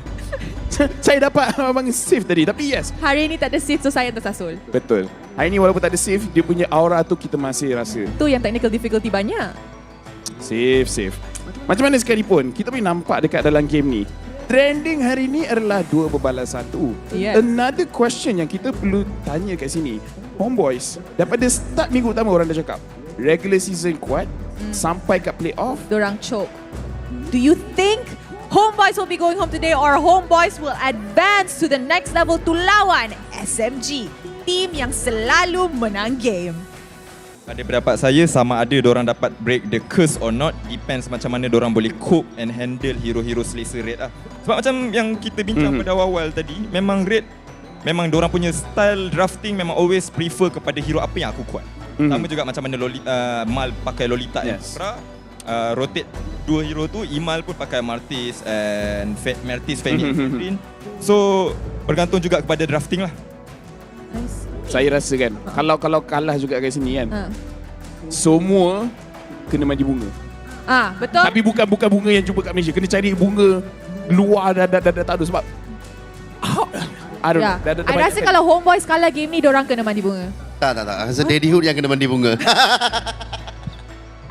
Macam mana sekalipun kita dah tak boleh ignore lah. Kalau sekali dua tak apa. Ini dah banyak sangat. Ini dah bukan team. Tapi macam mana sekalipun, sekarang ni kita dah tak sabar untuk game ni. Jadi mari kita dengar suara caster kita. Mana? We once again thank our wonderful hosts as well as our ever insightful and entertaining guests on the open house segment of MPL MY here. Terrence, I think you have some things to say. No, I swear to God, I'm just laughing so hard. I actually banged the table so hard that Abang Lord just he's such a lovable guy. He's throwing shades, he's getting a little bit toxic, but he does it in a way it is hilarious. And the best part about him, he can do it so seamlessly, but at the same time, what they say is true. Homebois has been cursed for so long. Every single time, every single season, they've done so well during a regular season, but in playoffs, something always happens and they just can't deliver. In this case, now, can they break the curse to actually qualify and face off against SMG tomorrow? Because it is a do or die situation. If they get eliminated this series, they are out for MPL MY. Yeah, never a situation you want to find yourselves in, especially when you remember that Homebois was 3rd place in the regular season rankings. 3rd! And they find themselves here. Well, goes to show just how much the competition has grown. And well, I do agree with what Coach Rain said as well. I think if the Homebois wants to overcome this playoff curse of theirs, it's going to be up to how well they can adapt and respond to Red Esports, who is doing a great job of drafting heroes that are not only strong, but that their players are very compatible with. Now, let's talk a little bit more on how Lafa actually brought up a very, very interesting point as well. Joy, is it the strongest heroes in the current patch? Because if you think about it here, yes, it's very, very mobile. Yes, it has somewhat of damage, but can it soak a lot of damage? Because compared to back then, it feels like Joy has lost out a lot of his tanking capabilities, but still is replaced with his damage capabilities. So it feels like Joy now has this assassin playstyle rather than the tank fighter playstyle that we are used to see on the XP lane. So I feel like having a Joy as a priority now might not be a priority, and Arlot might be the one that we want to see a little bit more just because of how it brings to the table. So I was very surprised that none of the teams actually picked the Mincetar to actually deal with it as well to a certain degree. As in the end, Vincitar does have some weaknesses in that he's very directional, and there are many ways of playing around him since a lot of his abilities are quite stationary. But I do agree with you, it is starting to feel like Joy may not be as important a hero to remove from the pool as we previously thought.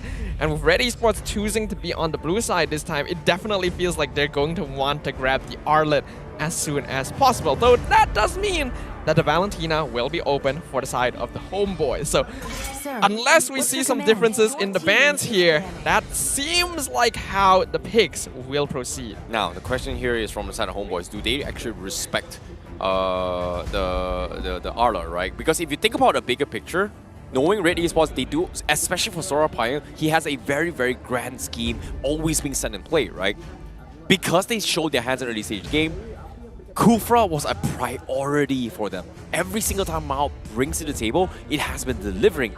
But little did they know, today's game so far has been a lot of Lolita that actually wins games. Especially in this previous series as well between Madness as well as Lunatix, Lolita was also winning games in particular. So it feels like Homeboys, they set themselves up in a situation where they were forced to pick the Kufra away from Barbosa to make sure that they have a little bit of leeway for Joy, but they didn't really need it. They have got so much disruptions with the Valentina, and in this case, now with first pick coming in, Joy also going to be up for grabs, but guess what? They don't care about the Joy.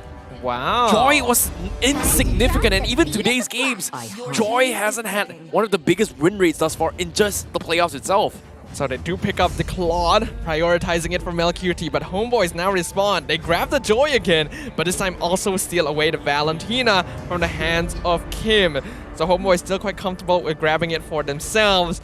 Though I think part of it is also a bit of respect towards Red Esports. This is one of the few teams where RenQT, he's played Joy, but so has Amal. So Homeboys doesn't want to give them that flexibility.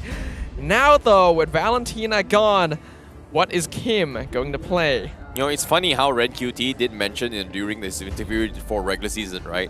If you give him Joy, he's going to spam it. If you give him Arla, he's going to spam it as well. So in this case, he doesn't have the two spammable heroes in his favor. So that means RenQT has to mirror somewhat of a mobility. Does he go for a tanky composition, or does he go for a hero like Benedetta? In this case, answer pretty much on the screen right now. It's going to be Lapu Lapu as well as the Farsa coming in from Red Esports. So this time, the roles are reversed now. It is going to be Warlock playing the Valentina and Kyym playing the Farsa this game in game number 2. So there has been a little bit of a switcheroo between both these teams. What we can say for sure is that if Kyym shows off on this Farsa again, he will be able to definitively say that he has beaten out Warlord in the mid lane. I'm expecting that he'll be very excited to prove that. But Warlord will also have a lot to prove himself. This is a player that I'm pretty sure is not going to take the abuse he received in game 1 sitting down. So now the choice is up to the Homeboys. How do they want to close off the first half of the draft? Ooh, gonna go for the Grok? Yeah, I like the Grok. Like, just because of the fact that it is a way to deal with the Farsa, right? Guardian's Barrier, you know, Wall Charge is just so much utilitarian to actually deal with it as well. One wrong move coming from the Claude, Wall Charge instantly cancels off the Blazing Duet. So it's something that Homeboys can use it as an arsenal. Forcing Red Esports to get like double purifies on both the Farsa and Claude is going to be extremely annoying to deal with. And giving them those purifies means that this kind of enables the Joy to kind of go for a clean up strategy. So I like it because Homeboys has more ways to deal with it. But let's talk a little bit more on the jungler coming from both sides, because Mortis was extremely annoying. I don't think Red Esports can play a very similar composition from game 1 where it's just absolute chaos. So I guess they might be leaning on the Lolita again. Give me a target. But because in this second phase pick, Homeboys is going to be picking it first, Red Esports might need to respect it. But at the same time, with the Grok coming in, you know, there's still a flexibility that it is going to be an XP Grok. So I don't know if Red Esports is going to be leaning in that direction. Yeah, I'm considering a few things. Firstly, like you mentioned, there's a chance this is not Roam, but EXP Grok. We know Surpass very comfortable with that, but that means that that there's a very likely chance that Joy actually goes into the jungle. Other than that, we have to consider, do Homeboys want to bring out the Hellcurt jungle? That's something they always ban out. Now that they have first pick in the second phase, it could be something they bring to the table, and then Red Esports may not have the tools to be able to deal with it. but with so few potential bans left in the pool, Red Esports has to make a very difficult decision when Homebois have done a very good job of just obscuring what their draft is going to be. Yeah, the whole reason why Homebois kind of lost the draft in game 1 here was pretty much one, CCs. Second one, pretty much Melissa wasn't able to chunk out the damage because of this Lolita shield and the win on blast, right? So Red Esports now in a situation where they have so much options for Mal. The only problem they are facing right now is that how do they deal with Destroy? Are they going to go for the Kufra? Are they going to go for Minsita? Regardless of whatever they pick, it's very, very annoying to deal with. So I feel like they have so much more options to deal with this, especially for Mao. But the question here is he going to be able to play it? But Homebois, they go for the carry. That means if Red Esports decides to go for Fredrin or Mortis, there is a very, very strong possibility that this carry is going to shred through all those tanky HPs. Yeah, I think that's pretty smart here. Let's see what they decide to go for. Still the Fredrin here. Still go for it. Red Esports seems quite comfortable with this option. And then they will take the Kufra for Maul themselves. I think it's a pretty smart choice overall. Red Esports draft looking pretty balanced here. Yep. And now Homebois down in the situation here. They've pretty much locked down. They know what they want to go. They are going to spend the final 35 seconds here to figure out their strategies. I guess they are gonna play for potentially, I think it's still the jungle. A jungler. In this case, Mortis Mirror is going to be pretty much the safest one coming in from Homebois. Or Lance. Or Lancelot Tank. Yep, you have a very, very good point. But looks like it is going to be pinked up on Mortis, so I guess that's going to be the strategy here. They are going to save up the last final 10 seconds here before they pick it and decide how they want to play it. So discussion is going to be very important, and it makes a lot of sense considering that this is potentially their final game. If they lose this, they are out and running to try and fight for the NMSC slot. What we're seeing here is a little bit of a reversal of the draft, with Red Esports now having the Fredrin, the Kufa, the Farsa, and Homebois having the Valentina and the Martis for themselves. Again, we are seeing very balanced drafts overall, speaking to the amount of experience that both Coach Dale and Coach Sora Payung have. They want to give their players the best tools possible to head on the Land of Dawn. Now, let's talk about the draft real quick as well, because Homebois, they pretty much have a very decent amount of ultra late game. In this case, the carry is going to be able to tread through all the tanky composition coming from Red Esports, whereas from the side of Homebois, the Red Esports, they do have a little bit more in terms of push potential and kill pressure in their early games for the Farsa as well as the Kufra. So they both have their own individual win conditions, and I'm looking forward to see how it all goes down. Homebois are currently one game away from potentially getting sent home on day 1 of the Season 11 Playoffs. But it is when a beast is cornered that it will truly show its fangs. Will the rookies from Red Esports be able to overcome the beast within the Homebois? Oh boy, let's see how it goes as well. Flame Boys giving them the motivation and energy they need.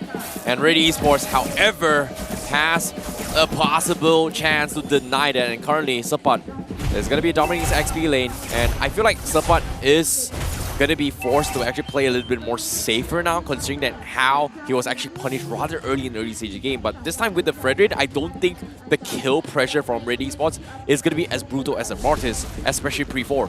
Actually, what's really interesting here is I remember Surpass and Warlord both went for Magic Worship in game 1, but now they both have Mystery Shop instead. So they're actually going for that potential late game scaling, maybe hit their item power spikes earlier than Red. Yeah, they definitely need to as well, considering that they need those early items to actually scale into this game. But what really surprises me is that we do see triple Purifies in 3 heroes. 1 on Onip, 2 on MilQT, as well as a KYYM. So it seems like Red Esports, they just don't want to be stun locked by all these wombo combos, and it's really smart because Homebois, they've got a lot of utilities to actually spare. Barbosa in particular, as long as he times those combos properly, he might be able to bait out very, very easy Purifies against Red Esports.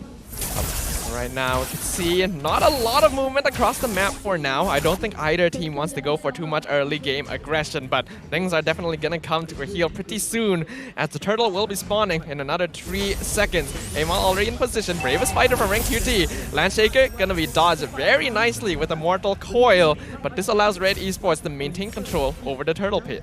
This is going to be a little bit tough here, but at the same time, Surpass going to be first one to zone them off. Kyym also be in the position where they have to back out, but so far, Homebois playing a very, very aggressive stance here, whereas Red Esports can't really contest about this, and it makes a lot of sense because they need to find a pick-off, but who do they pick first? Mal tries to charge down Barbosa, but he's gonna miss. Amal looking for the Abraser's Wrath, but he doesn't get the turtle. It'll go to Chibi, who gets first blood with the Decimate. Rank QT not quite able to finish Sabat off, as Chibi gets the double kill, chaining it up. Now following up onto Mal and Kyym. The triple kill with the Decimate. Mal, will he get picked up? He gets the Tyrant's Rage. Chibi dropping real low to the tower, but he survives through all of it. Oh my goodness, Chibi got the perfect threshold ever. He got 3 last hit HP decimations, gets the reset, and completely extends the fight. And Red Esports, they just couldn't do anything about that situation. It was a little bit of miscommunication because they needed to find a pick. Mao was so focused on diving on towards Barbosa, while Amal was focusing on taking objectives. There was a split objective there, and both of them kind of disconnected and allowed Homebois to get 3 kills after 3 kills. And because of this, Chibi now is going to try and snowball even harder now. You never want to give Chibi a 3-0. Oh, Barbosa with the flicker while charge sets up Kyym. Mega kill. We're talking about a 3-0. Chibi's got a 4-0 now. Homebois with nearly 2,000 net worth lead 3 minutes into the game. Oh, this is extremely annoying to deal with here. Oh my goodness. This should not be happening for Red Esports, and Homebois, they finally back in their feet now, because with this much space, it is going to allow them to have a little bit more opportunities and win conditions. And now with Warlord stealing the Fed and Airstrike, KYYM is gonna have a little bit of a difficult time to actually set up for fights. And Red Esports, they need to find that Mao factor once again, and so far Mao has been missing all those hits. Well, QT, careful, he gets terrified while charge gonna actually find him, but Mal gets the Tyrant's Rage in return, so they kill off Barbosa. GB still waiting in the backline, looking for the setup, but Amal will spot him out. So Homebois not gonna force too much here. Red Esports keeps MelQT alive. Oh, I'm very surprised. MelQT, he could have purified that away, but at the same time, he knew the actual damage calculation, and because of that, he knows he's going to survive. He's going to get a little bit more farm coming in the bottom. That means in this next upcoming fights, he's going to be able to use those purifies for clutch situations. In particular, it's going to be Barbosa as well as a Chibi potentially, but with that being said, Homebois, they are starting to get a little bit more desperate to try and punish MelQT. What we can say now is that Homebois has full control over the river side. They have already gotten a huge lead with TB on a 4-kill streak. So Red Esports just gonna choose not to contest these objectives at all and focus on funneling MelQT. Homebois notice this. Fetid Airstrike comes out, stolen by Warlord. Amal getting the stun in the backline. Will they be able to keep him in place though? Fetid Airstrike from Kyym. Not gonna do too much. MelQT has to back off. Barbosa taking a lot of damage. He flickers out, but MelQT follows up. A Nip dropping real low, but they're not able to finish him. And here comes Chibi. Decimate actually misses onto Mal. He gets the unstoppable, but there's no more Decimate chain. And MelQT gets the shutdown. But Kyym gets dived by both Warlord and Sabat and taken out of the fight. Yep, nicely done for coming from MelQT to set up this fight. He got a very, very important kill, and because of that, he was able to scale back in this game. But Homebois, as well as Red Esports, they're doing a lot of zoning tactics, but they're not connecting at all. And because of this, it became down towards an all-out brawl. And MelQT getting freebie on Chibi is gotta be huge, because that's a huge XP swing and gold swing in his favor. And now, 6 minutes in the game, MelQT as a Cloud level 8, that's kind of scary if you think about it. Yeah, ideally, we know that Chibi is not going to keep that streak forever, but MelQT is the last person he wants to give the shutdown over to. So Red Esports still has a chance here. The wall comes out. Oh no! Missing MelQT entirely. Now dropping real low. Amal looking for the engagement onto the backline, but Mal not going to be able to find the stun onto anyone as Red Airstrike zones out Homebois. So no casualties there other than the top tier 1 for Red Esports. Oh, he's got to be counting his lucky stars, man. Like, how is he able to walk out alive? Because Red Esports, they could have just dived him completely, but we did see Mao kind of, making an attempt as well. But fortunately for Barbosa, he was able to hold it on, get his passive, and actually be immune to CC. So nice disengage coming from him. But at the same time, bottom lane, pay attention to what Sabat is already setting up as well. He's cutting the creep base, trying to force Red Esports into this engagement, and it looks like they will find a pickoff. Barbosa with the charge, gonna find Maul, feathered airstrike to zone out Homebois, but not successful. That means that Maul will fall. Rank QT with the two-man bravest fighter, Raging Slash, doing a lot of damage, but they're able to dash away. But this is all time being bought for Mel QT. He's already taken down the tier 1 up top, Ren QT. Does he still want to engage onto this? This is a 3v4 situation since Maul is not around. Amal not able to steal it away. He will dash out. Homebois doesn't look to continue the fight. Yeah, this is very, very important coming in for Red Esports, right? Like, they know for a fact that if they buy time for Mel QT, he is going to scale very, very hard. We see multiple times that his Blazing Duet is what turns and makes and breaks for his team. In this case, Homebois, they have to start respecting this. And Barbosa, his initial objective has been punishing Kyym, but now he might need to shift his focus onto his Mel QT now. I am liking that Amal is taking a more passive stance. He's not going to try and ego challenge anything. He knows Chibi is more than capable of 1v1ing him, and they just can't afford to lose out too much more. But Red Esports playing defensive style means that Homebois are comfortably building up their net worth, even if Mel QT is out farming Anib. Exactly. Now, with the tier 2 down in the bottom fight as well, Red Esports, they need to find the perfect time to strike. But Homebois, do they make this attempt? Red QT is going to try and zone them out, but immediately! Goodness, TV with the Decimate, pulling him under the tower. Anib does have some farm here. Red Esports wants to set up for the split push, but Feathered Airstrike doing a lot of damage, forcing back Kyym and Amal as they steal the orange buff. Plod actually going to be able to chunk out the tier 2 up top here. Sabat looking to stop him. Electrifying Beats comes out. Mel QT. Oh, waits until the very last moment, but will he be able to escape from Sabat?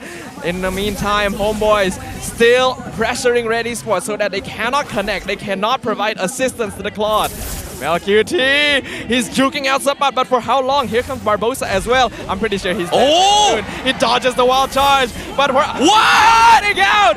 Warlord has to come all the way up just to finally take him out. Wow, Mel QT. My goodness, Mel QT has been sidestepping non-stop. He's making a lot of space, but fortunately for them, Homeboy still got the kill, but that kind of pulls away a little bit of pressure here for Red Esports to find somewhat of farm on the bottom lanes, but to what avail, because as of now, Homeboys, they've got perfect control, they know what they want to do, and Anib is starting to scale pretty hard. And every single time Red Esports, they go for a fight, they do not kill off Anib, they are going to get 3-shotted by Anib potentially. My goodness, look at how much damage Anib is doing. Mal jumping in, gonna miss everyone here. And now Amal has been terrified. He's caught out. Mel QT gonna be targeted. Electrifying Beats, forcing him to BMI over the wall. Landshaker going to miss entirely onto the Homeboys, as Red Esports just gonna be forced back into their base. This is a very tough time here, but Homeboys, they're in prime position to actually get kills here, and they need to find a very important kill, because Amal at this stage of the game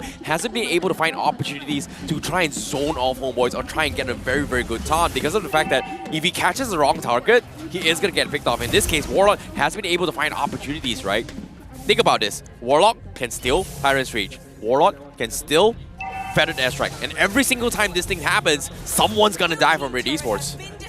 Red Esports have been pushed into a corner. This is a complete reversal for game number 1. We are seeing some very evenly matched teams here in the MPL MY Playoffs, with Red Esports now only having their inhibitors, Homeboys, a 6k net worth lead, escorting the Elemental Lord down to the bottom inhibitor. Mal charging up, but Homeboys already in position to make sure they're not easily caught out. The Lord will be cleared, but you can tell that the pressure is starting to get to Red Esports. Yep, it is. They have to find a buy time. Mel QT very far away from his max slot items, and once he gets it, he will need to find his focus and killing off Anib. Initially, the damage ranking and gold ranking came out from Mel QT, but now Warlord is going to want the one that steps up the mark for the team, and he's been dishing out very big void damages against Red Esports. Red Esports doesn't really have a lot of tools here, and Homeboys are well aware of it. They're just going to position themselves constantly pressuring Red Esports into their base. They recognize that Amal or Mal are the only ways that they can engage, and with Anib now really starting to build up on that farm, they won't be able to survive for long. Red Esports doesn't have any tools that can threaten Homeboys away from just surrounding their inhibitors. This is so smart coming from Homeboys. They are doing this dance where they're choking Red Esports, and every single time they go in for a fight, you look at this setup coming from Homeboys, right? If you're trying to flank the bottom lane onto Anib, the double Terrifies coming from Warlock is going to allow enough time for Anib to get a kill. If you try to go to the top lane, the Mortis is gonna stall you alongside with either the Joy or the Valentina. Enough time for Anip to rotate over and get 2 to 3 shots towards the tanks coming from Red Esports. It's just, at this stage, 6k net worth lead is just so difficult to overcome.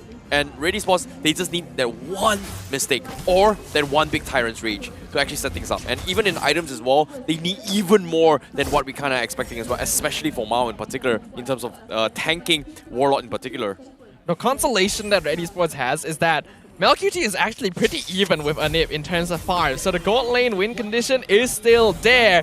Honestly, props to MelQT for keeping up despite the conditions, but Homebois still has that 7k net worth difference. A lot of that coming from Maul, from Amal not being able to farm, and now the next Lord coming up. Red Esports needs to contest this, but Homebois is just not gonna let them. Hopefully with the Winds of Nature up on MelQT, it is gonna be good enough, but Homebois seems like they are gonna try and force an issue. Lord gonna actually be reset. Uh-oh. Homebois looking Amal. for the push here. They're gonna separate Amal from the rest of his team. Kyym and RenQT want to provide backup, but the rest of them are not close enough. Sabat actually gets taken out.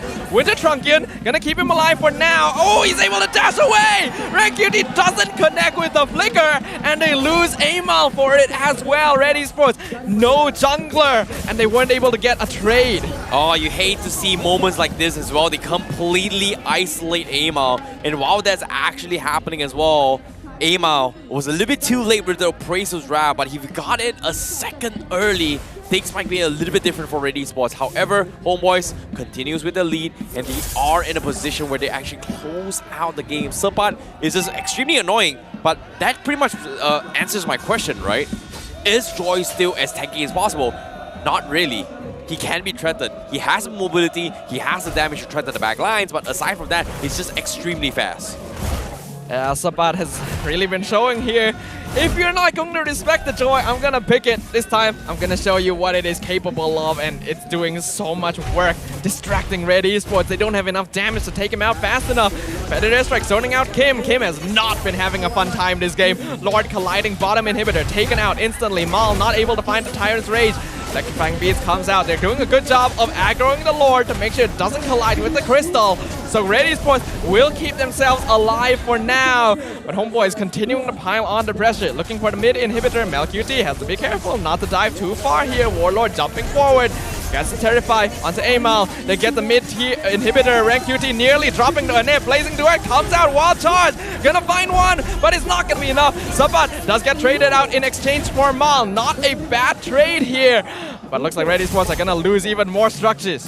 Yeah, well done coming from Red Esports to hold that on, but Homebois, they're really just so strong, and now with the Winds of Nature already picking it out from both Anip and MelQT, Red Esports is in prime position to fight this, and they are going to try it.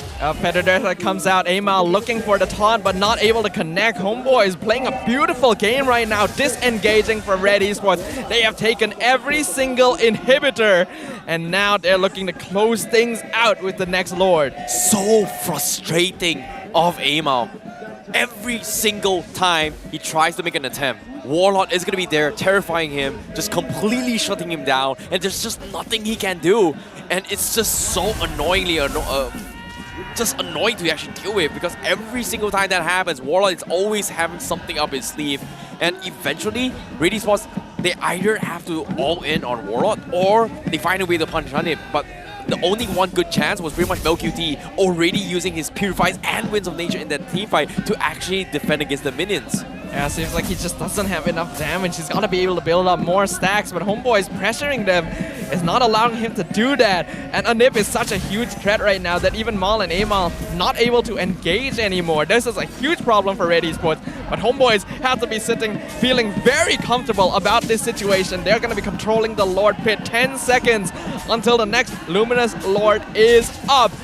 And I really don't see how Red Esports are going to be able to claw this back. Yeah, you can even see Surpass in a position where he's trying to cut the creep waves, and with the visions coming in, Homebois, they are in a position to try and bait this out the Lord, wait for the and force the fight, but Anip Oh, very low. That was very scary, but Maul! Flicker jump, Tyrant's Rage. Winter Trunkian comes out from Warlord, but he's out of position. He gets taunted. Rank QT gets the kill. Blazing Duet has been used. Sabat will be able to run away, but he's forced to use his Winter Trunkian as well. Maul with the perfectly timed Tyrant's Revenge, but here comes the wall charge. Gonna be purified by Kyym. TP comes on in, but it's a bit too late. And now Red Esports looking for the rebuttal. They break the immortality on Barbosa, and Maul charges up once again, keeping him in place. Red Esports secures 3 kills for nothing. That is exactly what they needed. That is exactly how they are gonna win the game. Red Esports finally finds a mistake coming in from Homebois, and that is either they go all in on Warlord or they go all in on Anim. And guess what? They were able to find 2 because of that pick. And that is going to buy them a little bit more time to shove off the blame. And Homebois, with 17 minutes in the game, they are going to lose a majority of the outer turrets. But this gives Red Esports a little bit more hope to actually hang on to close out this series. But this is, on the other hand, is going to put a lot of pressure on the Homebois and potentially losing their chances to make it further in the MPL MY playoffs. Okay, it's not the end yet for either of these teams, but look at the massive gold swing there. Homebois going from nearly 8k net worth to 2.7 in their favor right now. You can see Melqt actually just picked up the Demon Shoes as well. He wants to spam his Art of Thievery as much as possible. Queen's Wings on Rank QT. They know what they want to achieve with this next Lord push. Oh boy, Mao once again, he's gonna try and make a 10, but every single time he lands his grog, it just doesn't work out. The ideal target here is gonna be Warlord. He found the right sauce because Warlord is the only one that is very, very important for Homebois, that is doing a lot of damage but doesn't have Purify. And it seems like he's gonna try and make an attempt again. Lord crashes up top. Chibi gonna get taunted. He has immortality, so he's fine. Feathered airstrike from Kyym, cancelled out by the Guardian's Barrier. They're looking for another inhibitor. Amal gets caught out by Wall Charge, but he is tanky enough to survive for just a little bit longer. Concealed play coming out of Maul and Kyym, but Homebois will instantly retreat. Good disengage. They know that if anyone gets caught out now, Red Esports can end the game. That's something they don't want to happen. Yeah, very, very smart as well. Maul, he was a little bit patient here. He just got his flicker, so he's looking for another Tyrant's Revenge long range to actually punish Warlord. So he needs to be a little bit more careful now. Whereas Homebois, Anip just swapped up for his Hellbird, so we are going to be expecting him to try and stop some of this regeneration of Amal. But is it going to be advisable here? Because as of now, he is at a stage where he needs to dish out damage. And whereas Red Esports, they need to catch Warlord or Anip in this scenario. What a huge swing though. Look at the gold difference. It's literally nothing now. Red Esports has even up their net worth lead. Conceal play from Barbosa. They're looking for someone, anyone. Rank QT is probably the most dangerous in position. Sabat using the electrifying beats. Maybe a bit early there, but the cooldown is pretty low. The Lord is up in another 40 seconds, and right now Homebois are actually in a better position for it. Okay, they finally stabilized a little more. They know they've got the minion advantage. It is always going to be shoving in Red Esports' favor, but while this is actually happening, all they gotta do is going to be housekeeping, getting a little bit more economy, build it up a little bit more. But we are starting to head into a 20-minute mark where immortalities are going to be very, very important. But so far from inside Red Esports, I only see one up on Amal, whereas from Homebois, they have one on Chibi and one on Barbosa. And we did see a Winter Trunkian purchase coming from both Warlord as well as Surpass. So this is something that they need to play around with, and it is going to be very scary for both sides. Red Esports going to start the Lord here. We can see Barbosa and Anim going to be pulled over. They're not going to try and go for the split push. Melqt has to be careful. Doesn't want to get caught out. Maul going to find one. It's going to be Chibi pinned against the wall. He has immortality though. Able to escape for now. The Lord knocks them all up and Warlord is caught out. Chibi breaks his immortality. So does Barbosa. Warlord forced to use his Winter Trunkian. But look at the base. Look at Anim. He's in the back. Maul going to try and stun him, but Anim going to get the split push in time and deny the hopes of Red Esports. Homebois not taking any prisoners here as they tie up the series 1-1. Oh my goodness. Barbosa showing thanks to Anip, saving their lives. A pretty difficult one, but it was Anip that keeps things alive against Red Esports. Ladies and gentlemen, welcome to MPL MY Playoffs. It's full 3 games, every single game, back-to-back action. They're fighting for their dear lives. Beautifully played by the Homebois there, catching Red Esports off guard. Even we didn't think they were gonna do that, but they knew and they spoke, and let's hear them. Santai, santai, semangat. Tadi pun bosan ni dah menang lah tiba. Jangan di bawah B, di bus depan kau. Jangan outside B. Parsa missing B, Parsa missing B. Jump. Kau pernah charge. Baik B. Ingat Nice! Nice B! Semangat je mana guys? Parsa dalam 4. Lagi. Mampus. Nice. Ready. Gua enggak ada ulti ya B. Oh, dapat. Nice one. Bisa guys. Bisa betul. Baik. Nice. Keeper. Aman. Jangan hilang momentum kan. Tak mati. Nice pak, dengar gue Nip. Nice banget Nip. Nip, gue pengen cium lu sekarang boleh gak sih Nip? Nanti di belakang guys. Itu pasang. Boleh gak nih? Bisa. Nanti kena Nip. Well. What a, it started a pretty good fight, right? But guess what? In the midst of chaos, it's all about the red strategies. And guess what?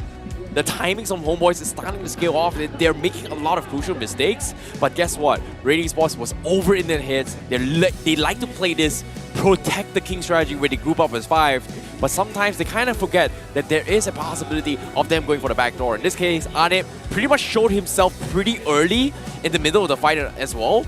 And while in the midst of chaos, Red Esports was fighting, they weren't paying attention. And because of that, Ane was able to sneak through, continue their push, and just complete the extended fight. And as soon as I saw that, I was very surprised that Red Esports didn't back out. And because of this, Homebois was able to hold things on and drag this out to game number 3.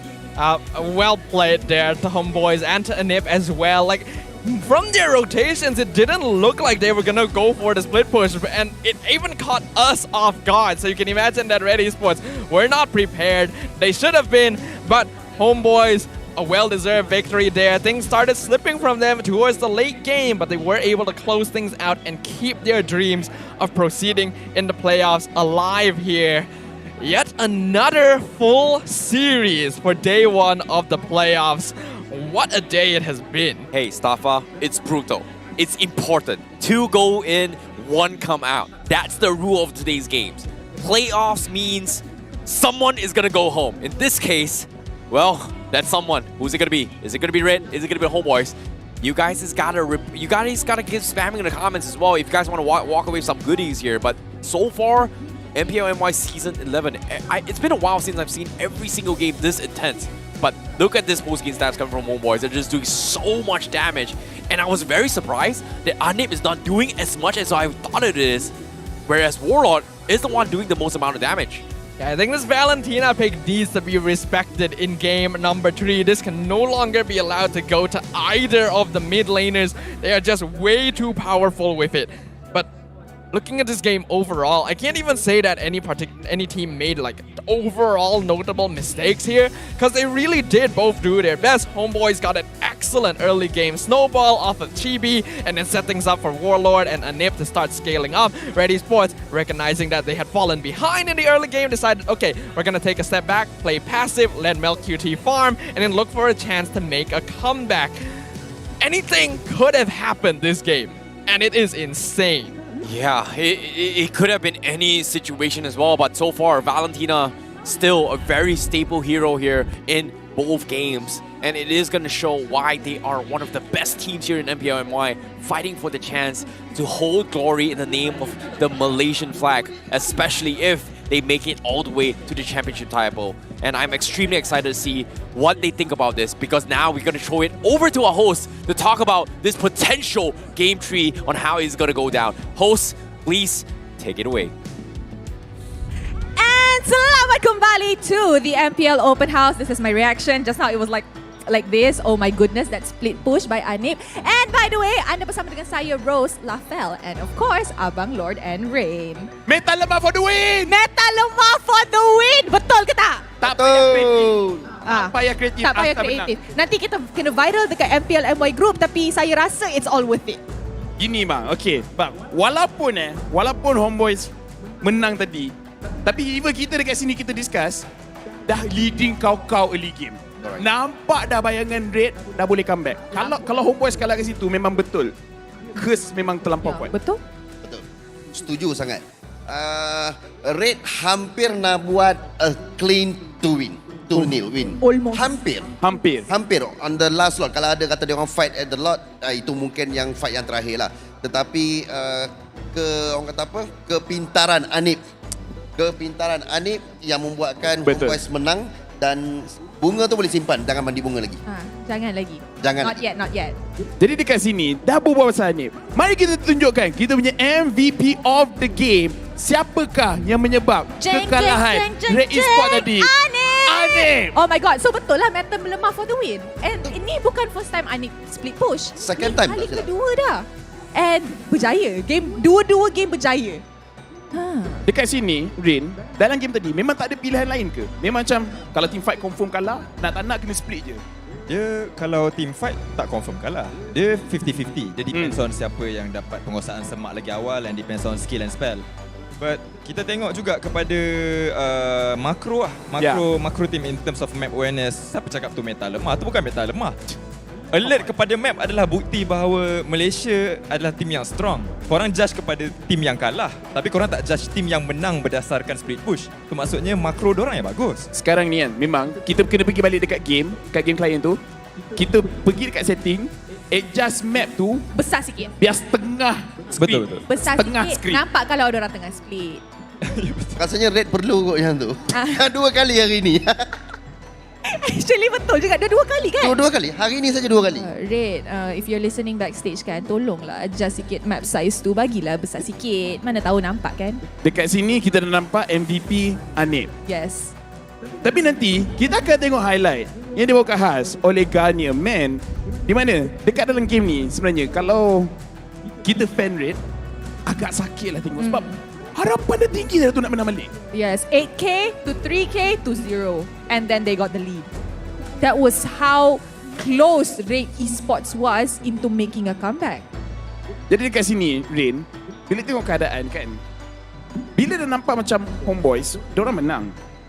Tetapi, technically this was a close game. Betul. Masih ada harapan tinggi ke tak untuk Homebois nak break the curse untuk extendkan nyawa mereka dekat playoff, sebab ini adalah kalah mati walaupun technically diorang quarter final. Yes. Tapi kalau kalah sini dah balik lah. Faham?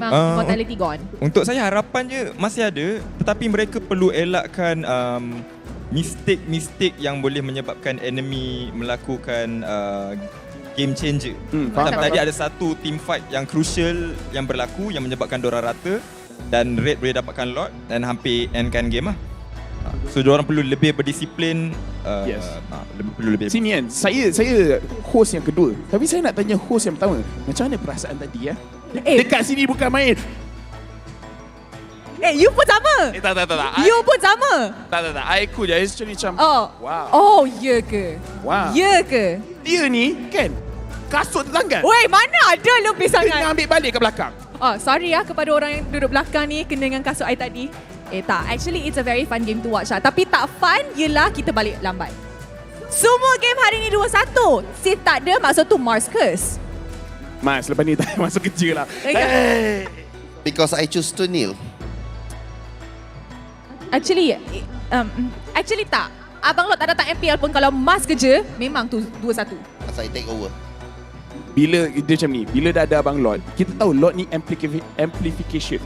Betul. Jadi dia amplifykan lagi. Jadi lepas ni kalau Abang Lot tak di faham lah. Kalau hari tu nampak peluang tinggi 2-0, then okay. By the way, merah dengan merah, dia macam magnet. Dia boleh attract dan dia boleh menolak. Sekarang saya nak tolak Rose pergi atas pentas. Okay, I'm gonna go naik pentas sebab kena halau sekali lagi. Okay, alalang Rose pergi naik ke atas pentas. Dekat dalam game ni saya just nak cakap, menang kalah dua-dua tim memang sangat penting. Sebab kalau Red kalah, banyak orang akan kejar Kyym. Dekat social media, dekat FB memang banyak orang akan kejar Kyym. Kalau Homebois kalah, kita pun dah nampak dah. Kalau kalah memang penuh FB tu berbual pasal diorang. Pressure tu sangat tinggi untuk dua-dua tim. Betul. Saya rasa untuk Homebois ni, kalau kena pressure ni more to Chibi lah kot yang akan kena. Kan? You're not wrong. Chibi lah kot yang kena bash. But of course kalau kata Red yang kalah, Kyym kena hadap lah. Memang dua orang tu memang target area ni. Ya, target. Netizen kat rumah diorang dah standby. Dia setiap tim akan ada target dia. Setiap tim akan ada muka-muka dia, wakil yang perlu dikecam.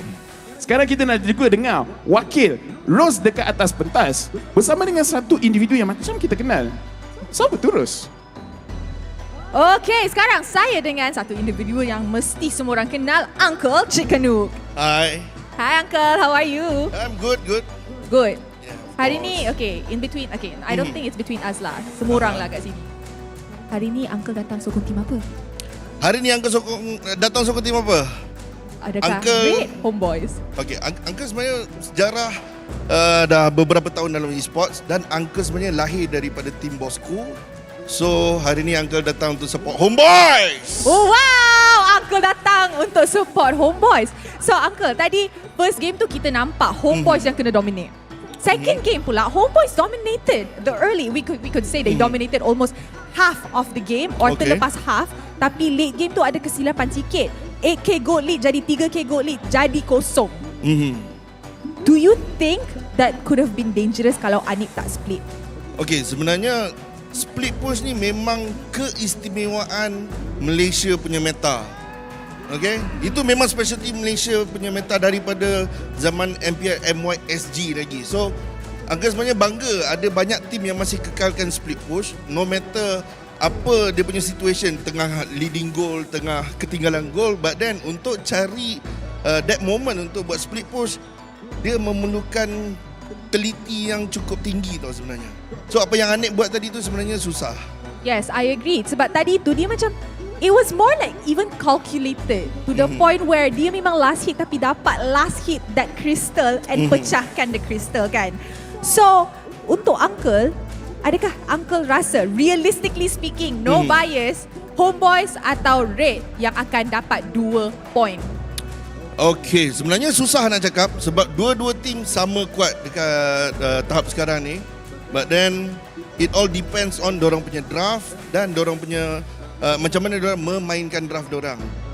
So far, apa yang kita boleh cakap, Red punya makro gameplay sangat-sangat kuat. But then, mechanically, Homebois lebih kuat sikit. So, it's a battle of mechanics versus makro. And kalau Homebois masih boleh kekalkan meta split push, Homebois boleh buat balik 2 point. Alright, so Uncle, last words for Homebois? Diorang tengah dengar tu kat belakang. Alright, untuk seluruh pasukan Homebois, buat yang terbaik. Apa yang jadi, biarkan ia berlaku. Just fokus kepada gameplay korang. Okay, and with that, it is time to enter the third game, last game of the day. So, casters, mana suaranya? Always nice to hear from Uncle once again up on stage right there, and he is here showing his support to both the teams, but definitely seems to be a fan of the Homebois as well here. What a performance from all the teams we have witnessed here today in the first day of the playoffs. This has been an unpredictable result, but now we are going to be heading in to the actual final game of the day. We are exhausted, and I can imagine the players are even more so. You know what? I'm going to try an Abalot special here. Wait, was that Uncle? Wasn't he ex-Red?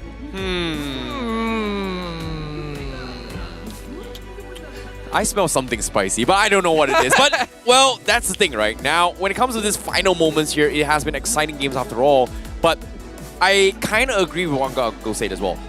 Macroly, Red Esports is so much better, but there are a lot of moments where Homebois is just so much better in terms of micro details, right? Especially for Warlord. And I would say the only one that has been able to keep up with Warlord is none other than Kyym so far, especially in today's game. And over time, I feel like the one thing that they didn't really talk about in terms of the gameplay is, of course, the Hanabi Moonlit Ninja, which is currently now available, and you can join the Moonlight Wish Draw and stand a chance to get it. And you can enjoy a discount of 50% off for first 10 times draw and first daily 1-time draw. And discounts will not be applied when you use the All-Star promo Diamonds and Moonlit Wish tokens. The draw event will last until the 8th of March.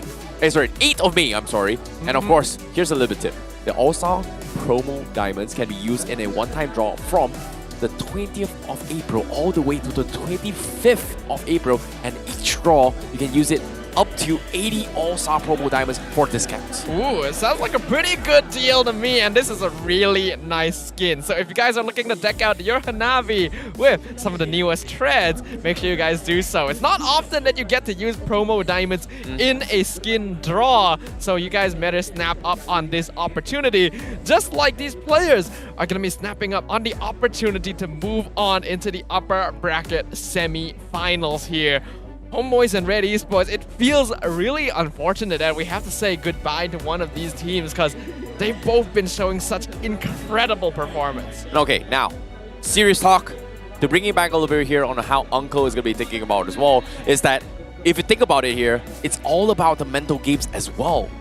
We've talked about drafts every single time. Best chess masters here, you know, it's all about how they dictate the tempo, how they predict the draft, yada, yada, yada. But have you ever thought about the mental aspect? Because as of now, Homebois, they may be just firing up. Game 1 might be a fluke here, it might be a warm-up game for them. But if you think about Red Esports' perspective, look at how many games they've played. They started their journey in the morning with us. And then they've been playing so many games and well, we've got, you know, well, we've got very, very cute next future generation Mobile Legends Bang Bang having a little bit of fun as well to lighten up the mood and probably give us some energy for players. I do like the growth that MPL has been facing. It just reaches out to the next generation as well. But we obviously have to talk about one of the best junglers in our generation here. Chibi, always a consistent player since his debut, the top of Turtle Mania as we know, and doing pretty good in terms of the lore taken as well. But his kill participation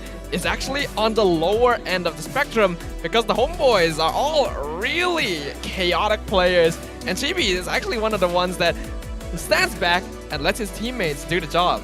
Yep, they really have to figure out what they need to do here, especially for Homebois. Game 2, they found a solution, they found a sauce, but at the same time, it all came down to Anit being the one to clutch it out of the team. Surpass has been doing fantastically well on the Joy here. First game, he did his best. There's only so much he could have done. You know, too much CCs coming in from Red Esports. Game 2, he did a little bit better, but even then, it's a lot of nail-biting, narrow near-death experience for him. Multiple times was actually clutch it out. So I would say it is very, very highly mechanical coming from him.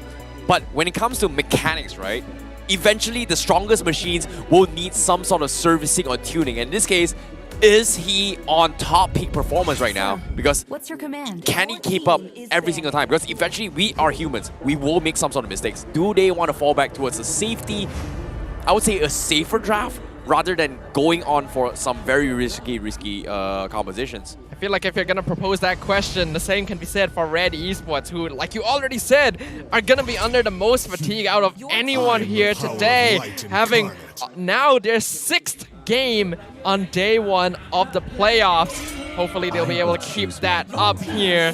Homebois looking to shut down their dreams straight away. A bit of a call out to Daddyhood in the back as well. Looks like he's going to be responding to the audience here. Always some fun interactions. Yes, I want to see how this goes as well. But so far, in this series itself, both teams pretty much won their games on the red side. So I like that Red Esports is taking that approach and saying like, hey, you know what? We are going to play on the red side. We are going to respond to you. Let you take the joy. It's okay. We don't really want to deal with it. But I feel like the R-Lot was the biggest mistake for Homebois in game number 1. So they are going to put them in that spot. However, Glue, once again, being banned from side Red Esports. Varamis, however, still in the pool from both sides. And I feel like this Farsa gameplay out in Kyym hasn't been working out. And even in today's trend, in all the 3 series here, a Valentina versus Farsa matchup hasn't been favoring the Farsa matchup at all, even though it's got a very, very big win rate during the regular season. Yeah, we normally assume that Farsa would have a bit more of a lead in the mid lane, especially before level 4, and yet it doesn't seem to be contributing enough here. There's a lot of audience members just reaching out to Daddyhood right now, making sure, hey, just asking for jerseys. Very nice right there. Oh boy, it's a very, very tough response, but at the same time, it's understandable that it's hard to make shirts on all sizes, but for him, Daddy will do it, you know, that's why he's the daddy, man. Like, if you've got any problems here in life, if you want to, you know, if you're facing some sort of trouble, you can always call Daddy because Daddy's got your back, right? Yeah, Daddy's always got our back. Daddy's right there. knows best. That's why Homebois has so But many I'm a fans. mama's boy, I'm sorry. Understandable. I'm just kidding. But now that Homebois have banned Arlet and Joy themselves, it seems quite clear to me they want to first pick Valentina. Red Esports are probably aware of this. Is this something that they let through? Do they have some plans of dealing with it? Because it does seem to be a pretty big problem. But if they ban that, then 1-1 gets let through.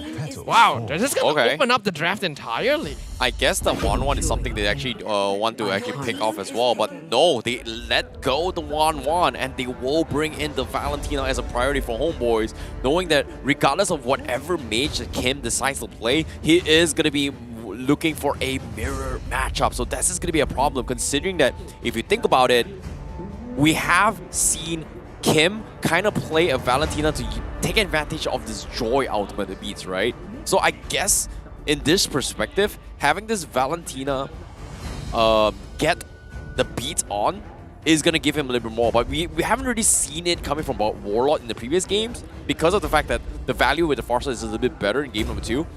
This puts Red Esports in a very difficult situation. Do they still want to play the Joy for NQD? He's played. Joy is banned. And, oh, sorry. Joy. Okay, wait, never mind. Joy is pretty much banned. I was wondering what you were talking about. Oh, yeah, I was You got too used to Joy getting let through the draft. I know, it's not right? common. It's already rewired our brains. My bad. Whoopsie. But Red Esports, since they opened up the draft, they don't get Valentina, so they'll get the 1-1. Now, this is still a very strong hero, but we've already seen a lot of teams have ways of handling it, so that's going to be a lot of pressure onto MelQT. I wouldn't be surprised to see a Yves composition. I feel like Yves is a little bit easier to play with compared to Farsa. Yes, you are going to lose out in terms of initial burst, but he provides you a lot more mobility than Nio. But as soon as I say it, Grok and Cloud not exactly affected too much from the real nation. So I gotta take it back now. But question remains here is Homebois.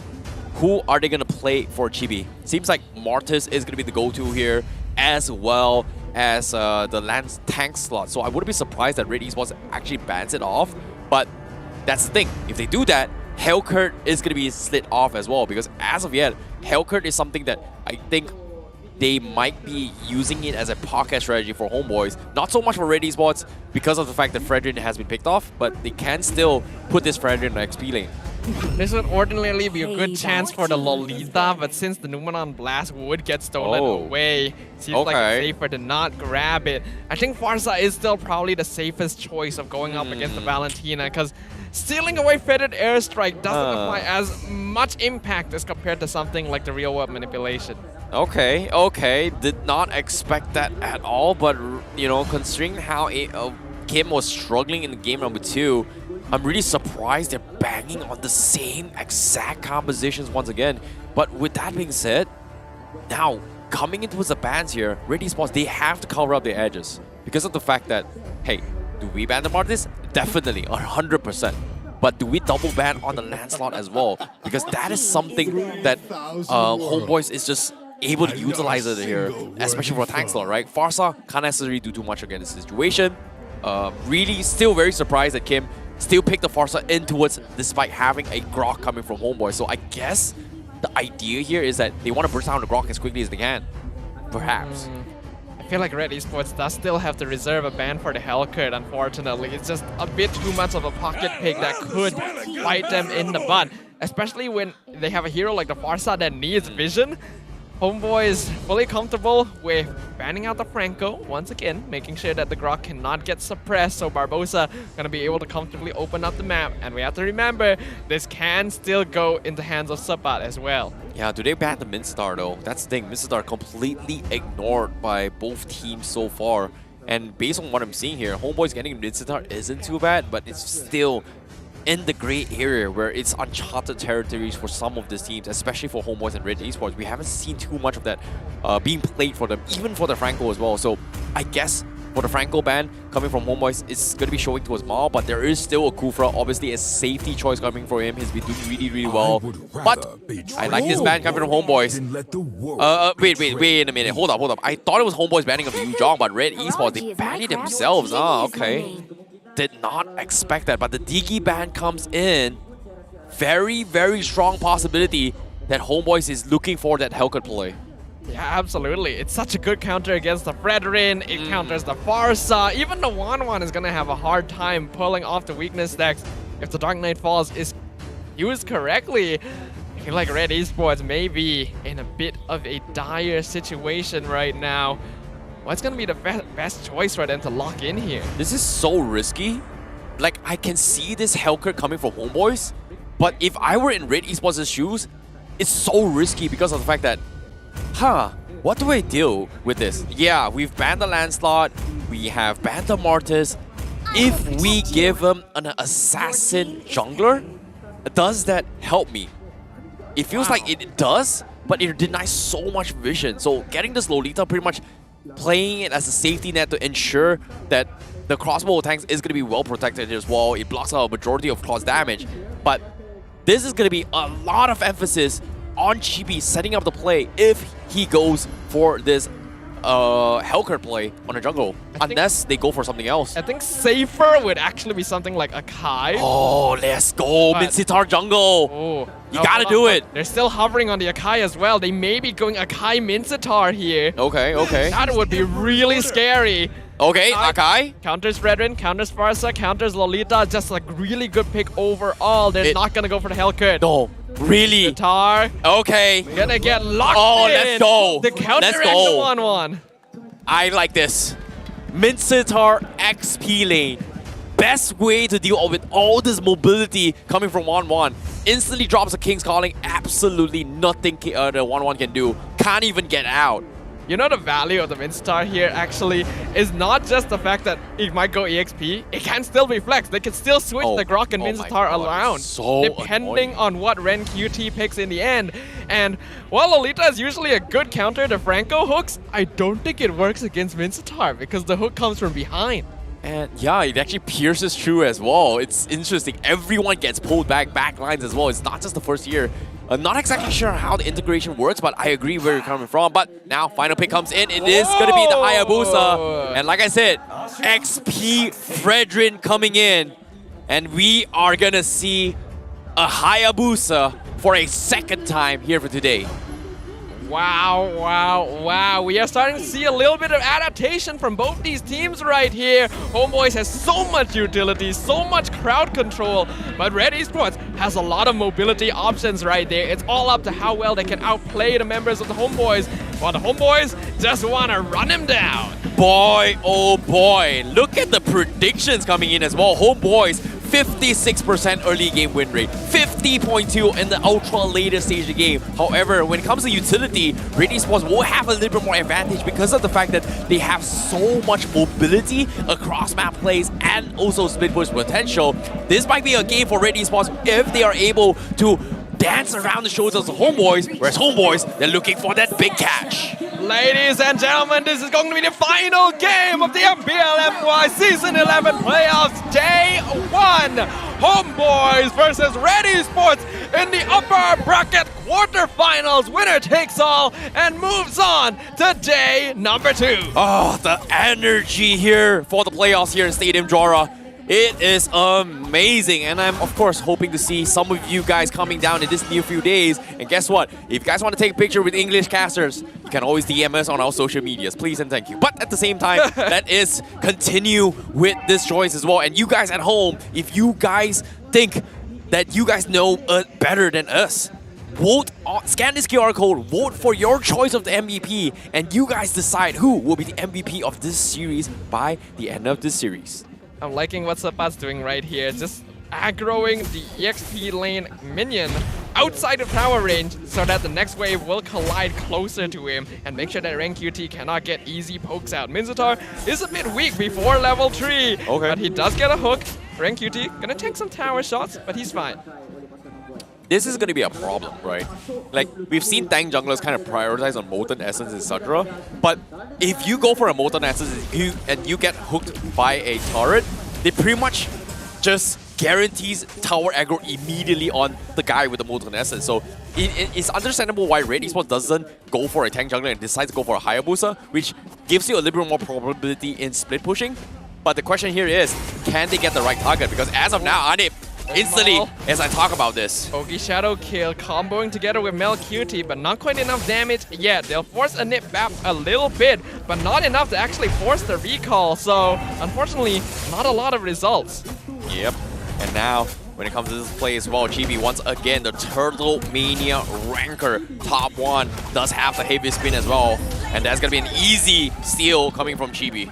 Yep, even the feathered airstrike used by Kyym right there, not gonna achieve anything. Homeboys doing a good job of controlling the early game and delaying Red Esports' potential aggression. Barbosa now even scouting out the jungle to make sure that the rest of his team can rotate safely. You know, I like this adaptation coming from Red Esports, right? They know for a fact that Fredrin matchup against Akai isn't necessarily the greatest, especially for turtle contention. They just completely forget it as well, and knowing that Amal is going to be able to contribute a little bit more in other sectors of the fight. So it feels like Red Esports is intentionally giving away all this jungle control because of the fact of this setup. But Mao on 2 members, Rancutie comes from the back, but Heavy Spin gonna pin him inside the purple buff pit, and Sampan secures the first blood. I have no idea who got the purple buff, but Kyym going to get one in return and pick off Barbosa on the side of Homeboys. This is a big problem for Red Esports. Like, Fredrin is going to be get caught over King's Calling. Hayabusa won't be able to take advantage of those Shadow Clones if he gets caught on King's Calling as well. And this is an opportunity for Homeboys. They have to play around Sampan, but as soon as I say this, Anip,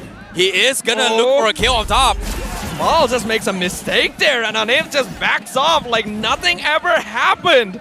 I don't know what the plan there was, but that's a big mistake. Yeah, Red Esports, they might be fumbling a little bit more here. This draft is going to be extremely difficult to pull off as Homeboys. They've got so much invade potential, and look at this, the confidence coming from Chibi and Barbosa, looking to set up plays after plays. And Melcutie doesn't have a second Purify. He's got his innate ability available, but he's opting to go for Inspire. That means Homeboys has so much more room to actually try and punish the back lines. In this case, look at all this zone control. There's nothing this Hayabusa can do. And Amal is level 6 right now as compared to Chibi's also level 6. But at the same time, they're all the way in towards Red Esports' resources right now. Yeah, they know they can just threaten Red Esports directly. Not enough pressure here, Chibi. They'll be able to steal this. Amal can't even get anywhere near. Rancutie gonna look for the cutoff. They find out Barbosa, but he's just able to charge up and walk away. Homeboys right now not being punished at all. Yeah, they're grouping up as 5 as well, which is kind of surprising. But while this is actually happening, Sampan also rotating in. So this is actually not what Red Esports is looking forward to as well, because once Sampan is in the fight, things are going to get south. Warlord steals the feathered airstrike. They're looking to steal the purple buff again. Heavy spin zones out Kyym and Amal. Feathered airstrike comes out. Not sure who got the purple buff once again. Rancutie stuck inside the King's Calling. Numan on blast. Not gonna connect as Barbosa comes in with a wall charge and stops it. In the meantime, Rancutie is picked up, unable to do anything. Oh, Rancutie, he did his best to buy time. But you can see the angles that Red Esports is committing to this fight. They cannot dive into the King's Calling. It's just suicidal to do so. And because of this, Homeboy is just taking so much advantage about this. And Melcutie, he gets across both tanks. Yep, he's gonna charge him down. But 1-1 at this stage of the game really doesn't do all that much. Anib actually winning out here in terms of levels as well. Homeboys with a 1.7 net worth lead already 5 minutes in. Oh boy. This is not looking good for Red Esports right now. And even gold ranking here, Anib just topping the charts. Melcutie is trying his best to get some sort of farm. But eventually it comes down to whether or not Melcutie is able to get this big wombo combos all set up for the team. And currently Red Esports, they need to find one combo that works in their favor. And in this case, Kyym needs to set up a very, very big feathered airstrike to punish Homeboys. And it seems like it's going to be very difficult to do so. And look at this. Homeboys come again with the confidence coming in to invade the jungles once again. It's gotten to the point where Amal is just not gonna bother trying to compete for it here and try to go for the split push. JB comes in, heavy spin, pins Melcutie against the wall. They steal the orange, they steal the life of the Red Esports gold laner and make out like bandits. Not looking good for Red Esports, but taking in now the King's Calling as well. King's Calling into the wild charge, into the feathered airstrike means Rancutie is dead. Sampan nearly dying as well to Kyym, but he's able to regen up to avoid getting burnt down by the magic worship. Homeboys just coming out on top in every exchange. Pure dissection coming in from Homebois. They're cutting all the resources coming in from Amao. 6 minutes in the game, Amao has no choice but to concede jungle control and try to go for a split push. He was able to get a trade off a tier 1 down bottom, but it's still not going to be enough, especially when the penalty is still in effect on towards Amao as a jungler. This is looking really bad right now. Homebois a 3k gold lead. We know that Homebois were already in the lead in the previous game, but Red Esports still had a foothold at that point. And right now, even MelQT is not able to farm here. Homebois just threatening Red Esports, invading their jungle, taking apart their defenses. RenQT can do nothing. Yeah, the feathered airstrike as well being expended means that Homebois is in the clear for this next contestation. Oh wait, it's actually going to be the stolen one from Warlord. So Red Esports, they're really struggling to actually push up the lead. I like how Amon is just playing very, very safely, but look at how much information that Homebois is getting in all these trade-offs, right? And there's nothing Red Esports can actually do about this, but RenQT is going to get a first on. Yep, doing a lot of damage here, taking a lot as well. Anif jumps in, blazing duet, nearly taking out Kyym. Heavy spin, pinning Maul. Anif finishes Kyym off. Surpass with the killing spree. MelQT, what are you doing? Double kill for Anif. Red Esports is getting taken apart at the seams. Homebois just completely out-drafting them. Coach Dale definitely did a number of them, figuring out why Minster is so broken. In the right hands, it will be detrimental. Tenacity being picked up from the side of Surpass to try to get a little bit more sustainabilities. But once again, the jungle's getting invaded once again. Nothing Red Esports can do about this.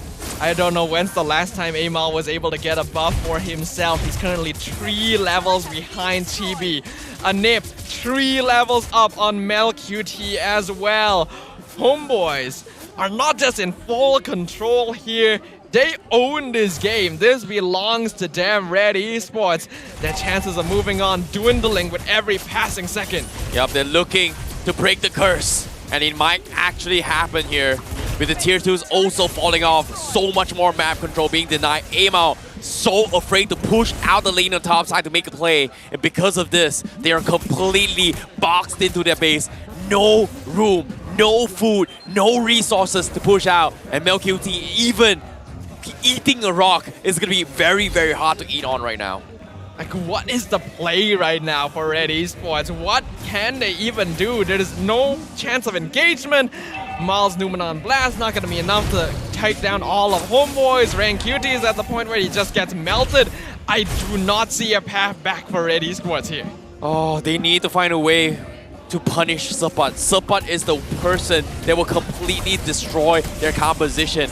But 9 minutes in the game, Surpass has a very early immortality as well. That pretty much means that every single time the fight happens, the King's Calling is guaranteed. The hooks are guaranteed to mess up the positions of Red Esports. And now, with Amal finally getting a little bit more space to split push, guess what? Gets intercepted. I think what we're seeing here is the mental and physical strain on Red Esports finally taking its toll.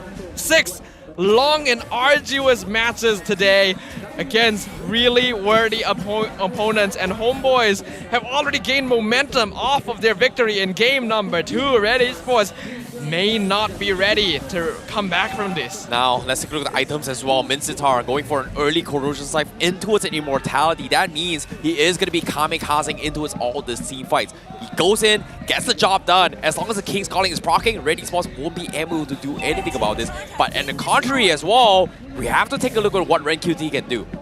The only win condition from Red Esports is that RenQT drops his health low enough for a Appraisal's Wrath to turn things around, but here comes the hook. Spear of Glory pulls him into King's Calling, and Mal is gone. Mega kill for Surpass. Barbosa charging in. Kyym with a feathered airstrike, zoning out the Homebois, but the mid inhibitor is dropping real low. Are they gonna find one more? Spear of Glory forcing RenQT. The flicker back to safety. Homebois pushing into the base with a 10k net worth difference. 11 minutes in. The spear from Surpass, just a little bit too difficult, and another spear!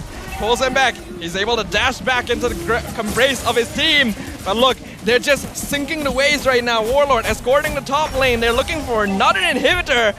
Red Esports do they have the tools to defend this? Oh no. QT going for the taunt. The inhibitor has fallen. Oh no. And then QT is dropping real low, able to dash away. Fetid airstrike cancelled out, but bought enough time for the Fredrin to get out safely. Numana blast from the back line. Amal jumps in, gets the kill onto Warlord, but Anim gonna follow up with the mega kill onto Kyym in return. As Barbosa is able to flicker to safety, and Amal is picked off with an unstoppable streak for Sabad. Homebois are pushing in 4v3. Red Esports trying their best to defend against this. Rank QT gonna be focused down, doing a lot of damage with the Abraser's Wrap. Anip though still alive.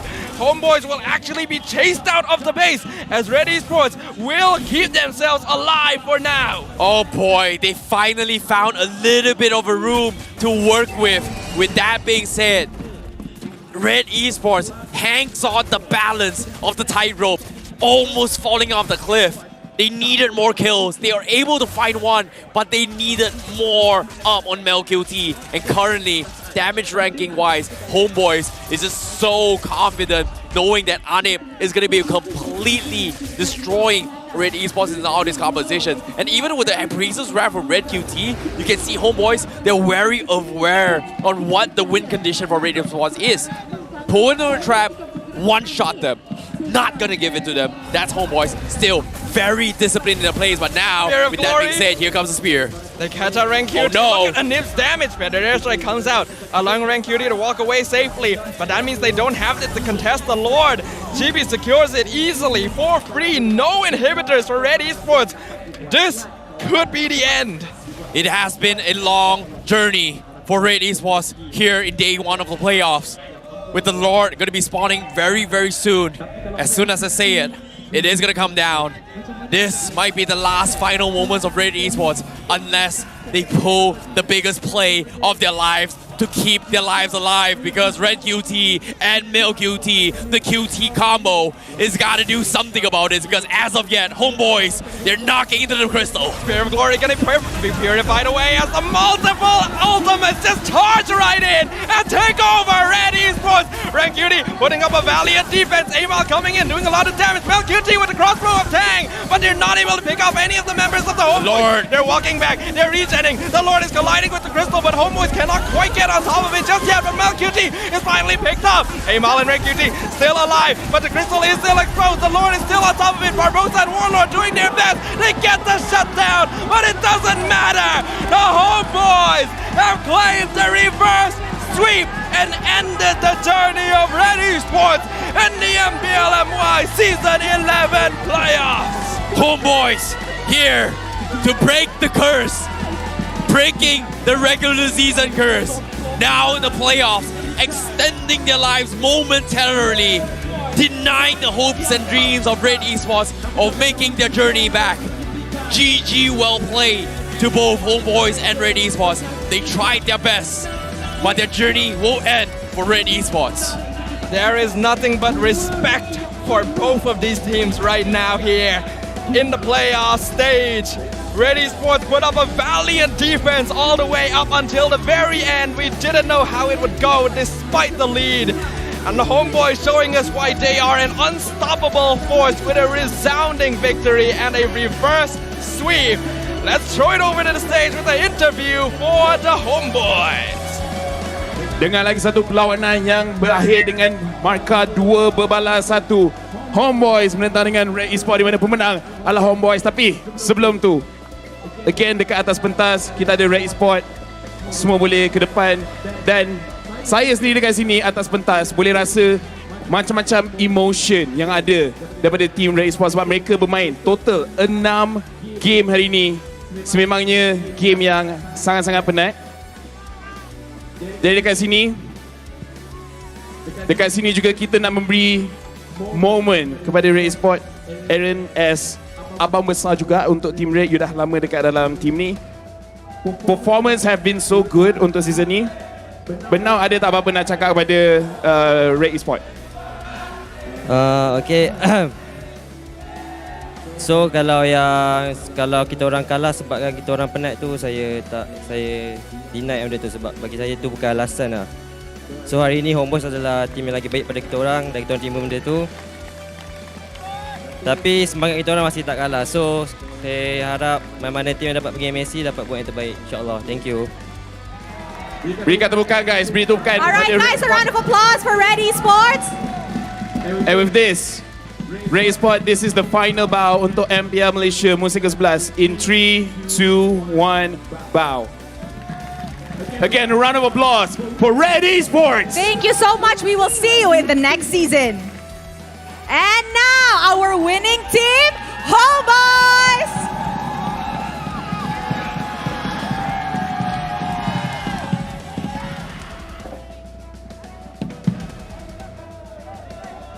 Alright, hello.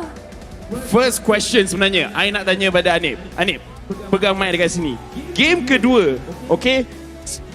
English, you want in English? Alright. Alright. Anip, you understand English, right? Alright, Dale requested to speak in English. In the whole series, it was a very intense match. Game number 2, you guys were leading. Yes. And then Red Esports looks like they could come back. But then you split push. How was the situation in game number 2? You can speak English. I cannot lah. Tak boleh, jawab Melayu. Jawab Melayu. Kita orang sabar, kita orang disiplin. Lepas tu bila kita orang macam satu bagi kita orang mati, kita reset. Lepas tu ada cubaan untuk split. Lepas tu boleh split, end. Okay, so I got a little message saying I should translate it for Dale. Translate in Tagalog. Tagalog terus? Cakap Tagalog. Okay, so sekali lagi.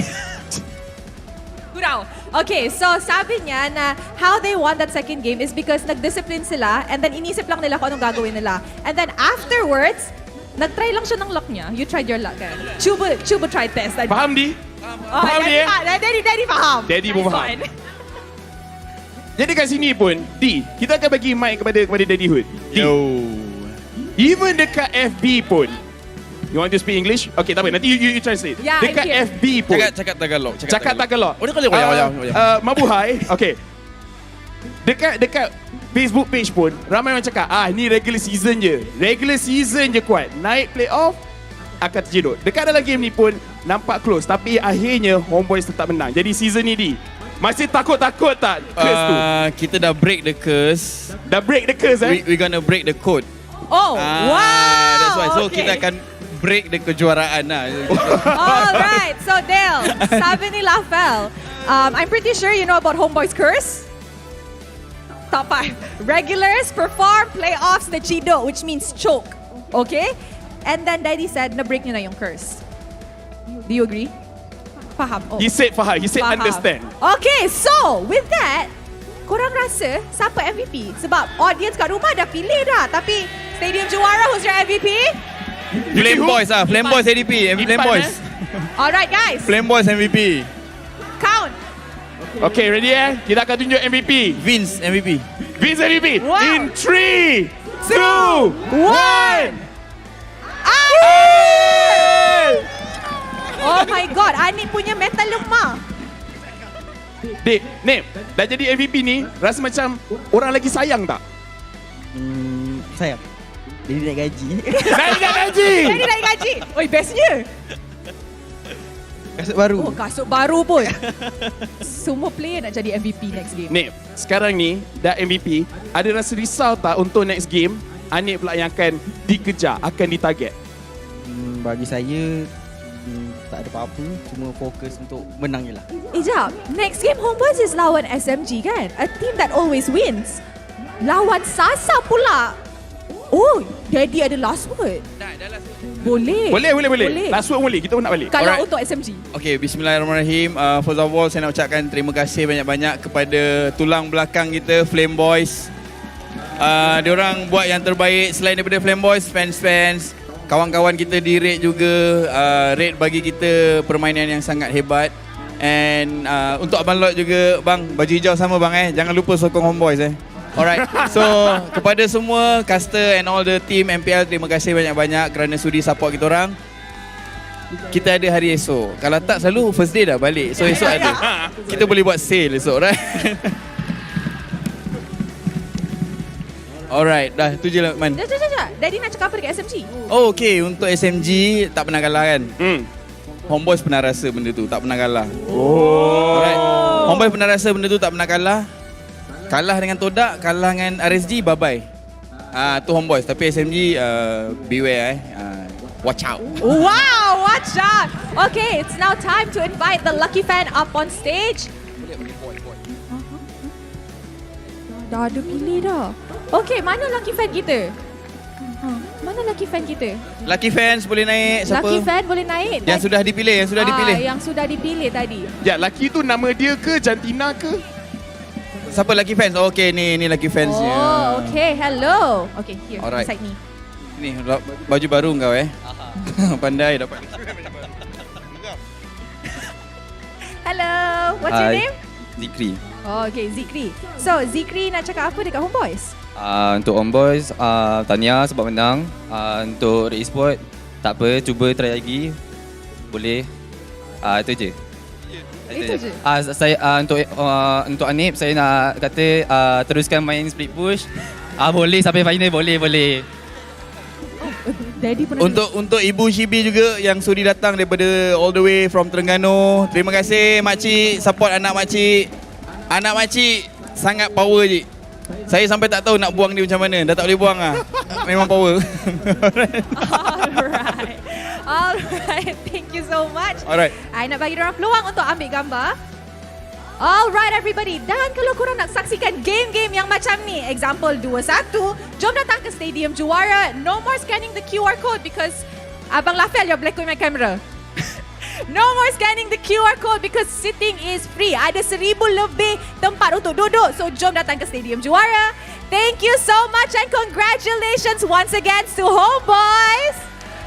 We will see you tomorrow. I can't believe I'm saying that, Lafel.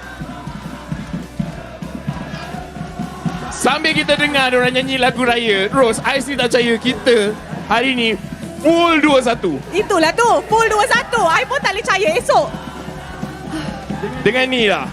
Sambil diorang nyanyi, mainlah kita dengar mic check untuk Homebois.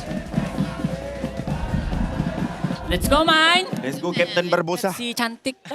Rose. Your girlfriend. No. You making issue Pukul 1 lagi, Abi. Dia di merah, Abi. Bisa birunya, guys. Okay, parsalti.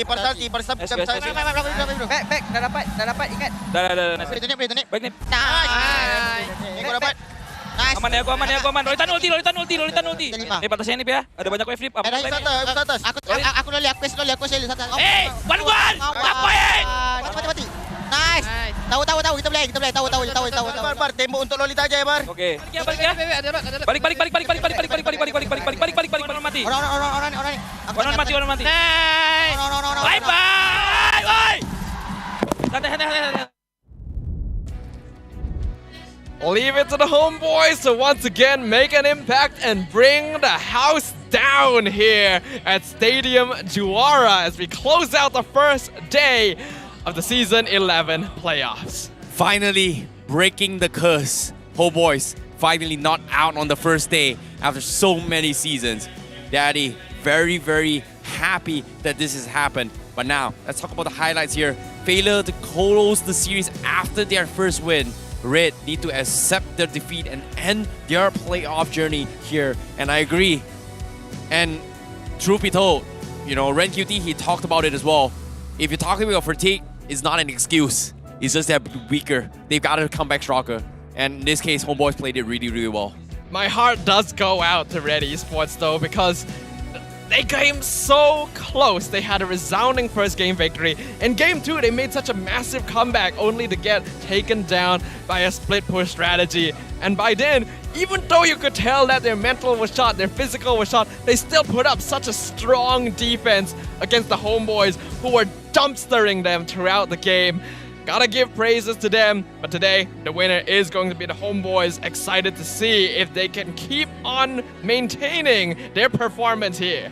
Based on this draft as well, you can see Red Esports has pretty much stuck in the situation where they pretty much kind of tunneled themselves, knowing for the fact that the moment the Mincitar was picked from inside of Homebois, there was absolutely nothing Red Esports can do. 1-1. Getting caught by King's Glory? Did. Farsa?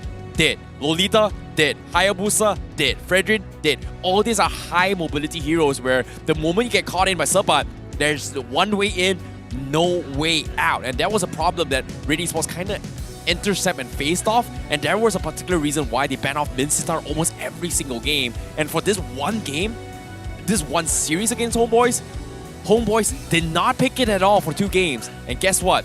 Finally, guess what? Just because you disrespected the Minstar doesn't mean they would not deliver this. And it actually worked out in their favor. Yeah, Dale is some kind of mad genius there as the coach for the Homebois, being able to manipulate the draft again.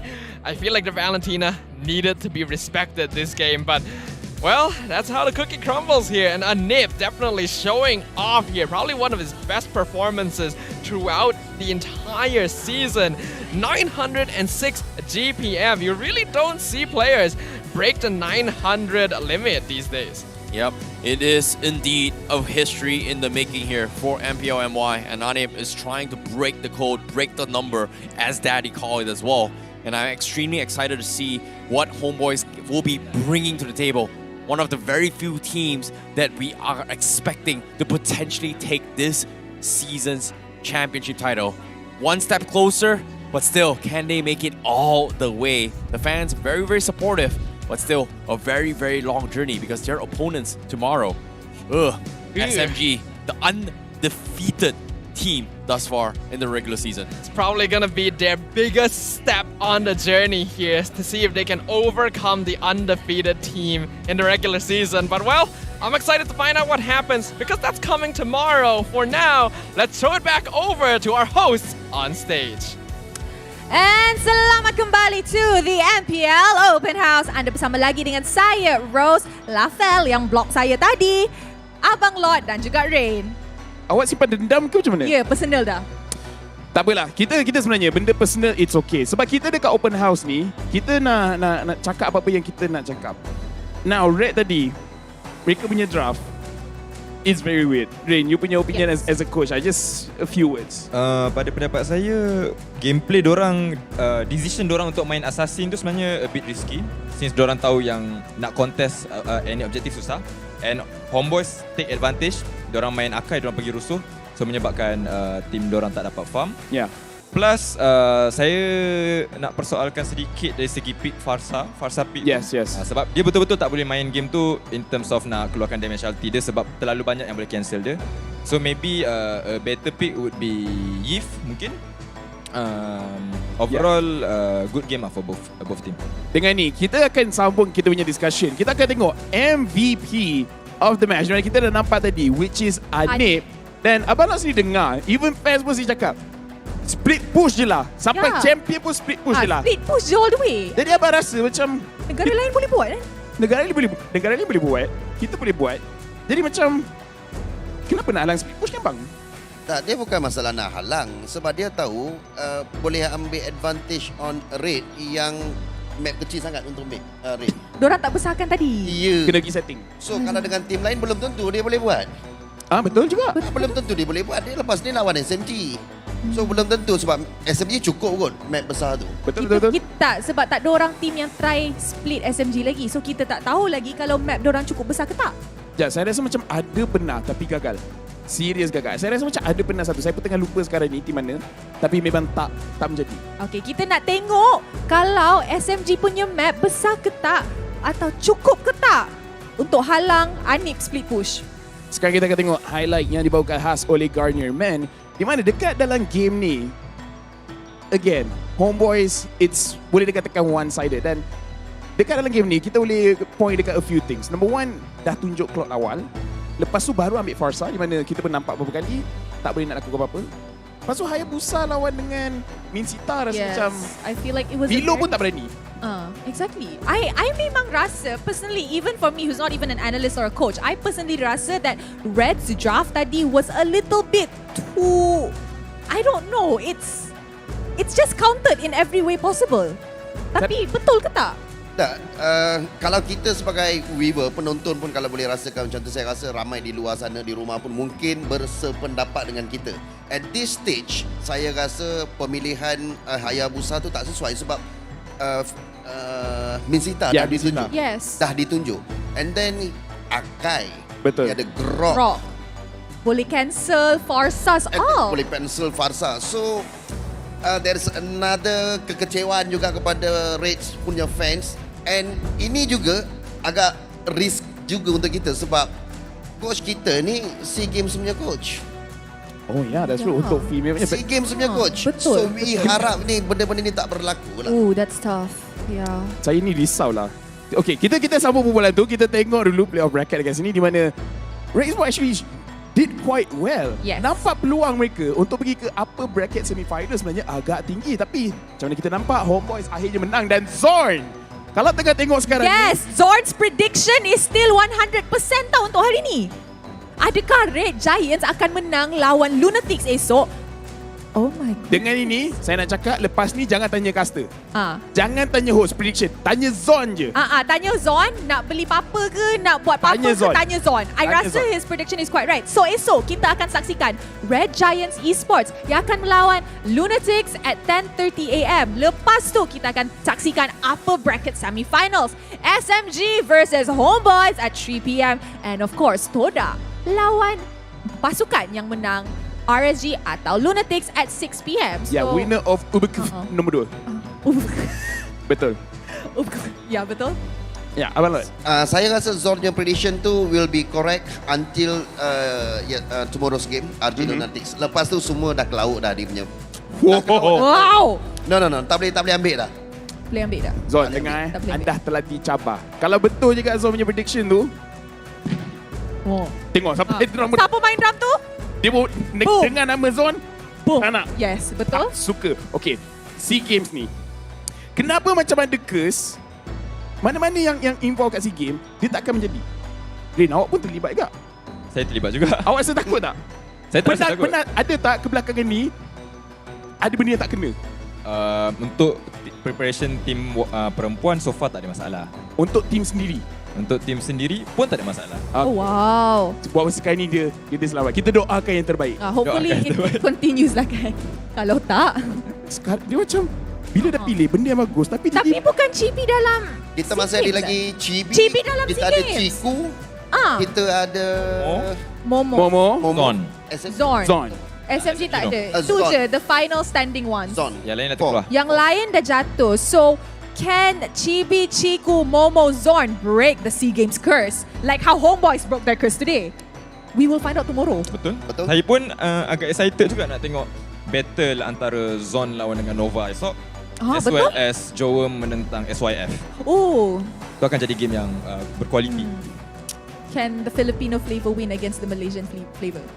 Okay, and with that, mari kita tengok MPL prediction winner kita. Lafel, read their names out this time around. Sebenarnya bila saya fikir, saya macam takut nak cakap apa. Tapi sekarang ni, pemenangnya adalah Muhammad Najmi, Muhammad Amirullah. Mika. It could be Mika, it could be Micah Ramos. Filipino, bro. Ahmad Istiak dan juga Jasim.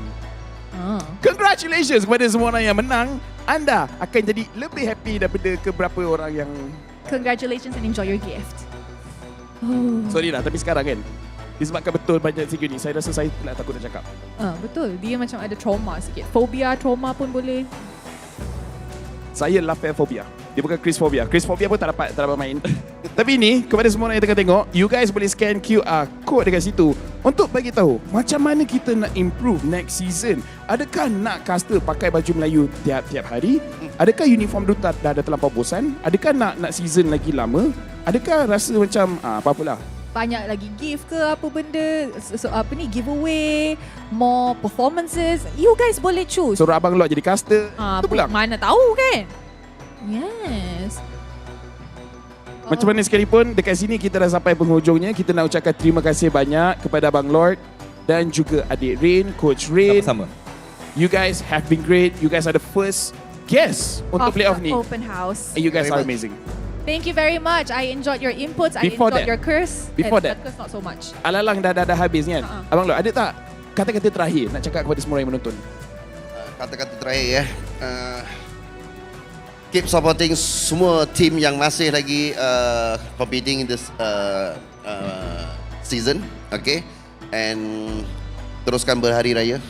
Makanlah puas-puas. Jangan lupa datang stadium juara Bukit Kiara. Alright, Rain pula. Untuk fans-fans, teruskan berikan kritikan kerana kritikan itu saya percaya merupakan sebahagian daripada proses untuk meningkatkan taraf MPL Malaysia setaraf dengan MPL luar lah. Alright, yes. Hopefully we become one of the most viewed MPLs in the future. Yee, tak sabar. Alright, Amida, thank you so much for watching the first day of MPL Malaysia Playoffs. Nama saya Rose, still bersama dengan Lafel. We will see you guys tomorrow. Thank you so much for watching. See you guys.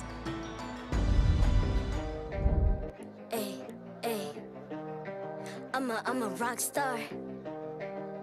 Yeah, rock star. Ay, ay, ay. I'm a rock star, baby. I'm a rock star. I'm a rock star. I'm a rock star. I'm a rock star. Panggil aku rock star. Ini kejohanan kita semua orang rock star. Kita rockstar, kita buat saja gaya kita. Makin panas apinya sudah membara. Macam mana pun ku menempuh segala. Demi negara ku buat semua bangga. Step into my world, you know I'm always in my zone. You know I got my team, no I'm never alone. Bring out my best, buat yang terbaik. Jadi juara perlahan kita naik. Aku nak push, naik-naik jadi lebih bagus. Jadi hero, ku ada skill. Berapa banyak musuh aku dah kill. Ramai cuba mencapai, cause they envy me. Tiap game aku pasti jadi MVP. Easy. I'm a rockstar, baby, I'm a rockstar. I'm a rockstar, I'm a rockstar. I'm a rockstar, panggil aku rockstar. Ini kejohanan kita semua orang rockstar. I'm a rockstar, baby, I'm a rockstar. I'm a rockstar, I'm a rockstar. I'm a rockstar, panggil aku rockstar. Ini kejohanan kita semua orang rockstar. Tengok nanti siapa yang juara. Ni peluang kita bawa pulang piala. This is my game, this is my time. Menang semua, everything will be mine. Kalau jatuh kau pasti kembali. Bangun balik ku tegak berdiri. Kuatkanlah tenaga, ganjaran diperoleh. Ni kejohanan kita, Malaysia memang boleh. Rise up to the top, kita buat bersama. Semangat kita kuat di bawah.